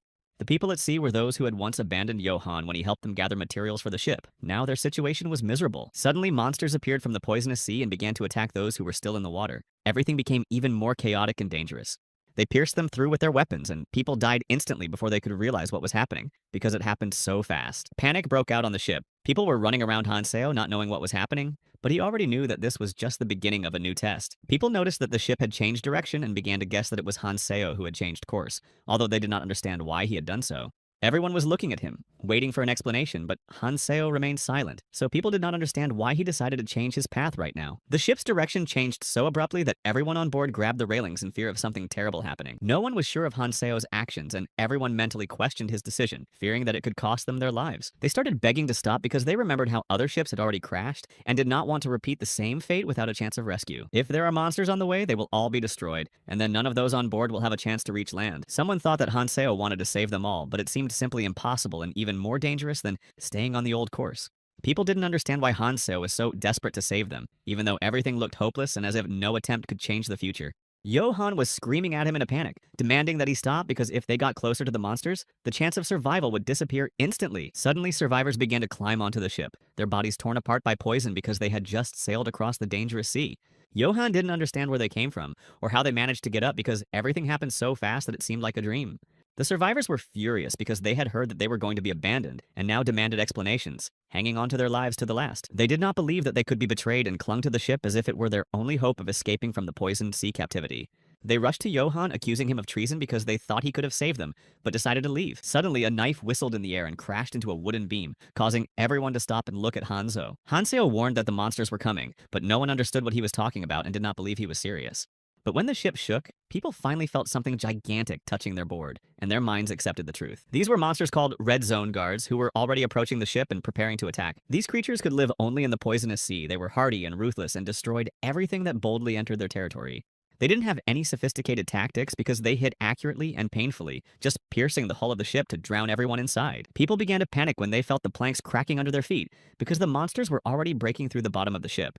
Everyone realized that death was near and the only thing left to do was to find some way to escape the attack. They began to think that monsters should be attacked from a distance and from a height to increase the chances of success. But the monsters blocked all their attacks and they realized that they could not do it by conventional means. Hanseo said that if they could not cope on their own, he would go alone and take responsibility for their rescue. He jumped over the side of the ship and risking his life began to swim to the monsters in an attempt to save the rest of the people. People on the ship thought Hanseo was lost because he dove into the sea of poison without any protective equipment. Rumors began to circulate that Hanseo decided to commit suicide because his act looked crazy and senseless. But in fact, Hanseo was determined to fight the monsters himself without help. Thanks to the dragon's art, poison could not penetrate his body, which allowed him to move without harm. In addition, his magic was pumped up to the red rank, and this should have been enough to win the battle with the monsters. Seeing him in the sea, the monsters began to attack, and there were a lot of them, and they thought that they could easily deal with the one who so thoughtlessly dared to oppose them. But the fact is that they were not ready to fight such a strong opponent as Hanseo, and for him, fighting these creatures was a light warm-up. Hanseo had special skills to fight such creatures, and the monsters did not realize who they were facing. The art of the dragon allowed Hanseo to strengthen his strength and even change his body into something similar to a dragon. Legendary artifacts and abilities like his dragon art were usually called zero-numbered because of their uniqueness. The art of the dragon undoubtedly deserves this title because its power was unprecedented and incredibly powerful. But Hanseo could not fully utilize the potential of this technique because it had its limitations, which he was well aware of. Hanseo's hands began to turn into dragon claws, which he used to tear monsters apart, and his blows were so strong and powerful that they pierced their bodies. Seeing this, the other monsters felt afraid and now they decided to run away even though Hanseo did not allow them to. Hanseo realized that if he allowed them to escape, they would attack again, so he decided to end this threat once and for all. He chased the monsters without giving them a chance to escape. He destroyed them one by one without giving them a chance to gather. Despite the numerical superiority of the monsters, Hanseo continued to fight, destroying everyone who came his way. When the monsters realized that they could not escape, they began to attack Hanseo from all sides, but he was ready to deflect all their blows. Hanseo easily deflected blows even when he was surrounded on all sides, giving his enemies no chance. He even managed to take the monsters' weapons and use them against them, which gave him an additional advantage. Hanseo destroyed one of the monsters by ripping off its head, sending it to its death in an instant. And so all the monsters were destroyed and Hanseo was able to look around to assess the situation, which finally began to calm down. However, something seemed strange on board the ship, so he decided to return to check what was going on. Water was already penetrating the cracks on board, and people began to panic because the situation was becoming critical and the ship could sink. They could not cope with the poison that was seeping through the boat and quickly spreading throughout the ship. The monster's weapons came through one of the cracks and the people screamed, but it was Hanseo who was almost wounded, although he escaped the attack and returned to the ship unharmed. People could not believe that he was alive because everything looked so incredible that they did not understand how it was possible. Hanseo didn't say anything, just calmed everyone down. People could not believe that he was so calm because his actions made the hole in the ship even bigger. It was urgent to stop the flooding, but people were indecisive. Meanwhile, Hanseo was tearing up the wood with his bare hands to make planks. People decided to follow his example and take more boards to close the holes as quickly as possible and prevent the poison from entering the ship. But Hanseo said that the holes needed to be covered with mucus to prevent the poison from entering, and that was the only right decision. They quickly secured the boards but could not stop the spread of poison inside the ship, trying to find at least some solutions. Hanseo ordered everyone to get off the ship because the poison would weather on its own and they shouldn't stay in it to avoid getting poisoned. If they stay and continue to breathe the poisonous air, they will die without a chance of rescue. Hanseo had to make a lot of effort, but he did it, and now everyone could rest. In addition, he received something very useful for his broken weapon, a cursed trident that could withstand the effects of poisonous water. The trident was ideal for fighting underwater and became an important tool in their further adventures. Hanseo told everyone on board to look ahead because something important was coming. People couldn't understand what else they could see because they were already amazed by all the events that were happening around them. But when they came to the side and looked out, they saw land. It was the land they had been waiting for, and it looked like a real salvation after all their hardships. The boat almost reached the shore, and they could not believe that they had reached the red zone so quickly, where new challenges awaited them. But they couldn't understand why the ship didn't stop, since the journey was supposed to last 3 days. Then Hanseo appeared and said that this was not yet the red zone, but a place with a different purpose. But people couldn't understand what kind of tree could have such roots. So Johann asked Hanseo if he had started telling them about this landscape. Suddenly, the roots began to move and the whole ship began to rise, and a monster that was much larger than the ship rose from under the roots. The monster was getting closer and closer to the ship, and its huge body was raising the waves. People were very scared because they did not know how to fight such a monster. It was the first time they had ever seen such a terrible monster, and they were not sure how dangerous it was. The monster had huge yellow eyes that were frightening in their appearance, and each look pierced the hearts of people, causing a feeling of fear and helplessness. The monster continued to approach them, and with each movement, its huge body raised more and more waves that rocked the ship. The waves covered the ship, forcing people to hold on to anything they could to avoid falling into the sea, and the fear never left them. The poison from the sea penetrated through all the cracks of the ship, irritating people's skin and leaving burns because they had no protection other than their clothes. But the monster's target was not people because it ate the roots of the tree, absorbing them because these roots had incredible power that it needed to exist. Even if they were just roots, their size was so huge that they exceeded the size of a small island, and this made the monster extremely scary. The ships that sailed from the training area ended up on one of the thousands of islands made of roots, depending on which route the ferry chose to travel. This tree was created by the Elfheim, a race of creatures who lived in the red zone and whose existence was closely linked to this dangerous environment. To protect themselves from danger using secret genetic engineering, Yelfheim was able to create a tree that was supposed to protect them from all dangers, and these mutants appeared with only one goal: to destroy the World Tree. Humans failed to protect the tree in the past when it was attacked by mutants. The destruction of the World Tree was the very end that everyone feared, because with it disappeared the last hope for restoring balance in life. But this time it was going to be different, and Hanseo knew that the calamity fish had just filled its stomach, so the monster had to move slowly. Hanseo needed to start from the route on the outskirts, so Hanseo took the wheel again, changing the route, and Johann didn't understand what was happening. Johann thought it was wrong, and Hanseo should have asked other people if they were willing to accept such a risky mission. Hanseo then realized that there might be those who disagreed, so he said that if there were, they should disembark now. After all, he really needed to follow that monster, so whoever doesn't want to go with him should raise his hand and leave the ship now. And he would let them go, but everyone was silent, so the ship sailed on. Finally, they came to the outskirts of the place where the World Tree was beginning to grow. Arriving at this point, people saw the World Tree, and although it looked majestic, they realized that this tree was gradually dying. Despite this, the island still resembled the earth, and the roots of the tree were very large, and people could not even tell how deep they went into the ground. Hanseo suggested that people stay here because there were still 2 weeks left. He told them that everything would be fine if they just kept climbing. But Johann didn't understand what 2 weeks Hanseo was talking about. The fairy said that they just needed to go to the World Tree and everything would be fine. But Hanseo did not answer Johann, only said that he had no time for delay and had to go immediately after those who had gone ahead. He realized that he had to act quickly because the pestilence fish could approach the roots in 2 weeks, leading to a major catastrophe. He needed to find one person who could help him cope with the danger because it was too risky to leave everything to chance. But first of all, he decided to destroy the ship to prevent others from using it, and to prevent his enemies from seizing his advantage. He believed that the others were already at the cross, so he had to quickly find the right person and convince them to go with him without wasting a minute. At this time, Johann looked around, hoping to see Hanseo, but he had long since disappeared and was nowhere to be seen. Suddenly, they noticed a strange object on the left side, a cross in the middle of the tall trees that looked like an ancient symbol with a special meaning. It looked as if someone had placed this cross on purpose, and they decided to come closer to understand what it might mean. But Johann warned them not to approach, because if the cross is really a trap, then everyone will be in danger, and they should be careful. He suggested sending a small group to check first, because it was too risky and could be expensive to go all at once. Someone said that a few people could check the situation and only then decide whether it would be safe for everyone to go there at the same time. But suddenly someone objected that it could only help others and was of no use to them, so it was not worth the risk. A voice came from above, and everyone looked up to see 3 travelers, 2 men, and an elderly woman who seemed experienced. The woman turned to the men and asked them to deal with the situation before people got scared, and ran away without realizing what was was happening. One of the men came down to the group, looked at them carefully, and said that he saw 148 people in front of him. He thought it was strange that so many people came together without the support of clans or any official organization. Then he said that they from the Valkyrie organization belonged to a group of assistants created by Iris and came here to help. His name was Aaron Pat, and he said that they had to lead people out of this place to help them get through all the difficulties and get out alive. Aaron said that the fairies would not interfere anymore because they decided to leave them alone to learn to cope without outside support. Although the observation will continue, there will be no help from the fairies, so everyone must rely only on themselves and their strength. People could not believe that they were left alone and doubted Aaron because they were not sure that his intentions were really good. Two more men came up to him and said that no one would come near him with such a speech because they did not trust strangers with orders. Then people asked who gave the order, and one woman said that Eris did it, uniting them for a common mission. She was the monarch of Valkyrie, and 20 years ago she left her assistants here and went to the Orange Zone. Although it seemed strange, the helpers were really there to help people adapt and survive in these conditions. This area was the outskirts of the roots and was far from the global tree, so support might not have arrived in time. That is why, without the support of assistance, people would not be able to travel a path full of dangers that lie in wait at every step.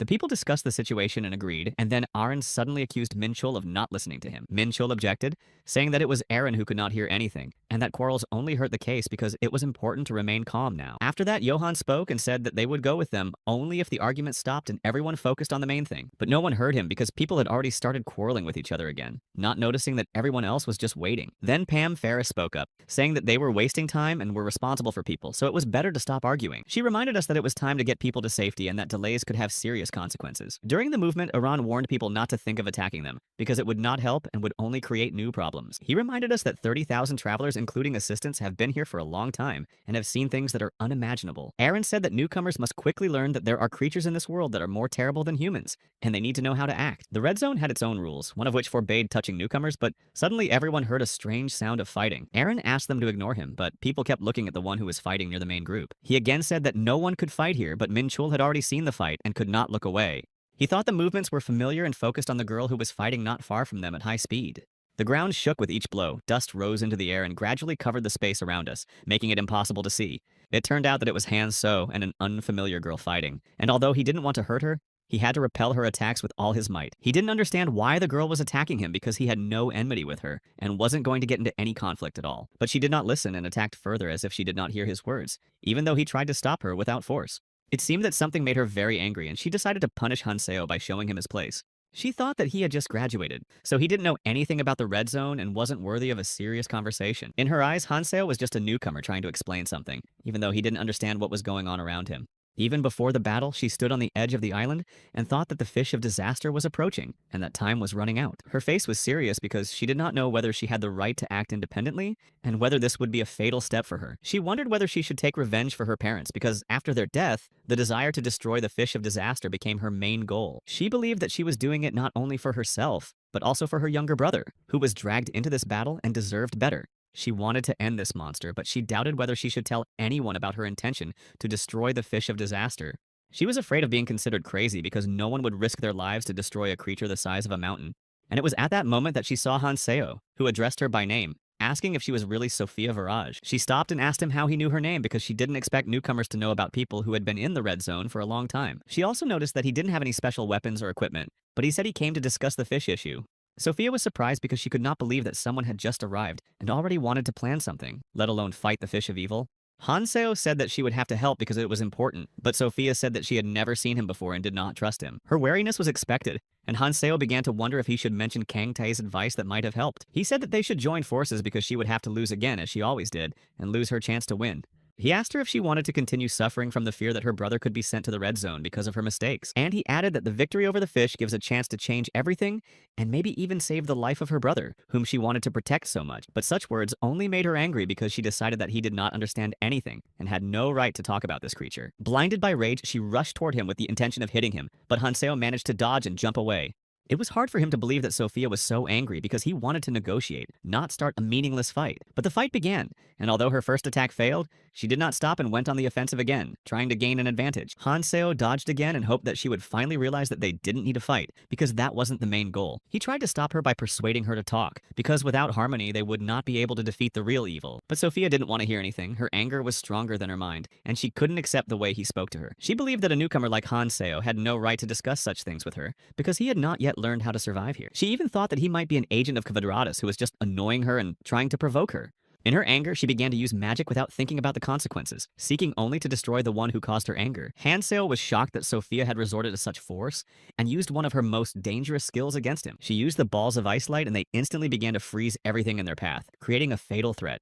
So Hanseo decided not to hesitate, and although he had not yet fully mastered the art of the dragon, he decided to apply it. He knew it was risky, but he had no other choice, so he took a deep breath and prepared for the transformation. Using a special technique, Hanseo activated the first level of transformation, and his strength began to grow with each passing second. The fight became more and more fierce. Every move was dangerous, and the strength of both participants gradually reached its maximum. The ice balls instantly froze everything they touched, and even the air turned into an ice trap for Hanseo. Sophia said that now he would definitely not escape because the bullets leave no chance, but she drew conclusions early. She wanted to know who had given Hanseo so much information, and was surprised that he had survived her attack. It seemed impossible to her that anyone could survive such an onslaught, so she did not understand how he survived at all. But Hanseo was alive and said that she was not the only one with skills, and that he also had something to answer to her magic. He used the first skill of Nirma's ring and the ice wall in front of him shattered. It was a technique of the power of destruction, and when he struck the ground with the dragon's paw, a wave of force cut through the space around him. Sophia was shocked because she did not believe that her skill would be destroyed, and began to doubt whether she was okay.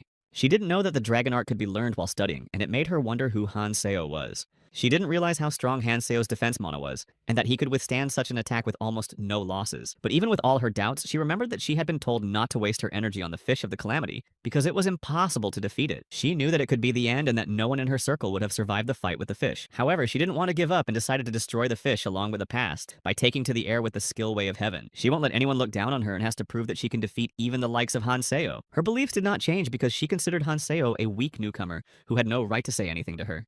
But the new attack was already flying at him, and Hanseo activated the skill again to deflect the blow and not give her an advantage. He managed to narrowly dodge it, but in his heart he felt that Sophia would not stop until she had exhausted all her strength. Her attack was fast and dangerous, and Hanseo again avoided a blow, proving that he could fight even against such an opponent. After another evasion, he came closer and asked if they could now finally talk without fighting.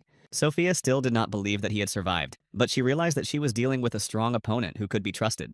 She recognized Hanseo's strength, but doubted that he could really defeat the Fish of Disaster, which had already killed thousands of people. For her, this monster was more than a monster. It was a natural disaster, and there were even those who considered it a deity. Sophia was exhausted from the fighting and no longer believed in victory, saying that Hanseo should leave before he became as broken as she was. She considered the struggle against the Fish of the Evil One a futile affair because even after many attempts and losses, no one came close to victory. But Hanseo replied that he would not have come to her and asked for help if he did not believe that he could defeat this creature. He said that he had a plan, but that he couldn't do it without her support, and Sophia said that she wasn't going to continue this fight. After all, this was the 14th attempt to destroy the Calamity Fish, and she saw no reason to believe that this time would be any different. Sophia said that it didn't matter what Hanseo said because she had lost her faith a long time ago and didn't want to risk her own life anymore. Everyone knew her as a fearless girl who tried many times to defeat the Fish of Lija, despite constant failures and defeats. She watched her parents die right in front of her when the Calamity Fish attacked, and after that her life changed completely.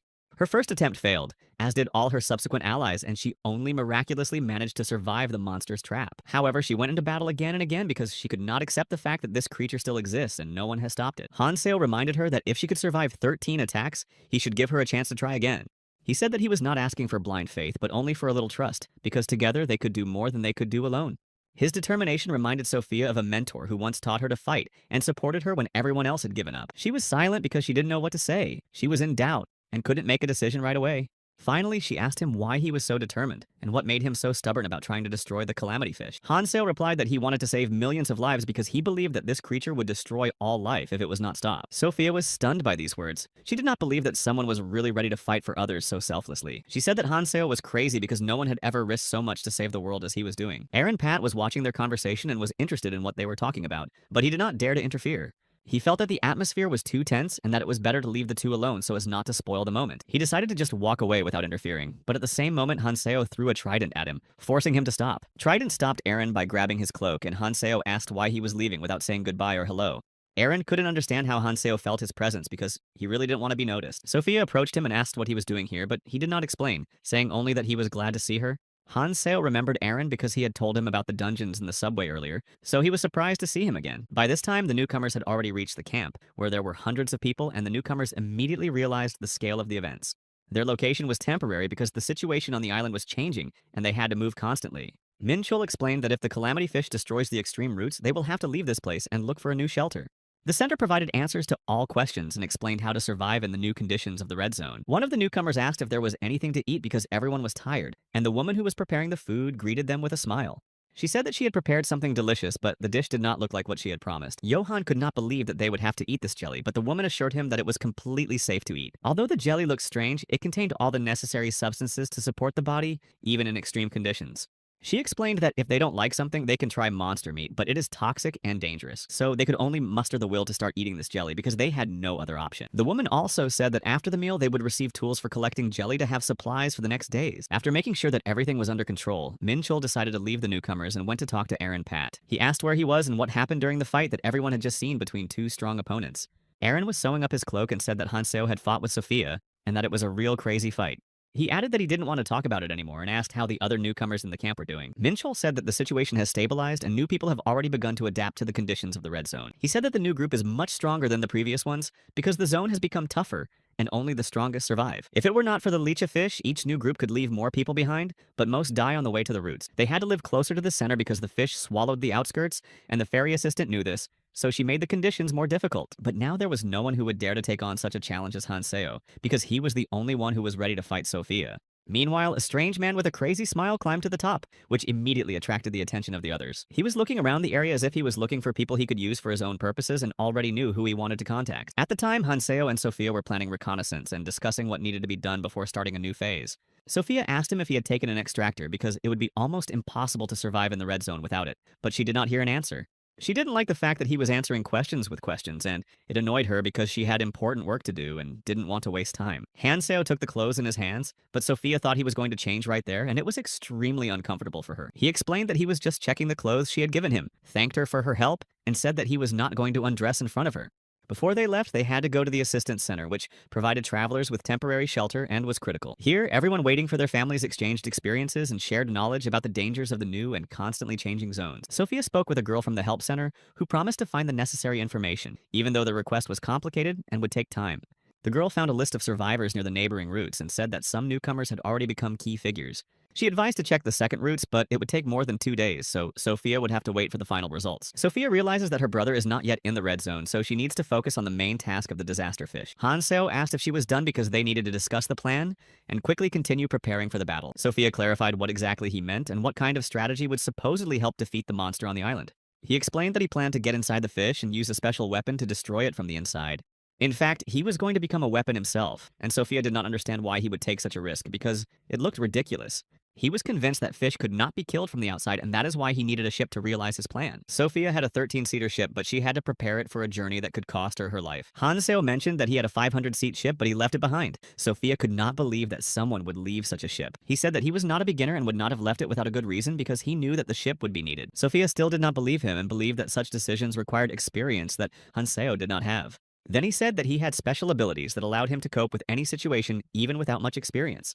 They had a strong card in the form of a ship, and they just had to use it wisely so as not to miss the chance. His voice and confidence reminded Sophia of her mentor, and with each word she began to trust him a little more. She decided to collect the necessary materials because time was running out, and the mission required full commitment. Before she left, she threw Hanseo a weapon and said that it was better than the trident he had now. It was the same weapon she had given him in his past life when she was his mentor, and it was symbolic. It was this weapon that once helped him survive in this cruel world and has now returned to him for the second time. There were things that did not change, and Hanseo felt that it was time to trust his former teacher again. Thanks to her skills, they already knew what materials they needed to prepare for the fish hunt. He guessed that she was referring to her encyclopedia, and Sophia was surprised that he had figured out her abilities. She explained that she is able to visualize any information and knows much more than anyone else in the red zone. To create a poison against fish, we had to collect all the ingredients and act very quickly because there was no time left. In order to get rid of Apon's vibes, he had to be lured to the appropriate place where Sophia was to place the bait. When Sophia saw the attack, she changed her plan and ran away, realizing that she needed to adapt quickly to the situation. It was a strange guy from the mountain named Jang Asu who had been watching them for a long time and now had his own plans. He suggested that Sophia hang out together, which made her angry because she was busy and had no time for such things. She did not hide the fact that she wished him to die and said that he disgusted her with his tone and insolence. She didn't want to waste her energy on a man like Jiangsu and was ready to simply ignore his presence. But he replied that her closeness to him meant something because it was Sophia who attracted people like him. He was once her ally and came back from the belly of the fish of calamity, and now he is here again to influence events. He decided to interfere with all of their plans and didn't want to stop until he got what he wanted. He warned that he could be useful and Sophia should not underestimate him because he would show his capabilities. But Sophia easily repelled his attack, showing that she should not be threatened because she was much stronger. She broke his magic and he could barely stand up, feeling his strength draining out of him. Jangsu fell to the ground, unable to move, and this only confirmed that he should not have messed with her. She said she hates people who don't know their place and considers Yongasa a typical example of such people. He replied that she left him no choice and began throwing swords at her in an attempt to break her defense.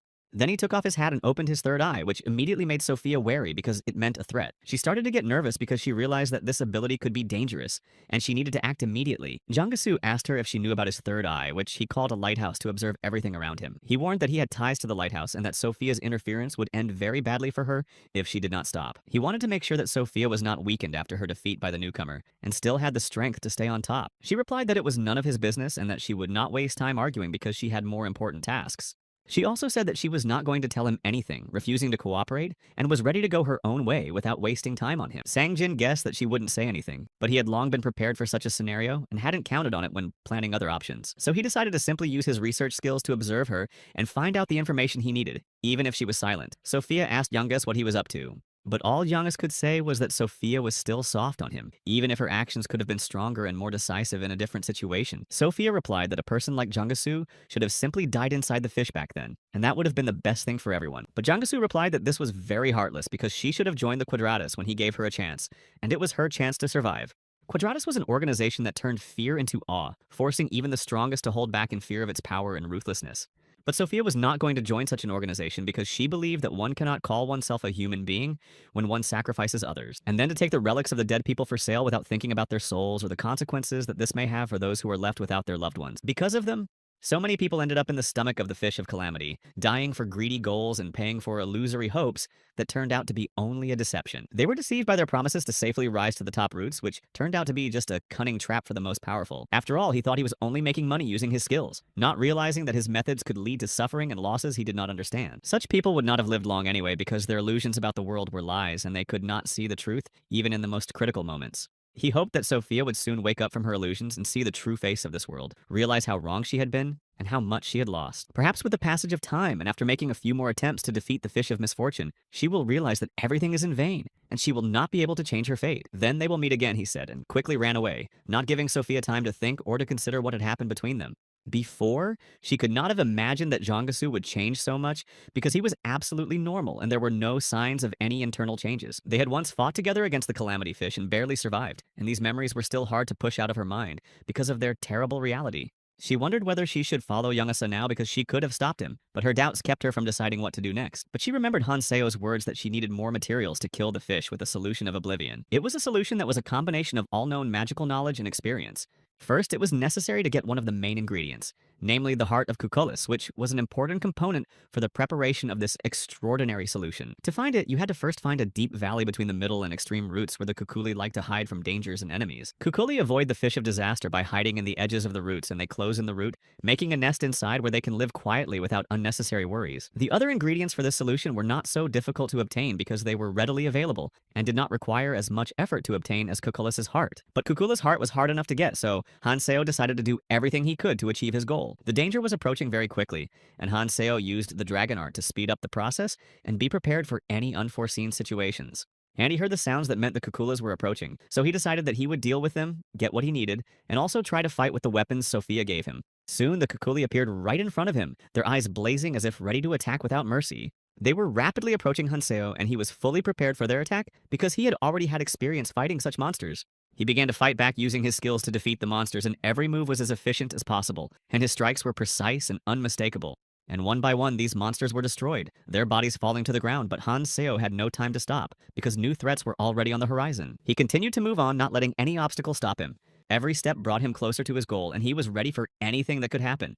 Thanks to his speed, he moved very, very quickly, and the monsters could not even realize what was happening before they were already on the ground. He began to doubt the strength of his weapon because even with such speed and strength, it was difficult for him to fight against the Cucullas, who were becoming more and more aggressive. He had to attack more cautiously because until he found a better weapon, each blow could be fatal and he could not afford to make a mistake. So, without breaking his axe, he continued to make precise and effective attacks, trying to withstand the onslaught of monsters and not give them a single chance to counterattack. And he threw one of the axes directly at the monster, hitting it exactly, and together with the axe, the monster fell lifelessly into the sea of poison, while the others continued to attack. But Hanseo didn't have time to waste his attention on them, continuing to fight other monsters. And the other monsters did not stop. They continued to attack from all sides, as if each of them was trying to get their share of the victory in this battle. Then Hanseo threw his second axe, and the axe came like a boomerang and returned directly to Hanseo's hand, preventing the enemies from escaping. On her way, she destroyed another monster, so when she saw this, fewer monsters attacked Hanso, and those who remained looked extremely large and very strong, still ready for battle and their eyes burning with rage, ready for the last push. But there were also those that seemed smaller, and most of them were extremely large, responding to each blow with their scale without any mercy. But Hanseo felt quite calm fighting against them. He continued to deliver blow after blow. Each of them was accurate and gave no chance for retreat. Right through the sea of poison, he approached the monsters closer and closer without stopping. And each step he took was a warning to those who were still on his way. And he easily attacked them. Every movement was like a flash of fire that destroyed them on the spot, leaving only a dark cloud of poison and lifeless bodies. Finally, all the monsters were killed, but it turned out that they were only young individuals, and he will have to face stronger and more experienced opponents ahead. He knew that there must be an adult monster somewhere, and if he continued to use this skill, he would lose his stability and magical power. He began to collect the runes that fell from the dead monsters and began to realize that there were not many red runes, which indicated their rarity and power. He stopped for a minute and tested his skills to see if he had enough strength to continue to fight the new dangers that might lie ahead. But suddenly he realized that someone was watching him through the thicket of roots, and this made him alert, ready for any attack or unforeseen attack. He was using his axe too carelessly, and therefore it became too weak to withstand the strain of previous attacks and did not provide a proper defense. Stopping for a minute, he looked at who was in the bushes, hoping it would not be another monster that could add more difficulties to his struggle. And it turned out that this observer was Jiangsu, who was carefree and smiling as if he had no intention of attacking or creating a new threat. He said that he had a proposal for Hanseo and wanted to give him a chance to change his future by making a choice that could affect his entire fate. He invited him to join Quadratus with him, where some people were already waiting for Hanseo, which opened up new opportunities for his development and strength. He said that it was a pretty good offer, so Hanseo should just accept it, because the chance he was giving him would be very beneficial for him. But Hanseo did not answer and simply threw the axe near him, demonstrating that he was not interested in such proposals and was not going to change his path. Jangasu was very frightened by this and said that Hanseo was simply out of his mind, not understanding why he did not see the opportunity in such a proposal. He decided that Hanseo was too weak to do this and that his refusal was a sign that he was not yet ready for real challenges. Jangasu said that Hanseo was completely inadequate because he did not understand how a novice could dare to attack someone stronger with such confidence and self-assurance. He believed that Hanseo was very proud of himself because he had been trained, and therefore he felt that he could safely attack others without consequences. He understood that Hanseo liked Sophia, but he refused to believe it, finding no reason to believe it and not taking it seriously. Hanseo told Jangas that he refused his offer because he did not want to participate in senseless actions that would only endanger his life. He knew about an organization that worshipped calamities and creatures called Quadratus, and was aware of all its dark sides, which did not appeal to him. They called it a journey, and it was watching people fall victim to the fish of the calamity, which made their lives worthless. Hanseo realized that he had to get rid of this organization because it was the only way he could stop their atrocities and put an end to their manipulations. He wanted to destroy them all one by one because each of them was part of this vile group that brought only evil and destruction. Hanseo told Jangas that he didn't understand why he had to listen to someone weaker than himself because it didn't make sense. Jiangsu went completely crazy and said that he did not understand why this was happening. He said that if Hanseo did not bring him, those who were waiting for him would go crazy, and it would become a big problem. Hanseo will have to follow him whether he wants to or not, because he has no choice and it's only a matter of time. Jiangsu believed that those waiting for Hanseo would not sit idly by. Hanseo was going to get all the important information from Jiangsu that could help him in the fight against the organization and its dark plans. Jangasu took out his weapon and told Hanseo that they would now see who would have the last word. He was ready for a serious fight. He threw the sword in Hanseo's direction to surprise him and show him that Hanseo should be careful with it. The sword flew with great speed and pierced the air but stopped right next to Hanseo's hand. Hanseo did not feel seriously threatened, so Yangas decided to give him another chance to realize who he was dealing with. If Hanseo remains injured, his value will be greatly reduced. Jangasu planned to take him alive, which gave him a certain advantage in this battle. Hanseo replied to Jangas that he really hit him unexpectedly because Hanseo had never fought him before and his tactics were completely unknown. Jangasu couldn't believe it and thought Hanseo had just hit his head and didn't take his words seriously. He thought Hanseo should just shut up and sit quietly, so he attacked Hanseo again, but missed. Hanseo managed to duck and throw Jangasu away, and when he fell, he did not have time to recover from such an unexpected blow. But Hanseo was already preparing his next attack, planning to strike again. Hanseo said that he needed Jangasu's information to defeat Quadratus, so they should cooperate, but Jangasu didn't want to listen to him, thinking that Hanseo was just wasting his time and didn't see the point in such a conversation. Jangasu realized that when Hanseo had launched his last attack, he had lost sight of him and could not understand how he could act so quickly and unexpectedly. He realized that Hanseo had extraordinary characteristics, and probably had unusual abilities because his fighting style was so effective and unique. Hanseo replied that he shouldn't be so happy because he had just started and intended to prove his superiority in battle, so he had better be prepared for a more serious offensive. Then Jang-gesu asked whether it was really worth increasing his characteristics and changing his skills for the sake of battle because he was not sure whether it would really help. Jang-gesu was very frightened and could not understand how Hanseo managed to attack so quickly. Hanseo asked Jang-gesu if he was scared, but Jang-gesu said he was not scared at all and tried to stay calm. So now he decided to use the blade called the Forgotten Blade because he was sure that Hanseo would not be able to dodge such a blow. He also used a skill called a parallel slash and started running toward Hanseo, ready to deliver a powerful blow to defeat him. But Hanseo stood still and was not going to run away, knowing that he had enough strength to repel all attacks, even if they were very strong. And now he was trying to cut Hanseo's hands into two, but then Hanseo used his skill and stopped the sword from passing through. He used the power of destruction, which allowed his arm to remain intact, and he easily stopped Janga's blow. Moreover, Jang-gesu's blade broke into small pieces, which shocked him because he considered his weapon almost indestructible. Jang-gesu couldn't believe what had happened, because his blade was capable of cutting through anything, and now it was broken by Hanseo's hand. Even masters of energy manipulation couldn't easily interrupt high concentration attacks, but Hanseo was much stronger than they could have imagined. But before Jang-gesu could recover, Hanseo grabbed him without giving him a chance to escape, and he couldn't even dodge the attack. He threw him to the ground so hard that even his shoes could not stay on his feet, and Jang-gesu could not even think about escaping. Jang-gesu was hit so hard that blood started pouring out of his mouth, and this was only the beginning of his suffering, which has not yet ended. But Hanseo said that Jang-gesu didn't die because he didn't throw him too hard, and that was the only thing that saved him from certain death. He approached Jang-gesu and lifted him up, asking if he was conscious, as he was afraid that he might have already lost consciousness from such a strong blow. But suddenly, Jang-gesu grabbed his arm trying to free himself and used his skill to block Hanseo's attack. It would have worked because his bronze jade skill allowed him to create a barrier that significantly restricted his movements, and Hanseo felt resistance. Only if Jang-gesu could escape Hanseo's grip would he have a chance to recover, but it looked unlikely because his strength was at its limit. But Hanseo was not going to let him go and hit him again, not allowing him to escape, leaving Jang-gesu without the opportunity to get out of this fight alive. Jang-gesu couldn't understand how Hanseo managed to destroy his skill and overcome his defense.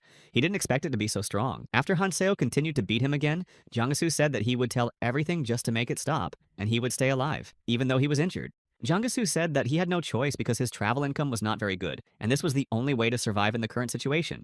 So he just followed orders because it was his duty, and deep down he was a good guy who didn't want to hurt anyone. If Hanseo lets him go, Jang-gesu will give him runes that can be useful to him in further battles and quests. He'll even tell him who sent him after him, and Hanseo decided to show him exactly that he should only tell the truth. And again he struck him to stop him talking and put an end to it without giving him the opportunity to regain strength for another escape attempt. It was such a strong blow that Jang-gesu would not be able to recover for a long time, and he realized that he would no longer be able to fight.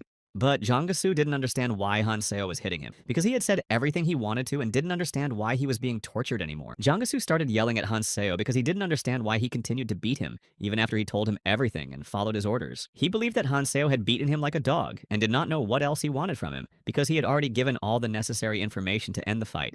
He said that Quadratus is an organization that worships a higher power that governs their actions and determines what they should do in any situation. In addition to their usual travels, they also carry out orders from other clans, obeying them, and this was part of their duties in this world. This time, the task was to follow Hanseo after he had completed the training, and understand what he was planning next to gather more useful information. This order was issued by Kals Morn, a member of the Mayak clan who usually leads special missions to ensure the success of their strategies. And together they control the 6 main roots of the world tree, so these clans are considered the strongest and have great influence on everything that happens around them. And this could only mean that there are even more clans involved that may have their own interests and influence on what is happening around this conflict. Then Jang-gesu replied that this was true and that some of his assistants were involved, but this time he received the order directly from Kals Morn. Now Hanseo has found out everything he wants to know, because Jang-gesu must be crazy to keep quiet. But Jang-gesu said that thanks to his eye on Hanseo's forehead, it was now over because it was his unique power that could change the course of events. But he was very surprised by Hanseo's answer and expected him to be frightened and beg him to fix the situation somehow. Jang-gesu continued to say that Kals Morn is the commander of the Lighthouse Assault Force, and now Hanseo will not be able to escape from him because they are on the way to victory. Now we just had to wait because Jang-gesu had used his eye before the fight started, and now everything depended on how things would develop. Jang-gesu wanted to say that Hanseo was now a sitting duck, but he didn't have time because he struck him, leaving him unable to finish his thought. He hit him so hard that Jang-gesu began to lose consciousness, and even his ability to resist began to weaken. Hanseo realized that it was not difficult to defeat Jang-gesu, and although he managed to hurt him, he quickly overplayed his hand. Suddenly he realized that he had already been found and that Kals Morn was hunting him for some reason, but Hanseo couldn't remember him. But for some reason, when Hanseo first appeared in the red zone, he found out about him and wanted to catch him.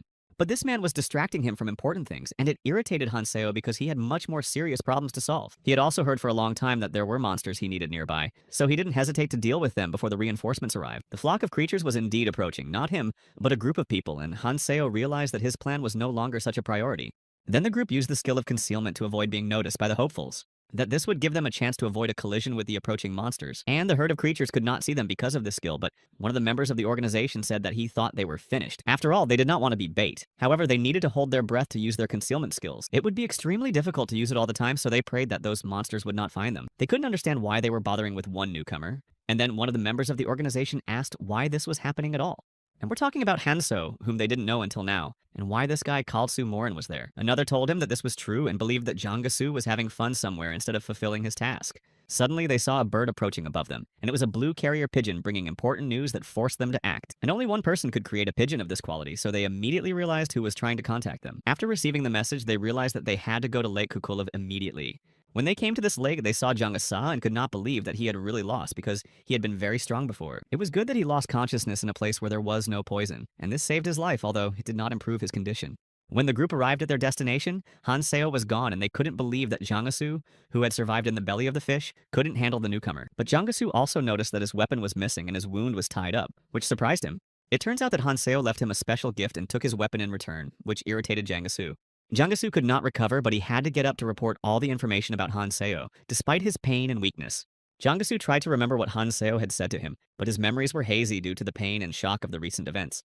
And all the other members of the clan could not understand what was happening to Jangasu and began to suspect that he had been poisoned. They decided to carry him in their arms. Well, just in case, they decided to contact the nearest operator and the one who ordered Hanseo to clarify the situation and get new instructions. When Karls Morin received the message, he was very angry because the situation was not what he expected. His anger was so strong that he crushed a carrier pigeon with his hand without controlling his emotions. Karls Morin decided to go to a place and took another girl named Rachel with him, hoping to get more information or reinforcements.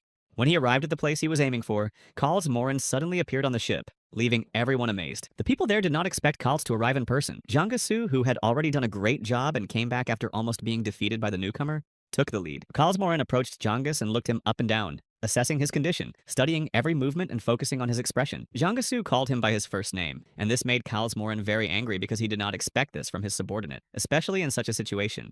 He did not expect the Quadratus clan to be so incompetent and asked them how they were going to wash away such a disgrace.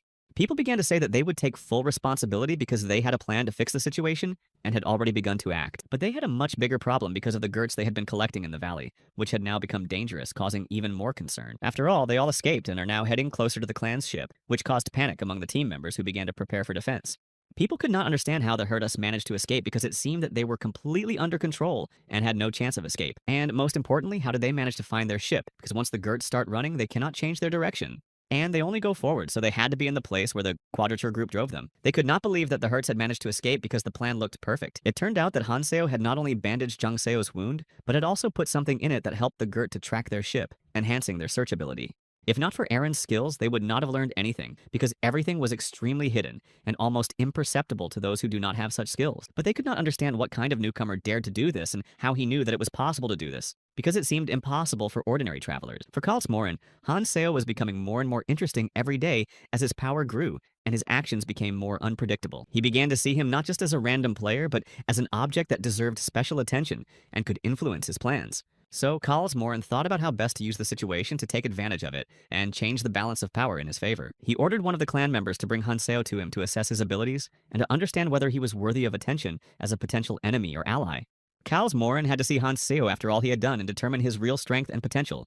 But they were surrounded by a flock of Gerts, and their ship could not withstand such a load for long, posing a serious threat to everyone on board. But Karls Morin said that he is now in charge and is not afraid of anything, and does not like to repeat his orders, indicating his confidence and determination. Karls Morin said that he would deal with the situation himself, but one of the clan members had better hurry up and find Hanseo, because time was on their side. After all, Karls Morin believed that these actions were not enough to stop Hanseo, and that he would achieve his goal anyway. He decided that he would make Hanseo regret his actions and leave him no opportunity to hide or avoid the consequences. To do this, he used his power and directed it directly at the pack of Gert, destroying them instantly without leaving a single chance of resistance. After that, a huge explosion was created that blew the Gerts apart and destroyed them, making even the largest creatures fall down without strength. The explosion was so powerful that it destroyed most of the Gert's pack, and they were scattered all over the ship, creating chaos among the clan members. The sound of the explosion was so loud that it spread far and wide and was felt as a shockwave that passed through all living things. Even at a great distance, Hanseo heard it immediately because he was extremely sensitive to such signals and knew it meant danger. And also that his plan worked, and that Cal's Marine and the other members of Quadratus received his gift. Hanseo used the extractor to find food, but unfortunately he failed and felt his hope for a quick solution to the problem begin to fade. Some of the roots of the World Tree absorbed poisonous substances in the water, while others purified it, maintaining the balance that was vital for the ecosystem. Hanseo had a bag of selfish rich man's food, but it would not last long, and there was only one place where there was food: the lake in the deep tunnel where the adult Kukuli lived. The water here is not as shallow as in other places, and he will have to build a bridge to cross the lake of poison, and this task required a lot of preparation. Hanseo took the Queshi seed, which absorbs poisonous water, and grows into giant lotus leaves that can help him cross. He stood on a hill and threw the seed. Once in the water, the seeds began to germinate instantly, forming green stems that gave hope for overcoming the dangerous path. And in a few minutes, a real bridge appeared over the sea. After that, Hanseo quickly crossed the foliage to the next bank, leaving only scattered green lotuses behind. It would have been much easier for him to continue on. Hanseo climbed over the leaves that spread over the poisonous sea, creating a safe path along which he quickly moved forward. But as soon as he stepped on the last leaf before the shore, something made him stop abruptly and tense his muscles. Before him appeared a flock of huge Gert, whose eyes were burning and ready to attack at any moment. Morin stood among the monsters he had destroyed and looked into the distance, feeling satisfied with the work he had done, but his mind was full of new plans. He asked his assistant if a carrier pigeon had arrived with information, hoping to get new instructions from his people. But Rachel replied that the person who fulfilled his order was still on the way, and the message had not yet arrived, which irritated Morin. Then Morin said that even the best use of the intelligence skill can only be effective once a month, and they had already wasted it. He approached Jongus and said that if he hadn't shown the way, he would have been at the bottom of the poisonous sea with the entire Quadratus clan. He turned to Rachel again and ordered her to take them to the last place he had mentioned, where there might be important information or new traces. Morin said that he would deal with the situation himself, because there are special advantages to hunting prey with your own hands that should not be missed. He believed that Hanseo should stop running away because he would soon be caught and there would be no point in running away. Meanwhile, Hanseo was still on his bridge and was fighting the Kukulas using his last strength to fight them. He had almost no strength left. He could barely swing his sword because he had very little energy. His body practically did not obey him, and he felt exhausted. He didn't notice the man behind him shooting an arrow, but it was only the beginning of a new danger. Hanseo was able to quickly turn around the moment he heard the sound of an arrow flying past him and felt its danger. The people who were hunting Hanseo lost their opportunity to catch him because he escaped the trap again. Hanseo quickly realized that the man was using a highly accurate skill that made avoidance almost impossible, and the situation was becoming increasingly dangerous. He realized that such a skill would be very difficult to dodge, and realized that he needed to act quickly to avoid being trapped. Hanseo began to deflect the arrows. Despite all his efforts, one arrow hit him in the arm and pain instantly engulfed him. His blood got into the poisonous water and the nearby Kukuli smelled it, which drew their attention to Hanseo. The cuckoos instantly began to move in Hanseo's direction, and were already very close to him. He tried to repel their attacks, but they became even more aggressive because of the smell of blood. The fight was getting harder, and Hanseo had almost no strength to fight back, so the people decided to go down and bring Hanseo to them to finish the hunt. But the girl they sent to get Hanseo didn't want to go down to the monsters. She thought that splashing water would ruin her hair and appearance, so she didn't want to risk it. But then Hanseo would have been able to escape because the Kukuli were only interested in those who were close by. So they forced Miller to go down to Hanseo to stop his escape and fulfill their part of the plan. After all, those people realized that Hanseo could escape if urgent measures were not taken, because the Kukuli were already distracting his attention. So even though she refused, they began to threaten her, so she finally jumped and prepared to attack Hanseo. One of the clan members said that while Miller was coming down and trapping him, she would also send a carrier pigeon to communicate. They needed to get Hanseo. Miller went down to Hanseo and told him that he would have to entertain her until they could complete the operation. All members of the clan had to cover Miller. Miller was not very happy to have to do this task because she had not participated in such missions for a long time. She ran up to Hanseo and told him that they could start now. Now Hanseo had two opponents, Miller and Kukuli, and he had to repel their attacks simultaneously. At first, he repelled Kukuli's attack and then quickly turned his attention to Miller, who was already right next to him. She flew up to Hanseo surprisingly quickly and swung her sword at him. But she didn't hurt him, so he was able to deflect, and after he fell on his back, he hit her and ran back. Miller said it was a good trick for someone who could barely stand, but he would have to take responsibility for the scratch he made on her face. After all, she's not going to hold back even if Hanseo surrenders. Hanseo realized that Miller was closing the distance between them, and it was dangerous to make a mistake in such a situation. Everything was in Miller's favor. She was prepared for such a fight, and the longer it went on, the more advantages she had. So Hanseo decided to change his strategy. Miller was shocked to see Hanseo suddenly change his strategy and prepare for an attack, because she did not expect such a turn and felt anxious. She couldn't let him control the situation because every second was against her, and a delay could cost her defeat. So she decided to strike first, trying to prevent him from even thinking about a counterattack, because she was sure that everything was in her hand. But Hanseo moved so fast that she simply couldn't keep up with him, and couldn't react to his maneuvers. His every move was calculated, and her attack looked hopeless, and left no chance of success. She couldn't understand why he was retreating, because it seemed strange after his confident attack. She thought he had another plan, and that made her even more wary because it wasn't that simple. And she started to get very angry because she felt that Hanseo was not just running away, but preparing for something bigger that she couldn't foresee yet. He took the blade to Jangus, and Miller said it was not good to take someone else's weapon, although she was sorry that her hand had a bleeding wound. The wound was getting bigger, and Miller's blood attracted the approaching monsters to her, increasing her danger and making her feel even more helpless. Other members of the clan started shouting at Miller to get her act together and not to delay, but her condition and bleeding made it almost impossible. But she couldn't because the monsters could smell her blood, which made the danger even greater, and it was no longer a matter of fighting but of survival. It turns out that this was the second skill of the ring that Hanseo used to bleed, giving him an advantage while Miller was fighting her wound. The second skill was unlocked when you reached red rank, and it was not just bleeding, but an ability that could change the course of the battle in favor of Hanseo.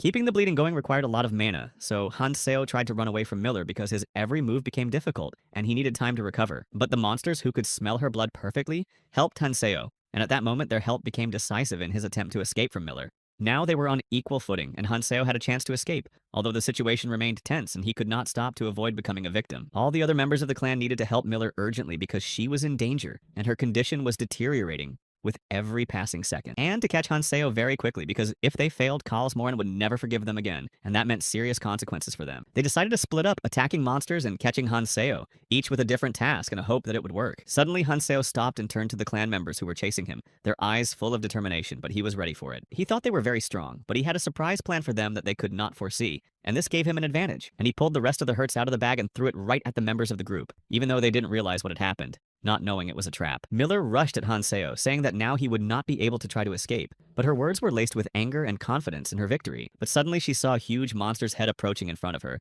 and her plans changed dramatically as the danger became more real. The blood of the monsters became the perfect bait to bring the cuckoos into a state of madness, and now they have lost all control, attacking everything that moves. They attacked the people, and they no longer had time to catch Hanseo, because now they had to escape from the frenzied attack themselves. He left them saying that they could now have fun alone and felt the situation was completely out of his control. Hanseo moved on in search of roots that could give him at least some food, because he had almost no strength left and his body was on the verge of collapse. But he realized that all the roots were dry, and even in the most promising places nothing grew, making him feel hopeless. He hoped that he wouldn't have to go very far, and that once he reached the red zone, it would be much easier to find the resources he needed. A group of newcomers also wandered around the red zone trying to find food, because there was none in their settlement, and survival was becoming increasingly difficult. One of the men met them and told them to go back to the lower roots because it was their territory and they did not allow outsiders. But the newcomers answered that there were no nutrients left in the lower roots, and they were too tired to return. The resources in the lower roots had long since been exhausted, and it was now almost impossible to survive there. But the men said they needed to manage their resources more efficiently, so they could not afford to help everyone who showed up. After all, this route was strategically important for the survival of their group. They asked if the newcomers were confident that they could fight for this route, because it was not just a booty, but a territorial conflict. The men believed that feeding the newcomers meant losing their chance at life. So the newcomers turned around and walked back, very angry because they didn't get what they expected, and all of this only increased their disappointment. Of course, the lower roots had not provided enough food for a long time. But there were a lot of monsters that did not give them passage and consumed even more of their energy, each battle exhausting them even more. And every time they tried to go higher, they encountered other clans that were just as determined to defend their territories. They could not understand whether they would have to die of starvation because they already felt that they were running out of strength and had to make a decision. But when they had not gone far, they heard strange screams and turned around to see someone attacking the men who had chased them away. And it became even more unpredictable. When they looked closely, they saw that it was Hanseo, and he had grabbed the men who were preventing them from passing, and now they were in a very difficult situation. The men standing at the entrance realized that Hanseo had managed to kill the captain of their squad with one blow, and now they were scared and did not know what to do. The newcomers saw the men running away so they could eat, and felt much more confident because Hanseo had solved everything. And they did not expect the day to come when they would be able to rejoice in such victories. After all, their life before that was just a struggle for survival. They decided to use their extractors as soon as possible to get food, because this chance was very important for their survival. They were very happy that Hanseo solved their problem in one move, showing that even in such a situation there is a way out. Johann went up to Hanseo and wanted to thank him, because he was pleased that he had protected them, and it was a real surprise for him. But Hanseo did not recognize Johann, with whom he had sailed on the same ship, and was therefore surprised to see him after all this time. Johann asked Hanseo what he had been doing all this time and why they hadn't seen each other for so long, because it seemed like an eternity. They met for the first time since the day they arrived in the red zone, and now their paths have crossed again, causing a storm of emotions for each of them. Although it was not so important now because Johan was very happy to see Hanseo and realized that this meeting was of great importance to both of them. He thanked Hanseo and said that without him, they would have starved to death due to lack of food because the situation was very difficult and hopeless. But Hanseo replied that he was also just hungry, so he did it because it was hard to stay exhausted in such conditions. Johan dared to ask Hanseo for something else and said that they needed the ship they had sailed on to find a way out of this situation. After all the paths were blocked by other clans, but Hanseo did not want to hear about it because his goal was completely different, and he did not plan to retreat. But Johan continued to follow Hanseo, saying that he was not just asking because the roots here were dry, and the fish was destroying everything around them, and they needed to act. Johan asked Hanseo to go up on the ship together to find a way out of this situation, hoping for his help because, without it would be very difficult. But Hanseo said that he would solve the problem soon, and they could stay here for now so as not to risk even more while waiting for a solution. Hanseo said that he would soon destroy the fish that was attacking the world tree and all problems would disappear so they need not worry about their future. If the calamities disappear, the red zone will prosper and everyone here will be safe, because he has already decided how to deal with this threat. But if we are talking about Hanseo, the man who performed so many incredible feats, then this may be true because his strength has long been a legend. But Hanseo replied that he needed to save as many people as possible because he could not leave them to their fate, even if it required great sacrifice. This is why he came back, even though he did not understand whether he really wanted to, because his doubts sometimes took over and he felt lost in this world. Hanseo gave Johan a glowing imitation stone, saying that he would need it in the future, although he could not predict when he would use it. Johan was left alone and couldn't understand why Hanseo said that because there was something in his words that made him surprised and even anxious. He thought Hanseo was an incredible person because his actions and determination were truly impressive, and he was someone who never gave up even in the face of the greatest difficulties. Just like the time he gave them the boat despite all the difficulties, Hanseo always found ways to solve the problem, even when everything seemed hopeless. They thought he was talking about the impossible, but he saved them all, and Johan was convinced that Hanseo was the man who made the impossible real. Hanseo gave Johan hope, and he hoped that this time everything would work out and they would be able to find a way to salvation, believing that this path would not be easy but possible. It was natural to compete for the survival of humanity, but Hanseo had a very strange feeling that haunted him, a doubtful and uncertain feeling that something was wrong. He couldn't focus on what he needed to do because his thoughts were constantly distracting him from his goal, like an invisible weight pressing on his mind. He arrived at the place where they were supposed to meet Sophia, and could not shake this feeling, which became even more acute as he waited for her arrival. Sophia said that she had gathered all the necessary materials except for two, but decided to come anyway because she was running out of time. She noticed that Hanseo looked quite worried and asked him what was wrong, but he was in no hurry to explain his worries as if he was afraid to voice them out loud. But Hanseo said that nothing happened, except that they were being chased by a few people who wanted to catch him for some reason, and this added to his stress. Sophia said that she already knew that Quadratus was hunting Hanseo and that they were also following her, so she had to be careful because the situation was much more complicated. Hanseo said that he had already met them and they wanted to bring him to Kals Moren, but he knew that this was only part of their plan that was yet to unfold. Sophia could not understand why Kals Moren, the commander of the assault squad, would hunt Hanseo as it was too risky and unnecessary. Hanseo replied that he had managed to detain them, but Sophia considered Kals Moren an invincible enemy and said that even Hanseo would have a hard time dealing with him. So she suggested that he work together to increase his chances of success against such a strong opponent, because it would have been impossible to do it alone. But Hanseo said that one of them would stay to collect materials and the other would be bait for Kalsmoren to trap him until they captured him. Sophia started arguing with Hanseo, claiming that the lighthouse was a whole alliance of clans in the red zone with a lot of people, and that complicated the situation. In addition to their numbers, this alliance included many veterans who had spent years in the red zone and gained invaluable experience, making them even more dangerous. Many of them were ready to leave the red zone, and among all the units, the most dangerous was the assault unit, which left little chance for any enemy. Kalsmoren held an important position of command in this unit, wielding enormous influence, which made him even more dangerous in any conflict. Sophia said that they must act together, otherwise their chances of survival in this dangerous world around them would be too small. They should have collected the materials before other members of these clans found out where they were, and started looking for them to destroy them. Hanseo said that it would not be easy because he left an artifact that could greatly interfere with Kalsmoren's plans by detaining him for some time. Kalsmoren grabbed Johan by the throat and threatened to kill him, his voice as cold and ruthless as his gaze. He said that Johan had only one choice: fulfill the conditions or die like the other newcomers before him with no chance of salvation. All the other newcomers had already been destroyed, and Kalsmoren threatened that the others would die in agony if they did not surrender Hanseo as he ordered. Johan didn't even notice when he was found and how he managed to gather so many people so quickly in this place that had now become a trap. Johan replied that they knew nothing about Hanseo and had no information about his whereabouts, trying to remain calm even though he was trembling inside. Then Kalsmoren realized that he was on the wrong track and that it was all a waste of time, which made him even angrier. So he rejected Johan, deciding that there was no point in wasting any more energy on him, and his patience was running out. Karls Morin leaned over to Johann and asked him his name. Karls Morin said that a newcomer to Johann does not have much common sense if he behaves so brazenly and thoughtlessly without realizing his own danger. He added that he could smell Johann's lies and that he even knew that Hanseo had passed through the area recently, leaving traces despite his attempts to hide. Even though Hanseo had tried to erase most of his traces, Karls Morin could still smell him, as if Hanseo had been here recently. Hanseo's mistake was that he left his clue when he tried to set a trap, which was his fatal step. So now Karls Morin decided to get down to business and punish Johann for his disobedience, realizing that this was a chance to reveal the truth. He asked Johann again where Hanseo was, but Johann still stood his ground and said that he really didn't know where Hanseo was. But Karls Morin still smelled a lie, and this convinced him that Johann knew more than he was trying to show. So Karls Morin decided to destroy him. But I stopped abruptly in front of his face, feeling that something was wrong, and suddenly he began to laugh very loudly, as if he had realized something important. He said that he smelled Hanseo suddenly appearing nearby, and looked in the direction of Karls Morin, and saw Hanseo standing on the hill as if waiting. Hanseo stood motionless as if waiting for Karls Morin to approach him, and he smiled as he looked Karls Morin in the eye with a mysterious confidence. Karls Morin was very happy to see Hanseo because it meant that his search had finally been successful and he could finally finish the job. Hanseo asked if they were looking for him, realizing that Karls Morin had long since noticed his presence as if to play with him. Karls Morin asked Hanseo if it was really him, because he looked transparent and doubts crept into his heart. He quickly ran up and hit Hanseo in the face, but it was only an imitation of what Karls Morin expected, as if he understood his every move. A consumable artifact called the Imitation Stone created a water circle, so Hanseo probably took it from Jangasu, leaving only the scent to attract Karls' attention. Karls Morin guessed that this Jangasu had been cleaned out, and even if it was a decoy, he was happy to follow Hanseo to find him.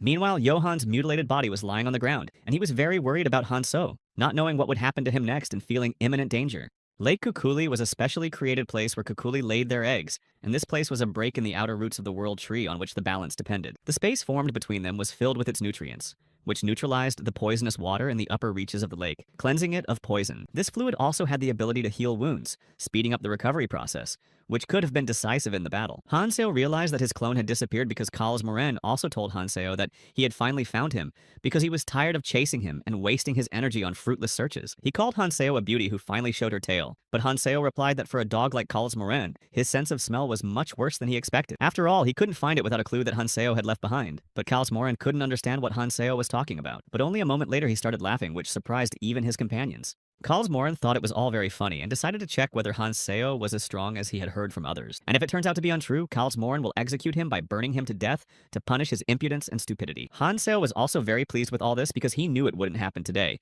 and suggested that Karls Morin play hide and seek again. Karls Morin was very annoyed that Hanseo dared to run away in front of him, which further fueled his rage. He wasn't going to lose sight of Hanseo, so he kept up with him and followed him all the time, ready to catch him at any cost. He chased him right on the ground, creating a magic ball to quickly reach Hanseo and prevent him from escaping. It was a fire jade art called the Red Jade Discharge, and it had incredible speed and destructive power. He launched it directly at Hanseo, trying to hit him, but he quickly dodged, preventing Karls Morin from reaching his goal. Hanseo pulled out a specially prepared seed from his bag and quickly threw it into the water. From there, it began to sprout in a flash, forming a new bridge across the lake. There was not much poison in the lake, so these leaves won't last long, but as long as Hanseo is moving, everything will be fine. Karls Morin started shouting after him, believing that Hanseo would not be able to escape, and that he would definitely catch up with him. This was to Hanseo's advantage, so he decided to use the sword covered in Gert's blood to cover his tracks. If you mix it with Hanseo's blood, the smell will intensify, and the monsters will be able to determine his exact location. Hanseo continued to move forward without stopping, leaving traces behind him so that Karls Morin and his henchmen could catch up with him. The smell of blood really attracted a lot of attention, and a large number of Kukuls started moving towards Hanseo, trying to grab him. But Hanseo was too agile and fast. Karls Morin thought that Hanseo had nothing else interesting to do. After all, he was not going to be afraid of the Kukuls who were everywhere and trying to attack because he had enough strength to fight them. Karls Morin decided to use his power. All he had to do was burn the Kukulas and tear them apart using his magic. So he started throwing his layers of magic right at them, and with each blow, the Kukuli were torn to pieces.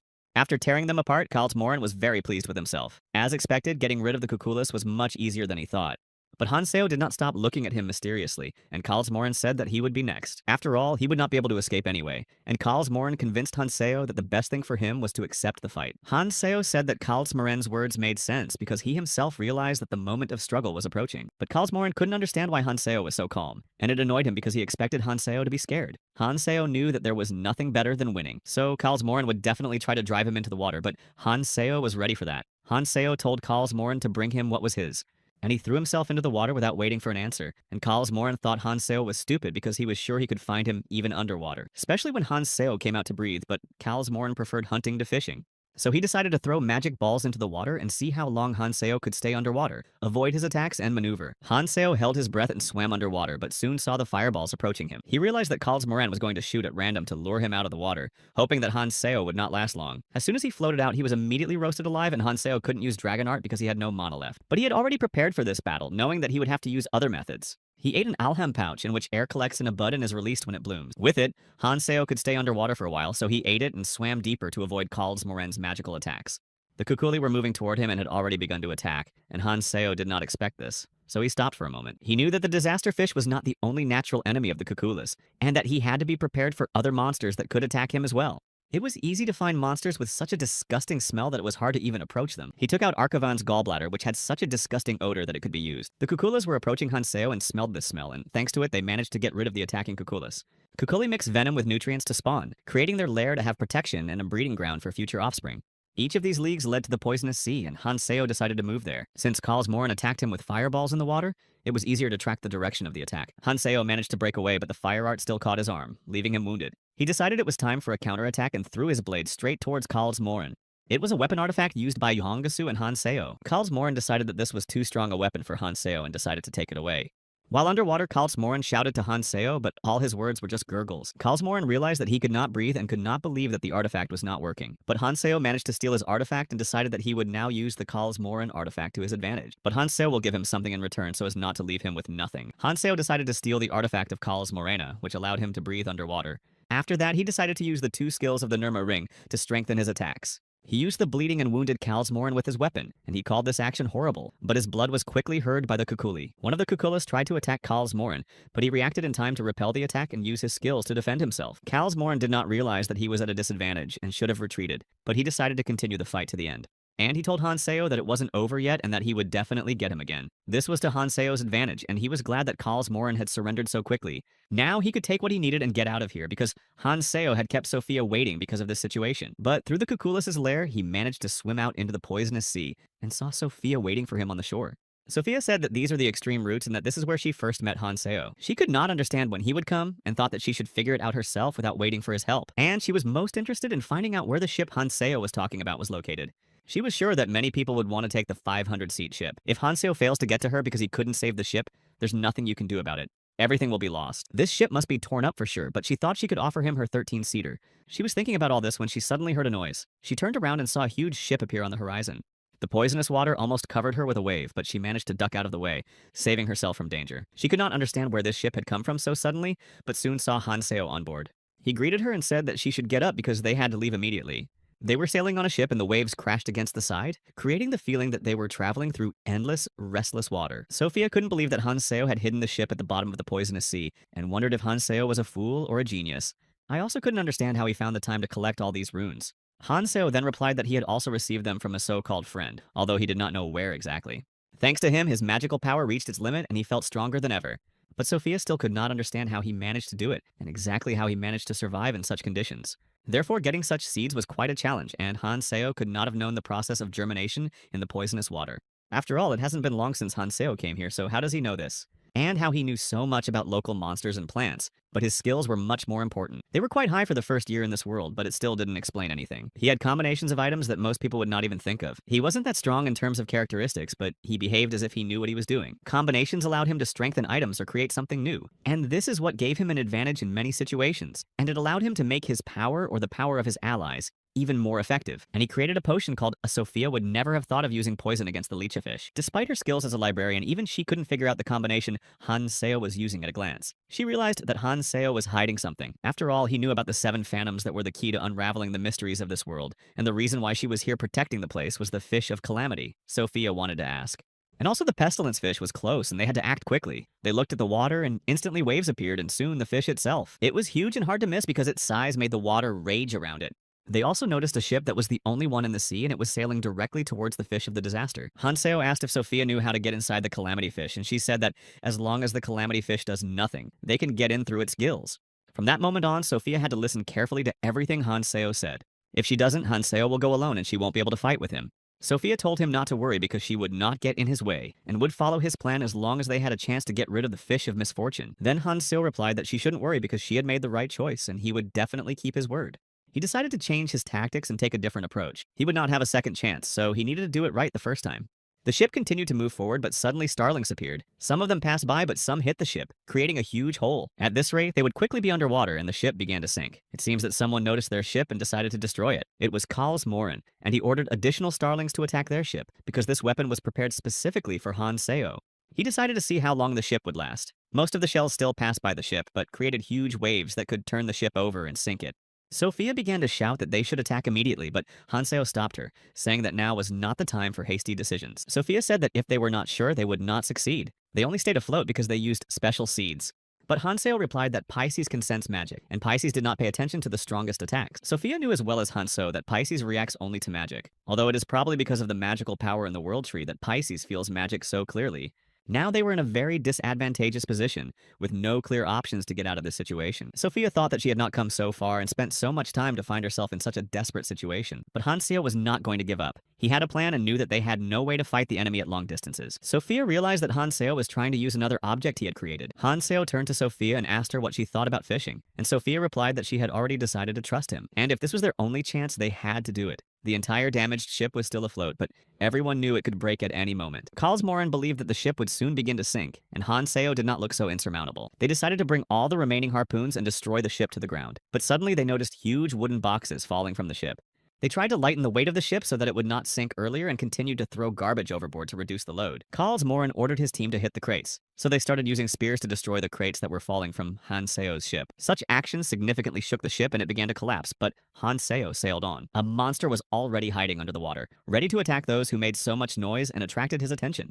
Kals Morena's ship had already relaxed, thinking that Hanseo's ship was beginning to sink, but suddenly they felt a jolt. It was a huge monster, the Kraken, who decided to attack them when they were most vulnerable. It turned out that the Kraken surrounded them from all sides and tightly embraced them. Kals Morin did not expect to see the Kraken, because this monster usually does not appear on the surface of the water and rarely attacks. So they thought that they needed to go through the gills and break through while they still had the opportunity to escape from the monster. But if they go through the gills, they could lose Hanseo. Then Rachel stepped forward and said she would deal with it and not let the monster stop them. She pulled out her sword and began to cut the Kraken's tentacles that wrapped around the ship. The monster obviously did not like this and began to get even angrier at their actions in response to their resistance. But Kals Morin said that if Rachel was ready to act, she shouldn't delay. They had already lost too much time. Kals Morin realized that Hanseo was actually going to rely on these actions to the end and had no intention of changing his strategy. The fish of evil began to sink deeper, so they had to hurry. It was also impressive that even when they were underwater and moving through the gills, they remained dry without feeling moisture.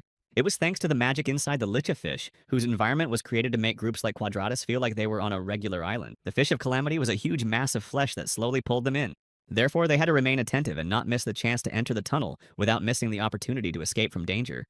It's good that Jangasa was with them, who was just a fan of this place and talked about the fish of disaster so that people definitely wanted to join Quadras. Meanwhile, Rachel approached Kals Morin and said that she thought they needed to recruit promising travelers for the Quadratus clan to strengthen their forces. But these words made Kals Morin very angry, and he replied that he knew all this, but now they needed to be patient and take their time. Once inside the evil fish, they will not be able to get out whenever they want, and Hanseo will be able to do anything without the need for a guide. It will be a real miracle if they don't stumble upon his lifeless body among those who have already fallen victim to the fish. Inside the fish of misfortune was a stomach that served as a small dimension where what was absorbed created a huge island. The island formed inside was no different from a dungeon. The flow of magical power was distorted, so it was difficult to catch any smells or detect the presence of an enemy. But Kals Morin still did not like this place, and he did not like it. They turned their attention to the wrecked ship and the half-digested, lifeless bodies lying among the wreckage, so they began to guess that these might be the travelers they were looking for and following on their journey. Jangasu considered this place beautiful and blessed. The only thing that is well absorbed in the stomach of the evil fish is the juice of the world tree, which gives it wonderful properties and strength. The remains of the Elfenheim who created the world tree were collected here. If there are so many bones and skulls here, what could have happened to the artifacts that once existed in this place? And in the past, Jangasu got out of this place alive only because he found an important artifact here. If they were ready to serve the Calamities as part of the Quadratus, then everything they wanted would be fulfilled. Jangasu continued to glorify his clan, believing that all their success and power was due to the Fish of Calamity and its blessing. He said that it was because of the Fish of Calamity that they were given. But he warned me that I could not use attacking skills or make loud noises because it would attract the attention of dangerous creatures. He continued to tell them that if they followed the instructions of the square, they would be able to continue enjoying life. But suddenly he heard Hanseo's voice. Hanseo said they had nothing to worry about because it would take a big explosion or a catastrophe for the skeletons to get up and attack. He showed the ship of Quadratus, and everyone turned around to understand what it was. Thanks to Hanseo's magical power, the ship exploded and continued to explode, falling apart. People were falling straight into the sea with the wreckage and had no chance of being rescued. Hanseo said that Sophia did it on time and they shouldn't worry because everything went according to plan. But Jungsu thought it was all very bad and that they could face bigger problems from this explosion. Morin was not interested in all this. He saw Hanseo and realized that he had been so close to him all this time. He thought that Hanseo had come to die by his hands and ordered the crazy Yangas to get out of the way. But he was frozen in his tracks by what he saw. The skeletons lying everywhere began to come to life and approach people, their bones burning with blue fire. The Elfenheim army was sent to destroy the evil fish and put an end to its hostile actions and influence. It was the cursed army of Galandon, namely Phantom Knights, who came out of the darkness to destroy enemies and protect the world. The Phantom Knights were approaching people. Their goal was to attack and destroy everyone who got in their way. People didn't expect this because Jungsu said they just had to get the artifacts from the Fish of Lich. No one mentioned fighting magical creatures, and soon there was an explosion whose force pushed everyone back, scattering people in different directions. Such a powerful action required great skills and strength, so it was clear that the situation was out of control. Morin told his men to attack to destroy all the spirits, and his men rushed into battle without hesitation. Morin began to use his magic to strike at the Phantom Knights. After all, there was nothing that could stop his mastery of Fire Jade. He was ready for any difficulties. The people from the Quadratus clan began to rejoice because they believed that their assault squad commander would easily handle them. But Jangsu told him that these spirits would not die easily and that they were not easy to defeat. After their deaths, these spirits rose again and fearlessly went into battle because they were the defenders of this place. And their cursed bodies allowed them to be reborn endlessly and fight again. And as long as the pestilence fish is alive, these spirits will continue to be reborn and become stronger. So the spirits continued to attack the people without stopping, leaving them no chance of escape. Morin ordered his men to keep up and hold their positions to prevent the enemy from breaking through the defense and destroying them. Jangsu began to flee because he could not risk his life in such a dangerous situation. He decided to run away while he still had a chance, but he couldn't figure out where Hanseo, who had created all this chaos, had gone. He began to think that Hanseo had come here with Sophia. At this time, Hanseo was thinking that everything had happened just as Keldian had said, and the first line of defense of the Phantom Knights had to be occupied with something. Hanseo also described the plan of action in general terms to Sophia, so that she would know what they should do next in the battle. Hanseo described the plan of action in general terms to Sophia, so that she would know what they should do next in the battle. So now Hanseo has decided to move on to the next important stage, as the plan has already begun to materialize. He decided to approach the core of the Calamity Fish to fulfill his main goal and stop its threat once and for all. Its skin could not be pierced by attacks, but the core was different, and it was the only way to defeat the fish. So Hanseo drew his sword and prepared to destroy the core of the Calamity Fish, but he heard Jangasu's voice behind him calling out to him. He threw his blade at him, wishing for his death, hoping that it would stop Hanseo. But Hanseo reacted and turned away from the blade in time. He was very angry that Jangsu had disrupted his plan. So turning to him, he ran to attack Jangasa and put an end to his interference. Rushing at him, he easily threw him to the ground, trying to stop him. Hanseo asked if Jangas hadn't had enough the last time he had thoughtlessly attacked him. But Jangasu was ready to do anything to prevent Hanseo from destroying the core of the Calamity Fish, even at the cost of his own life. He said that Sophia had failed and that she had entrusted Hanseo with the job. Morin wanted to destroy Hanseo himself, but now he wanted Jangas to do it too, because he couldn't let the Fish of Disaster be destroyed. He shouted to one of the men of his clan, ordering him not to miss and to hit the target to finally destroy Hanseo. He was sure that Hanseo would not be able to escape from them, and that his destruction was inevitable. So he threw his arrow at Hanseo, and it was very unexpected. Jangasu was happy that Hanseo was injured, but he did not take into account that this injury did not stop him. They were amazed to see that under Hanseo's skin there was another black skin that protected him from all attacks, making him almost invulnerable. Hanseo used the Dragon Art in time to use transformation to strengthen his powers. This was impossible because the arrow's force had to be sufficient to destroy even the strongest obstacle with a single shot. Jangasu was sure that he had never seen such a skill before and did not understand how Hanseo was able to develop it so quickly. If the first hit did not work, the clan members decided to shoot as many times as necessary to finally achieve the result in victory. Hanseo said he could have helped them get out, but they left him no choice.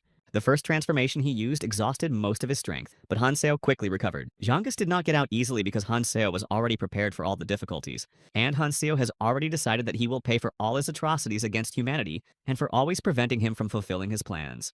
People continued to fight against the spirits who were not destroyed and remained alive even after numerous attacks. Morin ordered his men to continue the attacks without giving the spirits a chance to recover. Their regeneration rate was increasing and they could not resist them. If this goes on, the spirits will simply exhaust all the strength of the people and they will not be able to continue. People will always be at a disadvantage when fighting a constantly renewing enemy that does not lose strength. Hanseo realized that this is how spirit magic works and decided to use the Fish of Disaster as a tool to change the situation in his favor. If they die here, they will end up like the others and become part of this world. They decided to use the artifact of the world tree, which consisted of fragments that were almost impossible to obtain in the modern world. The artifact allows you to use But people started shouting that they couldn't do it because they had already tried and failed to activate the artifact. But for some reason, it doesn't work in this place, and it looks like they are doomed. Sophia appeared and told them not to try, as it would not do them any good and would not change the situation. You can't get out of the stomach of the fish of misfortune that easily. Morin said that he would not let Sophia go so easily because she was in his way, and he was ready to do anything to stop her. He also said that at least one of the 7 phantoms would definitely find out about it. But Sophia replied that while she was desperately looking for a way to destroy the fish of disaster, they did nothing. Instead of whining, they needed to find a way to get out of here, not remain inactive. Even the communication between the clans did not work here, and no one could help. No matter if you're a living person here or not, no one will know what happened to them because this place absorbs all traces. Sophia said that she would leave Morin a parting gift as a symbol that she was not leaving this unanswered. After all, in the end, she received all the information she needed and is now ready to move on. Morin told Sophia that communicating with newcomers is bad for her. After all, Morin was the commander of the lighthouse's assault unit, who was entrusted with the responsibility of managing the red zone. Therefore, he will have fun with Sophia, one of the 7 phantoms, all day long, sparing no effort. He began to use his magical powers against her, trying to break her spirit and force her to submit. But she also did not stand idle and showed all her abilities to not let herself be defeated. All her actions passed by Morin, who could not understand what she was really up to. And then he said that Sophia could not survive, so she was not worthy of being called a phantom. But Sophia replied that she did not intend to aim directly at Morena because her goal was completely different. Suddenly, a commotion began inside the stomach of the fish calamity, and this attracted the attention of everyone nearby. The entrance to the stomach wall was slowly closing, and Sophia said that she was just stalling for time while she looked for a way to close the genres with the help of her librarian skills. Morin began to curse Sophia while she waited, hoping that this was the last time they would meet.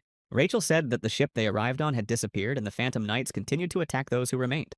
Morin shouted that we had to quickly lower the ship and get out of here because the situation was becoming critical. He said that once they got to the gills, they would open again and they should just wait. He ordered his men to provide support because they needed to close the distance between them and the enemy. He repented that Sophia would regret what she had just done when he got out of here. After all, he was the commander of the assault unit and could not die here. He decided to use the Fire Jade Artificer again, specifically the Crimson Jade Discharge to attack, and he threw it at a group of knights trying to destroy them all. Without letting them recover, he did not tell his people to follow him, but suddenly everyone stopped because Hanseo was standing in front of them, preventing them from going any further. He was holding Jangasa, who was barely conscious and had no strength to fight. Now Hanseo really looked like a thief appearing here in front of them, ready for anything. Maybe it was, but Hanseo didn't care. He didn't pay attention to what the others said. Morin thought Hanseo was very self-confident and fearless and was not going to accept Hanseo into his ranks. Before Morin could finish speaking, Hanseo rushed at him to attack. He was even frightened by the surprise, but decided that he had to fight back. He took out his sword and struck Morin, and Morin did not expect this, and from the blow he fell to the ground, losing the ability to resist.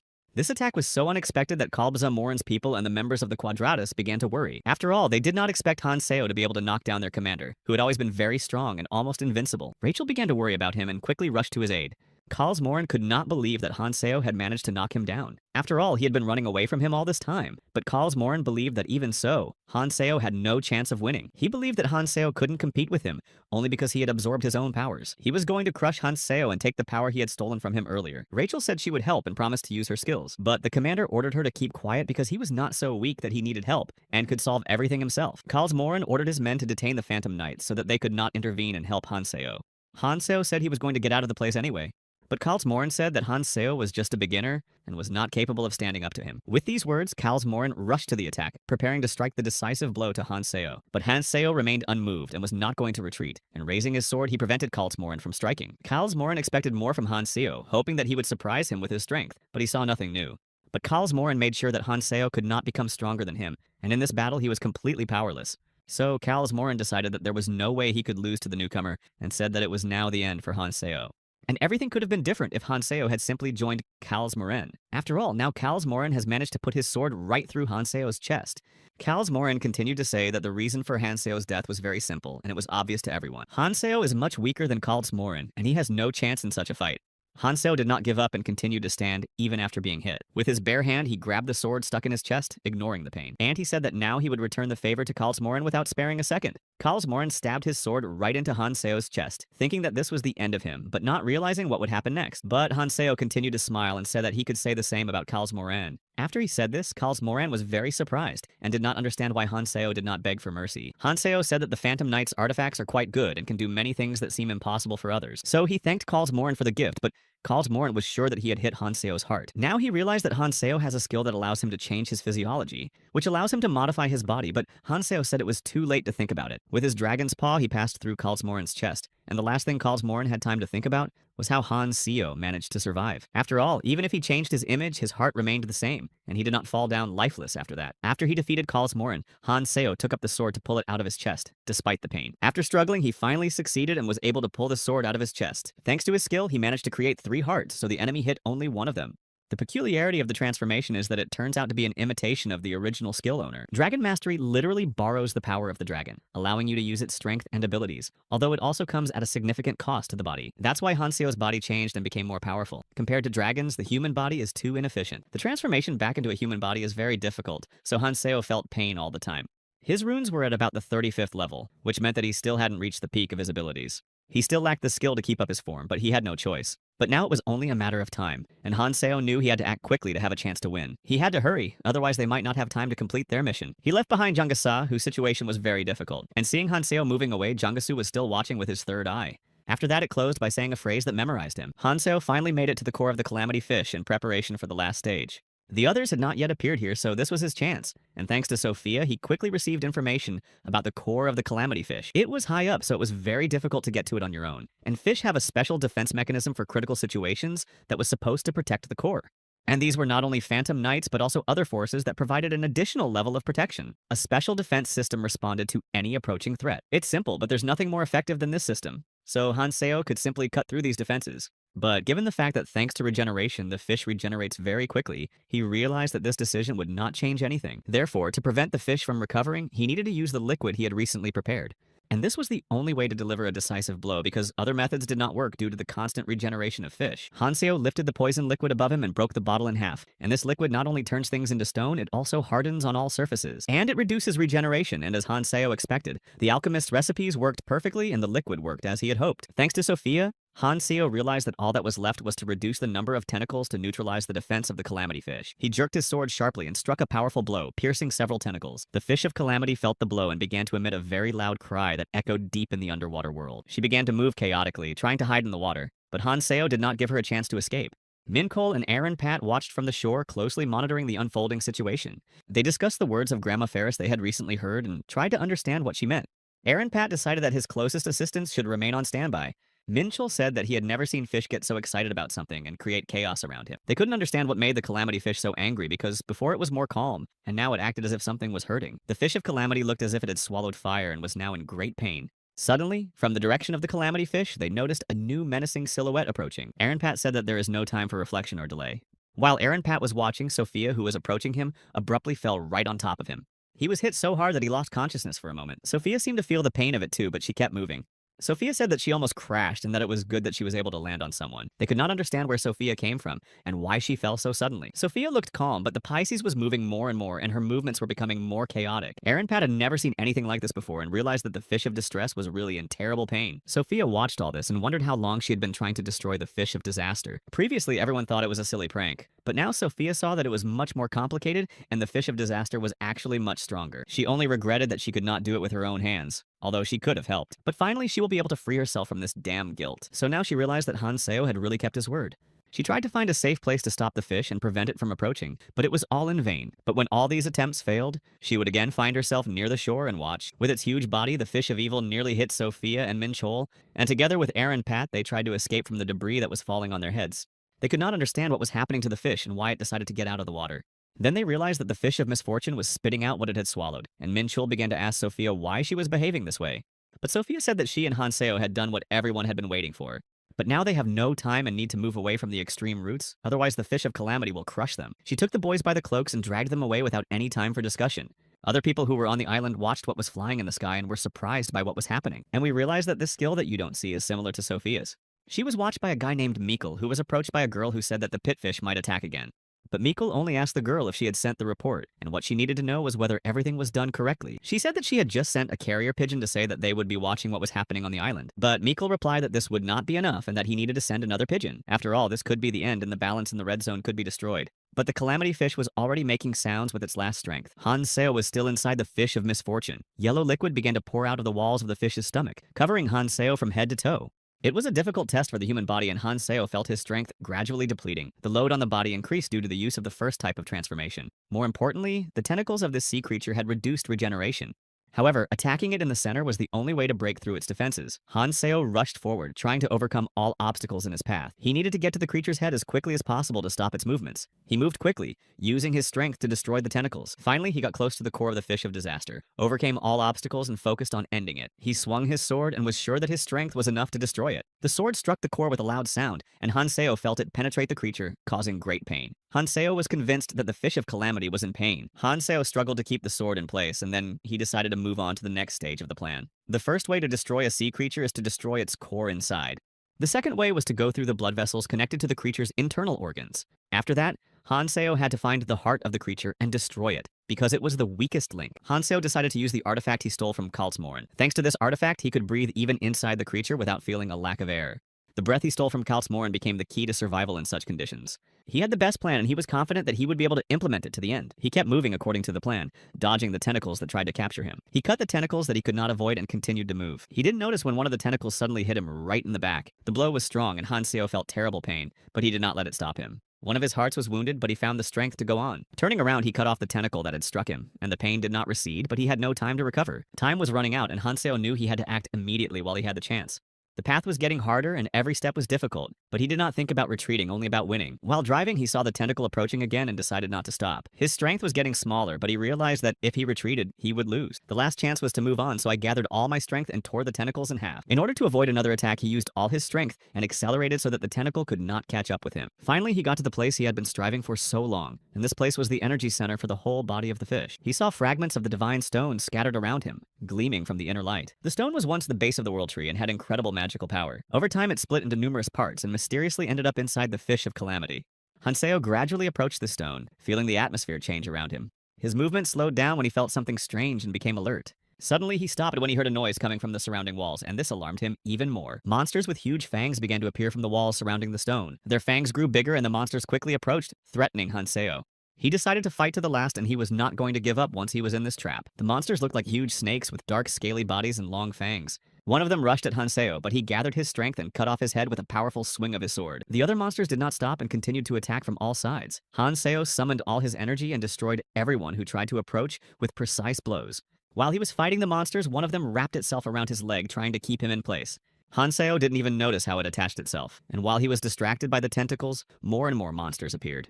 Together, they surrounded him so tightly that he was no longer visible. The tentacles squeezed him tighter and tighter, blocking any possibility of escape or struggle. But Han Seo gathered all his strength and tore them in half, creating a path for himself. Swinging his sword at the stone, he tried to pierce its wall, but it turned out to be much more difficult than he expected. It was extremely difficult to cut directly through the vessels, to break the blood vessels that connected the stone fragments to the fish. He tried to break all the connections, but they were extremely tightly connected.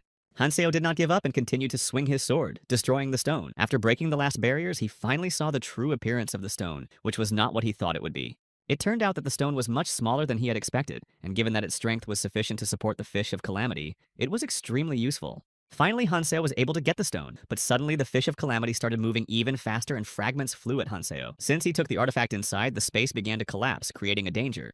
The pace of destruction was so great that Han Seo realized that he would not be able to get out of here. While he was thinking, he didn't notice another tentacle approaching him and trying to destroy him, and the tentacle threw him back so hard that Han Seo flew down, losing his balance. He was unable to hold the stone in his hand and slowly began to lose consciousness. When he lost consciousness, he found himself in the belly of the fish of calamity with no chance of survival.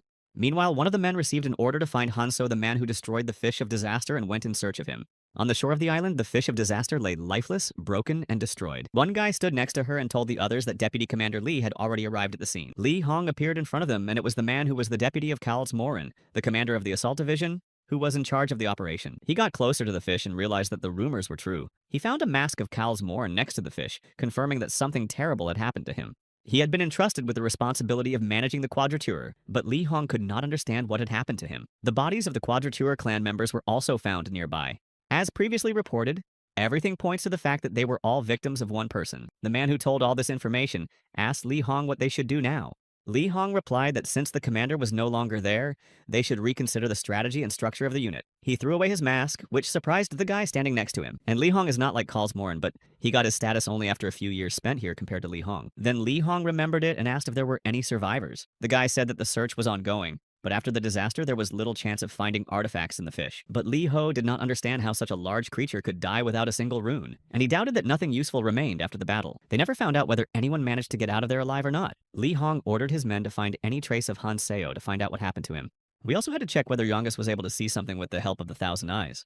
He thought about everything that had happened and decided to move on, approaching the fish of misfortune. He realized that in this part of her body was the heart, which was probably the source of her strength. Parts of her body continued to die, but what exactly happened in this place remained a great mystery. They could not believe that Han Seo was so strong and capable of doing such a thing. Li Hong said that he was now the commander of the assault squad, and they had to move on. A guy ran up and said that the travelers were coming here from the villages. Li Hong said that they had to keep the place secret and asked why there were no guards, and the guy replied that there were too many travelers to stop them. But Li Hong was sure that all was well. The travelers only wanted to see the disaster fish, so he didn't worry until they came up. People began to realize that this huge monster was finally dead and that there would be no more threat from it. They couldn't believe that someone had finally managed to destroy this huge creature that had kept them in fear for so long. Sang Jin stood among them, and he had heard about the fish of calamity before from those who had survived all these horrors and from Hanso.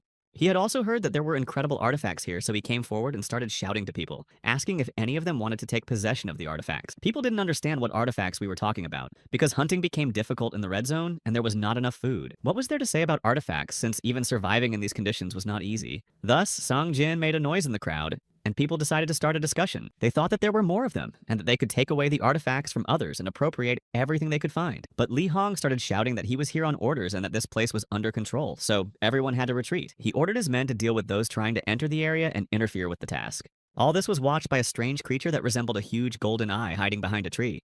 After it saw everything, it flew to Sophia to tell her what had happened. Sophia asked people to gather near the lighthouse fish to pay attention to the lighthouse clan, but something created a real stir among the audience. Everyone started to panic and couldn't understand what was happening, and she wanted to know who the guy was who was spreading rumors about everything that had happened. She noticed that there were people in the crowd who deliberately provoked others to create more chaos. Sophia didn't understand who these people were or why they were acting this way. It turned out to be Han Seo's team, but she didn't know it yet and didn't understand their role in the events.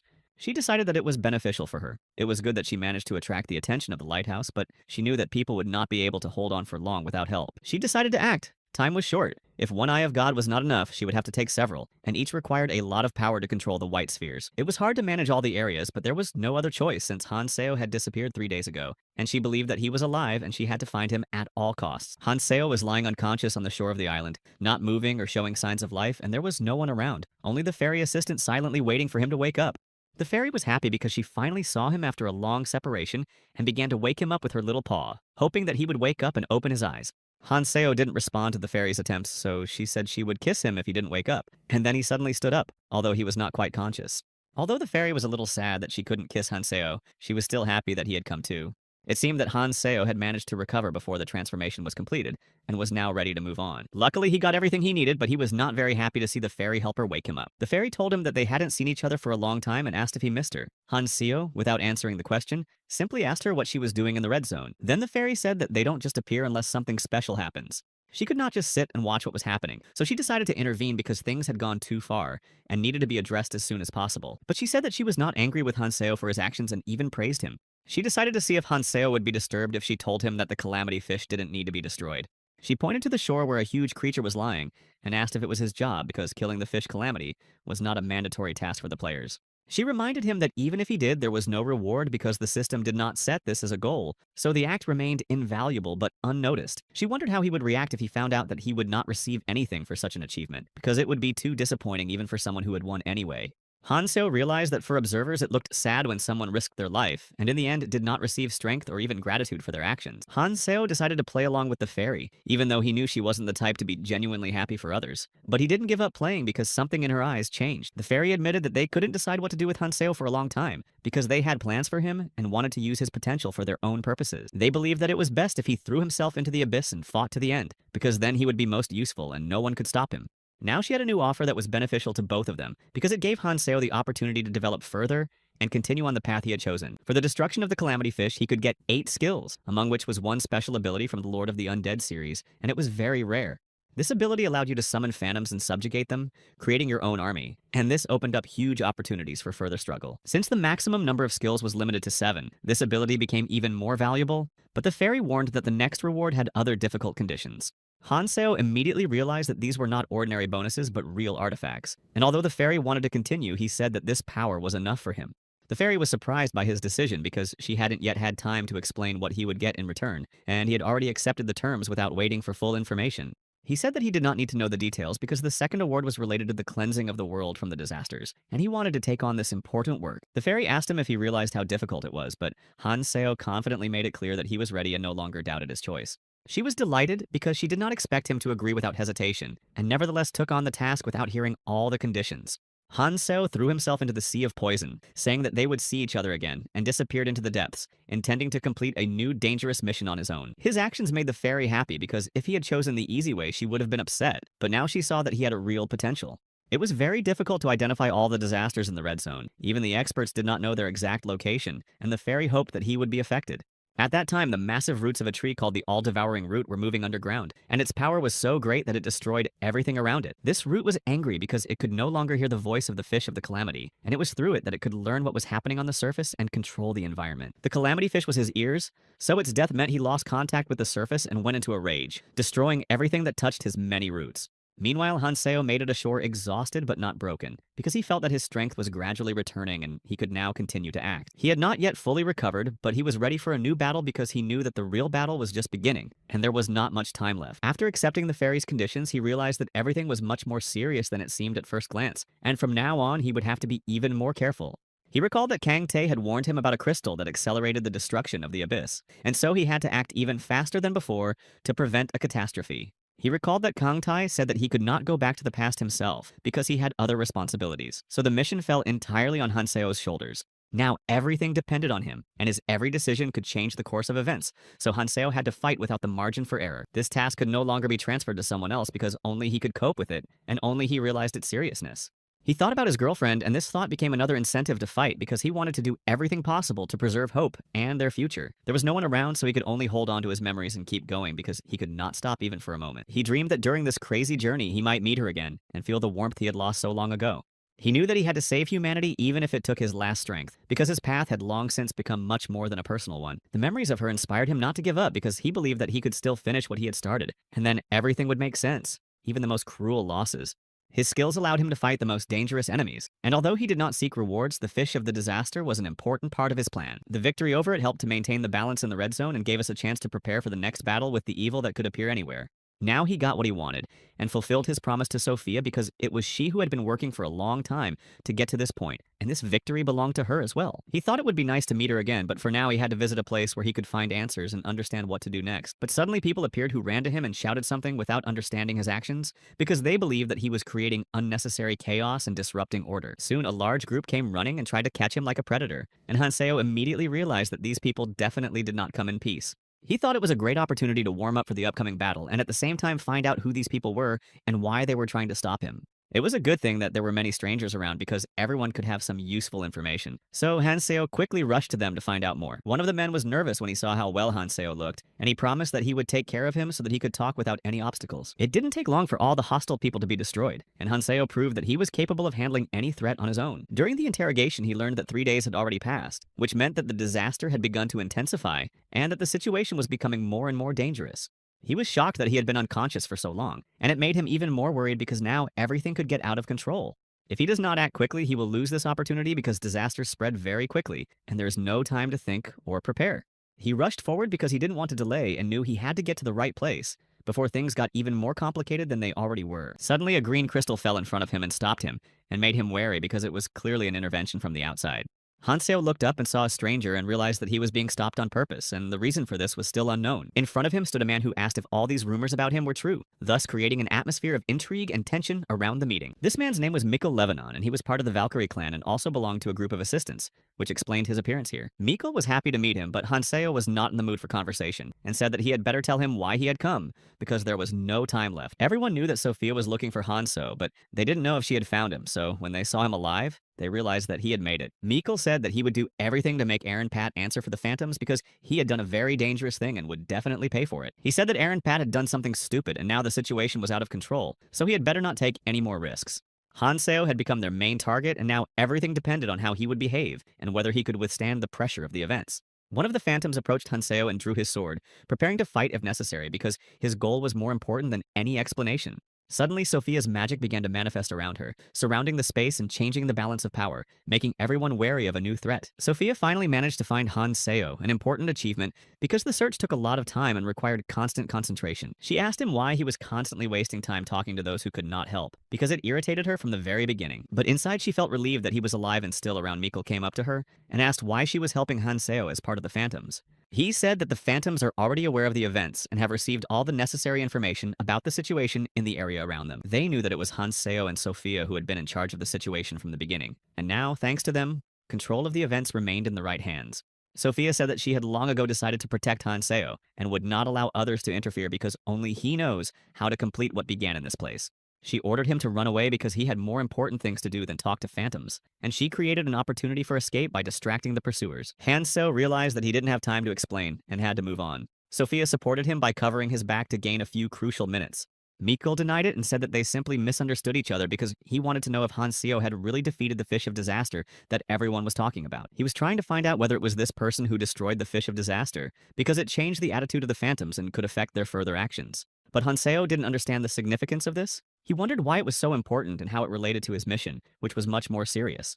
Mikkel just sighed and said that in that case he would have to act differently because if he didn't understand, he wouldn't see the whole picture. He stretched out his hand in a gesture of offering an alliance, making everyone surprised because no one expected such a decision, especially from a representative of the Phantoms. Sophia was wary because she did not understand why Mikkel was proposing an alliance and why he was trying to join someone who was a stranger to them yesterday. Han Seo also didn't understand what the benefit was and why Mikkel was so insistent, because there was some suspicious logic to it that made him suspicious. Then Mikkel said that he could provide support from his assistants, and believed that such an offer would be quite beneficial for both parties. He was convinced that an alliance with Han Seo would change the course of events at this stage, and help change the state of affairs in the Red Zone to the benefit of all. He reiterated that such cooperation is beneficial because it gives both of them a chance to win, although he still hoped that Han Seo would agree without hesitation. Sophia felt that Mikkel was hiding something, so she told Han Seo not to trust him, because there was definitely more to the proposal than meets the eye. Mikkel didn't hide the fact that he wanted to change the Red Zone because nothing had changed since he came here until Han Seo destroyed their ideas. While they were talking, a giant stem of an all-devouring root burst out of the ground, mixing the soil and destroying everything around it.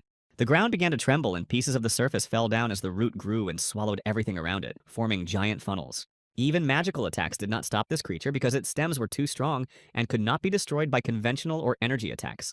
But the monster was not alone. Several more creatures rose from the ground and began to attack from all sides, forcing people to panic and flee. These creatures moved quickly, showing cruelty. They chased people and devoured all those who made too much noise, forcing others to flee.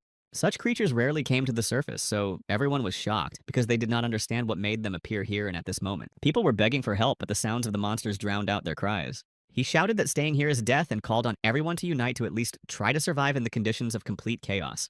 But Han Seo stopped him and said that if Mikkel really wanted to help, he had to go with him because there was no time to think. Mikkel was surprised because he did not understand where he wanted to go when there was complete danger around him, and it seemed that there was nowhere to run. But Han Seo assured him that the place was close by, so it was better to focus on the next step because every second counts now. He pointed to the master standing further away and said that their path was there. Mikkel did not understand why this place was so important. Mikkel suspected that Han Seo was joking because it looked too dangerous, but he remained calm and confident, as if everything was going according to plan. Mikkel couldn't understand what it meant to go inside, but Han Seo tied their hands with a magic rope and pulled him into the darkness.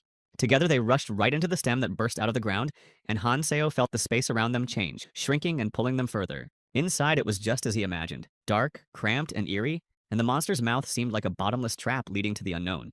Han Seo focused on his own, but remembered that he had pulled Mikkel with him, and saw him falling down without controlling his landing. He turned around and thought that Mikkel looked like he wasn't ready for the fall, and the whole scene looked very uncertain even for him.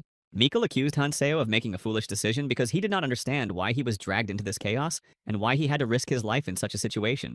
It all seemed absurd to Mikkel, who did not expect to find himself inside the monster, not understanding what he was supposed to do next. But Han Seo reminded him that he had promised to help him, and it was time to fulfill his promise, although Mikkel immediately said that this was not part of his plan. Han Seo said that all calamities have a common feature, although the others did not understand what he meant, and their confidence began to wane.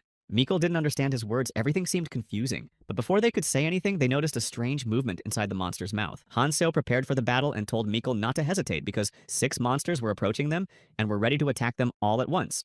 Mikkel was afraid because the shadows were moving too fast, and he felt that it was a trap from which it would not be easy to get out alive. He exclaimed that fighting with so many enemies was suicide and suggested that they run away, otherwise they would all die here. But Hanseo replied that the main thing now was concentration. So he activated the dragon's power and decided to go forward because it was too late to retreat. For Hanseo, there was no going back, and he broke through the crowd of monsters without giving them a single chance to win. One by one, he tore them apart with his sword and did not stop, because he knew that only complete determination would help him survive in this meat grinder. Mikkel watched from the sidelines and did not understand how Hanseo managed to fight without rest, because his movements were precise and ruthless. He was afraid because these monsters seemed too strong, and he saw no point in fighting them alone.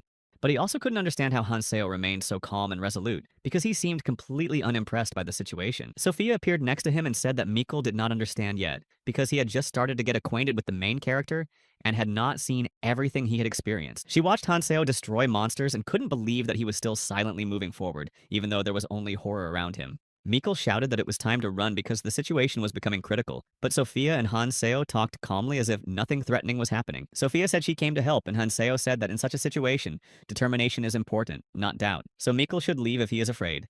Mikkel decided not to back down and joined the fight because he realized that he could not just stand by while others risked their lives. He reminded himself that he had promised Hanseo he would help her, and now it was time to prove that he could keep his word despite any threat. He looked at Sophia and asked if he would finally see the true power of the Seven Phantoms, because he wanted to understand what made them so legendary. He was most interested in whether he could personally see what Hanseo was capable of, and whether he really had the power to change the course of the entire struggle. After all, it was he who changed the situation in the Red Zone, and now Mikkel has begun to believe that real change is indeed possible. Sophia already knew that Hanseo was not like everyone else, because even after a short acquaintance, it became obvious that he had incredible strength. His abilities gave him a chance to lead others, and this made him a key figure in the fight against the Calamity. So the three fighters rushed into the decisive battle because there was no time to hesitate, and every moment could decide the outcome of this battle. Although they had less and less strength left, they continued to fight because they knew that stopping would mean a complete collapse for everyone around them. All three acted in a coordinated manner, relying on each other's skills and support because only together could they withstand the enemy. Mikkel admitted that they are holding on for now, but their strength is already running out, and there is a threat that the next wave will break their defenses. He asked Hanseo how much longer they could hold off the offensive because he realized that they could not delay any longer and that new actions were needed. Hanseo replied that the number of monsters had decreased, and that meant the end of the first wave, so they could only hold their ground until the next attack. Sophia said that she had been watching the calamities for a long time, and now, thanks to her skills, she was able to determine the approximate location of one of the main enemies. She cast the Eye of God into the crowd of monsters to find the exact location of the calamity, because time was short and she had to act as quickly as possible. If this root is like the fish of calamity, external attacks will do nothing, so you need to get inside and strike it from the depths. The root was weak inside the demon's mouth because it was there that the passage to the heart of the creature was formed, and only from the inside it could be destroyed. The real body that absorbed everything was deep beneath the world tree, so finding the right way to it meant opening up the possibility of a blow. There was a passage through the mouth from which the monsters climbed, and that was where the point of impact was, so Sophia realized that this was where the decisive blow could be struck. She finally identified the place with the help of God's eye, but to take advantage of the chance they had, to get there as soon as possible. She told Hanseo that she had found the entrance, but the connection to the eye had been cut off because of the monsters, so it was up to him and his ability to make it through.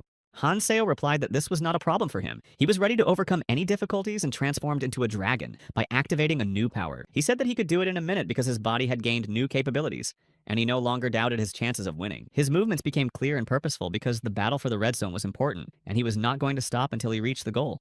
With confidence and new opportunities, he pushed forward, knowing that this strength would allow him to overcome obstacles and destroy enemies. Sophia saw that the transformation was much stronger, and Mikkel immediately realized that Hanseo was using a dragon-related skill. What he saw impressed Mikkel greatly. He could not imagine how Hanseo managed to master such skills and gain such a rare power. Sophia said that this form does not last long, so they need to act quickly because they may not get a second chance to get to the center. She added that even with such strength, Hanseo can't fight all the monsters alone, so she'll have to help pave the way for him. Sophia stepped forward to protect Hanseo, and Mikkel added that he had already called the clan to the surface, and hoped they would be able to help in time.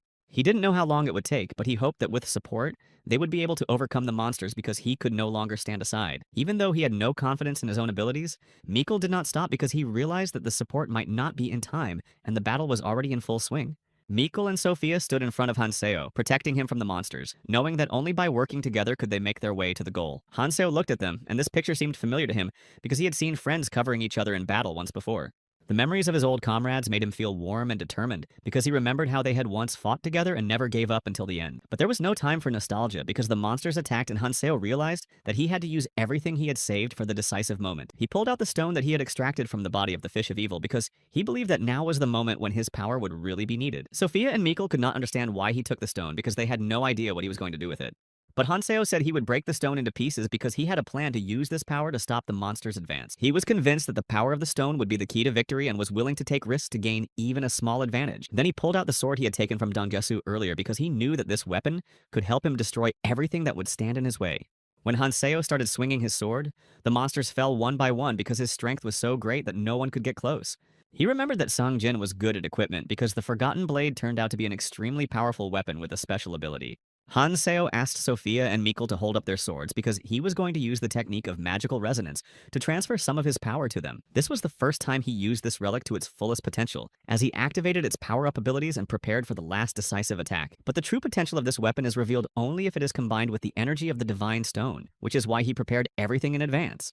Hanseo shared the stone's power with Mikkel and Sophia, so that all three could fight on equal terms and increase their chances of winning the battle. Meanwhile, new monsters appeared on the surface and spread throughout the Red Zone Island, so the threat was getting stronger. One of the guys was nervous because he couldn't understand why the reinforcements hadn't arrived yet, and why they were left alone at such a crucial moment. Suddenly, he noticed a pigeon with a message from Mikkel, and realized that help was coming, so he had to act quickly before it was too late. When he saw the message, he realized that it was time to act because Mikkel needed help, and only a united effort could change the course of events. But as soon as he tried to grab the pigeon, it fell down and it became clear that it was done by people from the Valkyrie clan, which completely changed the situation. He asked Aaron Pad if he was already aware that the Mayak clan was looking for Hanseo, and if he understood the threat this situation posed to the entire Red Zone. I was surprised to hear this because no one expected such a turn of events. Aaron said that this was an internal matter of the lighthouse, and that the disasters were only subordinate to them. Because of this, the Valkyrie clan's assistants had to retreat because their presence only hindered the resolution of the main conflict. But Aaron Pad objected and said that they could not leave because they were already surrounded by monsters and would have to fight, regardless of other people's orders. It seemed that the entire red zone came to life as giant stalks burst out of the ground and attacked simultaneously from all directions. Li Hong said that now they have to deal with the monsters that remain on the surface themselves, because there will be no external help. Everyone understood that there were more important tasks in the village, so the destruction of the enemies fell entirely on their shoulders without reinforcements from above. At this time, Hanseo and the others continued to fight inside the stem against the monsters that attacked from within without ceasing. Everything looked like a real hell because it seemed that all the monsters of this world had gathered in one place to destroy them once and for all. When Mikkel saw Li Hong, he was surprised and asked what he was doing here, because he did not expect to meet him in the middle of this crazy battle. Li Hong said that Mikkel should be responsible for his actions because he is on the territory belonging to the clan and has no right to act independently. He said that this place is under the control of the Mayak, and it's time for Mikkel to stop meddling in other people's affairs and return to the surface.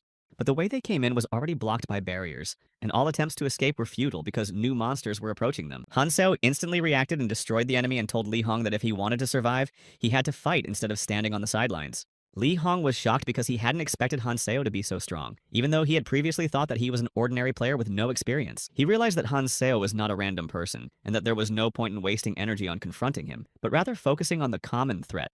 He decided to report the situation to the management and deal with Hanseo later, because the monsters were the main problem right now. Despite the fact that Hanseo had just arrived, he demonstrated exceptional skills and acted confidently, proving that he was able to adapt quickly. But Li Hong believed that it was all thanks to Sophia, because without her support, Hanseo would hardly have reached such a level of power in a short time. He believed that if he eliminated Hanseo, he would be appointed commander of the assault unit, because it would be a logical development on his part. But Hanseo came up and said that they would not last long in such conditions, and that they urgently needed to change their strategy to avoid defeat. He raised the dragon's paw, and Li Hong did not understand what was happening, because he did not expect to see a manifestation of such a level of power from a stranger.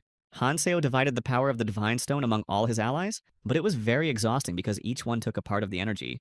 But despite his fatigue, for the first time he decided not to act alone but to work together with others because only teamwork could save everyone in this battle. The fight continued successfully because, thanks to the new strength, the fighters became more enduring and could effectively destroy monsters without losing momentum. People spent less effort fighting the monsters around them, and this allowed them to save energy for the next clashes without losing their morale. The all-devouring root sensed that something had changed on the surface, and its intuition told it that the situation was out of control and it should be wary. To protect himself, he created a huge dome that glowed with blue light, but at the same time, he realized that it could become his weakest point. He became aware that an intruder had appeared on his territory, and this thought caused anxiety because outsiders usually brought serious problems. To stop the threat, he summoned magical creatures that looked like humans, but were driven by other goals and were created for defense. The battle was becoming increasingly fierce, and Hanseo ordered everyone to push forward because every minute counted, and it was unacceptable to waste it. Li Hong watched and did not believe that this was possible. The power that Hanseo gave to others was so great that it seemed unreal. Inside the demon's mouth, the defense was even stronger than outside, and Li Hong decided that if he could get deeper than Hanseo, he could succeed. He was ready to attack, but suddenly felt his power weakening, and he did not understand why he was suddenly losing his magical energy. The monster grabbed him with its paw, and he could not escape from it, feeling the magical energy gradually leaving his body without the possibility of recovery. He realized that he could no longer feel the flow of power. Sophia used magic to free him from the monster's clutches, but warned him that it was the last time. Li Hong was shocked that she helped because he considered her a heretic, and could not imagine that he would ever receive support from her. He ordered his group to immediately take up positions and destroy the monsters because there was no time to think, and the situation required immediate action. Meanwhile, Sophia began to lose control of Hanseo's power because she realized that her energy was almost exhausted and she would not be able to help anymore. The power that Hanseo had given her became unstable, and she no longer understood what was happening in the part of the red zone where he had disappeared. She didn't know where he went, but she remembered how it all started and was worried because this path seemed too dangerous even for him. Hanseo said he had to keep going and couldn't stop, even though Sophia asked him to stay because she couldn't let him die alone. Besides, they still hadn't dealt with the masters who were threatening them from the outside, but Hanseo said they wouldn't be able to move as they were now. So he decided not to share his strength and asked them to watch his back. But Sophia decided to go with him because she didn't want to leave him alone. Once at the route, Hanseo saw something strange happening to him and realized that there was more to it than meets the eye. He also noticed that this part is guarded by creatures that do not allow anyone to go further and are ready to stop anyone who dares to approach. He knew that the guards would show up as soon as he made the first step because the security system was supposed to work against any intrusion. The last trap before him was complex and dangerous, and any mistake could cost him his life, but Hanseo was ready for this test. And although these creatures were rare and unknown, he did not hesitate because he had no time for doubts and took the first step toward his main enemy. But this guard was surprisingly agile and avoided all attacks with such ease that Hanseo had to reconsider his entire combat strategy. Hanseo did not stop and continued to hit even when the opponent looked invulnerable because he knew he had to fight to the end no matter what. With each movement, the enemy became stronger and Hanseo could no longer stand it, as his mental stress reached its limit and his strength began to leave his body. When the guard saw this, he tried to counterattack and swung with all his might, forcing Hanseo to immediately go on the defensive. This blow was so powerful that it could have crushed him. But thanks to his skills and endurance, Hanseo was able to stay on his feet and not fall. The enemy was difficult to hit because his body was strong. His movements were fast and every attack was precise. So Hanseo realized that he had to act even faster. He hoped that his strength and skills would help to inflict damage, and at least partially break the enemy to tilt the battle in his favor. After a powerful blow with the relic, the guard felt pain in his arm, and this was the first sign that he could be defeated. But the wounds were not as serious as expected, and Hanseo had to summon all his will to continue the fight without delay. This enemy was one of the Elfenheim generals, a representative of a special army that influenced the course of events due to its unique abilities. The power of these creatures grew because they were part of an ancient security system that remained active even after the destruction of its creators. Hanseo's right arm was damaged after the last blow, but he continued to fight because he knew that surrendering here meant death. He could not fully repel the attack because he left some of his strength to others, so now he had to fight with limited resources. This greatly complicated his situation because, without full strength, he could not confront the general on equal terms and had to look for other ways. Hanseo's plan was almost perfect, but he did not take into account that the Elfenheim generals have their own relics that they use very effectively in battle. Hanseo awakened one of the relics with a fragment of the Divine Stone, hoping that it would give him the necessary strength to continue the fight.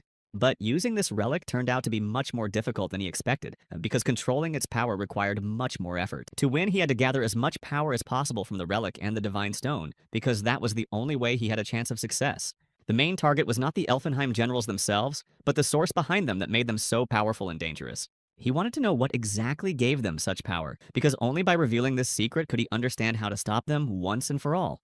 But unexpectedly, a second security system was activated, indicating that a new wave of more powerful enemies was now approaching the battle. Before Hanseo's eyes, Galandrin's army appeared, looking formidable and preparing to attack without any delay or warning. The situation was becoming increasingly difficult, and even Hanseo was no longer confident in his strength, because he knew that this battle could last for a very long time. But despite this, he had an advantage because he possessed forces capable of fighting such enemies and was ready to take advantage of every opportunity. It was at this moment that other allies appeared who had already fought the monsters and were ready to help him restore balance in the battle. They joined him without delay and joined the battle in an effort to support Hanseo and reduce the burden on his shoulders. Now the forces were approximately equal, which gave them a chance to win because the enemy no longer had a decisive numerical advantage. People did not understand who these creatures were and why they were here because they were not the usual monsters, and their appearance only increased the sense of danger. Sophia recalled seeing such creatures in the stomach of the lichefish and realized that they were connected to the past and carried something very dangerous. Leon felt that the magic around him had changed. Li Hong asked how far he could go, but Han Seo couldn't answer because he was focused on the battle. He did not expect this battle to be so difficult, and realized that the situation had become so complicated that he would have to completely change his plan. He had no right to be distracted because he was fighting Elfenheim, and every move mattered because losing the initiative meant losing everything. Han Seo tried to attack with only one hand, but it was not as effective and he had to make more effort to keep up. Suddenly, a magic stone appeared, and Han Seo realized that his enemy could use it to strengthen his attacks at any time. His blows were not strong enough because the Elfenheimers recovered quickly, and their counterattacks became more and more dangerous. Han Seo realized that this battle would last longer than expected, so he decided to sustain himself with the dragon art to keep himself in control. He was constantly restoring his body through the technique, but noticed that with each use of strength in it, he was getting less, and fatigue was accumulating faster. The consumption of magical energy was too high even for him, so the feeling of exhaustion was getting stronger, and had already begun to affect his movements. If he didn't change his approach, his blood vessels might not survive, so Han Seo focused on one goal to avoid making mistakes that would be fatal. The Elfenheim are creatures that until recently ruled the Red Zone. To protect themselves from the dangers of the outside world, they created the World Tree and used secret genetic engineering to do so. And also what was its foundation and gave life to everything in the Red Zone. They also created a plant and hid it deep in the roots of the World Tree. But over time, this plant stopped functioning because of the calamities, so the root, which was originally created to help the plant, turned into a root that eats everything and became a calamity. This explains why the plant has become uncontrollable and irritable. However, without enough power, the root can only bide time and exhaust those who try to harm it. So that's probably why the security systems were activated to protect themselves. The Elfenheim army, or 5 generals, are the eternal guardians of the plant. Thanks to the magic of preservation, these creatures have been transformed into eternally living fighters. They have retained the propulsive and regenerative abilities they possessed at the maximum level of their powers. Elfenheim bodies are stronger than human bodies, which makes them excellent and incredibly powerful opponents. But Han Seo knew that if he used the Dragon Mastery to activate the transformation, he might be able to defeat these creatures. Most of all, he must beware of their ability to regenerate, which is constantly reinforced by the central heart with the help of the power of the plant. It's like competing against zombies that keep regenerating, and at this rate, it will never end. So the 5 generals are just a distraction for Han Seo, who is trying to destroy this calamity. And he knew he had only one target. So when one of the Elfenheim, or rather Fabian, started attacking Han Seo, he activated the Ring of Nirma, the power of destruction. He decided that he would use the transformation to maximize the flow of magical power and direct it to one place. And he will also use the power of the Nirmak Ring on top of the initial power of the relic and the shard of the Divine Stone. And he will try to make his way forward with all the power he has. And when Fabian was ready to grab Han Seo, he stabbed him with his sword all over his body with incredible speed. Fabian screamed from the surprise and lack of understanding of what had just happened. But Han Seo also knew that even if Fabian's armor was created with the relic of Galadrinan, they will not be able to completely block the power of destruction of the Nirma Ring. So when Fabian is wounded, Han Seo decides that he has enough time to continue with his plan while one of the enemies regenerates. He succeeded, but unexpectedly, when Han Seo had already passed the wounded Fabian, he faced a new threat from another Elfenheim. These were the beads of Ekadrin, each of which is as strong as Fabian's armor. In other words, Han Seo could destroy them, but only if he put even more effort into it. But unexpectedly, when Han Seo was about to destroy one of them, it split on its own. A surprised Han Seo stood watching Ehedrin and could not understand what had happened. After all, it was definitely an attack from him. And why did he change his mind so abruptly when his goal is to destroy, or at least delay, the one who is trying to harm the central heart of the plant? But in a moment, he realized his cunning plan. He did it on purpose and released magical energy around the relic to force Han Seo to attack. So Han Seo suspected that this might mean that the main part was not damaged, and the relic was still intact. And now Ehedrin began to attack Han Seo with renewed vigor to make him regret his intentions of coming here. But this time Han Seo managed to repel his attack, even though he found it very difficult because of his thoughts and confusion. Han Seo realized that even if he destroyed the relic's form, its power would remain the same. It was all too complicated, and Han Seo couldn't figure out how to proceed, and realized that his guesses about how to defeat these creatures and destroy the central heart as soon as possible were wrong.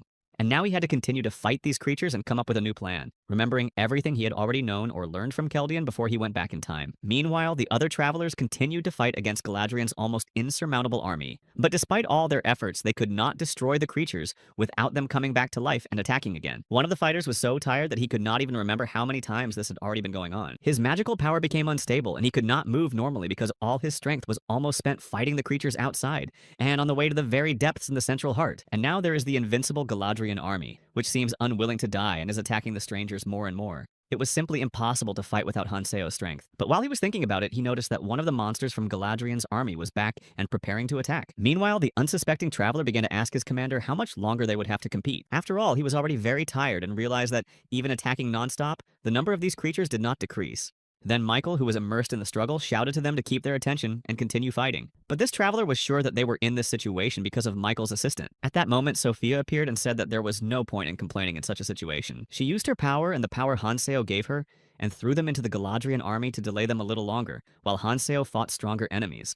Sophia told the soldiers to forget about everything and focus on fighting Galadriel's army. Otherwise, they could all die because there is no turning back, and there is no time to complain or look for fault. Watching Sophia, Li Hong reflected on the fact that he had previously believed that Sophia Viraj had destroyed the first calamity. But after watching her all this time, he realized who was really willing to do this. Besides, Kang Hanseo turned out to be stronger than he had thought, and he decided that he needed to tell one person the exact information again, and everything else can wait until they get out of this terrible and dangerous place. So without anyone noticing, he quietly created a pigeon and sent it to his boss. Meanwhile, Hanseo continued to fight Ehidran and thought about how to end this fight as soon as possible before the strength of all participants was exhausted. During the fight, he did not know where to go because while he was blocking one attack, two more appeared at once, and he could not defend himself from them. So if it's impossible to avoid the attack, no matter what he does, Hanseo decided to attack himself. And after he had recovered from the blow in a moment, he rushed to Elfenheim and wanted to hit him, but was thrown back by a strong blow. The pain was so intense that Hanseo thought his leg was being severed, but that was not what he was thinking, and after enduring incredibly intense pain, he was able to pull himself together. He realized that if this was only part of the damage, he could use the rebound to break through, and he ran harder, even though Ehidran continued to attack him. But Hanseo knew that if he could land one accurate shot, it would not be a big deal if he was wounded. So he was wounded, but it didn't hurt Hanseo too much, so he kept moving forward. Meanwhile, Ehidran began to prepare a new attack, and when he saw that Hanseo was too close, he decided to block his attack. But Hanseo knew that it was too late for him to block his attack. And when Hanseo ran past him, he was very surprised because he didn't try to stop him, but rather defended himself so that he couldn't harm him. But this time, Hanseo managed to deceive Ehidran, and pretending that he was going to strike again, he actually had a new target. So he went straight to the central heart, and before the Elfenheim could realize what had happened, he swung his sword with all his might and hit the target. Hanseo's sword cut right into the heart, and then it began to crack. A few moments later, it broke into two parts. So Hanseo finally did what he had planned from the beginning, and despite the obstacle, he passed it and was able to reach the central heart. After all, the struggle could not continue like this, and he had already lost too much time here, and this was only the second disaster he had to overcome on the fairy's instructions. In addition, other participants in this world were fighting with him, so we could not let them suffer. So now that the Elfenheim were confused and still couldn't understand what had happened, Hanseo instantly ran past them, and they didn't even notice him striking them, because he decided it was time to end it. At the same moment, all those monsters who fought against other travelers in this place and who simply could not die no longer came to life. Sophia breathed a sigh of relief when she saw that it was finally over. It was also quite unexpected because all the knights of Galadriel's armies stopped moving. Suddenly, Kang Hanseo appeared next to them and said that their power source had run out, and they were all safe now. Everyone was surprised to see Hanseo because he was beaten up, but despite this, he received a new artifact and was calm. Hanseo also said that this was only the beginning, and they should move on. But Li Hong was furious and asked Hanseo if he was really going to go even further. After all, they had almost died in this fight, and Li Hong couldn't believe that Hanseo was still full of strength and confidence, that he could overcome the next difficulties. After all, if he did, his clan, the Lighthouse, would be gone, and they are not going to voluntarily put themselves in that kind of danger. Li Hong said that his men and he followed Hanseo because it was an emergency. Hanseo said that was true, but he took up his sword. And at the time, Li Hong was sure that they had reached an understanding. But when he opened his eyes, he was furious because he saw Hanseo just swing his sword at him, and without feeling any pain, thought he was just in shock or still under the influence of Hanseo's power. Still, he couldn't believe that he hadn't noticed Hanseo trying to attack him. Li Hong started shouting at him, wondering how he could do this to him after they had literally been watching his back while he fought the stronger monsters. They did not allow Galadriel's army to attack by surprise, but Hanseo calmly rubbed his hands together and said that Li Hong had misunderstood him and he hadn't intended to attack at all. And with this wave, the mass was only paving the way for itself to continue. But as if he remembered something, he turned to Li Hong and the others and said that he had completely forgotten to ask them if they could hold their breath. It turns out that Hanseo cut the wall with his sword and some kind of liquid began to pour out. Hearing the strange sound, Li Hong and his team returned and were horrified by what they saw and could not believe that Hanseo was crazy enough to put them in such danger. He did not even ask them if they wanted to continue to help him, and moreover, Li Hong warned them immediately after the battle that they planned to return. It turned out that it was not a simple liquid, but a poisonous sea that in a moment swept over and lifted all the people of the Mayak clan. But Li Hong did not remain silent and began to shout at Hanseo that he had gone completely insane, and did not even seem to realize what he had done. When the wave of poisonous water finally brought them to land, they began to look around and couldn't believe that Hanseo had just tried to kill them all. Li Hong couldn't believe that Hanseo had done this, even after they tried to leave. And then Li Hong realized that he didn't want to use Hanseo before, but it looks like he has no choice now. And if he can get out of here, he will put Hanseo in his place. Then he pulled out the feather with which Kals Morin and his men had once tried to escape from the Fish of Disaster. It was an artifact that could be used anywhere in the Red Zone, but in this particular place it could not be used, as well as in the place where Kals Morin used to be. Then Hanseo said that the pen cannot be used inside the Fish of Calamity or the World Tree. To be more precise, it simply does not activate because these places are not dungeons. Hanseo also said that the fragment of the Divine Stone also restrains its use. It is in this place that the all-eating root parasitizes the World Tree. That is, in the middle of the roots in the center of the red zone. Han Seo realized that they were close to the plant, and since he brought the relic of the five generals with him, he needs to awaken it using a fragment of the divine stone. Only by increasing the number of Hanseo relics did it become much easier to stabilize the mana pouring out of the fragment. However, he cannot use it to the fullest extent because the power of the fragments of the divine stone was originally available only to the true owner of the relic. So now everything will be much easier for him. While Hanseo was recalling all of this, Lee Hyun kept asking him how he could do something like that to them and act as if nothing had happened. He also said that he would be able to officially take over as commander of the assault unit as soon as he got out of here. Therefore, Lee Hong cannot get away with all these actions. But Hanseo replied that he had forgotten that he hadn't told them something else, and if they wanted to leave, they had to deal with the main body first, and not with those monsters who were only trying to delay them and stalling for time to completely exhaust them and then destroy them. But now there's no turning back, so there's nothing left to do but keep going to the end. He also said that all of them have excellent resistance to poison, so they will cope with this task perfectly. After these words, the people from the Mayak clan began to say that it was really better than being burned alive. But Li Hong continued and shouted at Hanseo not to try to talk to him like that anymore. After all, no one is allowed to give him orders. But Hanseo didn't even want to continue listening to what Li Hyun was telling him, so he just turned around and walked on. He said that he didn't care and let them do what they wanted, because it wouldn't change anything anyway. Hanseo also said that it's not so dangerous here anymore, so whether they go with him or not is their choice. But if they decide to follow him, they will get out of here alive. After that, Hanseo guaranteed that the red zone would change forever, so they shouldn't miss the opportunity to follow him. When he heard that the red zone would change forever, Mikkel sulked. After all, he had wanted this place to change for a long time. The red zone has been like this since he came here. Watching Hanseo confidently move forward, Michael thought that he needed someone like him. He needs a storm to raise the calm tides. He needs Hanseo. And after that, Michael realized that this is exactly why he had to be careful what he wished for, and a smile appeared on his face. But while Hanseo was walking away, Li Hong came forward again and said that his clan, the Lighthouse, would act independently. And even if Hanseo asked them for help, it would be too late, so he would regret daring to look down on them. But Hanseo interrupted him and said that they were free to do whatever they wanted because he couldn't force them to go with him. And I thought to myself that he really tried to live up to Eris' expectations, but it doesn't always work out the way we want it to. And while Li Hong continued to snap at Hanseo, Sophia continued to observe the environment and noticed something strange. In a moment, monsters appeared in front of the people, looking just horrible, like a mixed up blob of flesh with sharp teeth, and they were growing from everywhere. People could not understand what kind of monsters they were because they had never seen them before, had never heard of them, and did not know how to resist their attacks. Hanseo saw these monsters and realized that they were disembodied monsters, so if they appeared, it was like the plant was going crazy. These monsters don't look like full-fledged creatures that can live in this complex ecosystem, but Hanseo was sure that they would disappear as soon as they exhausted their life force, and until then they would consume everything that came their way. So everything fits with his hunch, and Hanseo is sure that this root has lost control of the plant. But it was not so simple, and Hanseo laughed at Root's attempts to stop him, because he was sure that such ill-considered actions of this calamity would not interfere with his plans. So while this was happening in this place, God knows that in the camp people continue to fight for survival. Their everyday life turned into an endless struggle with monsters that would not give up and appeared out of nowhere. They also had to constantly search for supplies to ensure that all the residents had the strength to fight. Exhausted soldiers would return from the battlefield, while others rested and filled the pantries with nutritious food. Johan also helped other travelers, and the poor man was running around fulfilling the orders of his commanders. Having finally finished his task, Johan sat down to rest and thought about how everything had turned into a complete mess over the past few days. Johan thought it was just an absurd story, but it seems that what he had heard earlier was true. Even now, when he thought back to the first time he encountered the calamity fish, his hands trembled. But there was something else that Johan couldn't understand, because when did Hanseo start planning to destroy the calamity fish in the first place?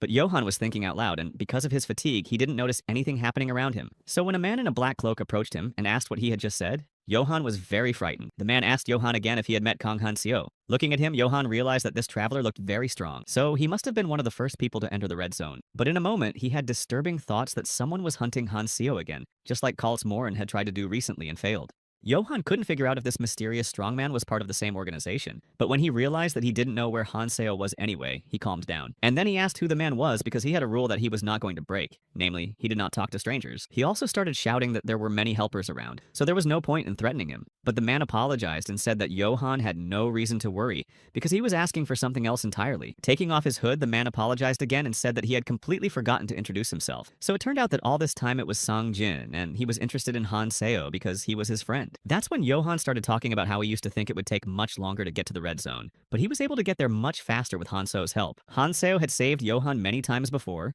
and although he knew Hanseo was special from the moment he received the ship, He didn't believe that people like him could exist, but he always asked himself the same question: why Hanseo was doing all this and what he was trying so hard to achieve. But Songjin said that he didn't know all the details himself, so Johan asked him again if he hadn't said earlier that he was his friend. Then Songjin was very embarrassed and began to make excuses, saying that Hanseo always has an ace up his sleeve and is not the type to explain his every move even if someone asks.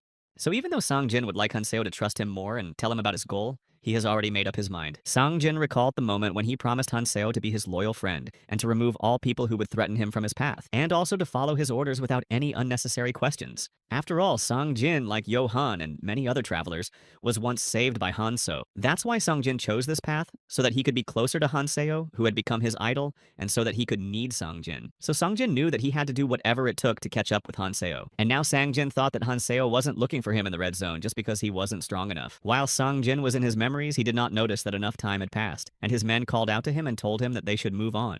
So he came back and said that although it was a pleasant conversation for him, he had to move on and they would see each other later, if there was an opportunity. But then he stopped and said that if he met Hanseo again, he should give him something. But then he said that he didn't need to, because he would meet Hanseo soon and tell him in person, because he was sure that Hanseo would do the same.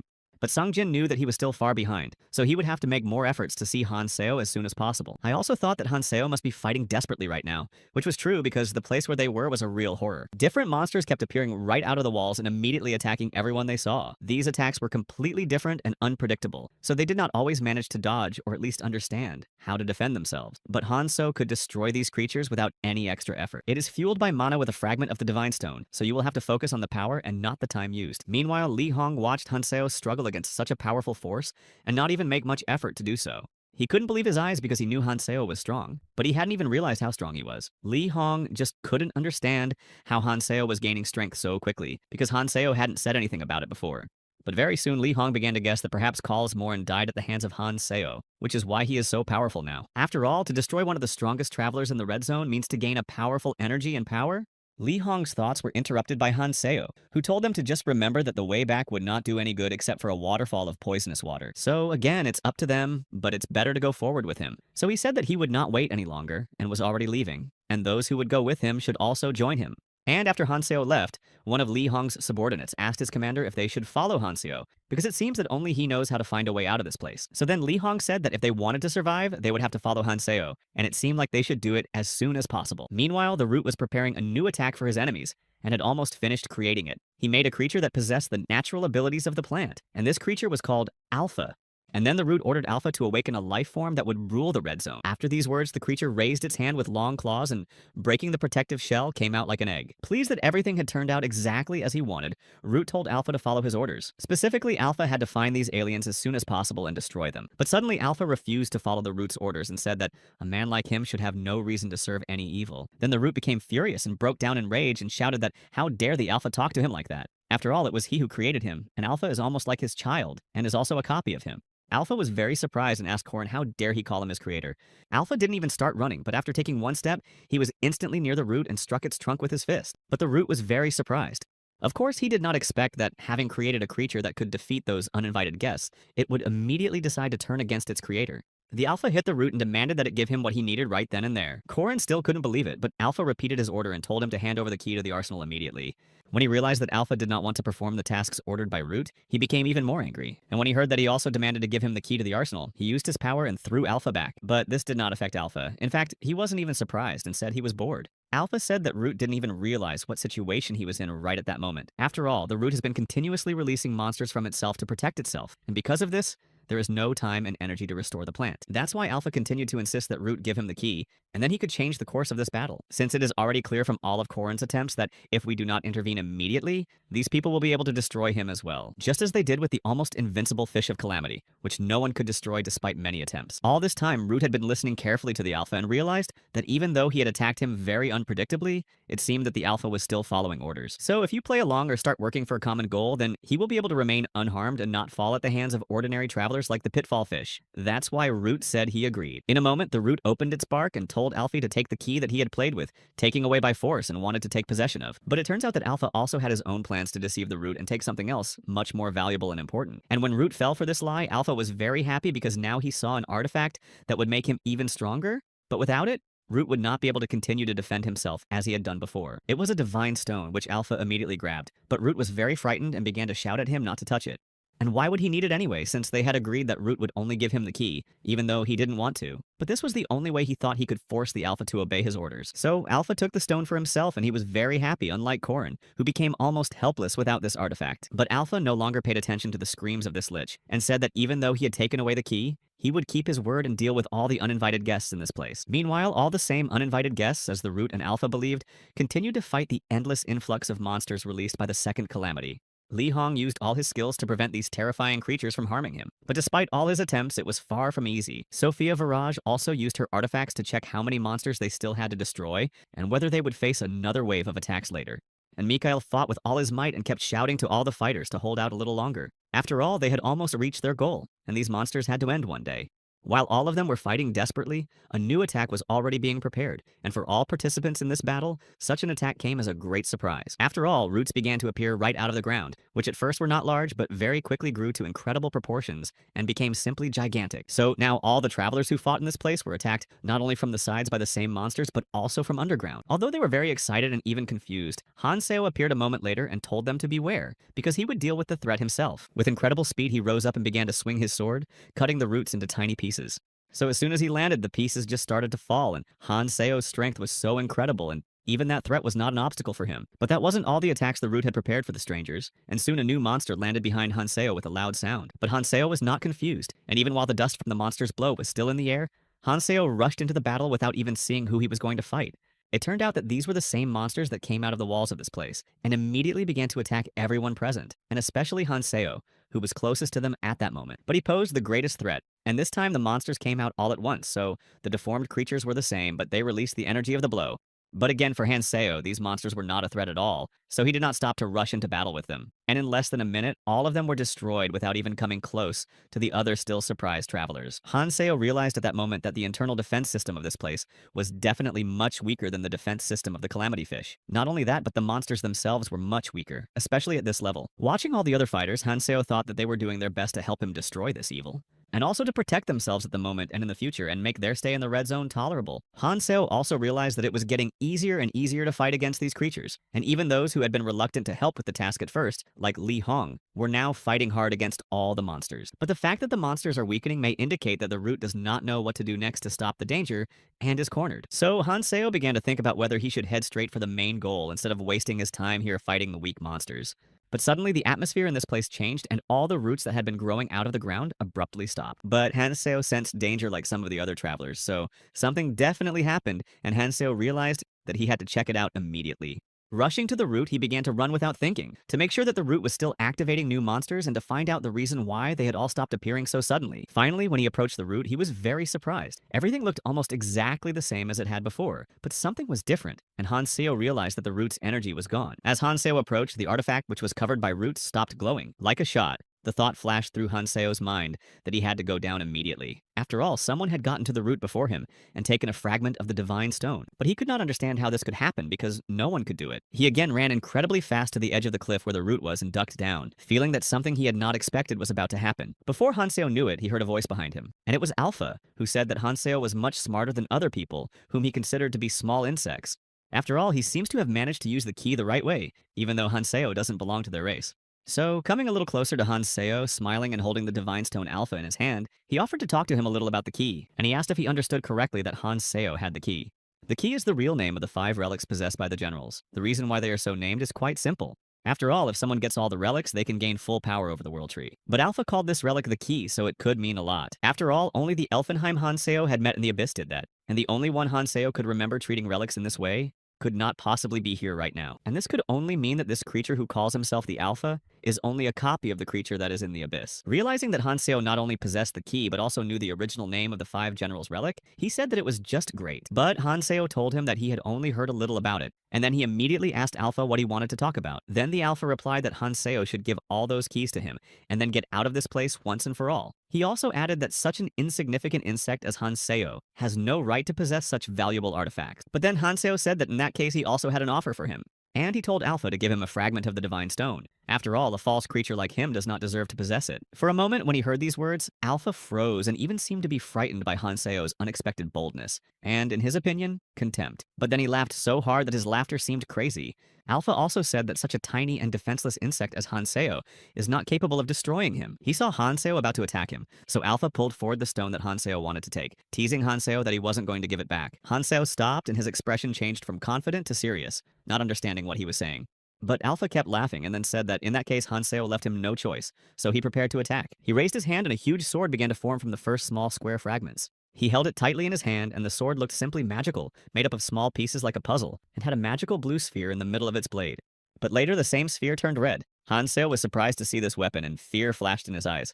He hadn't expected that such an opponent who was only a mere copy could wield such an extremely strong and powerful weapon. Raising the sword upwards, a black magical flame with a strange red glow around it began to form. An arsenal is a thing that can store enough weapons for 100,000 people. So now Alpha says he's going to use his power to put Hanseo in his place. Strange green spheres with signs in the middle began to appear from the black circle that formed over Alpha's sword. And the longer Alpha held his sword, the larger the circle became and the more spheres appeared on it. Alpha called Hanseo a meaningless insect again and said that now he would have to fight with all his might to save his skin. So when Alpha was ready to attack, he pointed the green spheres directly at Hanseo. But Hanseo also managed to prepare himself while Alpha was boasting about his abilities and created his own blue sphere, which he also sent to Alpha. And between them formed a blue-green flame of energy clots that opposed each other's power. Seeing that Hanseo also had something to fight back with, Alpha was surprised that he thought to use the 7 sacred relics, the weapons of the 5 generals. But even in this case, the Alpha had another idea to make Hanseo beg for mercy, and he threw green rays of energy at Hanseo, which this time came not from the Alpha, but from above. When Hanseo saw them, he froze in surprise again, and an instant plan began to form in his mind to escape the attack. He knew that every single sphere was very weak. It was like the relic of Echidron, only even weaker so that ordinary soldiers could use these abilities. But now all these spheres were flying straight to Hanseo, and their number was limitless. But thanks to his developed skill of agility, Hanseo managed to dodge this attack and jumped aside with his hand on the wall. Since these spheres are enough to arm 1,000 soldiers, the power is, accordingly, incredibly powerful. Especially if you consider that they are all directed at one very capable person. Even though Hanseo managed to avoid the first strike of these spheres, they did not disappear. And without destroying him, they immediately began to pursue Hanseo wherever he tried to escape. He needed time to figure out how to proceed and how he could fight against the Alpha Force. Then Hanseo stopped, and when the spheres were very close, he swung his sword and destroyed several at once with one blow. He realized that this clone was using a recreated weapon, and Hanseo had an idea. Without stepping back, he raised his hand and created a clot of energy in it, the same sphere as the ones Alpha had tried to throw at him.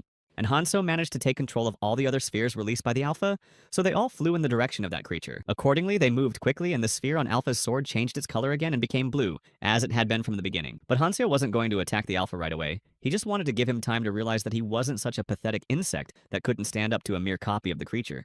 So the spheres circled around Hanseo and Alpha, and he was frozen in disbelief at what was happening, and could not understand why he could no longer control his own spheres that he had created. But then his surprise turned into indescribable anger, and he started screaming. The arsenal works in a different way, so the magical power it was supposed to channel into the 7 spheres dissipates by itself. Alpha kept screaming and couldn't believe that his incredible power had just been stopped by an ordinary traveler who had just recently passed a few stages of the training zone. But Alpha did not know the main mystery, and Hanseo possessed not only the knowledge that other people could achieve at this level, but also the knowledge that he had gained in his other life, which was the knowledge of the future. So when Alpha asked Hanseo if he really knew the magic code, Hanseo replied that he had already told him before that he had heard something. And for a moment, a picture flashed in his mind of a mysterious man telling him about this valuable knowledge. And then Hanseo said to Alpha that he was surprised that even though he was only a clone, Alpha had the power to call upon the arsenal. He said this and came even closer to Alpha.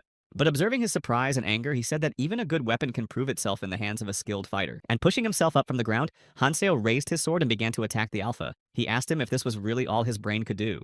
Hanseo's eyes shone with confidence that now, with one swipe, he would be able to destroy his enemy and take the fragment of the Divine Stone, and then continue to destroy all other evils. Meanwhile, despair flashed through Alpha's eyes, for he had not expected this boy to be so skilled, and he realized that he had miscalculated his strength from the beginning. But it was a big mistake to go up against Hanseo with a weapon. When the sword was almost at Alpha's head, he looked at it with frightened eyes and realized that it was over.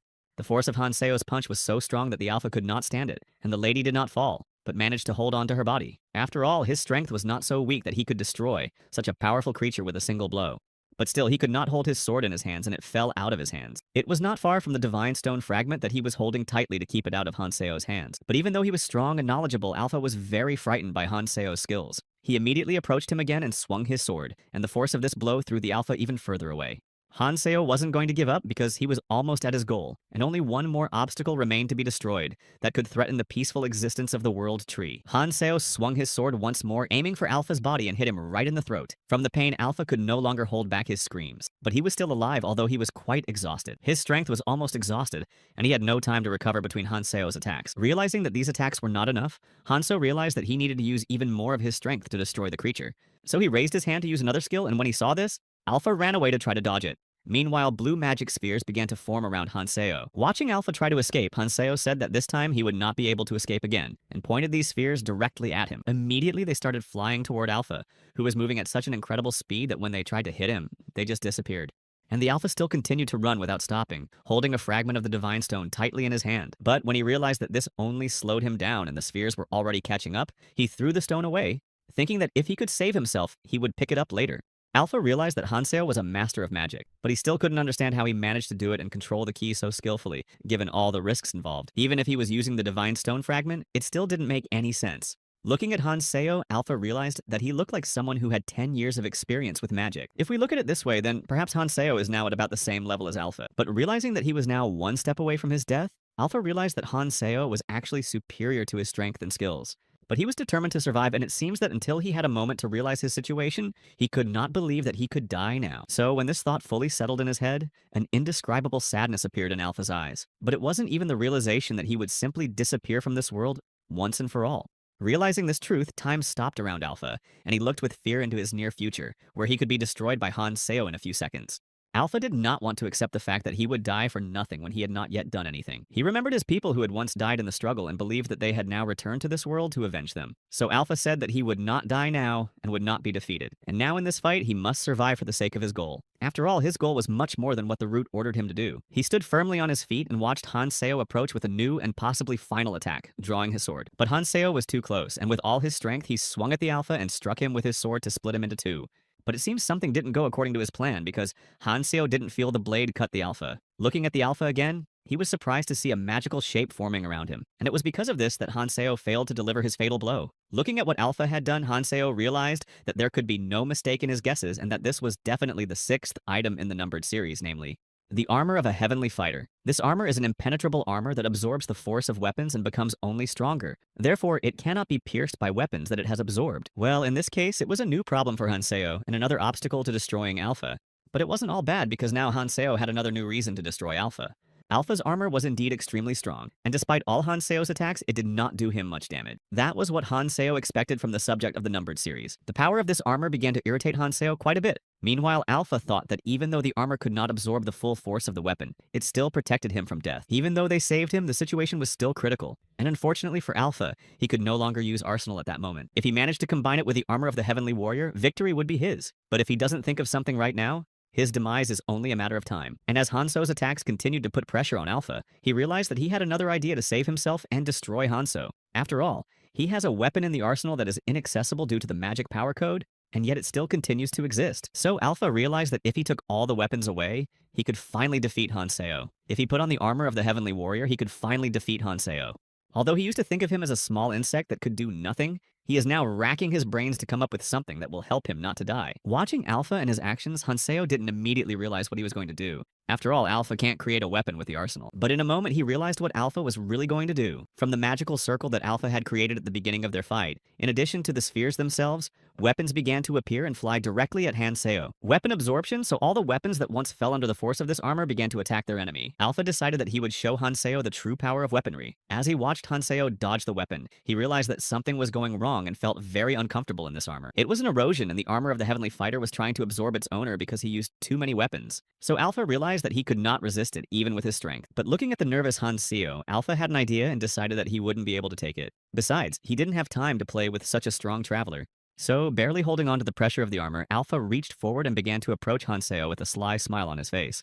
He still did not understand what his opponent was trying to do. Guessing that Hanso would also like to have such armor, Alpha said that if he needed it so much, he would be very kind to give it to him. A moment later, Hanseo began to form the same shape around him as Alpha had when he first began to put on the Heavenly Warrior armor. For an ordinary person's body, they would have been suitable, but not in this case, because since the armor was under the influence of strong erosion, it had to absorb Hanseo's body with incredible speed and destroy him. Instantly, they began to absorb Hanseo, but he still tried to resist their power, because he was no ordinary person, so even such a strong attack could not destroy him in a second. Alpha continued to watch Hanseo try to escape and said that there was no point in it anymore. After all, after receiving the armor of the Heavenly Fighter, the probability of his death is almost 90%, and usually there are no problems with compatibility. But after the armor has absorbed all the weapons from the arsenal, this will be a real challenge for Hanseo. Even though Alpha thought that this Heavenly Warrior armor would swallow Hanseo in an instant, he realized that Hanseo was still trying to escape, and he was holding on pretty well. But Alpha waited until he was dead to take the armor back, and then realized that he wouldn't be able to use it right away anyway. So he thought that he could just leave Hanseo here, and in the meantime, from the very beginning of his journey, he would go to the World Tree.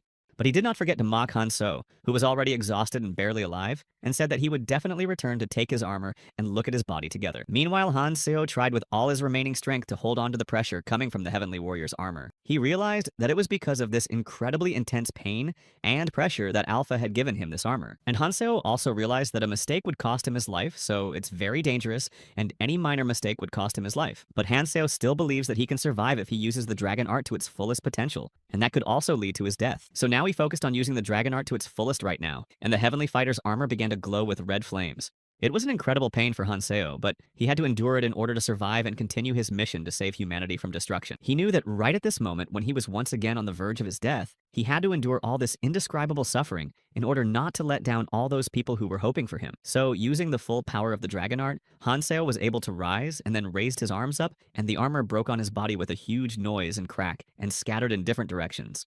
And now for a moment, one could see what the dragon art looked like in its full glory on Han's body. But it was only a second, because using this ability could lead to his death. Finally, Hanseo was able to escape from this life-threatening trap. Completely exhausted, he collapsed and could now catch his breath and realize everything that had just happened to him and regain the strength he had lost. But he had no time to rest for a long time, so he decided that he had to examine his body immediately and understand what damage this fight had done to him. Slowly, he began to climb them and tried to control his movements with trembling hands and feet, but he was still in unbearable pain. Even just getting up at that moment was extremely difficult for him. Every second of every day, he had 100 thoughts in his head. His body still hurt, he was dizzy, and it seemed like an invisible force was still squeezing him. But in a moment, he started to feel sick. Not because of the pressure, but because his body could not withstand such a strong stress for a long time. With only his hand to cover it, he saw that blood was actually pouring out of his mouth, but he was still fine. So considering that he almost died, this side effect was a minor problem. Using the dragon art for him was still extremely dangerous, especially at its full strength. Even a short-term use was very harmful to his body. So he still couldn't use it freely. After these injuries, Hanseo realized that he would have to give up using this skill for a while. But when the pain was almost gone and the blood stopped pouring out of his mouth, Hanseo realized that he had almost recovered. So now it was time to think about what he should do next. When Hanseo finally had the time and energy to look around him, he realized that it looked like Alpha had managed to escape. And he must have used the teleportation skill because he saw a fragment of the Divine Stone near him, and Hanseo knew that Alpha would not have left it here just like that. But it was for the best, because now Hanseo could take it back without any problems, and didn't even have to compete with the Alpha, who had apparently regained his strength by now, and he was already well aware of Hanseo's skills. Then Hanseo remembered that he also now had the armor of the Heavenly Warrior, and when he said these words, they rose and flew toward him, joining together. Even though this fight was one of the hardest for Hanseo, and he almost died at the hands of Alpha, he still managed to come out on top. But there was one bad fact, and that was that Alpha managed to escape, and now Hanseo will have to go in search of him and try to destroy him. But Hanseo already had an idea of where Alpha would go first. Of course, if he really wants to fulfill his goal, and not just escape with his life. When Hanseo put on the armor, he realized that it was now completely subject to his will. In addition to the ability to absorb, they also have another wonderful effect. They provide full protection against weapons absorbed by them. The armor of the Heavenly Fighter has already completed the red evolution, most likely because Alpha fed them all the weapons from the arsenal. So now Hanseo has a fully activated Heavenly Fighter armor, for which he no longer needs to look for any weapons. And that brought a smile to Hanseo's face that he just couldn't hold back. Because despite all his shortcomings, he was doing a great job of fulfilling all the points of his plan. Meanwhile, the people who had previously fought with Hanseo against the monsters that the Root had created and continuously released were still there. They realized that it looked like the monsters were not going to appear at this point. But what they didn't understand was where Hanseo had gone. Sophia began to remember and realize that she had seen Hanseo run away during the midst of the fight against the monsters. So when she was trying to understand the reason for his behavior, Li Hong came up to her and asked her if Hanseo had abandoned them too. He did this despite telling everyone to follow him. And now mocking all those who supported Hanseo's idea, Li Hong began to say that they had done very wrong by trusting such an irresponsible man. Then Mikhail came up and said that even if it was, Li Hong and his clan were still here. But Li Hong said that they had no other choice. And if it weren't for the poisonous water, they would have all called this place a long time ago, despite Hanseo's warnings. After all, Mayak was going to get out of this ridiculous game from the very beginning. And then, looking into Michael's eyes, he asked him if he didn't think his words were true, and if he had something to say against them. he could do so. But while he was saying all this, he didn't notice what was happening behind him. Hanseo was standing behind him. So when he returned, he was quite frightened and began to ask Hanseo how he was and how he got here and where he had been all this time. Hanseo replied that he was dealing with the main body. Mikhail asked if it was Hanseo who managed to destroy him, but Hanseo replied that this time it was not his doing. And then, despite all the other questions, he told everyone to follow him, and then he would lead them to the surface. Still frightened and surprised that Hanseo had somehow managed to stop Root, Lee Hyun said he would follow him to get out. But then Hanseo came back and said that they didn't have to follow his orders and listen to him, because he didn't insist at all, and he hoped he wouldn't have to repeat himself. These words made Lee Hong even more angry, because he realized that although he did not want to obey Hanseo's words, in this situation he had to do so in order to get his clan out and save himself. But when he turned to Michael, he saw him looking at him with a subtle smile and sly eyes. A second later, Michael began to mimic Lee Hong when he was discussing Hanseo and didn't notice that he suddenly turned around. He immediately began to ask him where he had been and how he had ended up here, and he was completely frightened. Lee Hong watched Michael's mockery with embarrassment and anger, but he could not say anything because he was ashamed that he could not do anything about the situation. So while Mikhail was mocking Lee Hyun and he was getting angry, Hanseo was thinking that the main body was destroyed, and he had already received a fragment of the Divine Stone. But something still worried him, namely the clone called Alpha. It seemed he could use all the power of the king. And if this is true, then everything is very bad. And maybe right now, Alpha is heading straight for the flower. And indeed it was, because Alpha had come to the very place Hanseo had guessed. He was incredibly happy and thought that it was worth the sacrifice of the Heavenly Warrior's armor. And now the power of the king could be in his hands. But then Alpha burst into an indescribable scream and began to say that he did not understand why, even after he had received all the power, the main body was still sleeping. Stopping right in front of the flower, Alpha reflected on the fact that the world tree had dried up and the Elfenheim were gone. But there are still those who are ready to take their place. And Alpha firmly decided that he would correct all the mistakes of the past and do everything possible to revive his family, which was called Acheron.